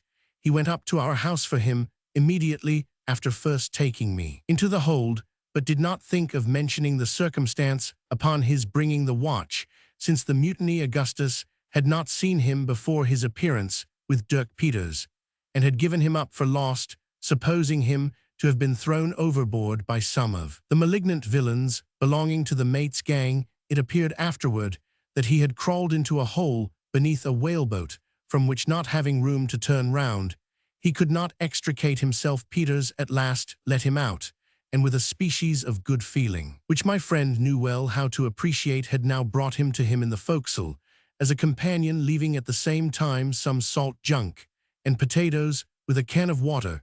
He then went on deck, promising to come down with something more to eat on the next day. When he had gone, Augustus freed both hands from the manacles and unfastened his feet. He then turned down the head of the mattress on which he had been lying, and with his penknife, for the ruffians had not thought it worth while to search him, commenced cutting vigorously across one of the partition planks as closely as possible to the floor of the berth. He chose to cut here because, if suddenly interrupted, he would be able to conceal what had been done by letting the head of the mattress fall into its proper position. For the remainder of the day, however, no disturbance occurred, and by night he had completely divided the plank. It should here be observed that none of the crew occupied the forecastle as a sleeping place, living altogether in the cabin since the mutiny, drinking the wines and feasting on the sea stores of Captain Barnard, and giving no more heed than was absolutely necessary to the navigation of the brig. These circumstances proved fortunate both for myself and Augustus, for had matters been otherwise, he would have found it impossible to reach me. As it was, he proceeded with confidence in his design. It was near daybreak, however, before he completed the second division of the board, which was about a foot above the first cut, thus making an aperture quite large enough to admit his passage through with facility to the main orlop deck. Having got here, he made his way with but little trouble to the lower main hatch, although in so doing he had to scramble over tiers of oil casks piled nearly as high as the upper deck, there being barely room enough left for his body. Upon reaching the hatch, he found that Tiger had followed him below, squeezing between 2 rows of the casks. It was now too late, however, to attempt getting to me before dawn, as the chief difficulty lay in passing through the close stowage in the lower hold. He therefore resolved to return and wait till the next night. With this design, he proceeded to loosen the hatch so that he might have as little detention as possible when he should come again. No sooner had he loosened it than Tiger sprang eagerly to the small opening, produced, snuffed for a moment, and then uttered a long whine, scratching at the same time as if anxious to remove. Covering with his paws, there could be no doubt from his behavior that he was aware of my being in the hold, and Augustus thought it possible that he would be able to get to me if he put him down. He now hit upon the expedient of sending the note, as it was especially desirable that I should make no attempt at forcing my way out, at least under existing circumstances. There could be no certainty of his getting to me himself on the morrow, as he intended. After events proved how fortunate it was that the idea occurred to him as it did, for had it not been for the receipt of the note, I should undoubtedly have fallen upon some plan, however desperate, of alarming the crew, and both our lives would most probably have been sacrificed in consequence. Having concluded to write, the difficulty was now to procure the materials for so doing. An old toothpick was soon made into a pen, and this, by means of feeling altogether for the betweendecks, was as dark as pitch. Paper enough was obtained from the back of a letter, a duplicate of the forged letter from Mr. Ross. This had been the original draft, but the handwriting not being sufficiently well imitated, Augustus had written another, thrusting the first, by good fortune, into his coat pocket, where it was now most opportunely discovered. Ink alone was thus wanting, and a substitute was immediately found for this, by means of a slight incision with the penknife on the back of a finger, just above the nail. A copious flow of blood ensuing as usual from wounds in that vicinity, the note was now written as well as it could be in the dark, and under the circumstances it briefly explained that a mutiny had taken place, that Captain Barnard was set adrift, and that I might expect immediate relief as far as provisions were concerned, but must not venture upon making any disturbance. It concluded with these words: "I have scrawled this with bloodier life depends upon lying close." This slip of paper being tied upon the dog, he was now put down the hatchway, and Augustus made the best of his way back to the forecastle, where he found no reason to believe that any of the crew had been in his absence. To conceal the hole in the partition, he drove his knife in just above it, and hung up a pea-jacket which he found in the berth. His handcuffs were then replaced, and also the rope around his ankles. These arrangements were scarcely completed when Dirk Peters came below, very drunk, but in excellent humor, and bringing with him my friend's allowance of provision for the day. This consisted of a dozen large Irish potatoes roasted, and a pitcher of water. He sat for some time on a chest by the berth, and talked freely about the mate and the general concerns of the brig. His demeanor was exceedingly capricious and even grotesque. At one time, Augustus was much alarmed by odd conduct. At last, however, he went on deck, muttering a promise to bring his prisoner a good dinner on the morrow. During the day, two of the crew harpooners came down, accompanied by the cook, all three in nearly the last stage of intoxication. Like Peters, they made no scruple of talking unreservedly about their plans. It appeared that they were much divided among themselves as to their ultimate course, agreeing in no point, except the attack on the ship from the Cape Verde Islands, with which they were in hourly expectation of meeting. As far as could be ascertained, the mutiny had not been brought about altogether for the sake of booty. A private pique of the chief mate's against Captain Barnard having been the main instigation, there now seemed to be two principal factions among the crew, one headed by the mate, the other by the cook. The former party were for seizing the first suitable vessel which should present itself, and equipping it at some of the West India Islands for a piratical cruise.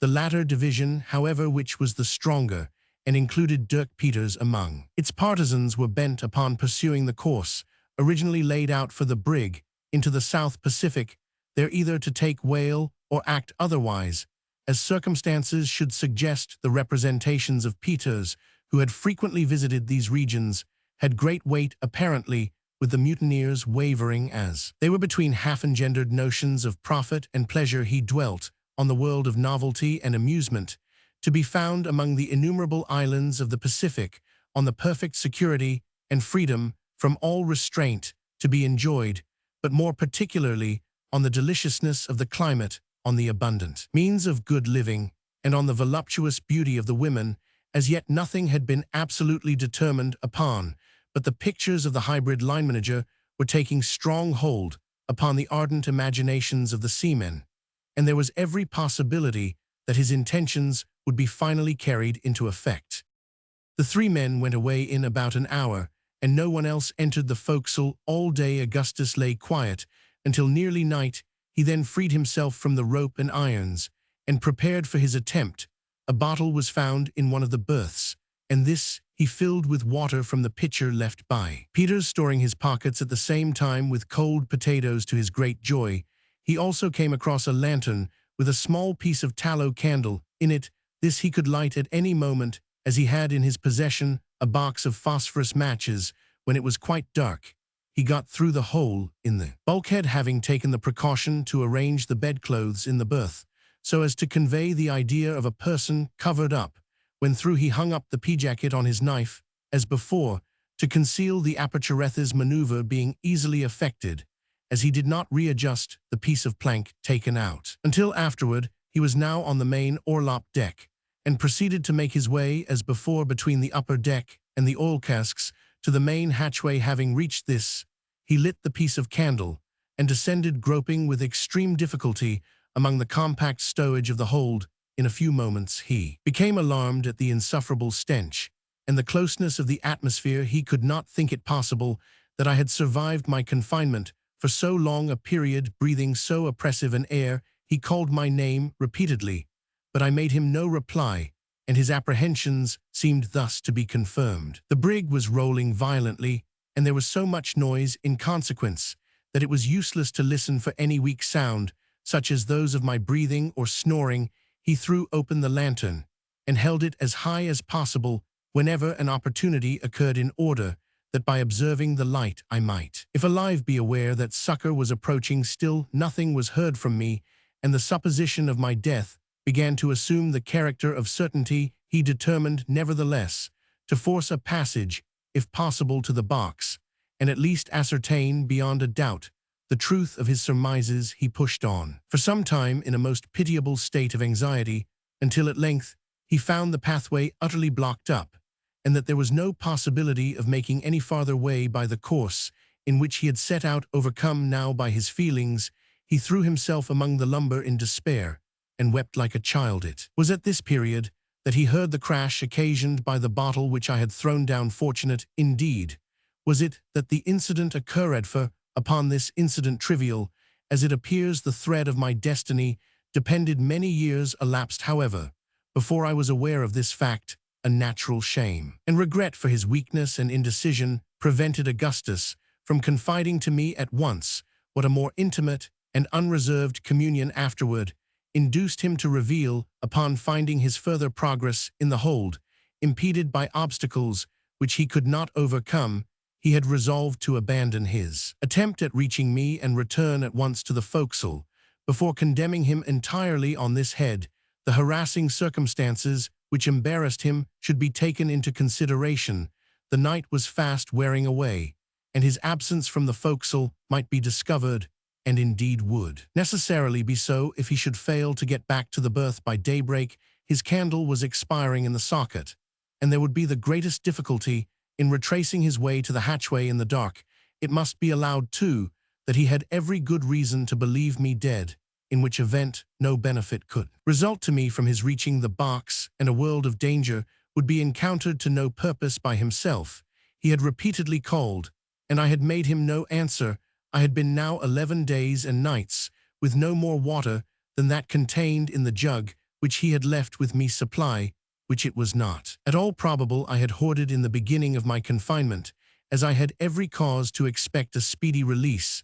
The atmosphere of the hold, too, must have appeared to him, coming from the comparatively open air of the steerage, of a nature absolutely poisonous, and by far more intolerable than it had seemed to me upon my first taking up my quarters in the boxed hatchways at that time, having been constantly open for many months previous. Add to these considerations that of the scene of bloodshed and terror so lately witnessed by my friend, his confinement privations, and narrow escapes from death, together with the frail and equivocal tenure by which he still existed, circumstances all so well calculated to prostrate every energy of mind, and the reader will be easily brought, as I have been, to regard his apparent falling off in friendship and in faith with sentiments rather of sorrow than of anger.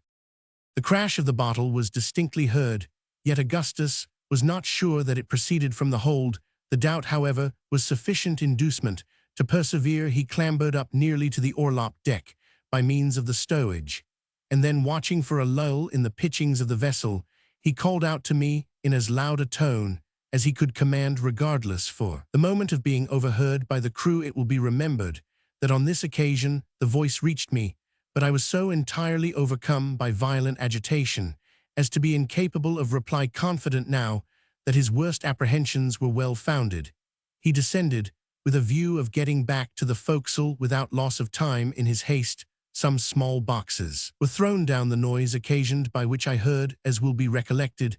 He had made considerable progress on his return, when the fall of the knife again caused him to hesitate.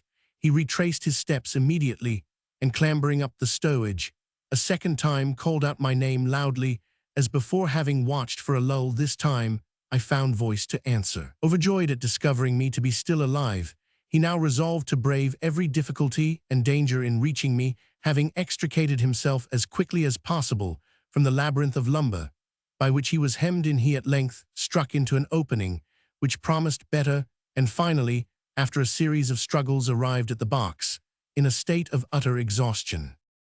Chapter 6.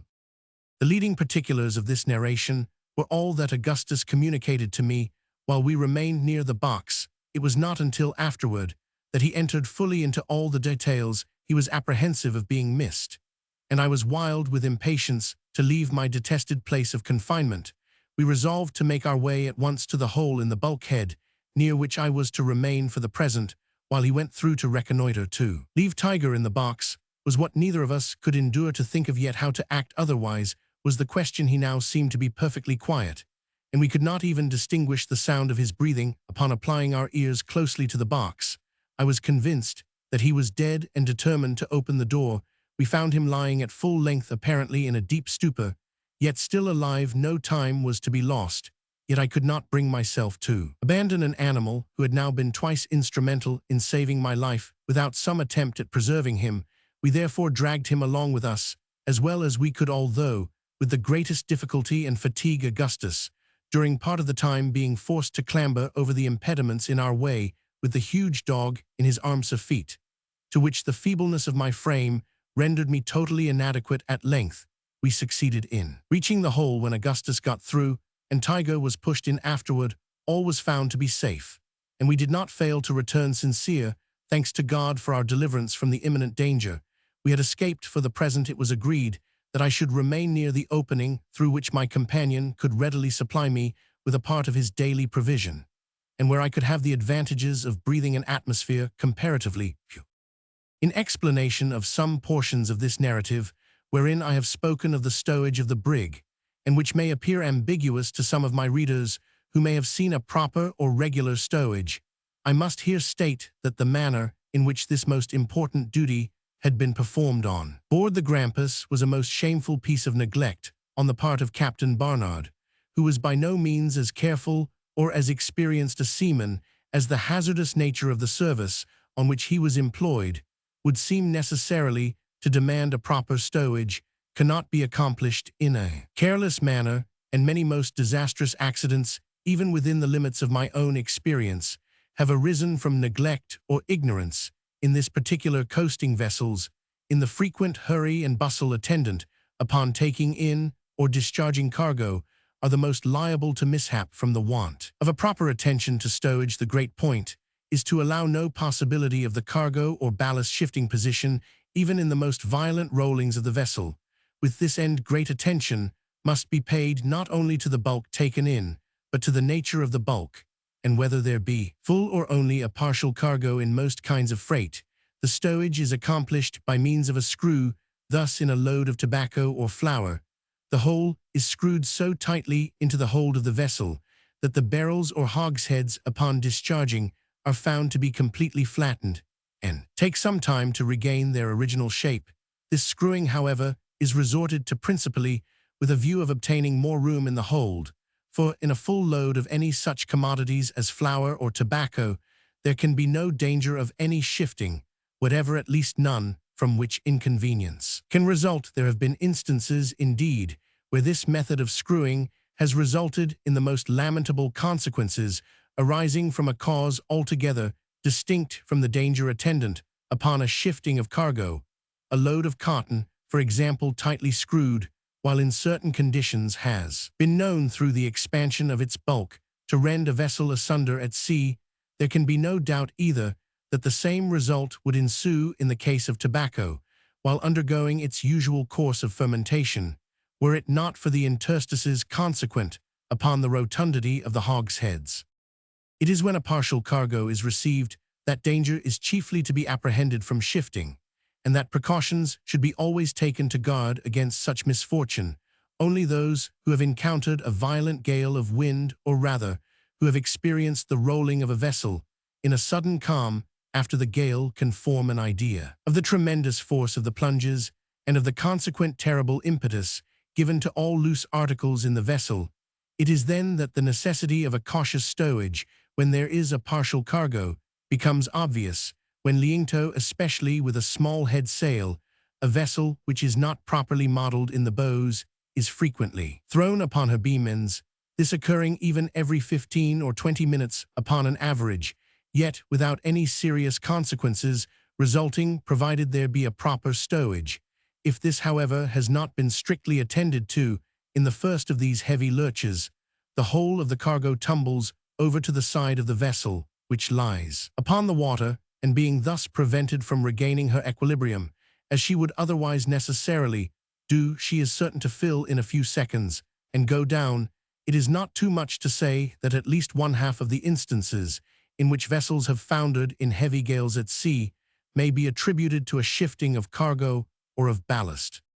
When a partial cargo of any kind is taken on board, the whole, after being first stowed as compactly as may be, should be covered with a layer of stout shifting boards, extending completely across the vessel. Upon these boards, strong temporary stanchions should be erected reaching to the timbers above, and thus securing everything in its place in cargoes consisting of grain or any similar matter. Additional precautions are requisite. A hold filled entirely with grain upon leaving port will be found not more than 3/4 full upon reaching its destination. This too, although the freight, when measured bushel by the consignee, will overrun by a vast deal on account of the swelling of the grain, the quantity consigned. This result is occasioned by settling during the voyage, and is the more perceptible in proportion to the roughness of the weather experienced. If grain loosely thrown in a vessel, then is ever so well secured by shifting boards and stanchions, it will be liable to shift in a long passage so greatly as to bring about the most distressing calamities. To prevent these, every method should be employed before leaving port to settle the cargo as much as possible, and for this there are many contrivances, among which may be mentioned the driving of wedges into the grain even after all this is done, and unusual pains taken to secure the shifting boards. No seaman who knows what he is about will feel altogether secure in a gale of any violence with a cargo of grain on board, and least of all with a partial cargo. Yet there are hundreds of our coasting vessels, and it is likely many more from the ports of Europe, which sail daily with partial cargoes, even of the most dangerous species, and without any precaution whatever. The wonder is that no more accidents occur than do actually happen. A lamentable instance of this heedlessness occurred to my knowledge in the case of Captain Joel Rice of the schooner Firefly, which sailed from Richmond, Virginia to Madeira with a cargo of corn in the year 1825. The captain had gone many voyages without serious accident, although he was in the habit of paying no attention whatever to his stowage more than to secure it in the ordinary manner. He had never before sailed with a cargo of grain, and on this occasion had the corn thrown on board loosely, when it did not much more than half fill the vessel. For the first portion of the voyage he met with nothing more than light breezes, but when within a day's sail of Madeira, there came on a strong gale from the NNE, which forced him to lie to. He brought the schooner to the wind under a double-reefed foresail alone, when she rode as well as any vessel could be expected to do, and shipped not a drop of water. Toward night the gale somewhat abated, and she rolled with more unsteadiness than before, but still did very well until a heavy lurch threw her upon her beam ends to starboard. The corn was then heard to shift bodily, the force of the movement bursting open the main hatchway. The vessel went down like a shot. This happened within hail of a small sloop from Madeira, which picked up one of the crew, the only person saved, and which rode out the gale in perfect security, as indeed a jolly boat might have done under proper management. The stowage on board the Grampus was most clumsily done, if stowage that could be called, which was little better than a promiscuous huddling together of oil casks and ship furniture. I have already spoken of the condition of articles in the hold on the orlop deck. There was space enough for my body, as I have stated, between the oil casks and the upper deck. A space was left open around the main hatchway, and several other large spaces were left in the stowage near the hole cut through the bulkhead by Augustus. There was room enough for an entire cask, and in this space I found myself comfortably situated for the present. By the time my friend had got safely into the berth and readjusted his handcuffs and the rope, it was broad daylight. We had made a narrow escape indeed, for scarcely had he arranged all matters when the mate came below with Dirk Peters and the cook. They talked for some time about the vessel from the Cape Verdes, and seemed to be excessively anxious for her appearance. At length, the cook came to the berth in which Augustus was lying, and seated himself in it near the head. I could see and hear everything from my hiding place, for the piece cut out had not been put back, and I was in momentary expectation that the Negro would fall against the pea-jacket which was hung up to conceal the aperture, in which case all would have been discovered, and our lives would no doubt have been instantly sacrificed. Our good fortune prevailed, however, and although he frequently touched it as the vessel rolled, he never pressed against it sufficiently to bring about a discovery. The bottom of the jacket had been carefully fastened to the bulkhead, so that the whole might not be seen by its swinging to one side. All this time Tiger was lying in the foot of the berth, and appeared to have recovered in some measure his faculties, for I could see him occasionally open his eyes and draw a long breath. After a few minutes, the mate and cook went above, leaving Dirk Peters behind, who, as soon as they were gone, came and sat himself down in the place just occupied by the mate. He began to talk very sociably with Augustus, and we could now see that the greater part of his apparent intoxication, while the two others were with him, was a feint. He answered all my companion's questions with perfect freedom, told him that he had no doubt of his father's having been picked up, as there were no less than 5 sail in sight just before sundown on the day he was cut adrift, and used other language of a consolatory nature, which occasioned me no less surprise than pleasure. Indeed, I began to entertain hopes that through the instrumentality of Peters we might be finally enabled to regain possession of the brig, and this idea I mentioned to Augustus as soon as I found an opportunity. He thought the matter possible, but urged the necessity of the greatest caution in making the attempt, as the conduct of the hybrid appeared to be instigated by the most arbitrary caprice alone, and indeed it was difficult to say if he was at any moment of sound mind. Peters went upon deck in about an hour, and did not return again until noon, when he brought Augustus a plentiful supply of junk beef, and pudding. Of this, when we were left alone, I partook heartily. Without returning through the hole, no one else came down into the forecastle during the day, and at night I got into Augustus' berth, where I slept soundly and sweetly until nearly daybreak, when he awakened me upon hearing a stir upon deck, and I regained my hiding place as quickly as possible. When the day was fully broke, we found that Tiger had recovered his strength almost entirely, and gave no indications of hydrophobia, drinking a little water that was offered him with great apparent eagerness. During the day he regained all his former vigor and appetite. His strange conduct had been brought on, no doubt, by the deleterious quality of the air of the hold, and had no connection with canine madness. I could not sufficiently rejoice that I had persisted in bringing him with me from the box. This day was the 30th of June, and the 13th since the Grampus made sail from Nantucket. On the 2nd of July, the mate came below drunk as usual, and in an excessively good humor. He came to Augustus' berth, and giving him a slap on the back, asked him if he thought he could behave himself if he let him loose, and whether he would promise not to be going into the cabin again, too. This, of course, my friend answered in the affirmative, when the ruffian set him at liberty, after making him drink from a flask of rum, which he drew from his coat pocket. Both now went on deck, and I did not see Augustus for about 3 hours. He then came below with the good news that he had obtained permission to go about the brig as he pleased anywhere forward of the mainmast, and that he had been ordered to sleep as usual in the forecastle. He brought me to a good dinner and a plentiful supply of water. The brig was still cruising for the vessel from the Cape Verds, and a sail was now in sight, which was thought to be the one in question, as the events of the ensuing 8 days were of little importance, and had no direct bearing upon the main incidents of my narrative. I will here throw them into the form of a journal, as I do not wish to omit them altogether. July 3, Augustus furnished me with 3 blankets, with which I contrived a comfortable bed in my hiding place. No one came below, except my companion. During the day, Tiger took his station in the berth just by the aperture, and slept heavily, as if not yet entirely recovered from the effects of his sickness.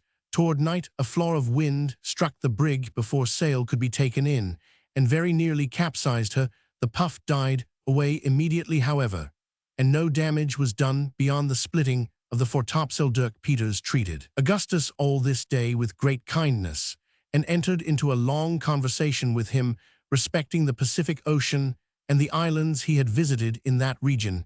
He asked him whether he would not like to go with the mutineers on a kind of exploring and pleasure voyage in those quarters, and said that the men were gradually coming over to the mate's views. To this, Augustus thought it best to reply that he would be glad to go on such an adventure, since nothing better could be done, and that anything was preferable to a piratical life. July 4th, the vessel in sight proved to be a small brig from Liverpool, and was allowed to pass unmolested. Augustus spent most of his time on deck, with a view of obtaining all the information in his power respecting the intentions of the mutineers. They had frequent and violent quarrels among themselves, in one of which a harpooner, Jim Bonner, was thrown overboard. The party of the mate was gaining ground. Jim Bonner belonged to the cook's gang, of which Peters was a partisan. July 5th, about daybreak, there came on a stiff breeze from the west, which at noon freshened into a gale, so that the brig could carry nothing more than her trysail and foresail. In taking in the foretopsail, Sims, one of the common hands, and belonging also to the cook's gang, fell overboard, being very much in liquor, and was drowned. No attempt being made to save him. The whole number of persons on board was now 13, to wit, Dirk Peters, Seymour, the black cook, Jones, Greeley, Hartman, Rogers, and William Allan, all of the cook's party. The mate, whose name I never learned, Absalom Hicks, Wilson, John Hunty, Richard Parker, of the mate's party besides Augustus and myself. July 6th, the gale lasted all this day, blowing in heavy squalls, accompanied with rain. The brig took in a good deal of water through her seams, and one of the pumps was kept continually going, Augustus being forced to take his turn just at twilight. A large ship passed close by us without having been discovered, until within hail. The ship was supposed to be the one for which the mutineers were on the lookout. The mate hailed her, but the reply was drowned in the roaring of the gale. At 11, a sea was shipped amidships, which tore away a great portion of the larboard bulwarks, and did some other slight damage. Toward morning, the weather moderated, and at sunrise there was very little wind. July 7th, there was a heavy swell running all this day, during which the brig, being light, rolled excessively, and many articles broke loose in the hold, as I could hear distinctly from my hiding place.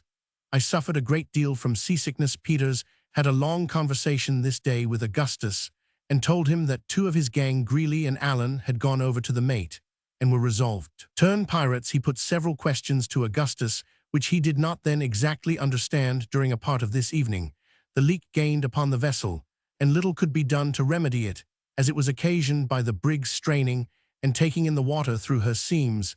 A sail was thrummed and got under the bows, which aided us in some measure, so that we began to gain upon the leak. July 8th, a light breeze sprang up at sunrise from the eastward, when the mate headed the brig to the southwest, with the intention of making some of the West India Islands, in pursuance of his piratical designs. No opposition was made by Peters, or the cook at least. None in the hearing of Augustus. All idea of taking the vessel from the Cape Verds was abandoned. The leak was now easily kept under by one pump, going every 3/4 of an hour. The sail was drawn from beneath the bows, spoke 2 small schooners during the day. July 9th fine, whether all hands employed in repairing bulwarks. Peters had again a long conversation with Augustus, and spoke more plainly than he had done heretofore. He said nothing should induce him to come into the mate's views, and even hinted his intention of taking the brig out of his hands. He asked my friend if he could depend upon his aid in such case, to which Augustus said yes, without hesitation. Peters then said he would sound the others of his party upon the subject, and went away. During the remainder of the day, Augustus had no opportunity of speaking with him privately. Chapter 7. July 10 spoke a brig from Rio bound to Norfolk, weather hazy with a light baffling wind from the eastward. Today Hartman Rogers died, having been attacked on the 8th with spasms after drinking a glass of grog. This man was of the cook's party, and one upon whom Peters placed his main reliance. He told Augustus that he believed the mate had poisoned him, and that he expected, if he did not be on the lookout, his own turn would come shortly. There were now only himself, Jones, and the cook, belonging to his own gang on the other side.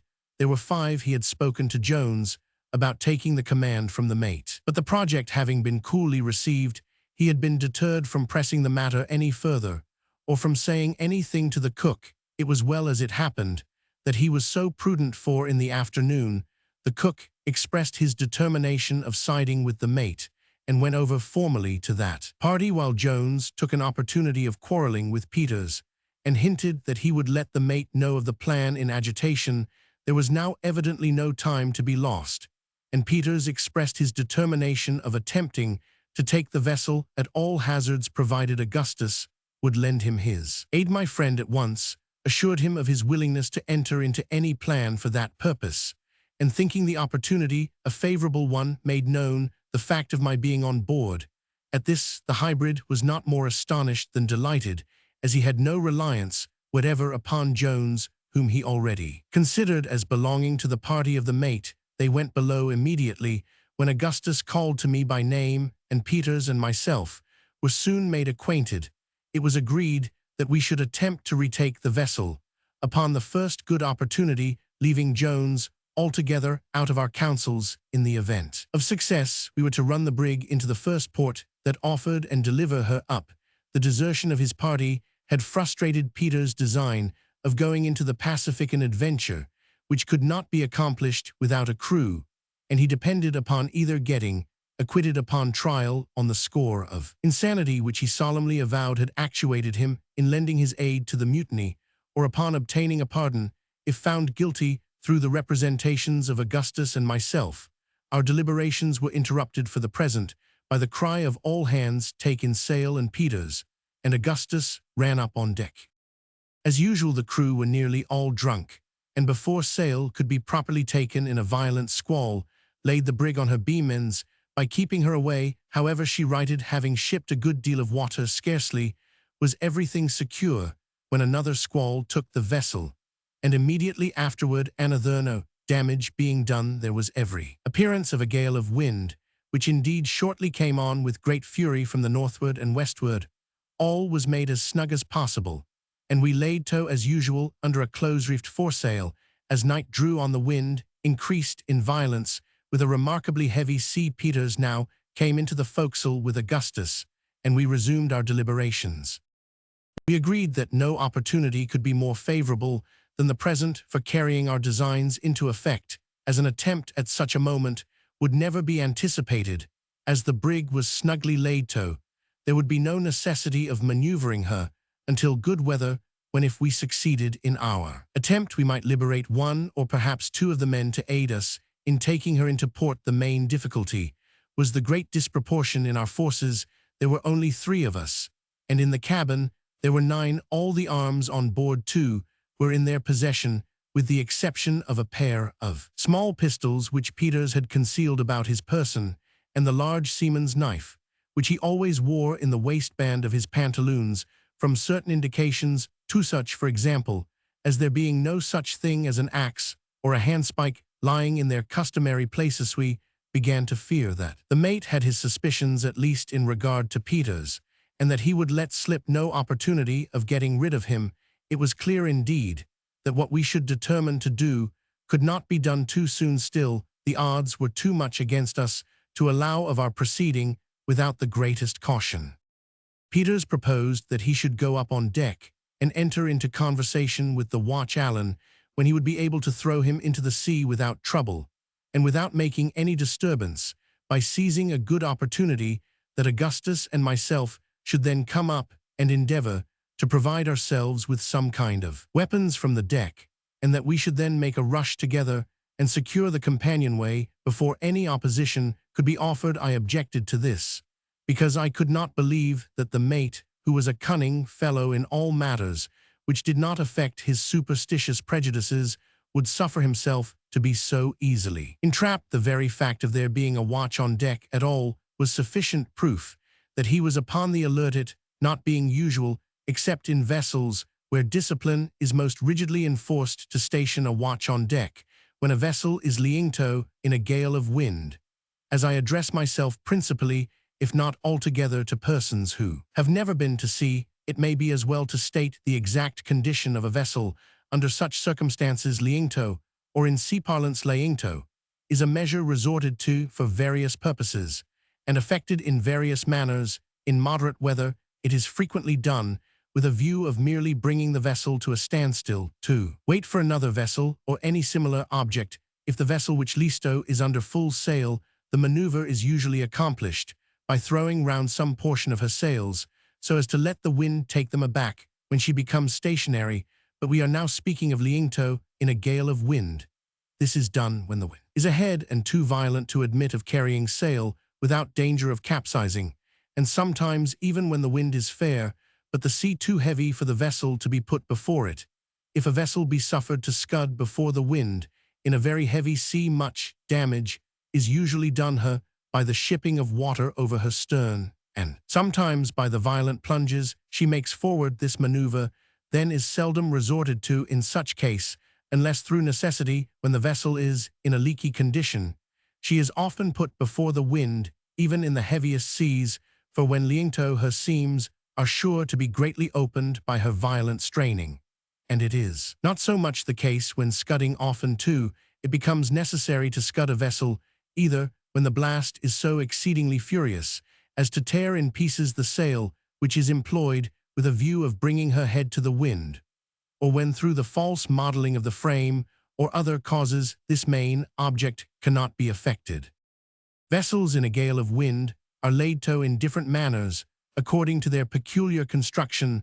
Some lie to best under a foresail, and this, I believe, is the sail most usually employed. Large square-rigged vessels have sails for the express purpose called stormstay sails, but the jib is occasionally employed by itself. Sometimes the jib and foresail, or a double-reefed foresail, and not unfrequently the aftersails are made use of. For topsails are very often found to answer the purpose better than any other species of sail. The grampus was generally laid to under a close-reefed foresail. When a vessel is to be laid to, her head is brought up to the wind, just so nearly as to fill the sail under which she lies when hauled flat aft, that is, when brought diagonally across the vessel. This being done, the bows point within a few degrees of the direction from which the wind issues, and the windward bow, of course, receives the shock of the waves. In this situation, good vessel will ride out a very heavy gale of wind without shipping a drop of water, and without any further attention being requisite on the part of the crew. The helm is usually lashed down, but this is altogether unnecessary, except on account of the noise it makes when loose, for the rudder has no effect upon the vessel when lying to. Indeed, the helm had far better be left loose than lashed very fast, for the rudder is apt to be torn off by heavy seas, if there be no room for the helm to play. As long as the sail holds, a well-modeled vessel will maintain her situation, and ride every sea as if instinct with life and reason. If the violence of the wind, however, should tear the sail into pieces, a feat which it requires a perfect hurricane to accomplish under ordinary circumstances, there is then imminent danger the vessel falls off from the wind, and coming broadside to the sea, is completely at its mercy. The only resource in this case is to put her quietly before the wind, letting her scud until some other sail can be set. Some vessels will lie to under no sail whatever, but such are not to be trusted at sea. But to return from this digression, it had never been customary with the mate to have any watch on deck when laying to in a gale of wind, and the fact that he had now one coupled with the circumstance of the missing axes and handspikes fully convinced us that the crew were too well on the watch to be taken by surprise in the manner Peters had suggested. Something, however, was to be done, and that with as little delay as practicable, for there could be no doubt that a suspicion having been once entertained against Peters, he would be sacrificed upon the earliest occasion, and one would certainly be either found or made upon the breaking of the gale. Augustus now suggested that if Peters could contrive to remove, under any pretext, the piece of chankable which lay over the trap in the stateroom, we might possibly be able to come upon them unawares by means of the hold. But a little reflection convinced us that the vessel rolled and pitched too violently for any attempt of that nature. By good fortune I at length hit upon the idea of working upon the superstitious terrors and guilty conscience of the mate. It will be remembered that one of the crew, Hartman Rogers, had died during the morning, having been attacked 2 days before with spasms after drinking some spirits and water. Peters had expressed to us his opinion that this man had been poisoned by the mate. And for this belief he had reasons, so he said, which were incontrovertible, but which he could not be prevailed upon to explain to us, thy wayward refusal being only in keeping with other points of his singular character. But whether or not he had any better grounds for suspecting the mate than we had ourselves, we were easily led to fall in with his suspicion and determined to act accordingly.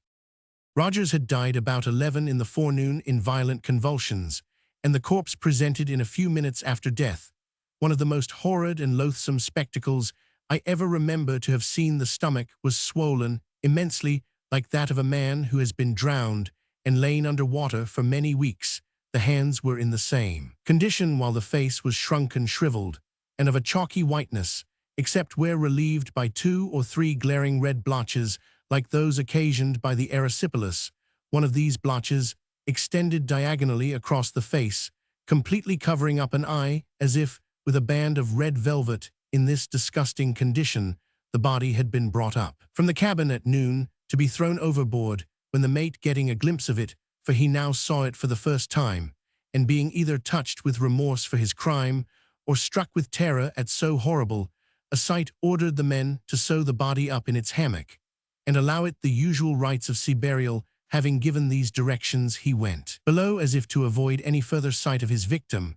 While preparations were making to obey his orders, the gale came on with great fury, and the design was abandoned for the present. The corpse, left to itself, was washed into the larboard scuppers, where it still lay at the time of which I speak, floundering about with the furious lurches of the brig.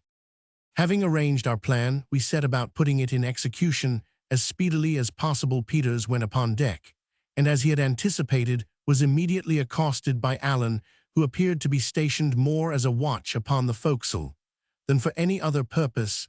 The fate of this villain, however, was speedily and silently decided, for Peters, approaching him in a careless manner as if about to address him, seized him by the throat, and before he could utter a single cry, tossed him over the bulwarks. He then called to us, and we came up. Our first precaution was to look about for something with which to arm ourselves, and in doing this we had to proceed with great care, for it was impossible to stand on deck an instant without holding fast, and violent seas broke over the vessel at every plunge forward. It was indispensable, too, that we should be quick in our operations, for every minute we expected the mate to be up to set the pumps going, as it was evident the brig must be taking in water very fast. After searching about for some time, we could find nothing more fit for our purpose than the 2 pump handles, one of which Augustus took, and I the other. Having secured these, we stripped off the shirt of the corpse and dropped the body overboard. Peters and myself then went below, leaving Augustus to watch upon deck, where he took his station just where Allan had been placed, and with his back to the cabin companionway, so that if any of the mate's gang should come up, he might suppose it was the watch. As soon as I got below, I commenced disguising myself, so as to represent the corpse of Rogers. The shirt which we had taken from the body aided us very much, for it was of singular form and character, and easily recognizable, a kind of smock, which the deceased wore over his other clothing. It was a blue stockinette with large white stripes running across, Having put this on, I proceeded to equip myself with a false stomach, in imitation of the horrible deformity of the swollen corpse. This was soon effected by means of stuffing with some bedclothes. I then gave the same appearance to my hands by drawing on a pair of white woolen mittens, and filling them in with any kind of rags that offered themselves. Peters then arranged my face, first rubbing it well over with white chalk, and afterward blotching it with blood, which he took from a cut in his finger. The streak across the eye was not forgotten, and presented a most shocking appearance. Chapter 8. As I viewed myself in a fragment of looking-glass which hung up in the cabin, and by the dim light of a kind of battle lantern, I was so impressed with a sense of vague awe at my appearance, and at the recollection of the terrific reality which I was thus representing, that I was seized with a violent tremor, and could scarcely summon resolution to go on with my part. It was necessary, however, to act with decision, and Peters and myself went upon deck. We there found everything safe, and keeping close to the bulwarks, the three of us crept to the cabin companionway. It was only partially closed, precautions having been taken to prevent its being suddenly pushed to from without by means of placing billets of wood on the upper step, so as to interfere with the shutting. We found no difficulty in getting a full view of the interior of the cabin through the cracks where the hinges were placed.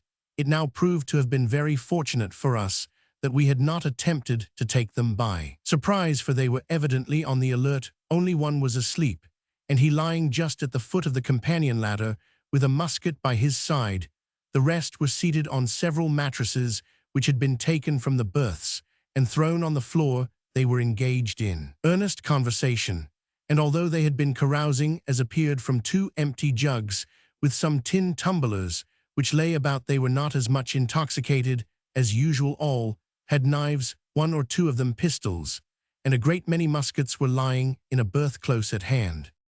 We listened to their conversation for some time before we could make up our minds how to act, having as yet resolved on nothing determinate, except that we would attempt to paralyze their exertions when we should attack them by means of the apparition of Rogers. They were discussing their piratical plans, in which all we could hear distinctly was that they would unite with the crew of a schooner Hornet, and if possible get the schooner herself into their possession, preparatory to some attempt on a large scale, the particulars of which could not be made out by either of us. One of the men spoke of Peters, when the mate replied to him in a low voice, which could not be distinguished, and afterward added more loudly that he could not understand his being so much forward with the captain's brat in the forecastle, and he thought the sooner both of them were overboard the better. To this no answer was made, but we could easily perceive that the hint was well received by the whole party, and more particularly by Jones at this period. I was excessively agitated, the more so as I could see that neither Augustus nor Peters could determine how to act. I made up my mind, however, to sell my life as dearly as possible, and not to suffer myself to be overcome by any feelings of trepidation. The tremendous noise made by the roaring of the wind in the rigging and the washing of the sea over the deck prevented us from hearing what was said, except during momentary lulls. In one of these, we all distinctly heard the mate tell one of the men to go forward, have an eye upon them, for he wanted no such secret doings. On board the brig, it was well for us that the pitching of the vessel at this moment was so violent as to prevent this order from being carried into instant execution. The cook got up from his mattress to go for us when a tremendous lurch, which I thought would carry away the masts, threw him headlong against one of the larboard stateroom doors, bursting it open and creating a good deal of other confusion. Luckily, neither of our party was thrown from his position, and we had time to make a precipitate retreat to the forecastle and arrange a hurried plan of action before the messenger made his appearance, or rather, before he put his head out of the companion hatch, for he did not come on deck from this station. He could not notice the absence of Allan, and he accordingly bawled out as if to him, repeating the orders of the mate. Peters cried out, "Aye, aye," in a disguised voice, and the cook immediately went below without entertaining a suspicion that all was not right. My two companions now proceeded boldly aft and down into the cabin, Peters closing the door after him in the same manner he had found it. The mate received them with feigned cordiality, and told Augustus that since he had behaved himself so well of late, he might take up his quarters in the cabin, and be one of them for the future. He then poured him out a tumbler half full of rum, and made him drink it. All this I saw and heard, for I followed my friends to the cabin as soon as the door was shut, and took up my old point of observation. I had brought with me the 2 pumfandles, one of which I secured near the companionway to be ready for use when required. I now steadied myself as well as possible, so as to have a good view of all that was passing within, and endeavored to nerve myself to the task of descending among the mutineers when Peters should make a signal to me, as agreed upon. Presently, he contrived to turn the conversation upon the bloody deeds of the mutiny, and by degrees led the men to talk of the 1,000 superstitions which are so universally current among seamen. I could not make out all that was said, but I could plainly see the effects of the conversation in the countenances of those present.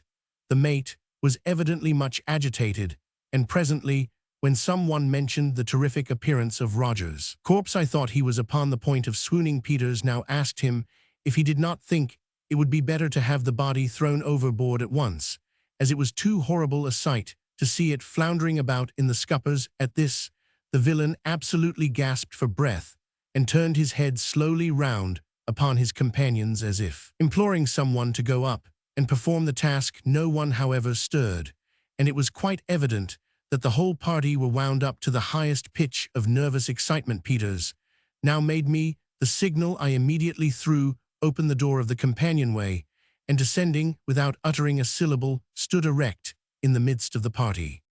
The intense effect produced by this sudden apparition is not at all to be wondered at when the various circumstances are taken into consideration.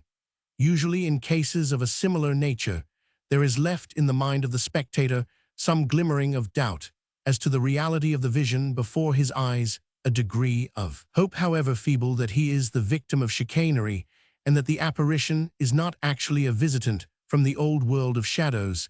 It is not too much to say that such remnants of doubt have been at the bottom of almost every such visitation, and that the appalling horror which has sometimes been brought about is to be attributed, even in the cases most in point, and where most suffering has been experienced, more to a kind of anticipative horror, lest the apparition might possibly be real, than to an unwavering belief in its reality. But in the present instance, it will be seen immediately that in the minds of the mutineers there was not even the shadow of a basis upon which to rest a doubt that the apparition of Rogers was indeed a revivification of his disgusting corpse, or at least its spiritual image. The isolated situation of the brig, with its entire inaccessibility on account of the gale, confined the apparently possible means of deception within such narrow and definite limits that they must have thought themselves enabled to survey them all at a glance.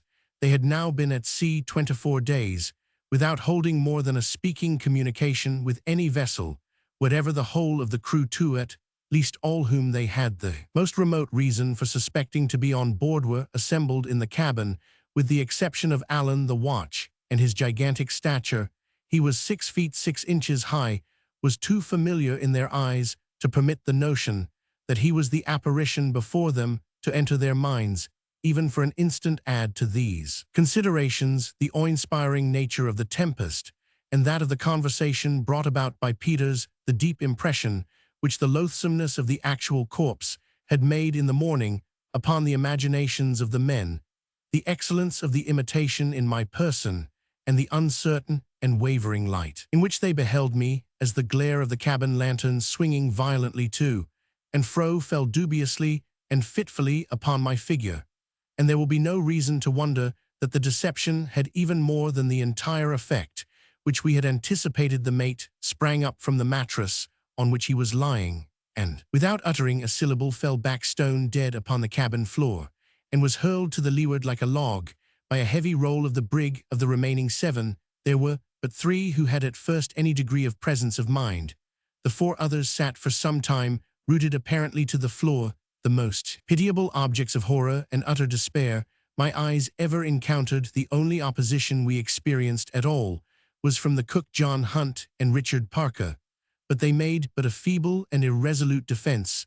The 2 former were shot instantly by Peters, and I felled Parker with a blow on the head from the pump-handle, which I had brought with me. In the meantime, Augustus seized one of the muskets lying on the floor and shot another mutineer, Wilson, through the breast. There were now but 3 remaining. But by this time, they had become aroused from their lethargy and perhaps began to see that a deception had been practiced upon them, for they fought with great resolution and fury, and but for the immense muscular strength of Peters, might have ultimately got the better of us.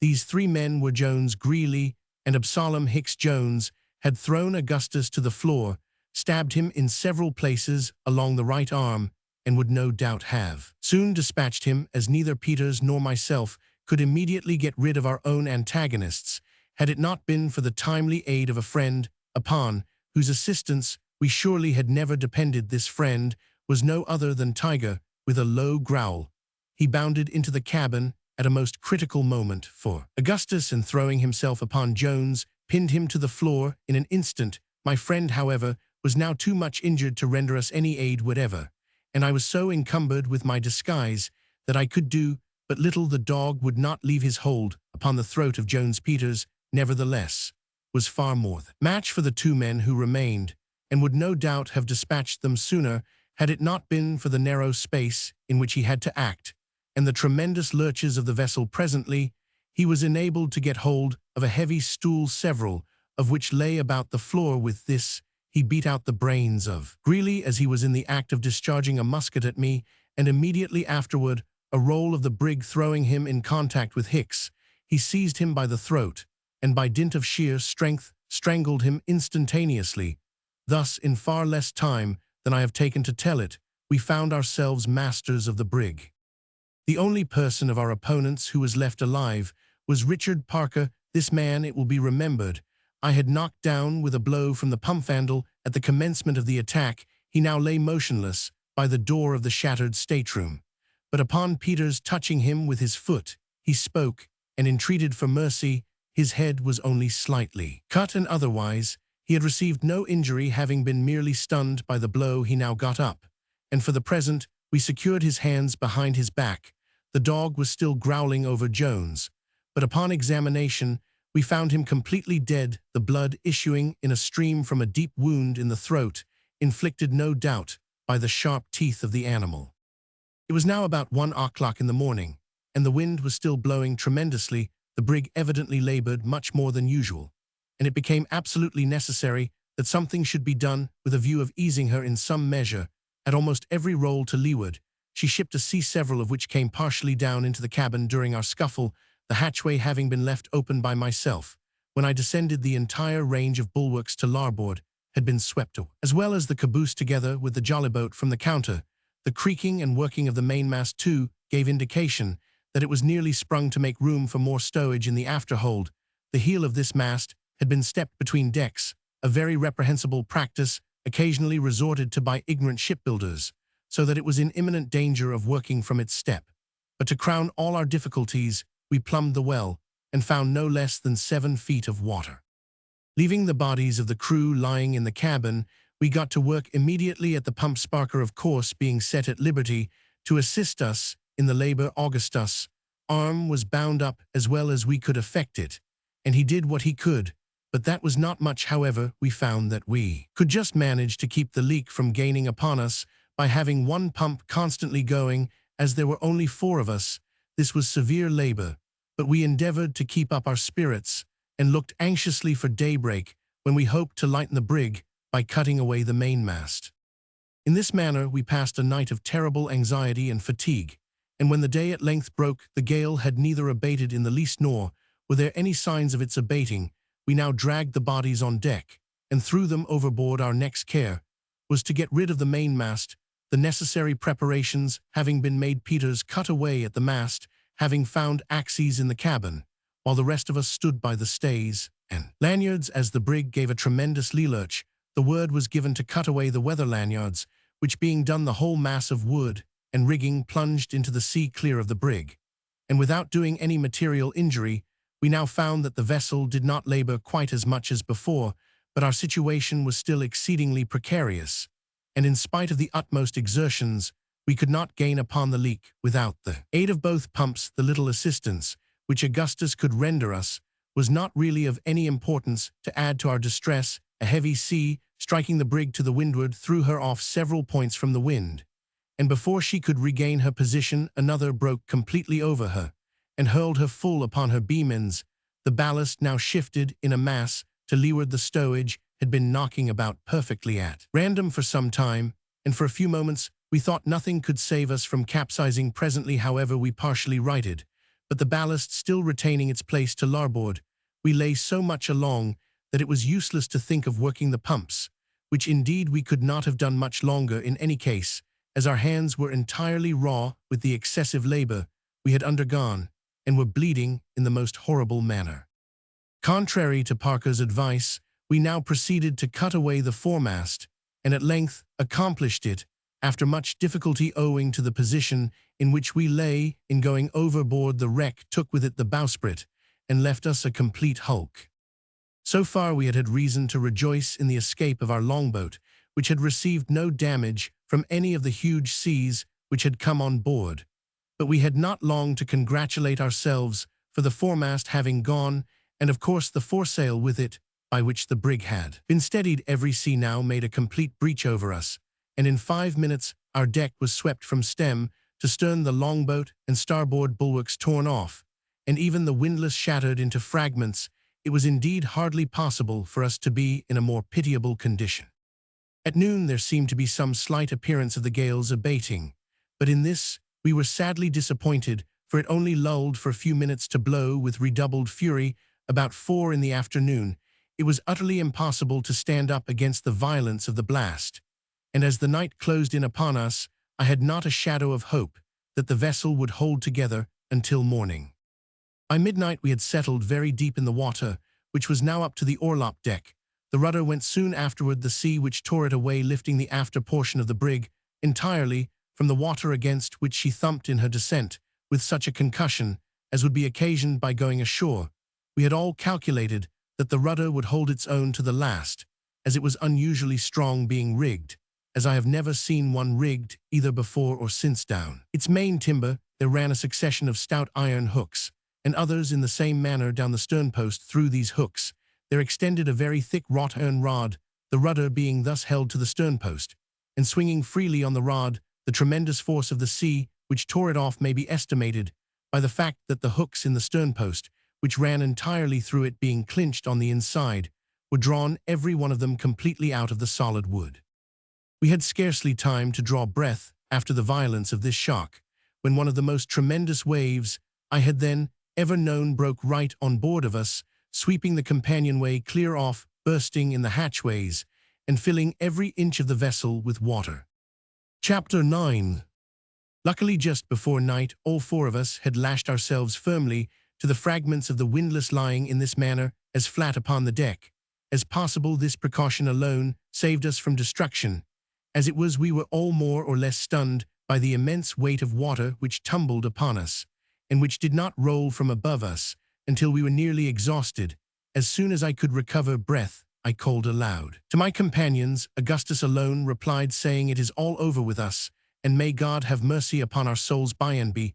Both the others were enabled to speak when they exhorted us to take courage, as there was still hope, it being impossible from the nature of the cargo that the brig could go down, and there being every chance that the gale would blow over by the morning.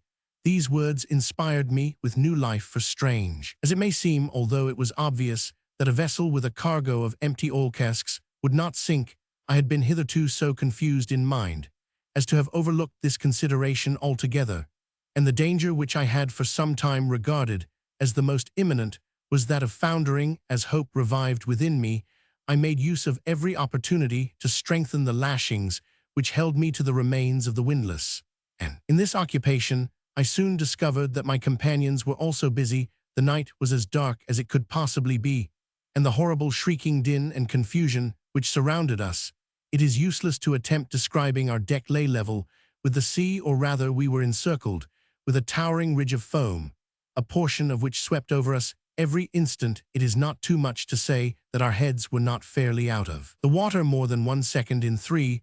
Although we lay close together, no one of us could see the other, or indeed any portion of the brig itself, upon which we were so tempestuously hurled about at intervals. We called one to the other, thus endeavoring to keep alive hope and render consolation and encouragement to such of us as stood most in need of it. The feeble condition of Augustus made him an object of solicitude with us all, and as from the lacerated condition of his right arm, it must have been impossible for him to secure his lashings with any degree of firmness, we were in momentary expectation of finding that he had gone overboard. Yet to render him aid was a thing altogether out of the question. Fortunately, his station was more secure than that of any of the rest of us, for the upper part of his body lying just beneath portion of the shattered windlass. The seas, as they tumbled in upon him, were greatly broken in their violence. In any other situation than this into which he had been accidentally thrown, after having lashed himself in a very exposed spot, he must inevitably have perished before morning, owing to the brig's lying so much along.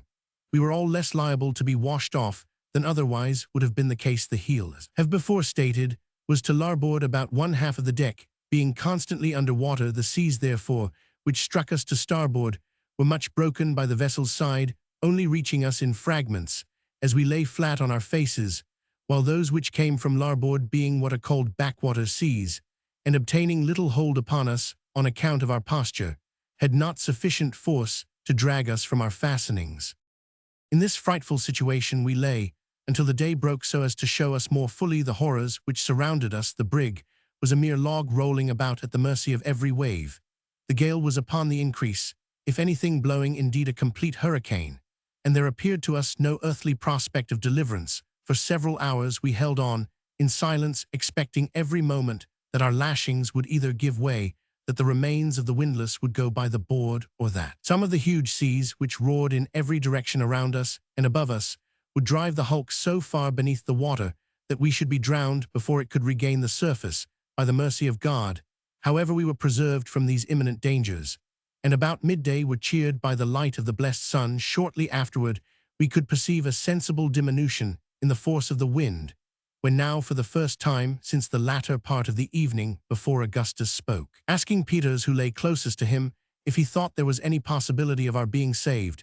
As no reply was at first made to this question, we all concluded that the hybrid had been drowned where he lay, but presently, to our great joy, he spoke, although very feebly, saying that he was in great pain, being so cut by the tightness of his lashings across the stomach that he must either find means of loosening them or perish, as it was impossible that he could endure his misery much longer. This occasioned us great distress, as it was altogether useless to think of aiding him in any manner, while the sea continued washing over us, as it Roman 999, we exhorted him to bear his sufferings with fortitude, and promised to seize the first opportunity which should offer itself to relieve him. He replied that it would soon be too late, that it would be all over with him before we could help him, and then, after moaning for some minutes, lay silent, when we concluded that he had perished. As the evening drew on, the sea had fallen so much that scarcely more than one wave broke over the hulk from windward in the course of 5 minutes, and the wind had abated a great deal, although still blowing a severe gale. I had not heard any of my companions speak for hours, and now called to Augustus. He replied, although very feebly, so that I could not distinguish what he said. I then spoke to Peters and to Parker, neither of whom returned any answer. Shortly after this period, I fell into a state of partial insensibility, during which the most pleasing images floated in my imagination, such as green trees, waving meadows of ripe grain, processions of dancing girls, troops of cavalry, and other fantasies. I now remember that in all which passed before my mind's eye motion was a predominant idea. Thus I never fancied any stationary object, such as a house, a mountain, or anything of that kind, but windmills, ships, large birds, balloons, people on horseback, carriages driving furiously, and similar moving objects presented themselves in endless succession.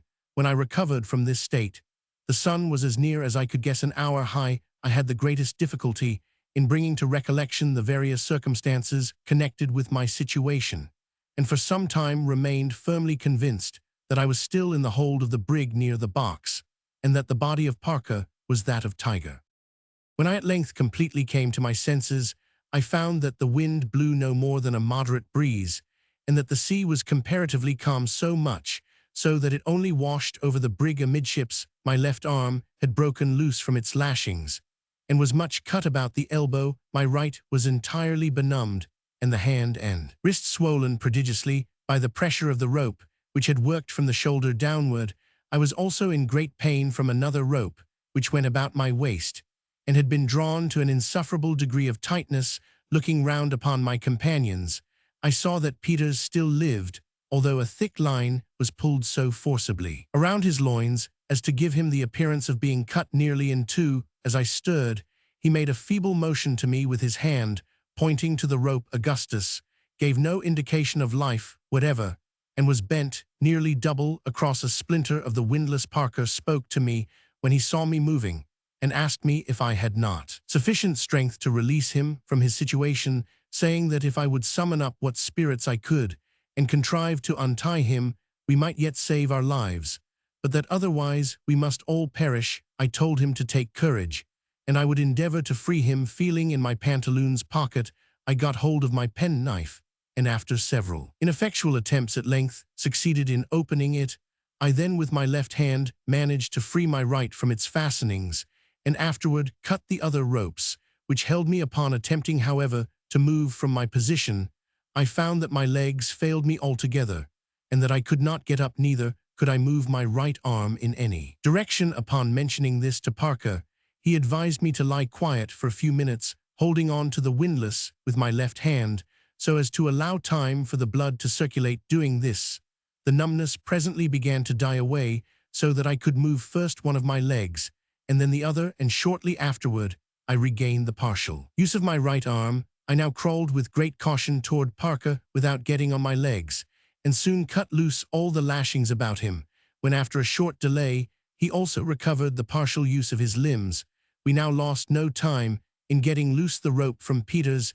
It had cut a deep gash through the waistband of his woolen pantaloons and through 2 shirts, and made its way into his groin, from which the blood flowed out copiously.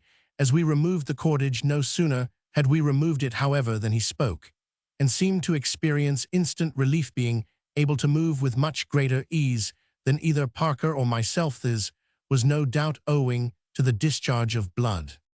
We had little hopes that Augustus would recover, as he evinced no signs of life, but upon getting to him, we discovered that he had merely swooned from the loss of blood. The bandages we had placed around his wounded arm having been torn off by the water, none of the ropes which held him to the windlass were drawn sufficiently tight to occasion his death. Having relieved him from the fastenings, and got him clear of the broken wood about the windlass, we secured him in a dry place to windward, with his head somewhat lower than his body, and all 3 of us busied ourselves in chafing his limbs. In about half an hour he came to himself, although it was not until the next morning that he gave signs of recognizing any of us, or had sufficient strength to speak. By the time we had thus got clear of our lashings, it was quite dark, and it began to cloud up, so that we were again in the greatest agony, lest it should come on to blow hard, in which event nothing could have saved us from perishing exhausted. As we were by good fortune, it continued very moderate during the night, the sea subsiding every minute, which gave us great hopes of ultimate preservation. A gentle breeze still blew from the NW, but the weather was not at all cold. Augustus was lashed carefully to windward in such a manner as to prevent him from slipping overboard with the rolls of the vessel, as he was still too weak to hold on at all for ourselves. There was no such necessity. We sat close together, supporting each other with the aid of the broken ropes about the windlass, and devising methods of escape from our frightful situation. We derived much comfort from taking off our clothes and wringing the water from them. When we put them on after this, they felt remarkably warm and pleasant, and served to invigorate us in no little degree. We helped Augustus off with his, and wrung them for him when he experienced the same comfort. Our chief sufferings were now those of hunger and thirst, and when we looked forward to the means of relief in this respect, our hearts sunk within us, and we were induced to regret that we had escaped the less dreadful perils of the sea. We endeavored, however, to console ourselves with the hope of being speedily picked up by some vessel, and encouraged each other to bear with fortitude the evils that might happen. The morning of the 14th at length dawned, and the weather still continued clear and pleasant, with a steady but very light breeze from the NW. The sea was now quite smooth, and as from some cause which we could not determine, the brig did not lie so much along as she had done before. The deck was comparatively dry, and we could move about with freedom. We had now been better than 3 entire days and nights without either food or drink, and it became absolutely necessary that we should make an attempt to get up something from below. As the brig was completely full of water, we went to this work despondently, and with but little expectation of being able to obtain anything. We made a kind of drag by driving some nails, which we broke out from the remains of the companion hatch, into 2 pieces of wood, tying these across each other, and fastening them to the end of a rope. We threw them into the cabin and dragged them to and fro in the faint hope of being thus able to entangle some article which might be of use to us for food, or which might at least render us assistance in getting it. We spent the greater part of the morning in this labor, without effect, fishing up nothing more than a few bedclothes, which were readily caught by the nails. Indeed, our contrivance was so very clumsy that any greater success was hardly to be anticipated. We now tried the forecastle, but equally in vain, and were upon the brink of despair when Peters proposed that we should fasten a rope to his body and let him make an attempt to get up something by diving into the cabin. This proposition we hailed with all the delight which reviving hope could inspire.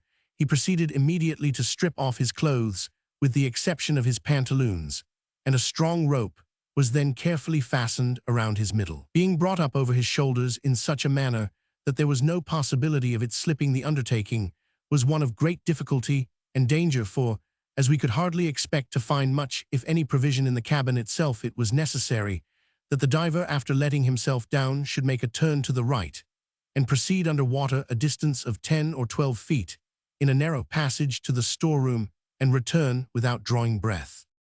Everything being ready, Peters now descended in the cabin, going down the companion ladder until the water reached his chin. He then plunged in head first, turning to the right as he plunged, and endeavoring to make his way to the storeroom. In this first attempt, however, he was altogether unsuccessful. In less than half a minute after his going down, we felt the rope jerked violently, the signal we had agreed upon when he desired to be drawn up. We accordingly drew him up instantly, but so incautiously as to bruise him badly against the ladder. He had brought nothing with him, and had been unable to penetrate more than a very little way into the passage owing to the constant exertions he found it necessary to make in order to keep himself from floating up against the deck. Upon getting out, he was very much exhausted, and had to rest full 15 minutes before he could again venture to descend. The second attempt met with even worse success, for he remained so long under water without giving the signal that, becoming alarmed for his safety, we drew him out without it, and found that he was almost at the last gasp, having, as he said, repeatedly jerked at the rope without our feeling it. This was probably owing to a portion of it having become entangled in the balustrade at the foot of the ladder. This balustrade was indeed so much in the way that we determined to remove it if possible before proceeding with our design, as we had no means of getting it away, except by main force. We all descended into the water as far as we could on the ladder, and giving a pull against it with our united strength, succeeded in breaking it down.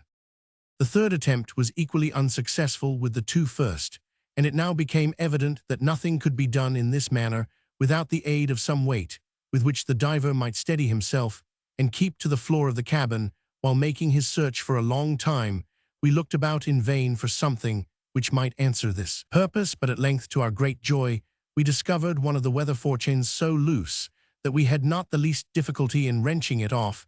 Having fastened this securely to one of his ankles, Peters now made his 4th descent into the cabin, and this time succeeded in making his way to the door of the steward's room. To his inexpressible grief, however, he found it locked, and was obliged to return without effecting an entrance, as with the greatest exertion he could remain under water not more at the utmost extent than a single minute. Our affairs now looked gloomy indeed, and neither Augustus nor myself could refrain from bursting into tears as we thought of the host of difficulties which encompassed us, and the slight probability which existed of our finally making an escape.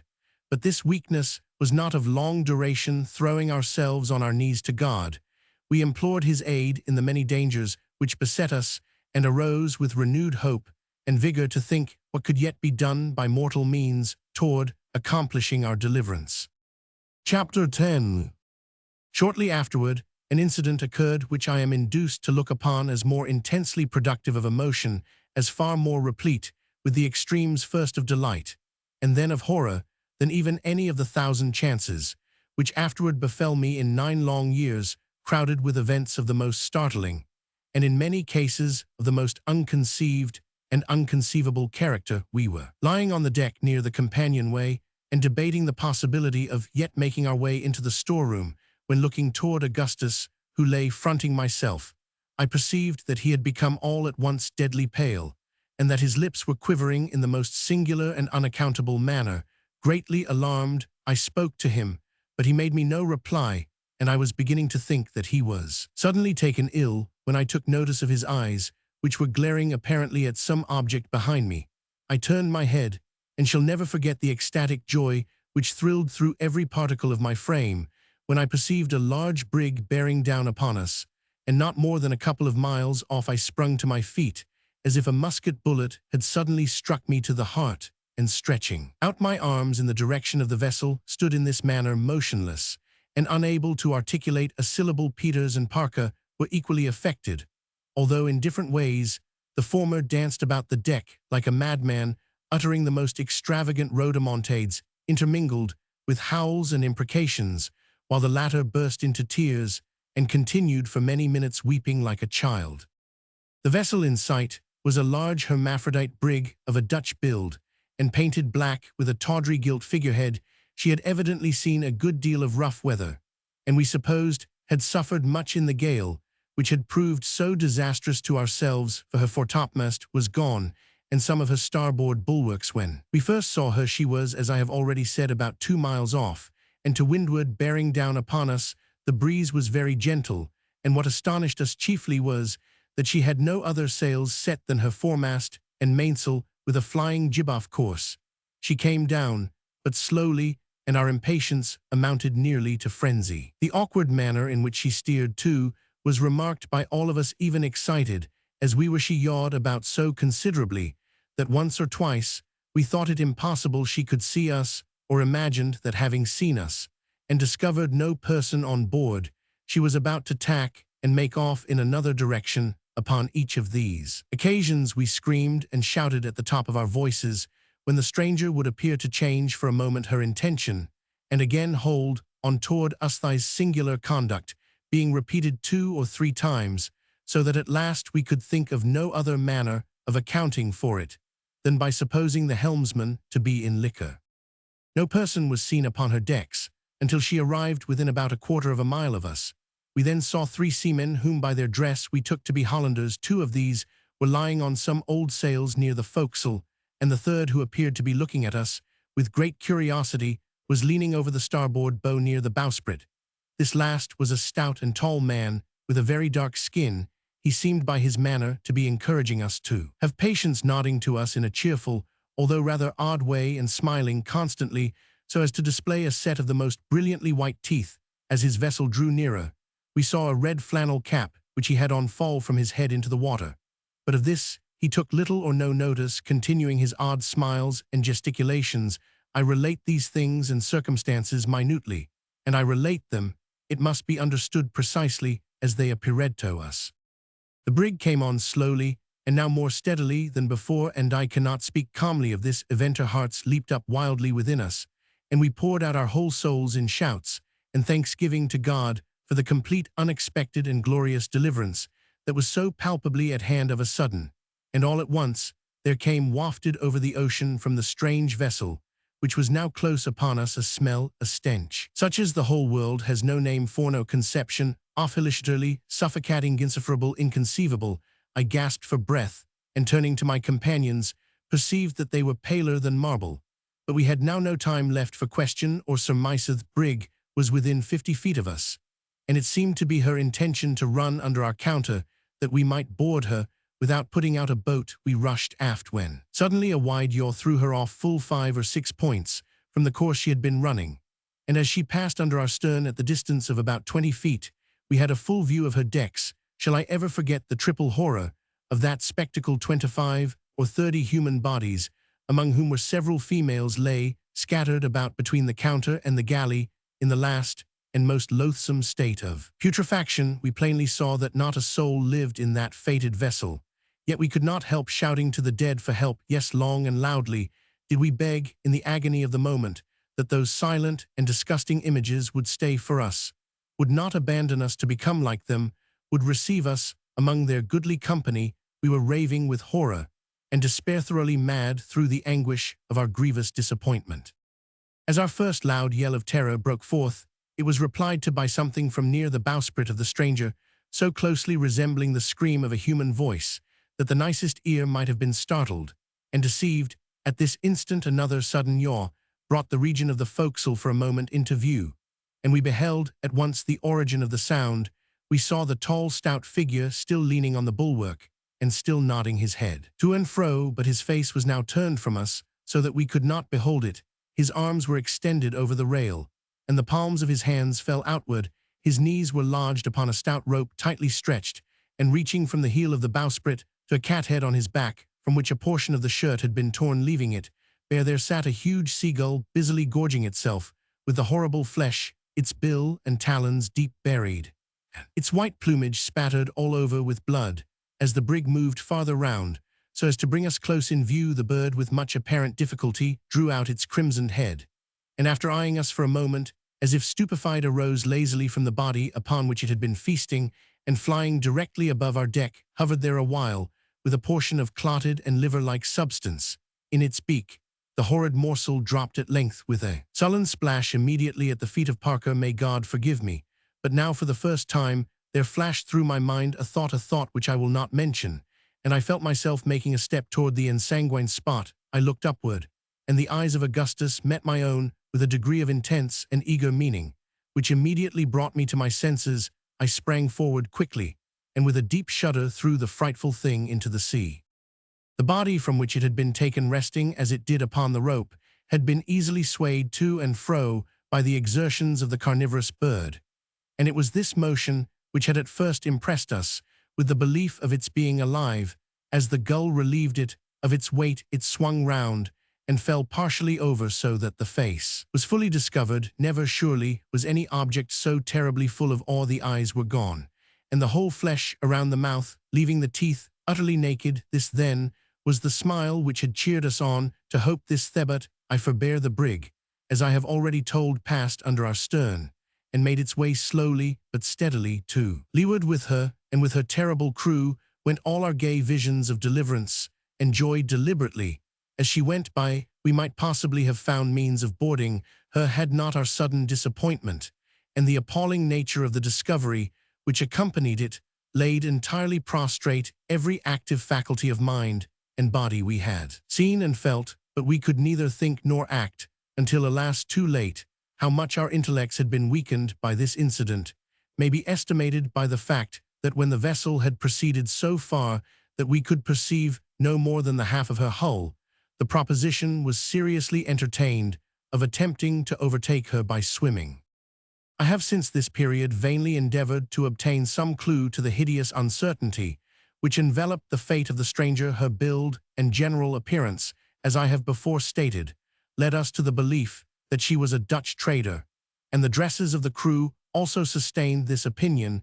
We might have easily seen the name upon her stern, and indeed taken other observations which would have guided us in making out her character, but the intense excitement of the moment blinded us to everything of that nature, from the saffron-like hue of such of the corpses as were not entirely decayed.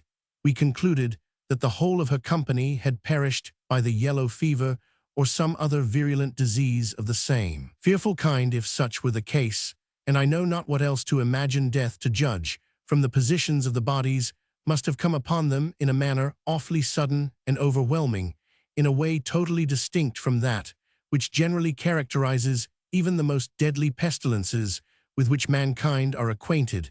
It is possible, indeed, that poison, accidentally introduced into some of their sea stores, may have brought about the disaster, or that the eating of some unknown venomous species of fish, or other marine animal or oceanic bird, might have induced it. But it is utterly useless to form conjectures where all is involved, and will no doubt remain forever involved, in the most appalling and unfathomable mystery.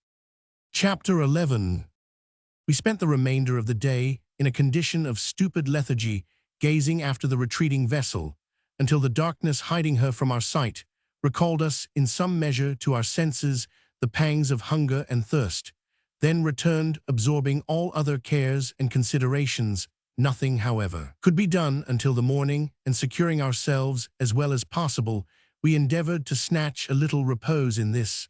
I succeeded beyond my expectations, sleeping, until my companions, who had not been so fortunate, aroused me at daybreak to renew our attempts at getting up provisions from the hull. It was now a dead calm, with the sea as smooth as I have ever known it. Whether warm and pleasant, the brig was out of sight. We commenced our operations by wrenching off with some trouble another of the fortunes, and having fastened both to Peter's feet, he again made an endeavor to reach the door of the storeroom, thinking it possible that he might be able to force it open provided he could get at it in sufficient time, and this he hoped to do as the hulk lay much more steadily than before. He succeeded very quickly in reaching the door, when, loosening one of the chains from his ankle, he made every exertion to force the passage with it.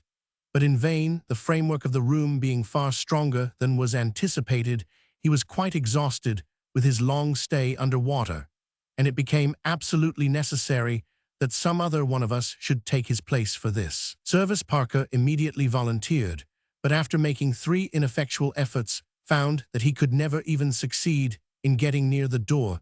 The condition of Augustus' wounded arm rendered it useless for him to attempt going down, as he would be unable to force the room open should he reach it, and it accordingly now devolved upon me to exert myself for our common deliverance.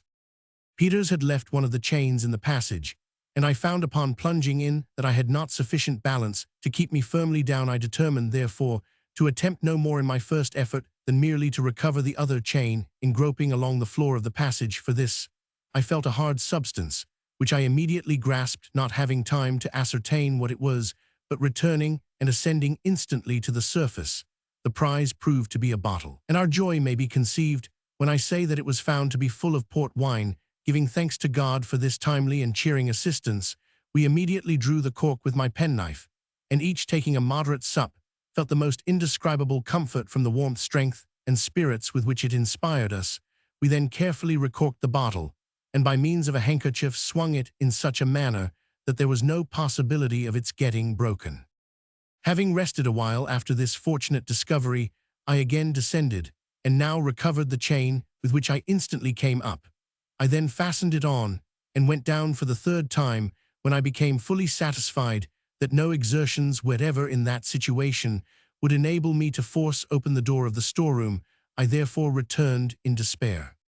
There seemed now to be no longer any room for hope, and I could perceive in the countenances of my companions that they had made up their minds to perish. The wine had evidently produced in them a species of delirium, which perhaps I had been prevented from feeling by the immersion I had undergone. Since drinking it, they talked incoherently, and about matters unconnected with our condition. Peters, repeatedly asking me questions about Nantucket. Augustus, too, I remember, approached me with serious air and requested me to lend him a pocket comb, as his hair was full of fish scales, and he wished to get them out before going on shore. Parker appeared somewhat less affected, and urged me to dive at random into the cabin and bring up any article which might come to hand. To this I consented, and in the first attempt, after staying under a full minute, brought up a small leather trunk belonging to Captain Barnard.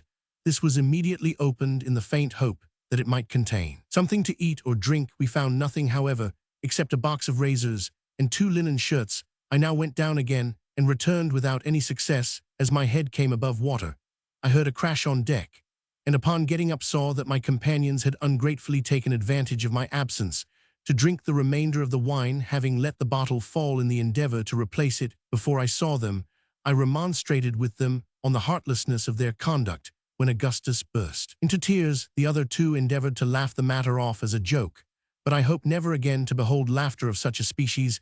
The distortion of countenance was absolutely frightful indeed.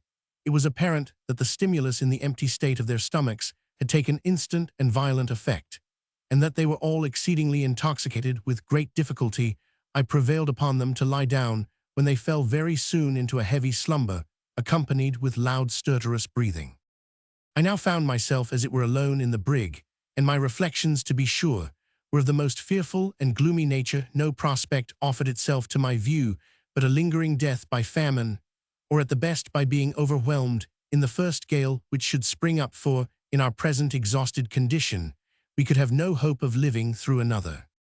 The gnawing hunger which I now experienced was nearly insupportable, and I felt myself capable of going to any lengths in order to appease it. With my knife, I cut off a small portion of the leather trunk and endeavored to eat it, but found it utterly impossible to swallow a single morsel, although I fancied that some little alleviation of my suffering was obtained by chewing small pieces of it and spitting them out toward night. My companions awoke one by one each, in an indescribable state of weakness and horror brought on by the wine whose fumes had now evaporated. They shook as if with a violent ague, and uttered the most lamentable cries for water. Their condition affected me in the most lively degree, at the same time causing me to rejoice in the fortunate train of circumstances which had prevented me from indulging in the wine, and consequently from sharing their melancholy and most distressing sensations. Their conduct, however, gave me great uneasiness and alarm, for it was evident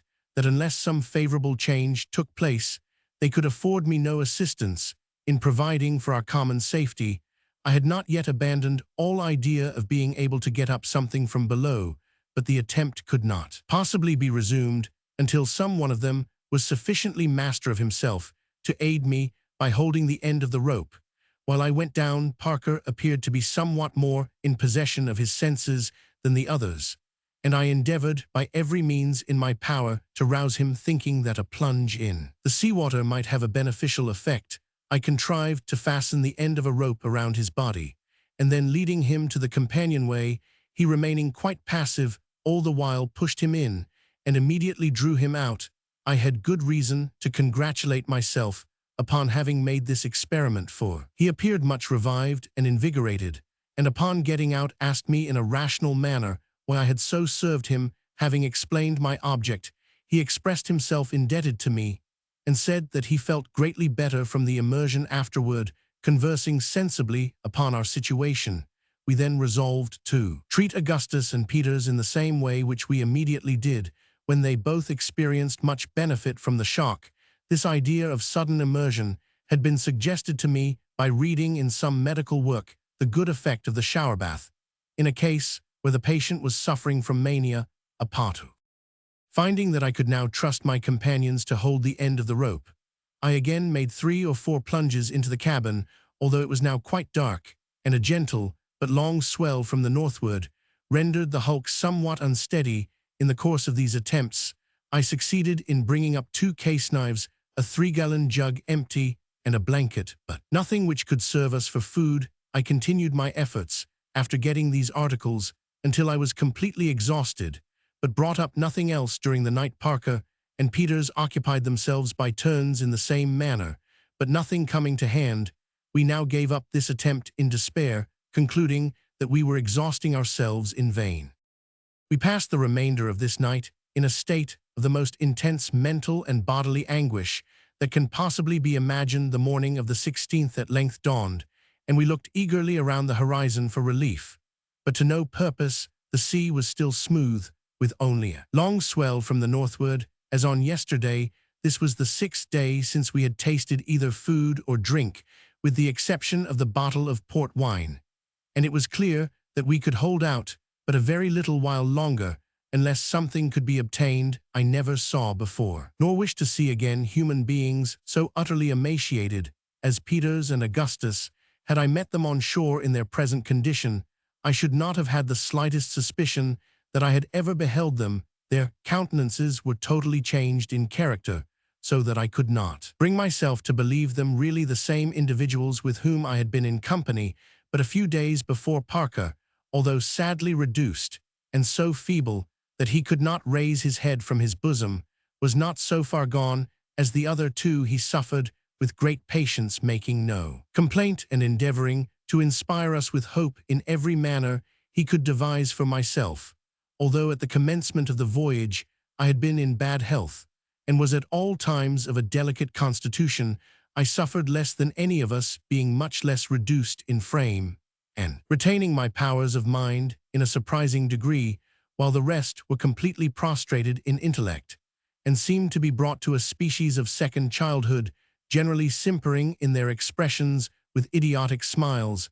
and uttering the most absurd platitudes at intervals. However, they would appear to revive suddenly, as if inspired all at once, with a consciousness of their condition, when they would spring upon their feet in a momentary flash of vigor, and speak for a short period of their prospects in a manner altogether rational, although full of the most intense despair. It is possible, however, that my companions may have entertained the same opinion of their own condition as I did of mine, and that I may have unwittingly been guilty of the same extravagances and imbecilities as them. Sylvester's is a matter which cannot be determined. About noon, Parker declared that he saw land off the larboard quarter, and it was with the utmost difficulty I could restrain him from plunging into the sea with the view of swimming toward it. Peters and Augustus took little notice of what he said, being apparently wrapped up in moody contemplation. Upon looking in the direction pointed out, I could not perceive the faintest appearance of the shore. Indeed, I was too well aware that we were far from any land to indulge in a hope of that nature. It was a long time, nevertheless, before I could convince Parker of his mistake. He then burst into a flood of tears, weeping like a child, with loud cries and sobs, for 2 or 3 hours, when, becoming exhausted, he fell asleep.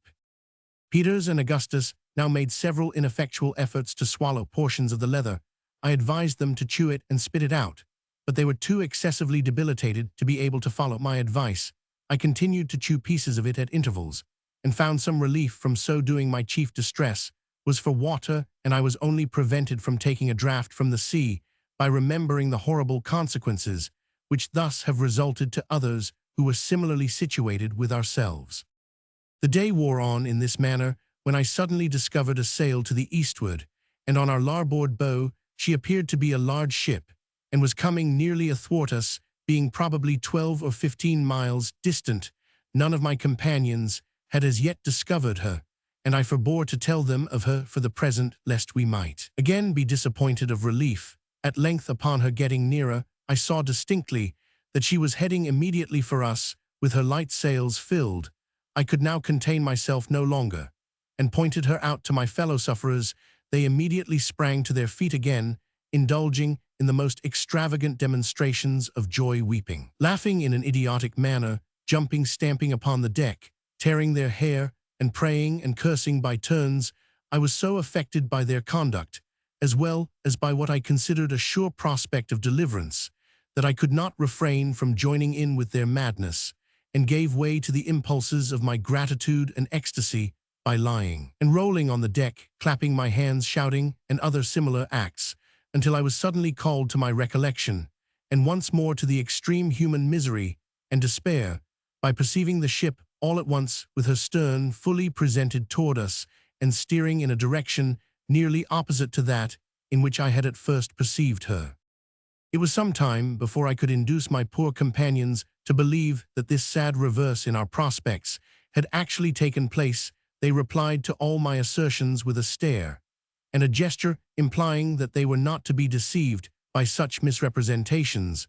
The conduct of Augustus most sensibly affected me, in spite of all I could say or do to the contrary. He persisted in saying that the ship was rapidly nearing us, and in making preparations to go on board of her. Some seaweed floating by the brig, he maintained that it was the ship's boat, and endeavored to throw himself upon it, howling and shrieking in the most heartrending manner, when I forcibly restrained him from thus casting himself into the sea. Having become in some degree pacified, we continued to watch the ship, until we finally lost sight of her, the weather becoming hazy, with a light breeze springing up. As soon as she was entirely gone, Parker turned suddenly toward me with an expression of countenance which made me shudder. There was about him an air of self-possession which I had not noticed in him until now, and before he opened his lips my heart told me what he would say. He proposed, in a few words, that one of us should die to preserve the existence of the others. Chapter 12. I had for some time past dwelt upon the prospect of our being reduced to this last horrible extremity, and had secretly made up my mind to suffer death in any shape, or under any circumstances, rather than resort to such a course. Nor was this resolution in any degree weakened by the present intensity of hunger, under which I labored. The proposition had not been heard by either Peters or Augustus. I therefore took Parker aside, and mentally praying to God for power to dissuade him from the horrible purpose he entertained, I expostulated with him for a long time, and in the most supplicating manner, begging him in the name of everything which he held sacred, and urging him by every species of argument, which the extremity of the case suggested, to abandon the idea, and not to mention it to either of the other two. He heard all I said without attempting to controvert any of my arguments, and I had begun to hope that he would be prevailed upon to do as I desired. But when I had ceased speaking, he said that he knew very well all I had said was true, and that to resort to such a course was the most horrible alternative which could enter into the mind of man, but that he had now held out as long as human nature could be sustained, that it was unnecessary for all to perish, when by the death of one it was possible, and even probable, that the rest might be finally preserved, adding that I might save myself the trouble of trying to turn him from his purpose, his mind having been thoroughly made up on the subject even before the appearance of the ship, and that only her heaving in sight had prevented him from mentioning his intention at an earlier period. I now begged him, if he would not be prevailed upon to abandon his design, at least to defer it for another day, when some vessel might come to our relief, again reiterating every argument I could devise, and which I thought likely to have influence with one. Of his rough nature, he said in reply that he had not spoken until the very last possible moment, that he could exist no longer without sustenance of some kind, and that therefore in another day his suggestion would be too late as regarded himself at least. Finding that he was not to be moved by anything I could say in a mild tone, I now assumed a different demeanor, and told him that he must be aware I had suffered less than any of us from our calamities, that my health and strength consequently were at that moment far better than his own, or than that either of Peter's or Augustus, in short, that I was in a condition to have my own way by force if I found it necessary, and that if he attempted in any manner to acquaint the others with his bloody and cannibal designs, I would not hesitate to throw him into the sea. Upon this, he immediately seized me by the throat, and drawing a knife, made several ineffectual efforts to stab me in the stomach, an atrocity which his excessive debility alone prevented him from accomplishing. In the meantime, being roused to a high pitch of anger, I forced him to the vessel's side, with the full intention of throwing him overboard. He was saved from his fate, however, by the interference of Peters, who now approached and separated us, asking the cause of the disturbance. This Parker told, before I could find means in any manner to prevent him.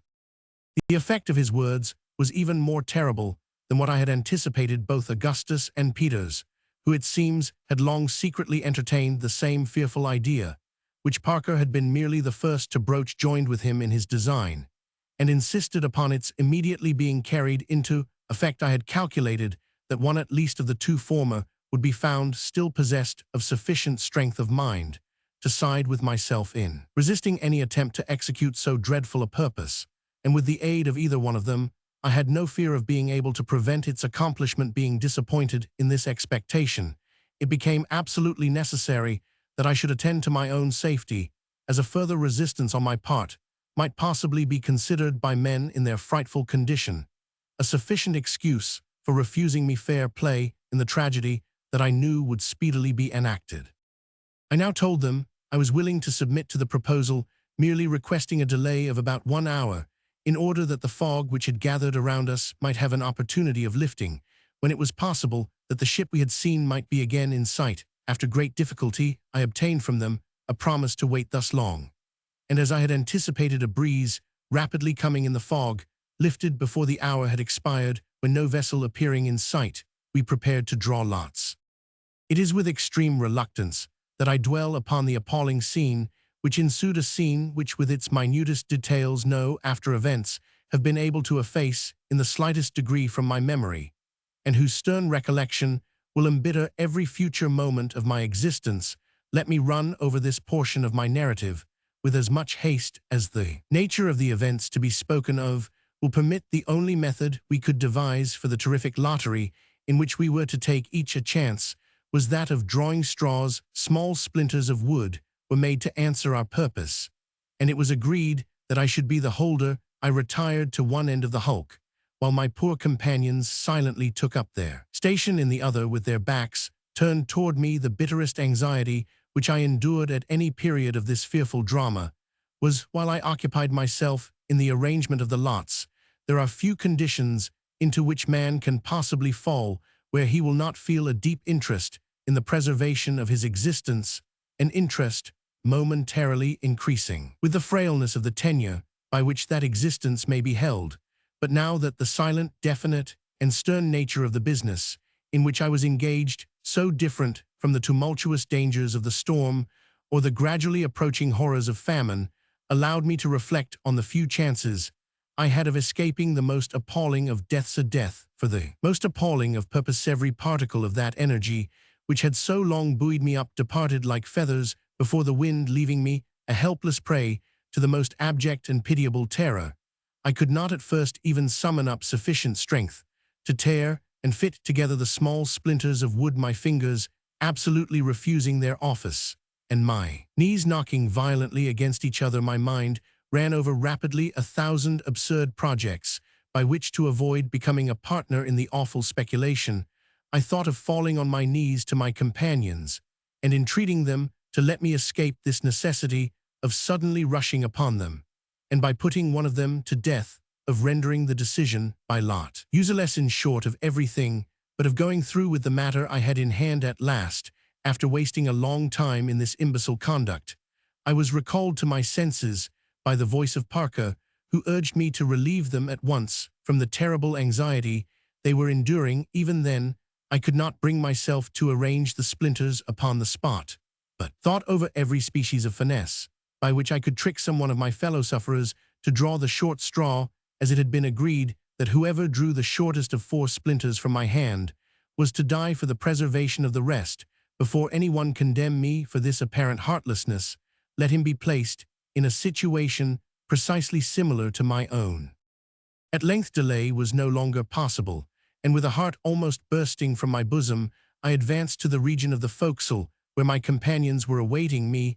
I held out my hand with the splinters, and Peters immediately drew. He was free. His, at least, was not the shortest, and there was now another chance against my escape.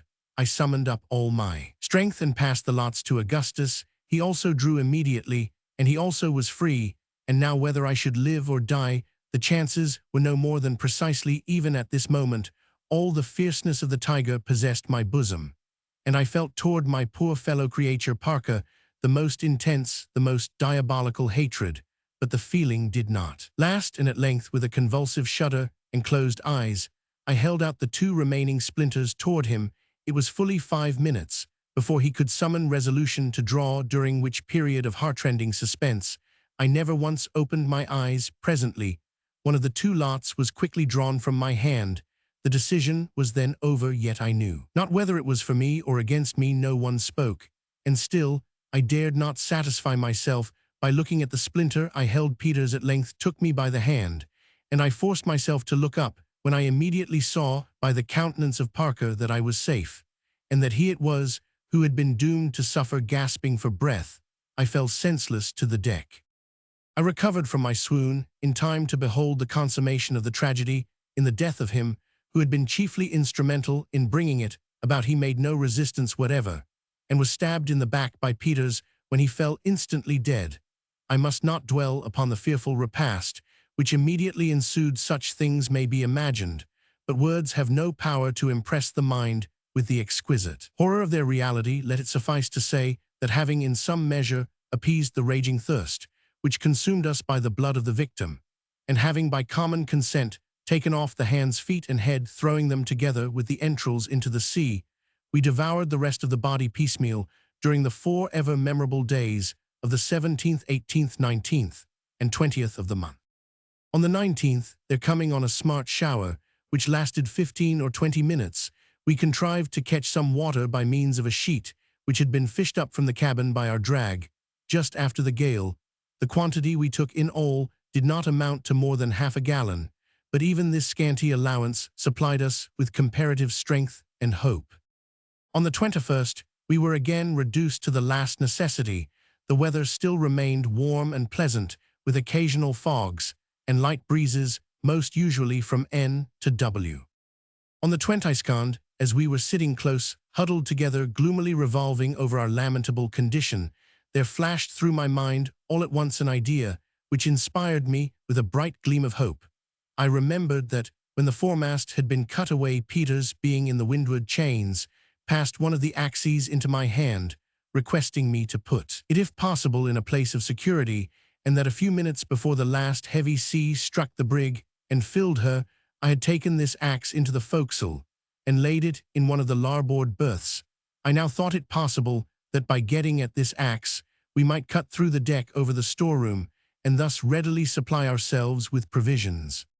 When I communicated this object to my companions, they uttered a feeble shout of joy, and we all proceeded forthwith to the forecastle. The difficulty of descending here was greater than that of going down in the cabin, the opening being much smaller, for it will be remembered that the whole framework about the cabin companion hatch had been carried away, whereas the forecastle way, being a simple hatch of only about 3 feet square, had remained uninjured.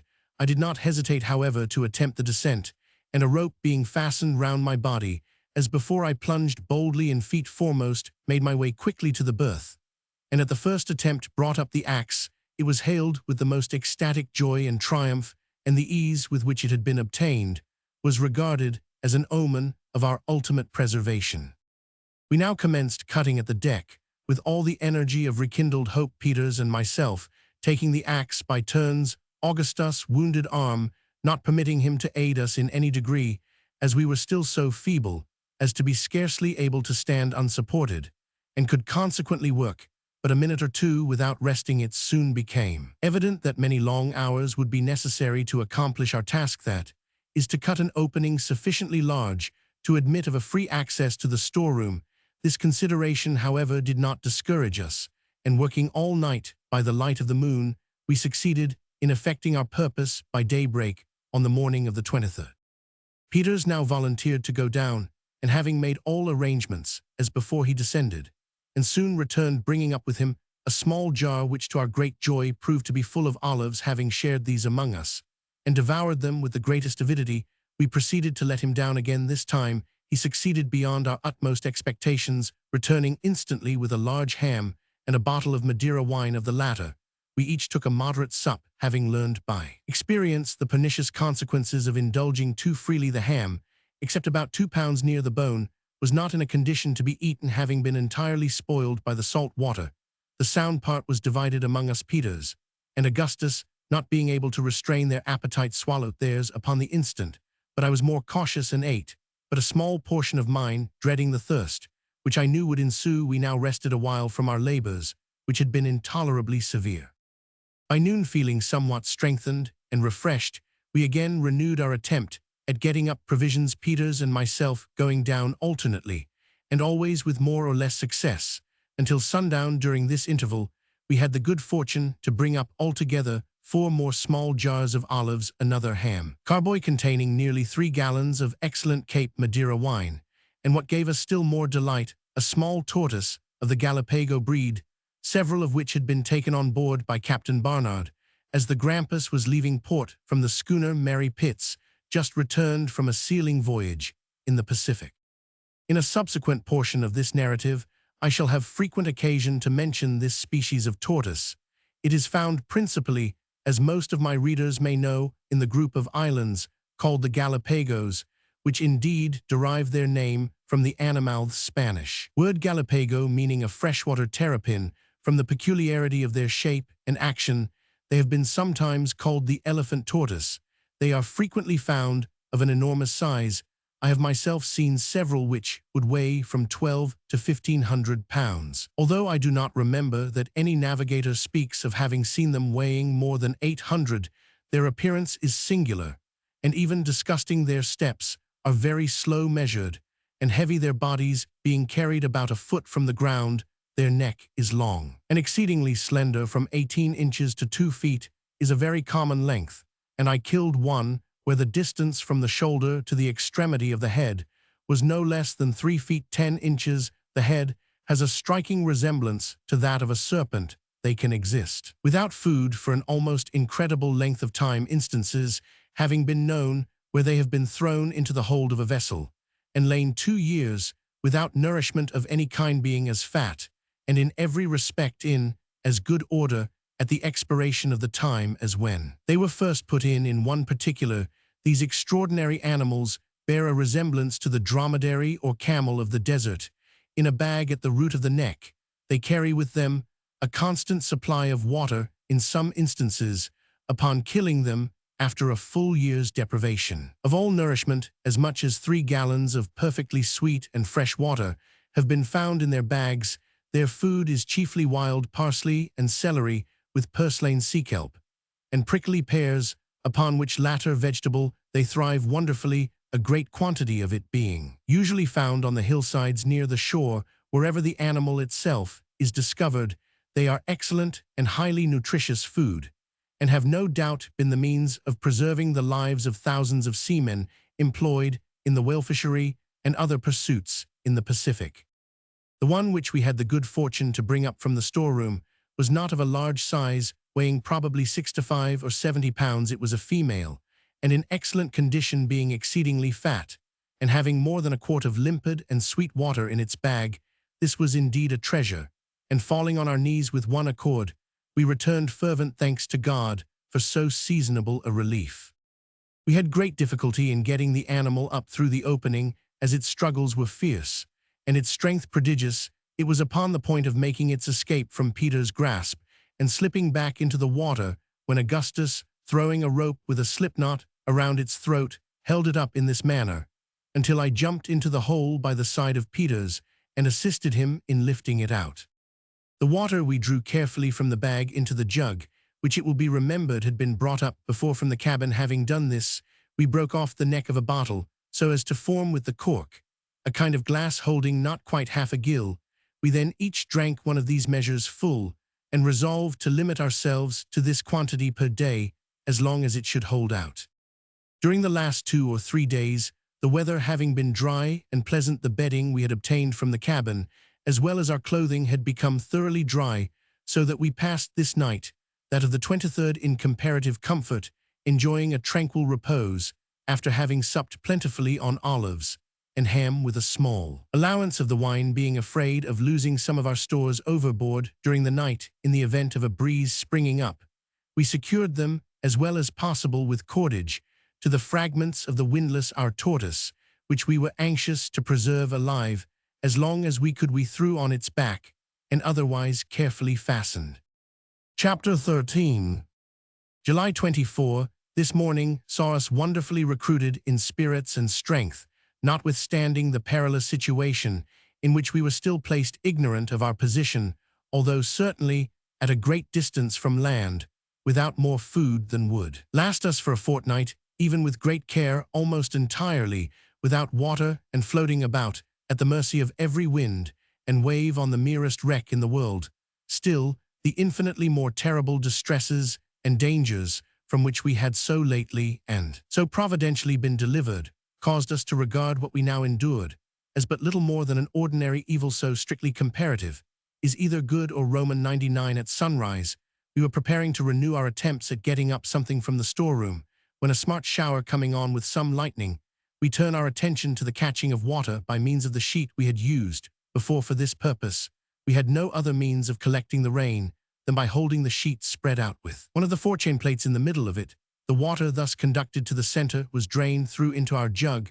We had nearly filled it in this manner, when a heavy squall coming on from the northward obliged us to desist, as the hulk began once more to roll so violently that we could no longer keep our feet. We now went forward, and lashing ourselves securely to the remnant of the windlass, as before, awaited the event with far more calmness than could have been anticipated or would have been imagined possible under the circumstances. At noon the wind had freshened into a turreef breeze, and by night into a stiff gale, accompanied with a tremendously heavy swell. Experience having taught us, however, the best method of arranging our lashings, we weathered this dreary night in tolerable security, although thoroughly drenched at almost every instant by the sea, and in momentary dread of being washed off. Fortunately, the weather was so warm as to render the water rather grateful than otherwise. July 25. This morning, the gale had diminished to a mere 10-knot breeze, and the sea had gone down with it so considerably that we were able to keep ourselves dry upon the deck. To our great grief, however, we found that 2 jars of our olives, as well as the whole of our ham, had been washed overboard. In spite of the careful manner in which they had been fastened, we determined not to kill the tortoise as yet, and contented ourselves for the present with a breakfast on a few of the olives and a measure of water each, which latter we mixed half and half with wine, finding great relief and strength from the mixture, without the distressing intoxication which had ensued upon drinking the port. The sea was still far too rough for the renewal of our efforts at getting up provision from the storeroom. Several articles of no importance to us in our present situation floated up through the opening during the day and were immediately washed overboard. We also now observed that the hulk lay more along than ever, so that we could not stand an instant without lashing ourselves on this account.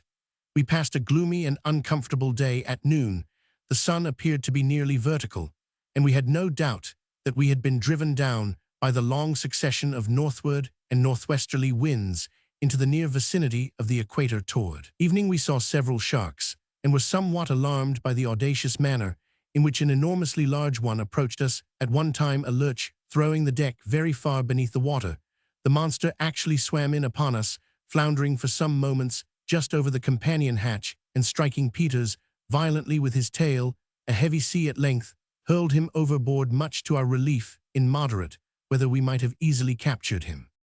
July 26. This morning, the wind having greatly abated, and the sea not being very rough, we determined to renew our exertions in the storeroom. After a great deal of hard labor during the whole day, we found that nothing further was to be expected from this quarter, the partitions of the room having been stove during the night, and its contents swept into the hold. This discovery, as may be supposed, filled us with despair. July 27, the sea nearly smooth with a light wind, and still from the northward and westward, the sun coming out hotly in the afternoon. We occupied ourselves in drying our clothes, found great relief from thirst, and much comfort otherwise by bathing in the sea. In this, however, we were forced to use great caution, being afraid of sharks, several of which were seen swimming around the brig during the day. July 28. Good weather still. The brig now began to lie along so alarmingly that we feared she would eventually roll bottom up. Prepared ourselves as well as we could for this emergency, lashing our tortoise water jug and 2 remaining jars of olives as far as possible over to the windward, placing them outside the hull below the mainchains. The sea very smooth all day, with little or no wind. July 29, a continuance of the same weather. Augustus' wounded arm began to evince symptoms of mortification. He complained of drowsiness and excessive thirst, but no acute pain. Nothing could be done for his relief, beyond rubbing his wounds with a little of the vinegar from the olives, and from this no benefit seemed to be experienced. We did everything in our power for his comfort, and trebled his allowance of water. July 30, an excessively hot day with no wind. An enormous shark kept close by the hulk during the whole of the forenoon. We made several unsuccessful attempts to capture him by means of a noose. Augustus much worse, and evidently sinking as much from want of proper nourishment as from the effect of his wounds. He constantly prayed to be relieved from his sufferings, wishing for nothing but death. This evening we ate the last of our olives, and found the water in our jug so putrid that we could not swallow it at all without the addition of wine. Determined to kill our tortoise in the morning. July 31, after a night of excessive anxiety and fatigue, owing to the position of the hulk, we set about killing and cutting up our tortoise. He proved to be much smaller than we had supposed, although in good condition, whole meat about him not amounting to more than 10 pounds. With a view of preserving a portion of this as long as possible, we cut it into fine pieces, and filled with them our 3 remaining olive jars, and the wine bottle, all of which had been kept, pouring in afterward the vinegar from the olives. In this manner we put away about 3 pounds of the tortoise, intending not to touch it until we had consumed the rest. We concluded to restrict ourselves to about 4 ounces of the meat per day. The whole would thus last us 13 days. A brisk shower with severe thunder and lightning came on about dusk, but lasted so short a time that we only succeeded in catching about half a pint of water. The whole of this, by common consent, was given to Augustus, who now appeared to be in the last extremity. He drank the water from the sheet as we caught it, we holding it above him as he lay, so as to let it run into his mouth. for we had now nothing left capable of holding water, unless we had chosen to empty out our wine from the carboy or the stale water from the jug.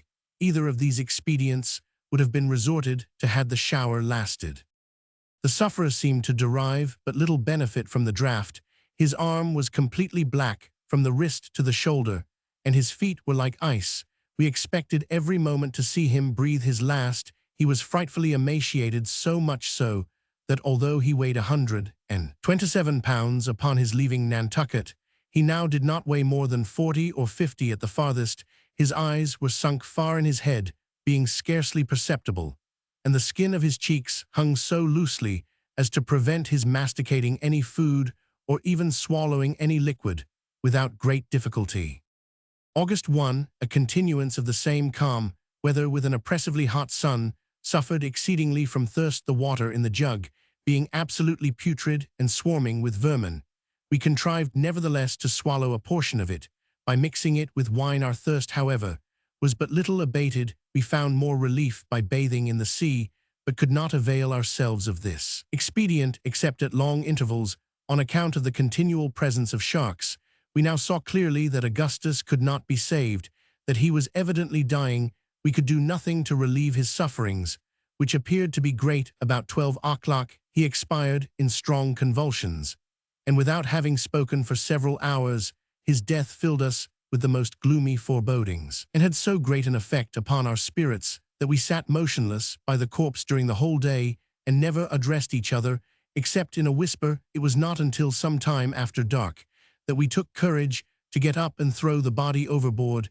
It was then loathsome beyond expression, and so far decayed that as Peters attempted to lift it, an entire leg came off in his grasp. As the mass of putrefaction slipped over the vessel's side into the water, the glare of phosphoric light, with which it was surrounded, plainly discovered to us 7 or 8 large sharks, the clashing of whose horrible teeth, as their prey was torn to pieces among them, might have been heard at the distance of a mile.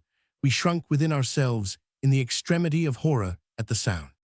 August 2, the same fearfully calm and hot weather. The dawn found us in a state of pitiable dejection as well as bodily exhaustion.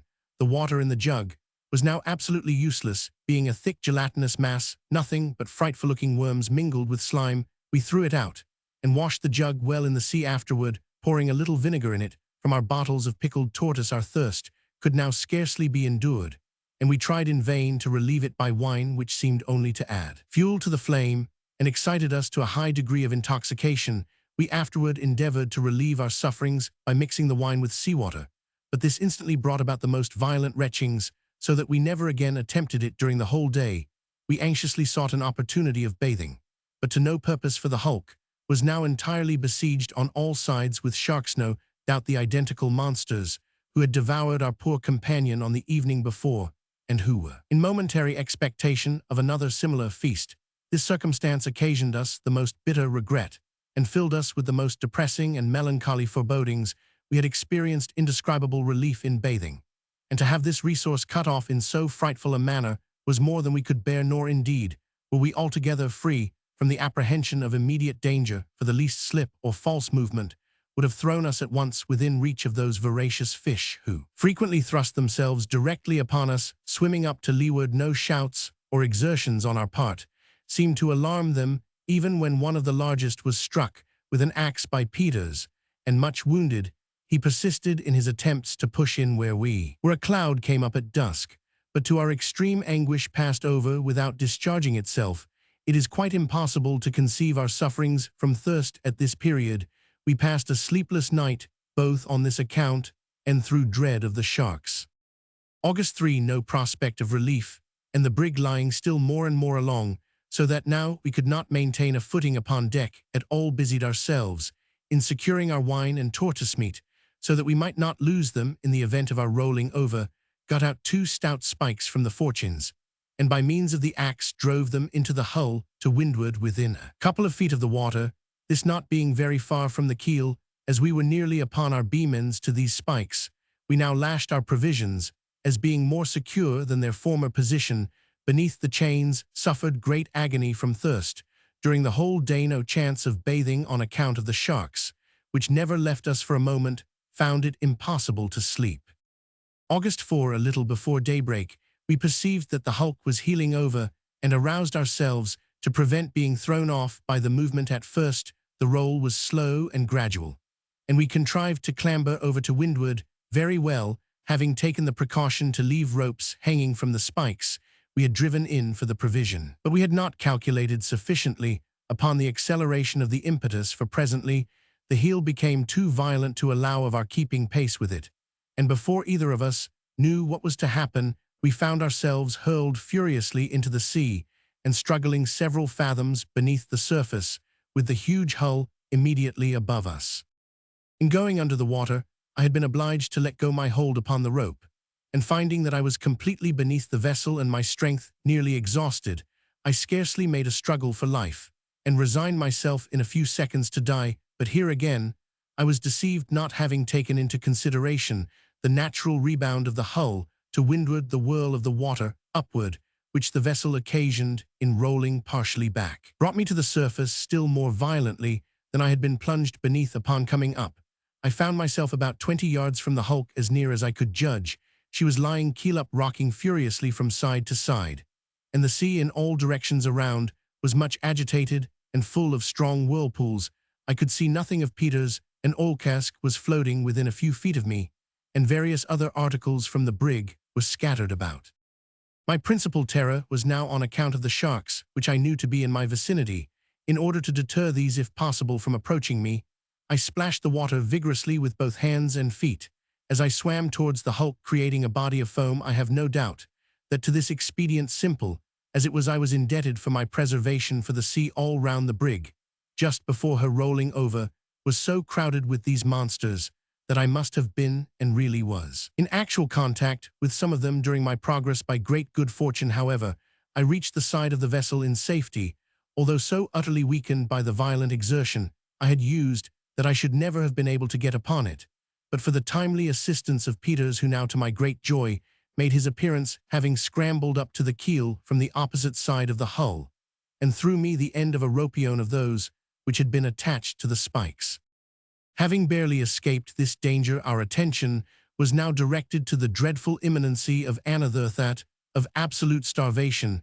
Our whole stock of provision had been swept overboard, in spite of all our care in securing it, and seeing no longer the remotest possibility of obtaining more, we gave way, both of us, to despair, weeping aloud like children, and neither of us attempting to offer consolation to the other. Such weakness can scarcely be conceived, and to those who have never been similarly situated will no doubt appear unnatural. But it must be remembered that our intellects were so entirely disordered by the long course of privation and terror to which we had been subjected, that we could not justly be considered at that period in the light of rational beings. In subsequent perils nearly as great, if not greater, I bore up with fortitude against all the evils of my situation, and Peters, it will be seen, evinced a stoical philosophy nearly as incredible as his present childlike supineness and imbecilitized mental condition made the difference. The overturning of the brig, even with the consequent loss of the wine and turtle, would not in fact have rendered our situation more deplorable than before, except for the disappearance of the bedclothes, by which we had been hitherto enabled to catch rainwater, and of the jug in which we had kept it when caught, for we found the whole bottom, from within 2 or 3 feet of the bends, as far as the keel, together with the keel itself, thickly covered with large barnacles, which proved to be excellent and highly nutritious food. Thus, in 2 important respects, the accident we had so greatly dreaded proved to be a benefit rather than an injury. It had opened to us a supply of provisions which we could not have exhausted, using it moderately in a month, and it had greatly contributed to our comfort as regards position, we being much more at ease and in infinitely less danger than before.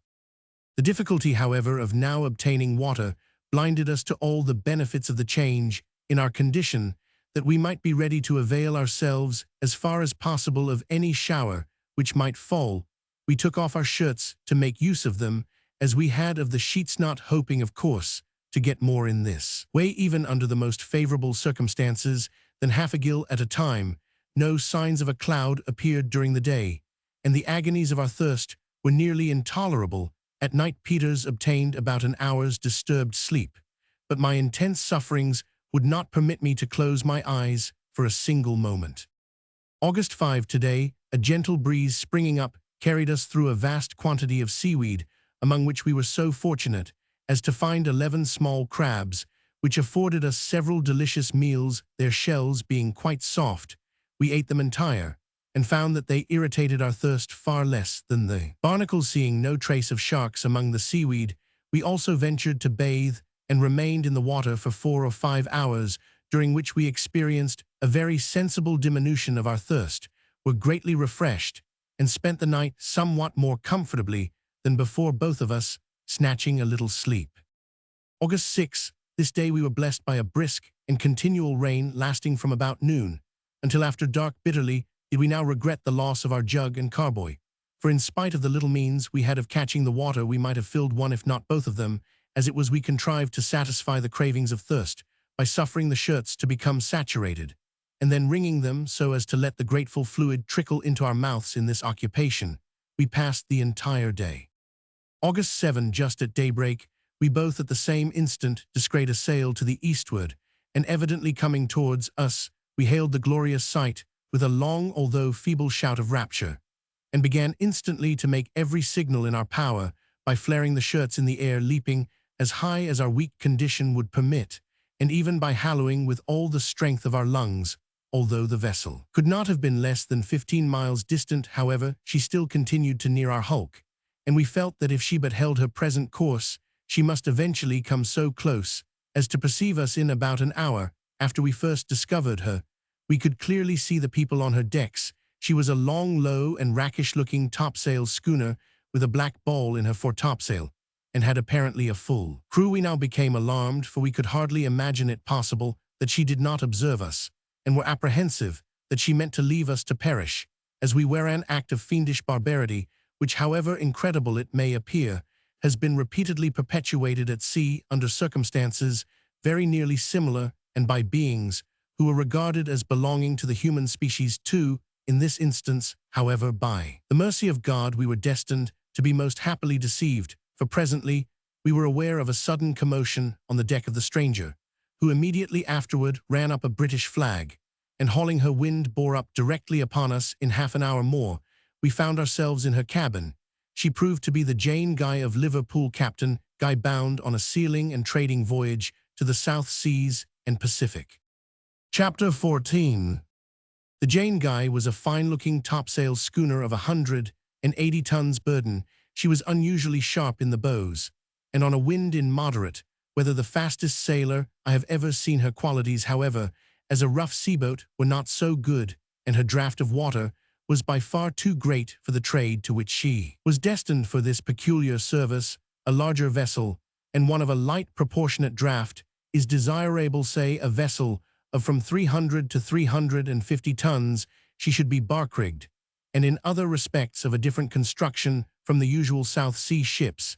It is absolutely necessary that she should be well armed. She should have, say, 10 or 12 12-pound carronades, and 2 or 3 long 12s with brass blunderbusses and watertight armchests for each top. Her anchors and cables should be of far greater strength than is required for any other species of trade, and above all her crew should be numerous and efficient, not less for such a vessel as I have described than 50 or 60 able-bodied men. The Jane Guy had a crew of 35, all able seamen, besides the captain and mate, but she was not altogether as well armed or otherwise equipped as a navigator, acquainted with the difficulties and dangers of the trade, could have desired. Captain Guy was a gentleman of great urbanity of manner and of considerable experience in the southern traffic, to which he had devoted a great portion of his life. He was deficient, however, in energy, and consequently in that spirit of enterprise which is here so absolutely requisite. He was part owner of the vessel in which he sailed, and was invested with discretionary powers to cruise in the South Seas for any cargo which might come most readily to hand. He had on board, as usual in such voyages, beads, looking-glasses, tinderworks, axes, hatchets, saws, adzes, planes, chisels, gouges, gimlets, files, spokeshaves, rasps, hammers, nails, knives, scissors, razors, needles, thread, crockeryware, calico, trinkets, and other similar articles. The schooner sailed from Liverpool on the 10th of July, crossed the Tropic of Cancer on the 25th in longitude 20 degrees west, and reached Sal, one of the Cape Verde Islands, on the 29th, where she took in salt and other necessaries for the voyage on the 3rd of August. She left the Cape Verdes and steered southwest, stretching over toward the coast of Brazil, so as to cross the equator between the meridians of 28 and 30 degrees west. Longitude. This is the course usually taken by vessels bound from Europe to the Cape of Good Hope, or by that route to the East Indies. By proceeding thus, they avoid the calms and strong contrary currents, which continually prevail on the coast of Guinea, while in the end it is found to be the shortest track, as westerly winds are never wanting afterward, by which to reach the Cape. It was Captain Guy's intention to make his first stoppage at Kerguelen's Land. I hardly know for what reason. On the day we were picked up, the schooner was off Cape St. Roque in longitude 31 degrees west, so that when found we had drifted probably from north to south, not less than 25 degrees.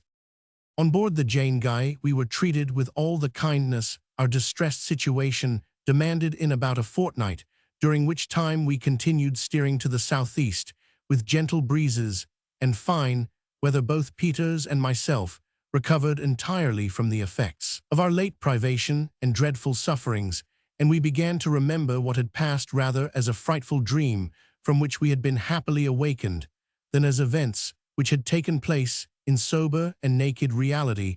I have since found that this species of partial oblivion is usually brought about by sudden transition, whether from joy to sorrow, or from sorrow to joy, the degree of forgetfulness being proportioned to the degree of difference in the exchange.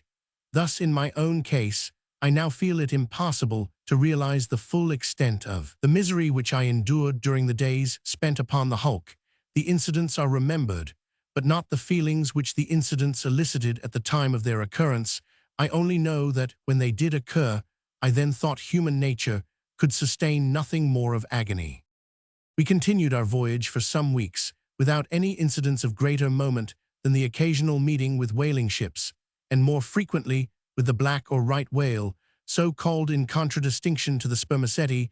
These, however, were chiefly found south of the 25th parallel. On the 16th of September, being in the vicinity of the Cape of Good Hope, the schooner encountered her first gale of any violence since leaving Liverpool in this neighborhood, but more frequently to the south and east of the promontory.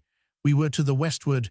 Navigators have often to contend with storms from the northward which rage with great fury. They always bring with them a heavy sea, and one of their most dangerous features is the instantaneous chopping round of the wind, an occurrence almost certain to take place during the greatest force of the gale. A perfect hurricane will be blowing at one moment from the northward or northeast, and in the next not a breath of wind will be felt in that direction, while from the southwest it will come out all at once, with a violence almost inconceivable. A bright spot to the southward is the sure forerunner of the change, and vessels are thus enabled to take the proper precautions. It was about 6 in the morning when the blow came on with a white squall, and as usual from the northward by 8, it had increased very much and brought down upon us one of the most tremendous seas I had then ever beheld. Everything had been made as snug as possible, but the schooner labored excessively and gave evidence of her bad qualities as a seaboat, pitching her forecastle under at every plunge, and with the greatest difficulty struggling up from one wave before she was buried in another. Just before sunset, the bright spot, for which we had been on the lookout, made its appearance in the southwest, and in an hour afterward we perceived the little headsail we carried flapping listlessly against the mast. In 2 minutes more, in spite of every preparation, we were hurled on our beam ends, as if by magic, and a perfect wilderness of foam made a clear breach over us, as we lay. The blow from the southwest, however, luckily proved to be nothing more than a squall, and we had the good fortune to right the vessel without the loss of a spar. A heavy cross sea gave us great trouble for a few hours after this, but toward morning we found ourselves in nearly as good condition as before the gale. Captain Guy considered that he had made an escape little less than miraculous. On the 13th of October, we came in sight of Prince Edward's Island, in latitude 46 degrees 53 S, longitude 37 degrees 46 E. 2 days afterward, we found ourselves near Possession Island, and presently past the islands of Crozet in latitude 42 degrees 59 S, longitude 48 degrees E on the 18th. We made Kerguelen's or Desolation Island in the southern Indian Ocean, and came to anchor in Christmas Harbor, having 4 fathoms of water. This island, or rather group of islands, bears southeast from the Cape of Good Hope, and is distant therefrom nearly 800 leagues. It was first discovered in 1772 by the Baron de Kerguelen or Kerguelen, a Frenchman who, thinking the land to form a portion of an extensive southern continent, carried home information to that effect, which produced much excitement at the time. The government, taking the matter up, sent the Baron back in the following year for the purpose of giving his new discovery a critical examination. When the mistake was discovered in 1777, Captain Cook fell in with the same group and gave to the principal one the name of Desolation Island, a title which it certainly well deserves upon approaching the land. However, the navigator might be induced to suppose otherwise, as the sides of most of the hills from September to March are clothed with very brilliant verdure.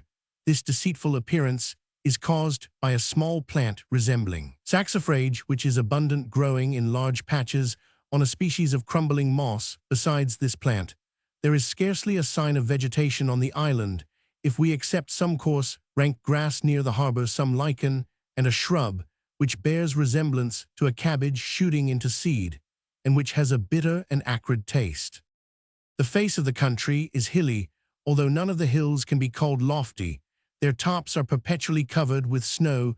There are several harbors, of which Christmas Harbor is the most convenient.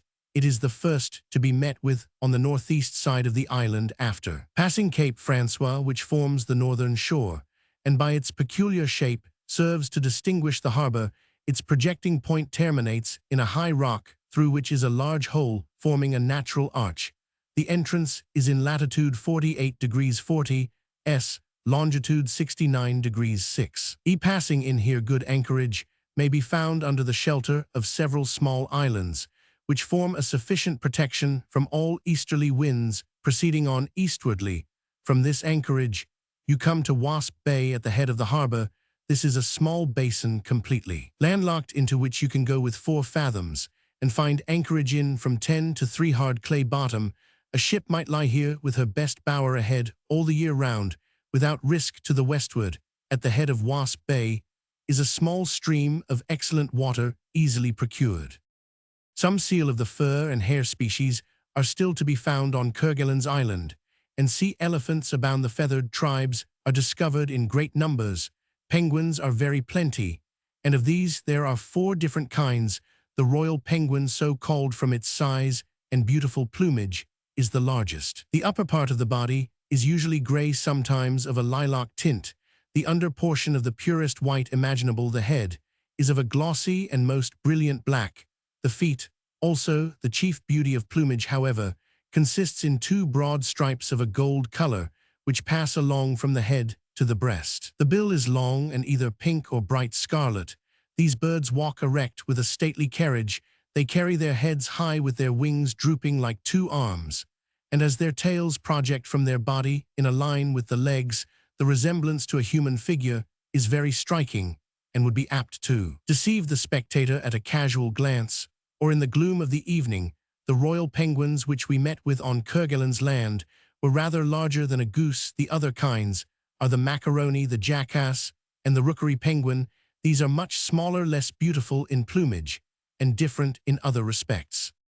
Besides the penguin, many other birds are here to be found, among which may be mentioned seahens, blue peterels, teal, ducks, port Egmont hens, shags, Cape pigeons, the Nelly sea swallows, terns, sea gulls, mother carries, chickens, mother carries, geese, or the great peterel, and lastly the albatross. The great peterel is as large as the common albatross, and is carnivorous. It is frequently called the breakbones or osprey peterel. They are not at all shy, and when properly cooked, are palatable food.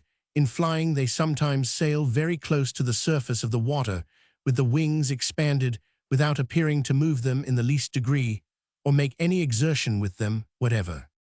The albatross is one of the largest and fiercest of the South Sea birds.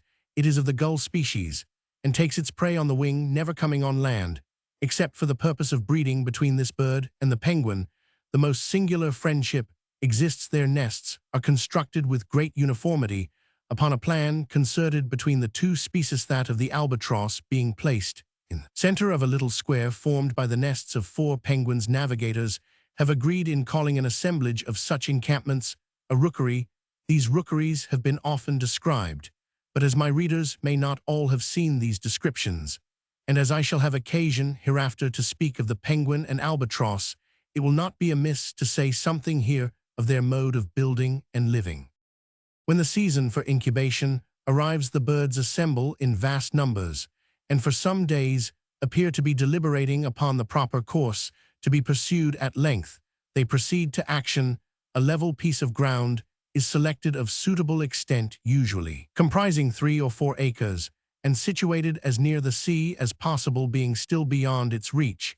The spot is chosen with reference to its evenness of surface, and that is preferred which is the least encumbered with stones.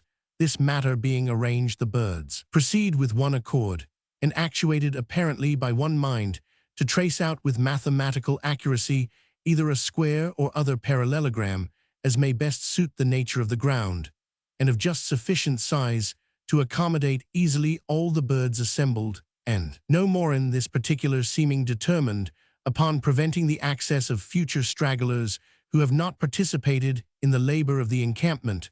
One side of the place, thus marked out, runs parallel with the water's edge, and is left open for ingress or egress. Having defined the limits of the rookery, the colony now begin to clear it of every species of rubbish, picking up stone by stone, and carrying them outside of the lines and close by them, so as to form a wall on the 3 inland sides. Just within this wall, a perfectly level and smooth walk is formed from 6 to 8 feet wide, and extending around the encampment, thus serving the purpose of a general promenade. The next process is to partition out the whole area into small squares exactly equal in size. This is done by forming narrow paths, very smooth, and crossing each other at right angles throughout the entire extent of the rookery.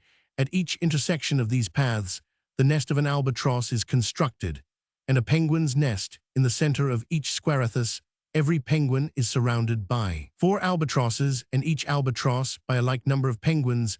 The penguin's nest consists of a hole in the earth, very shallow, being only just of sufficient depth to keep her single egg from rolling. The albatross is somewhat less simple in her arrangements, erecting a hillock about 1 foot high and 2 in diameter.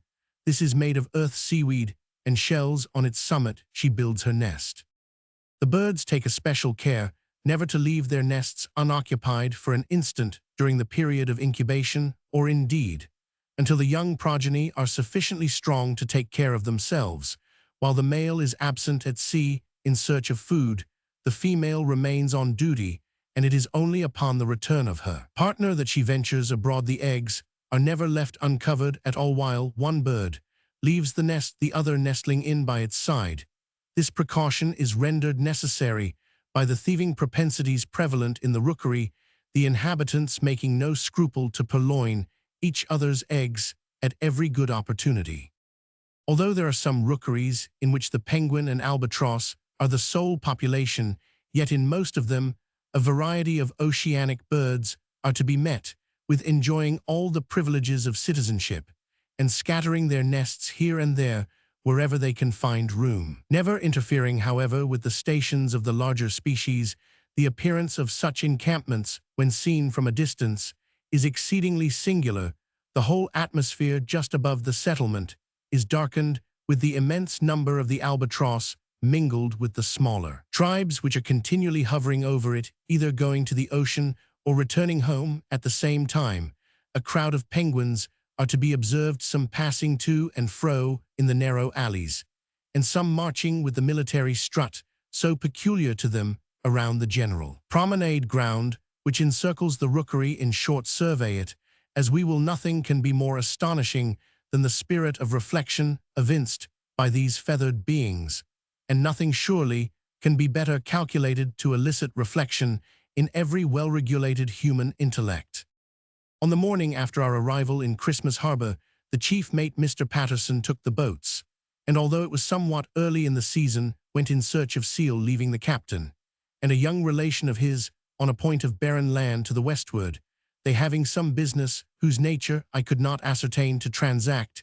In the interior of the island, Captain Guy took with him a bottle in which was a sealed letter, and made his way from the point on which he was set on shore toward one of the highest peaks in the place. It is probable that his design was to leave the letter on that height for some vessel which he expected to come after him. As soon as we lost sight of him, we proceeded, Peters and myself, being in the mate's boat on our cruise around the coast, looking for seal in this business. We were occupied about 3 weeks, examining with great care every nook and corner not only of Kerguelen's land, but of the several small islands in the vicinity. Our labors, however, were not crowned with any important success. We saw a great many fur seal, but they were exceedingly shy, and with the greatest exertions we could only procure 350 skins. In all, sea elephants were abundant, especially on the western coast of the mainland, but of these we killed only 20, and this with great difficulty. On the smaller islands we discovered a good many of the hair seal, but did not molest them. We returned to the schooner on the 11th, where we found Captain Guy and his nephew, who gave a very bad account of the interior, representing it as one of the most dreary and utterly barren countries in the world. They had remained 2 nights on the island owing to some misunderstanding on the part of the second mate in regard to the sending a jolly boat from the schooner to take them off. Chapter 15.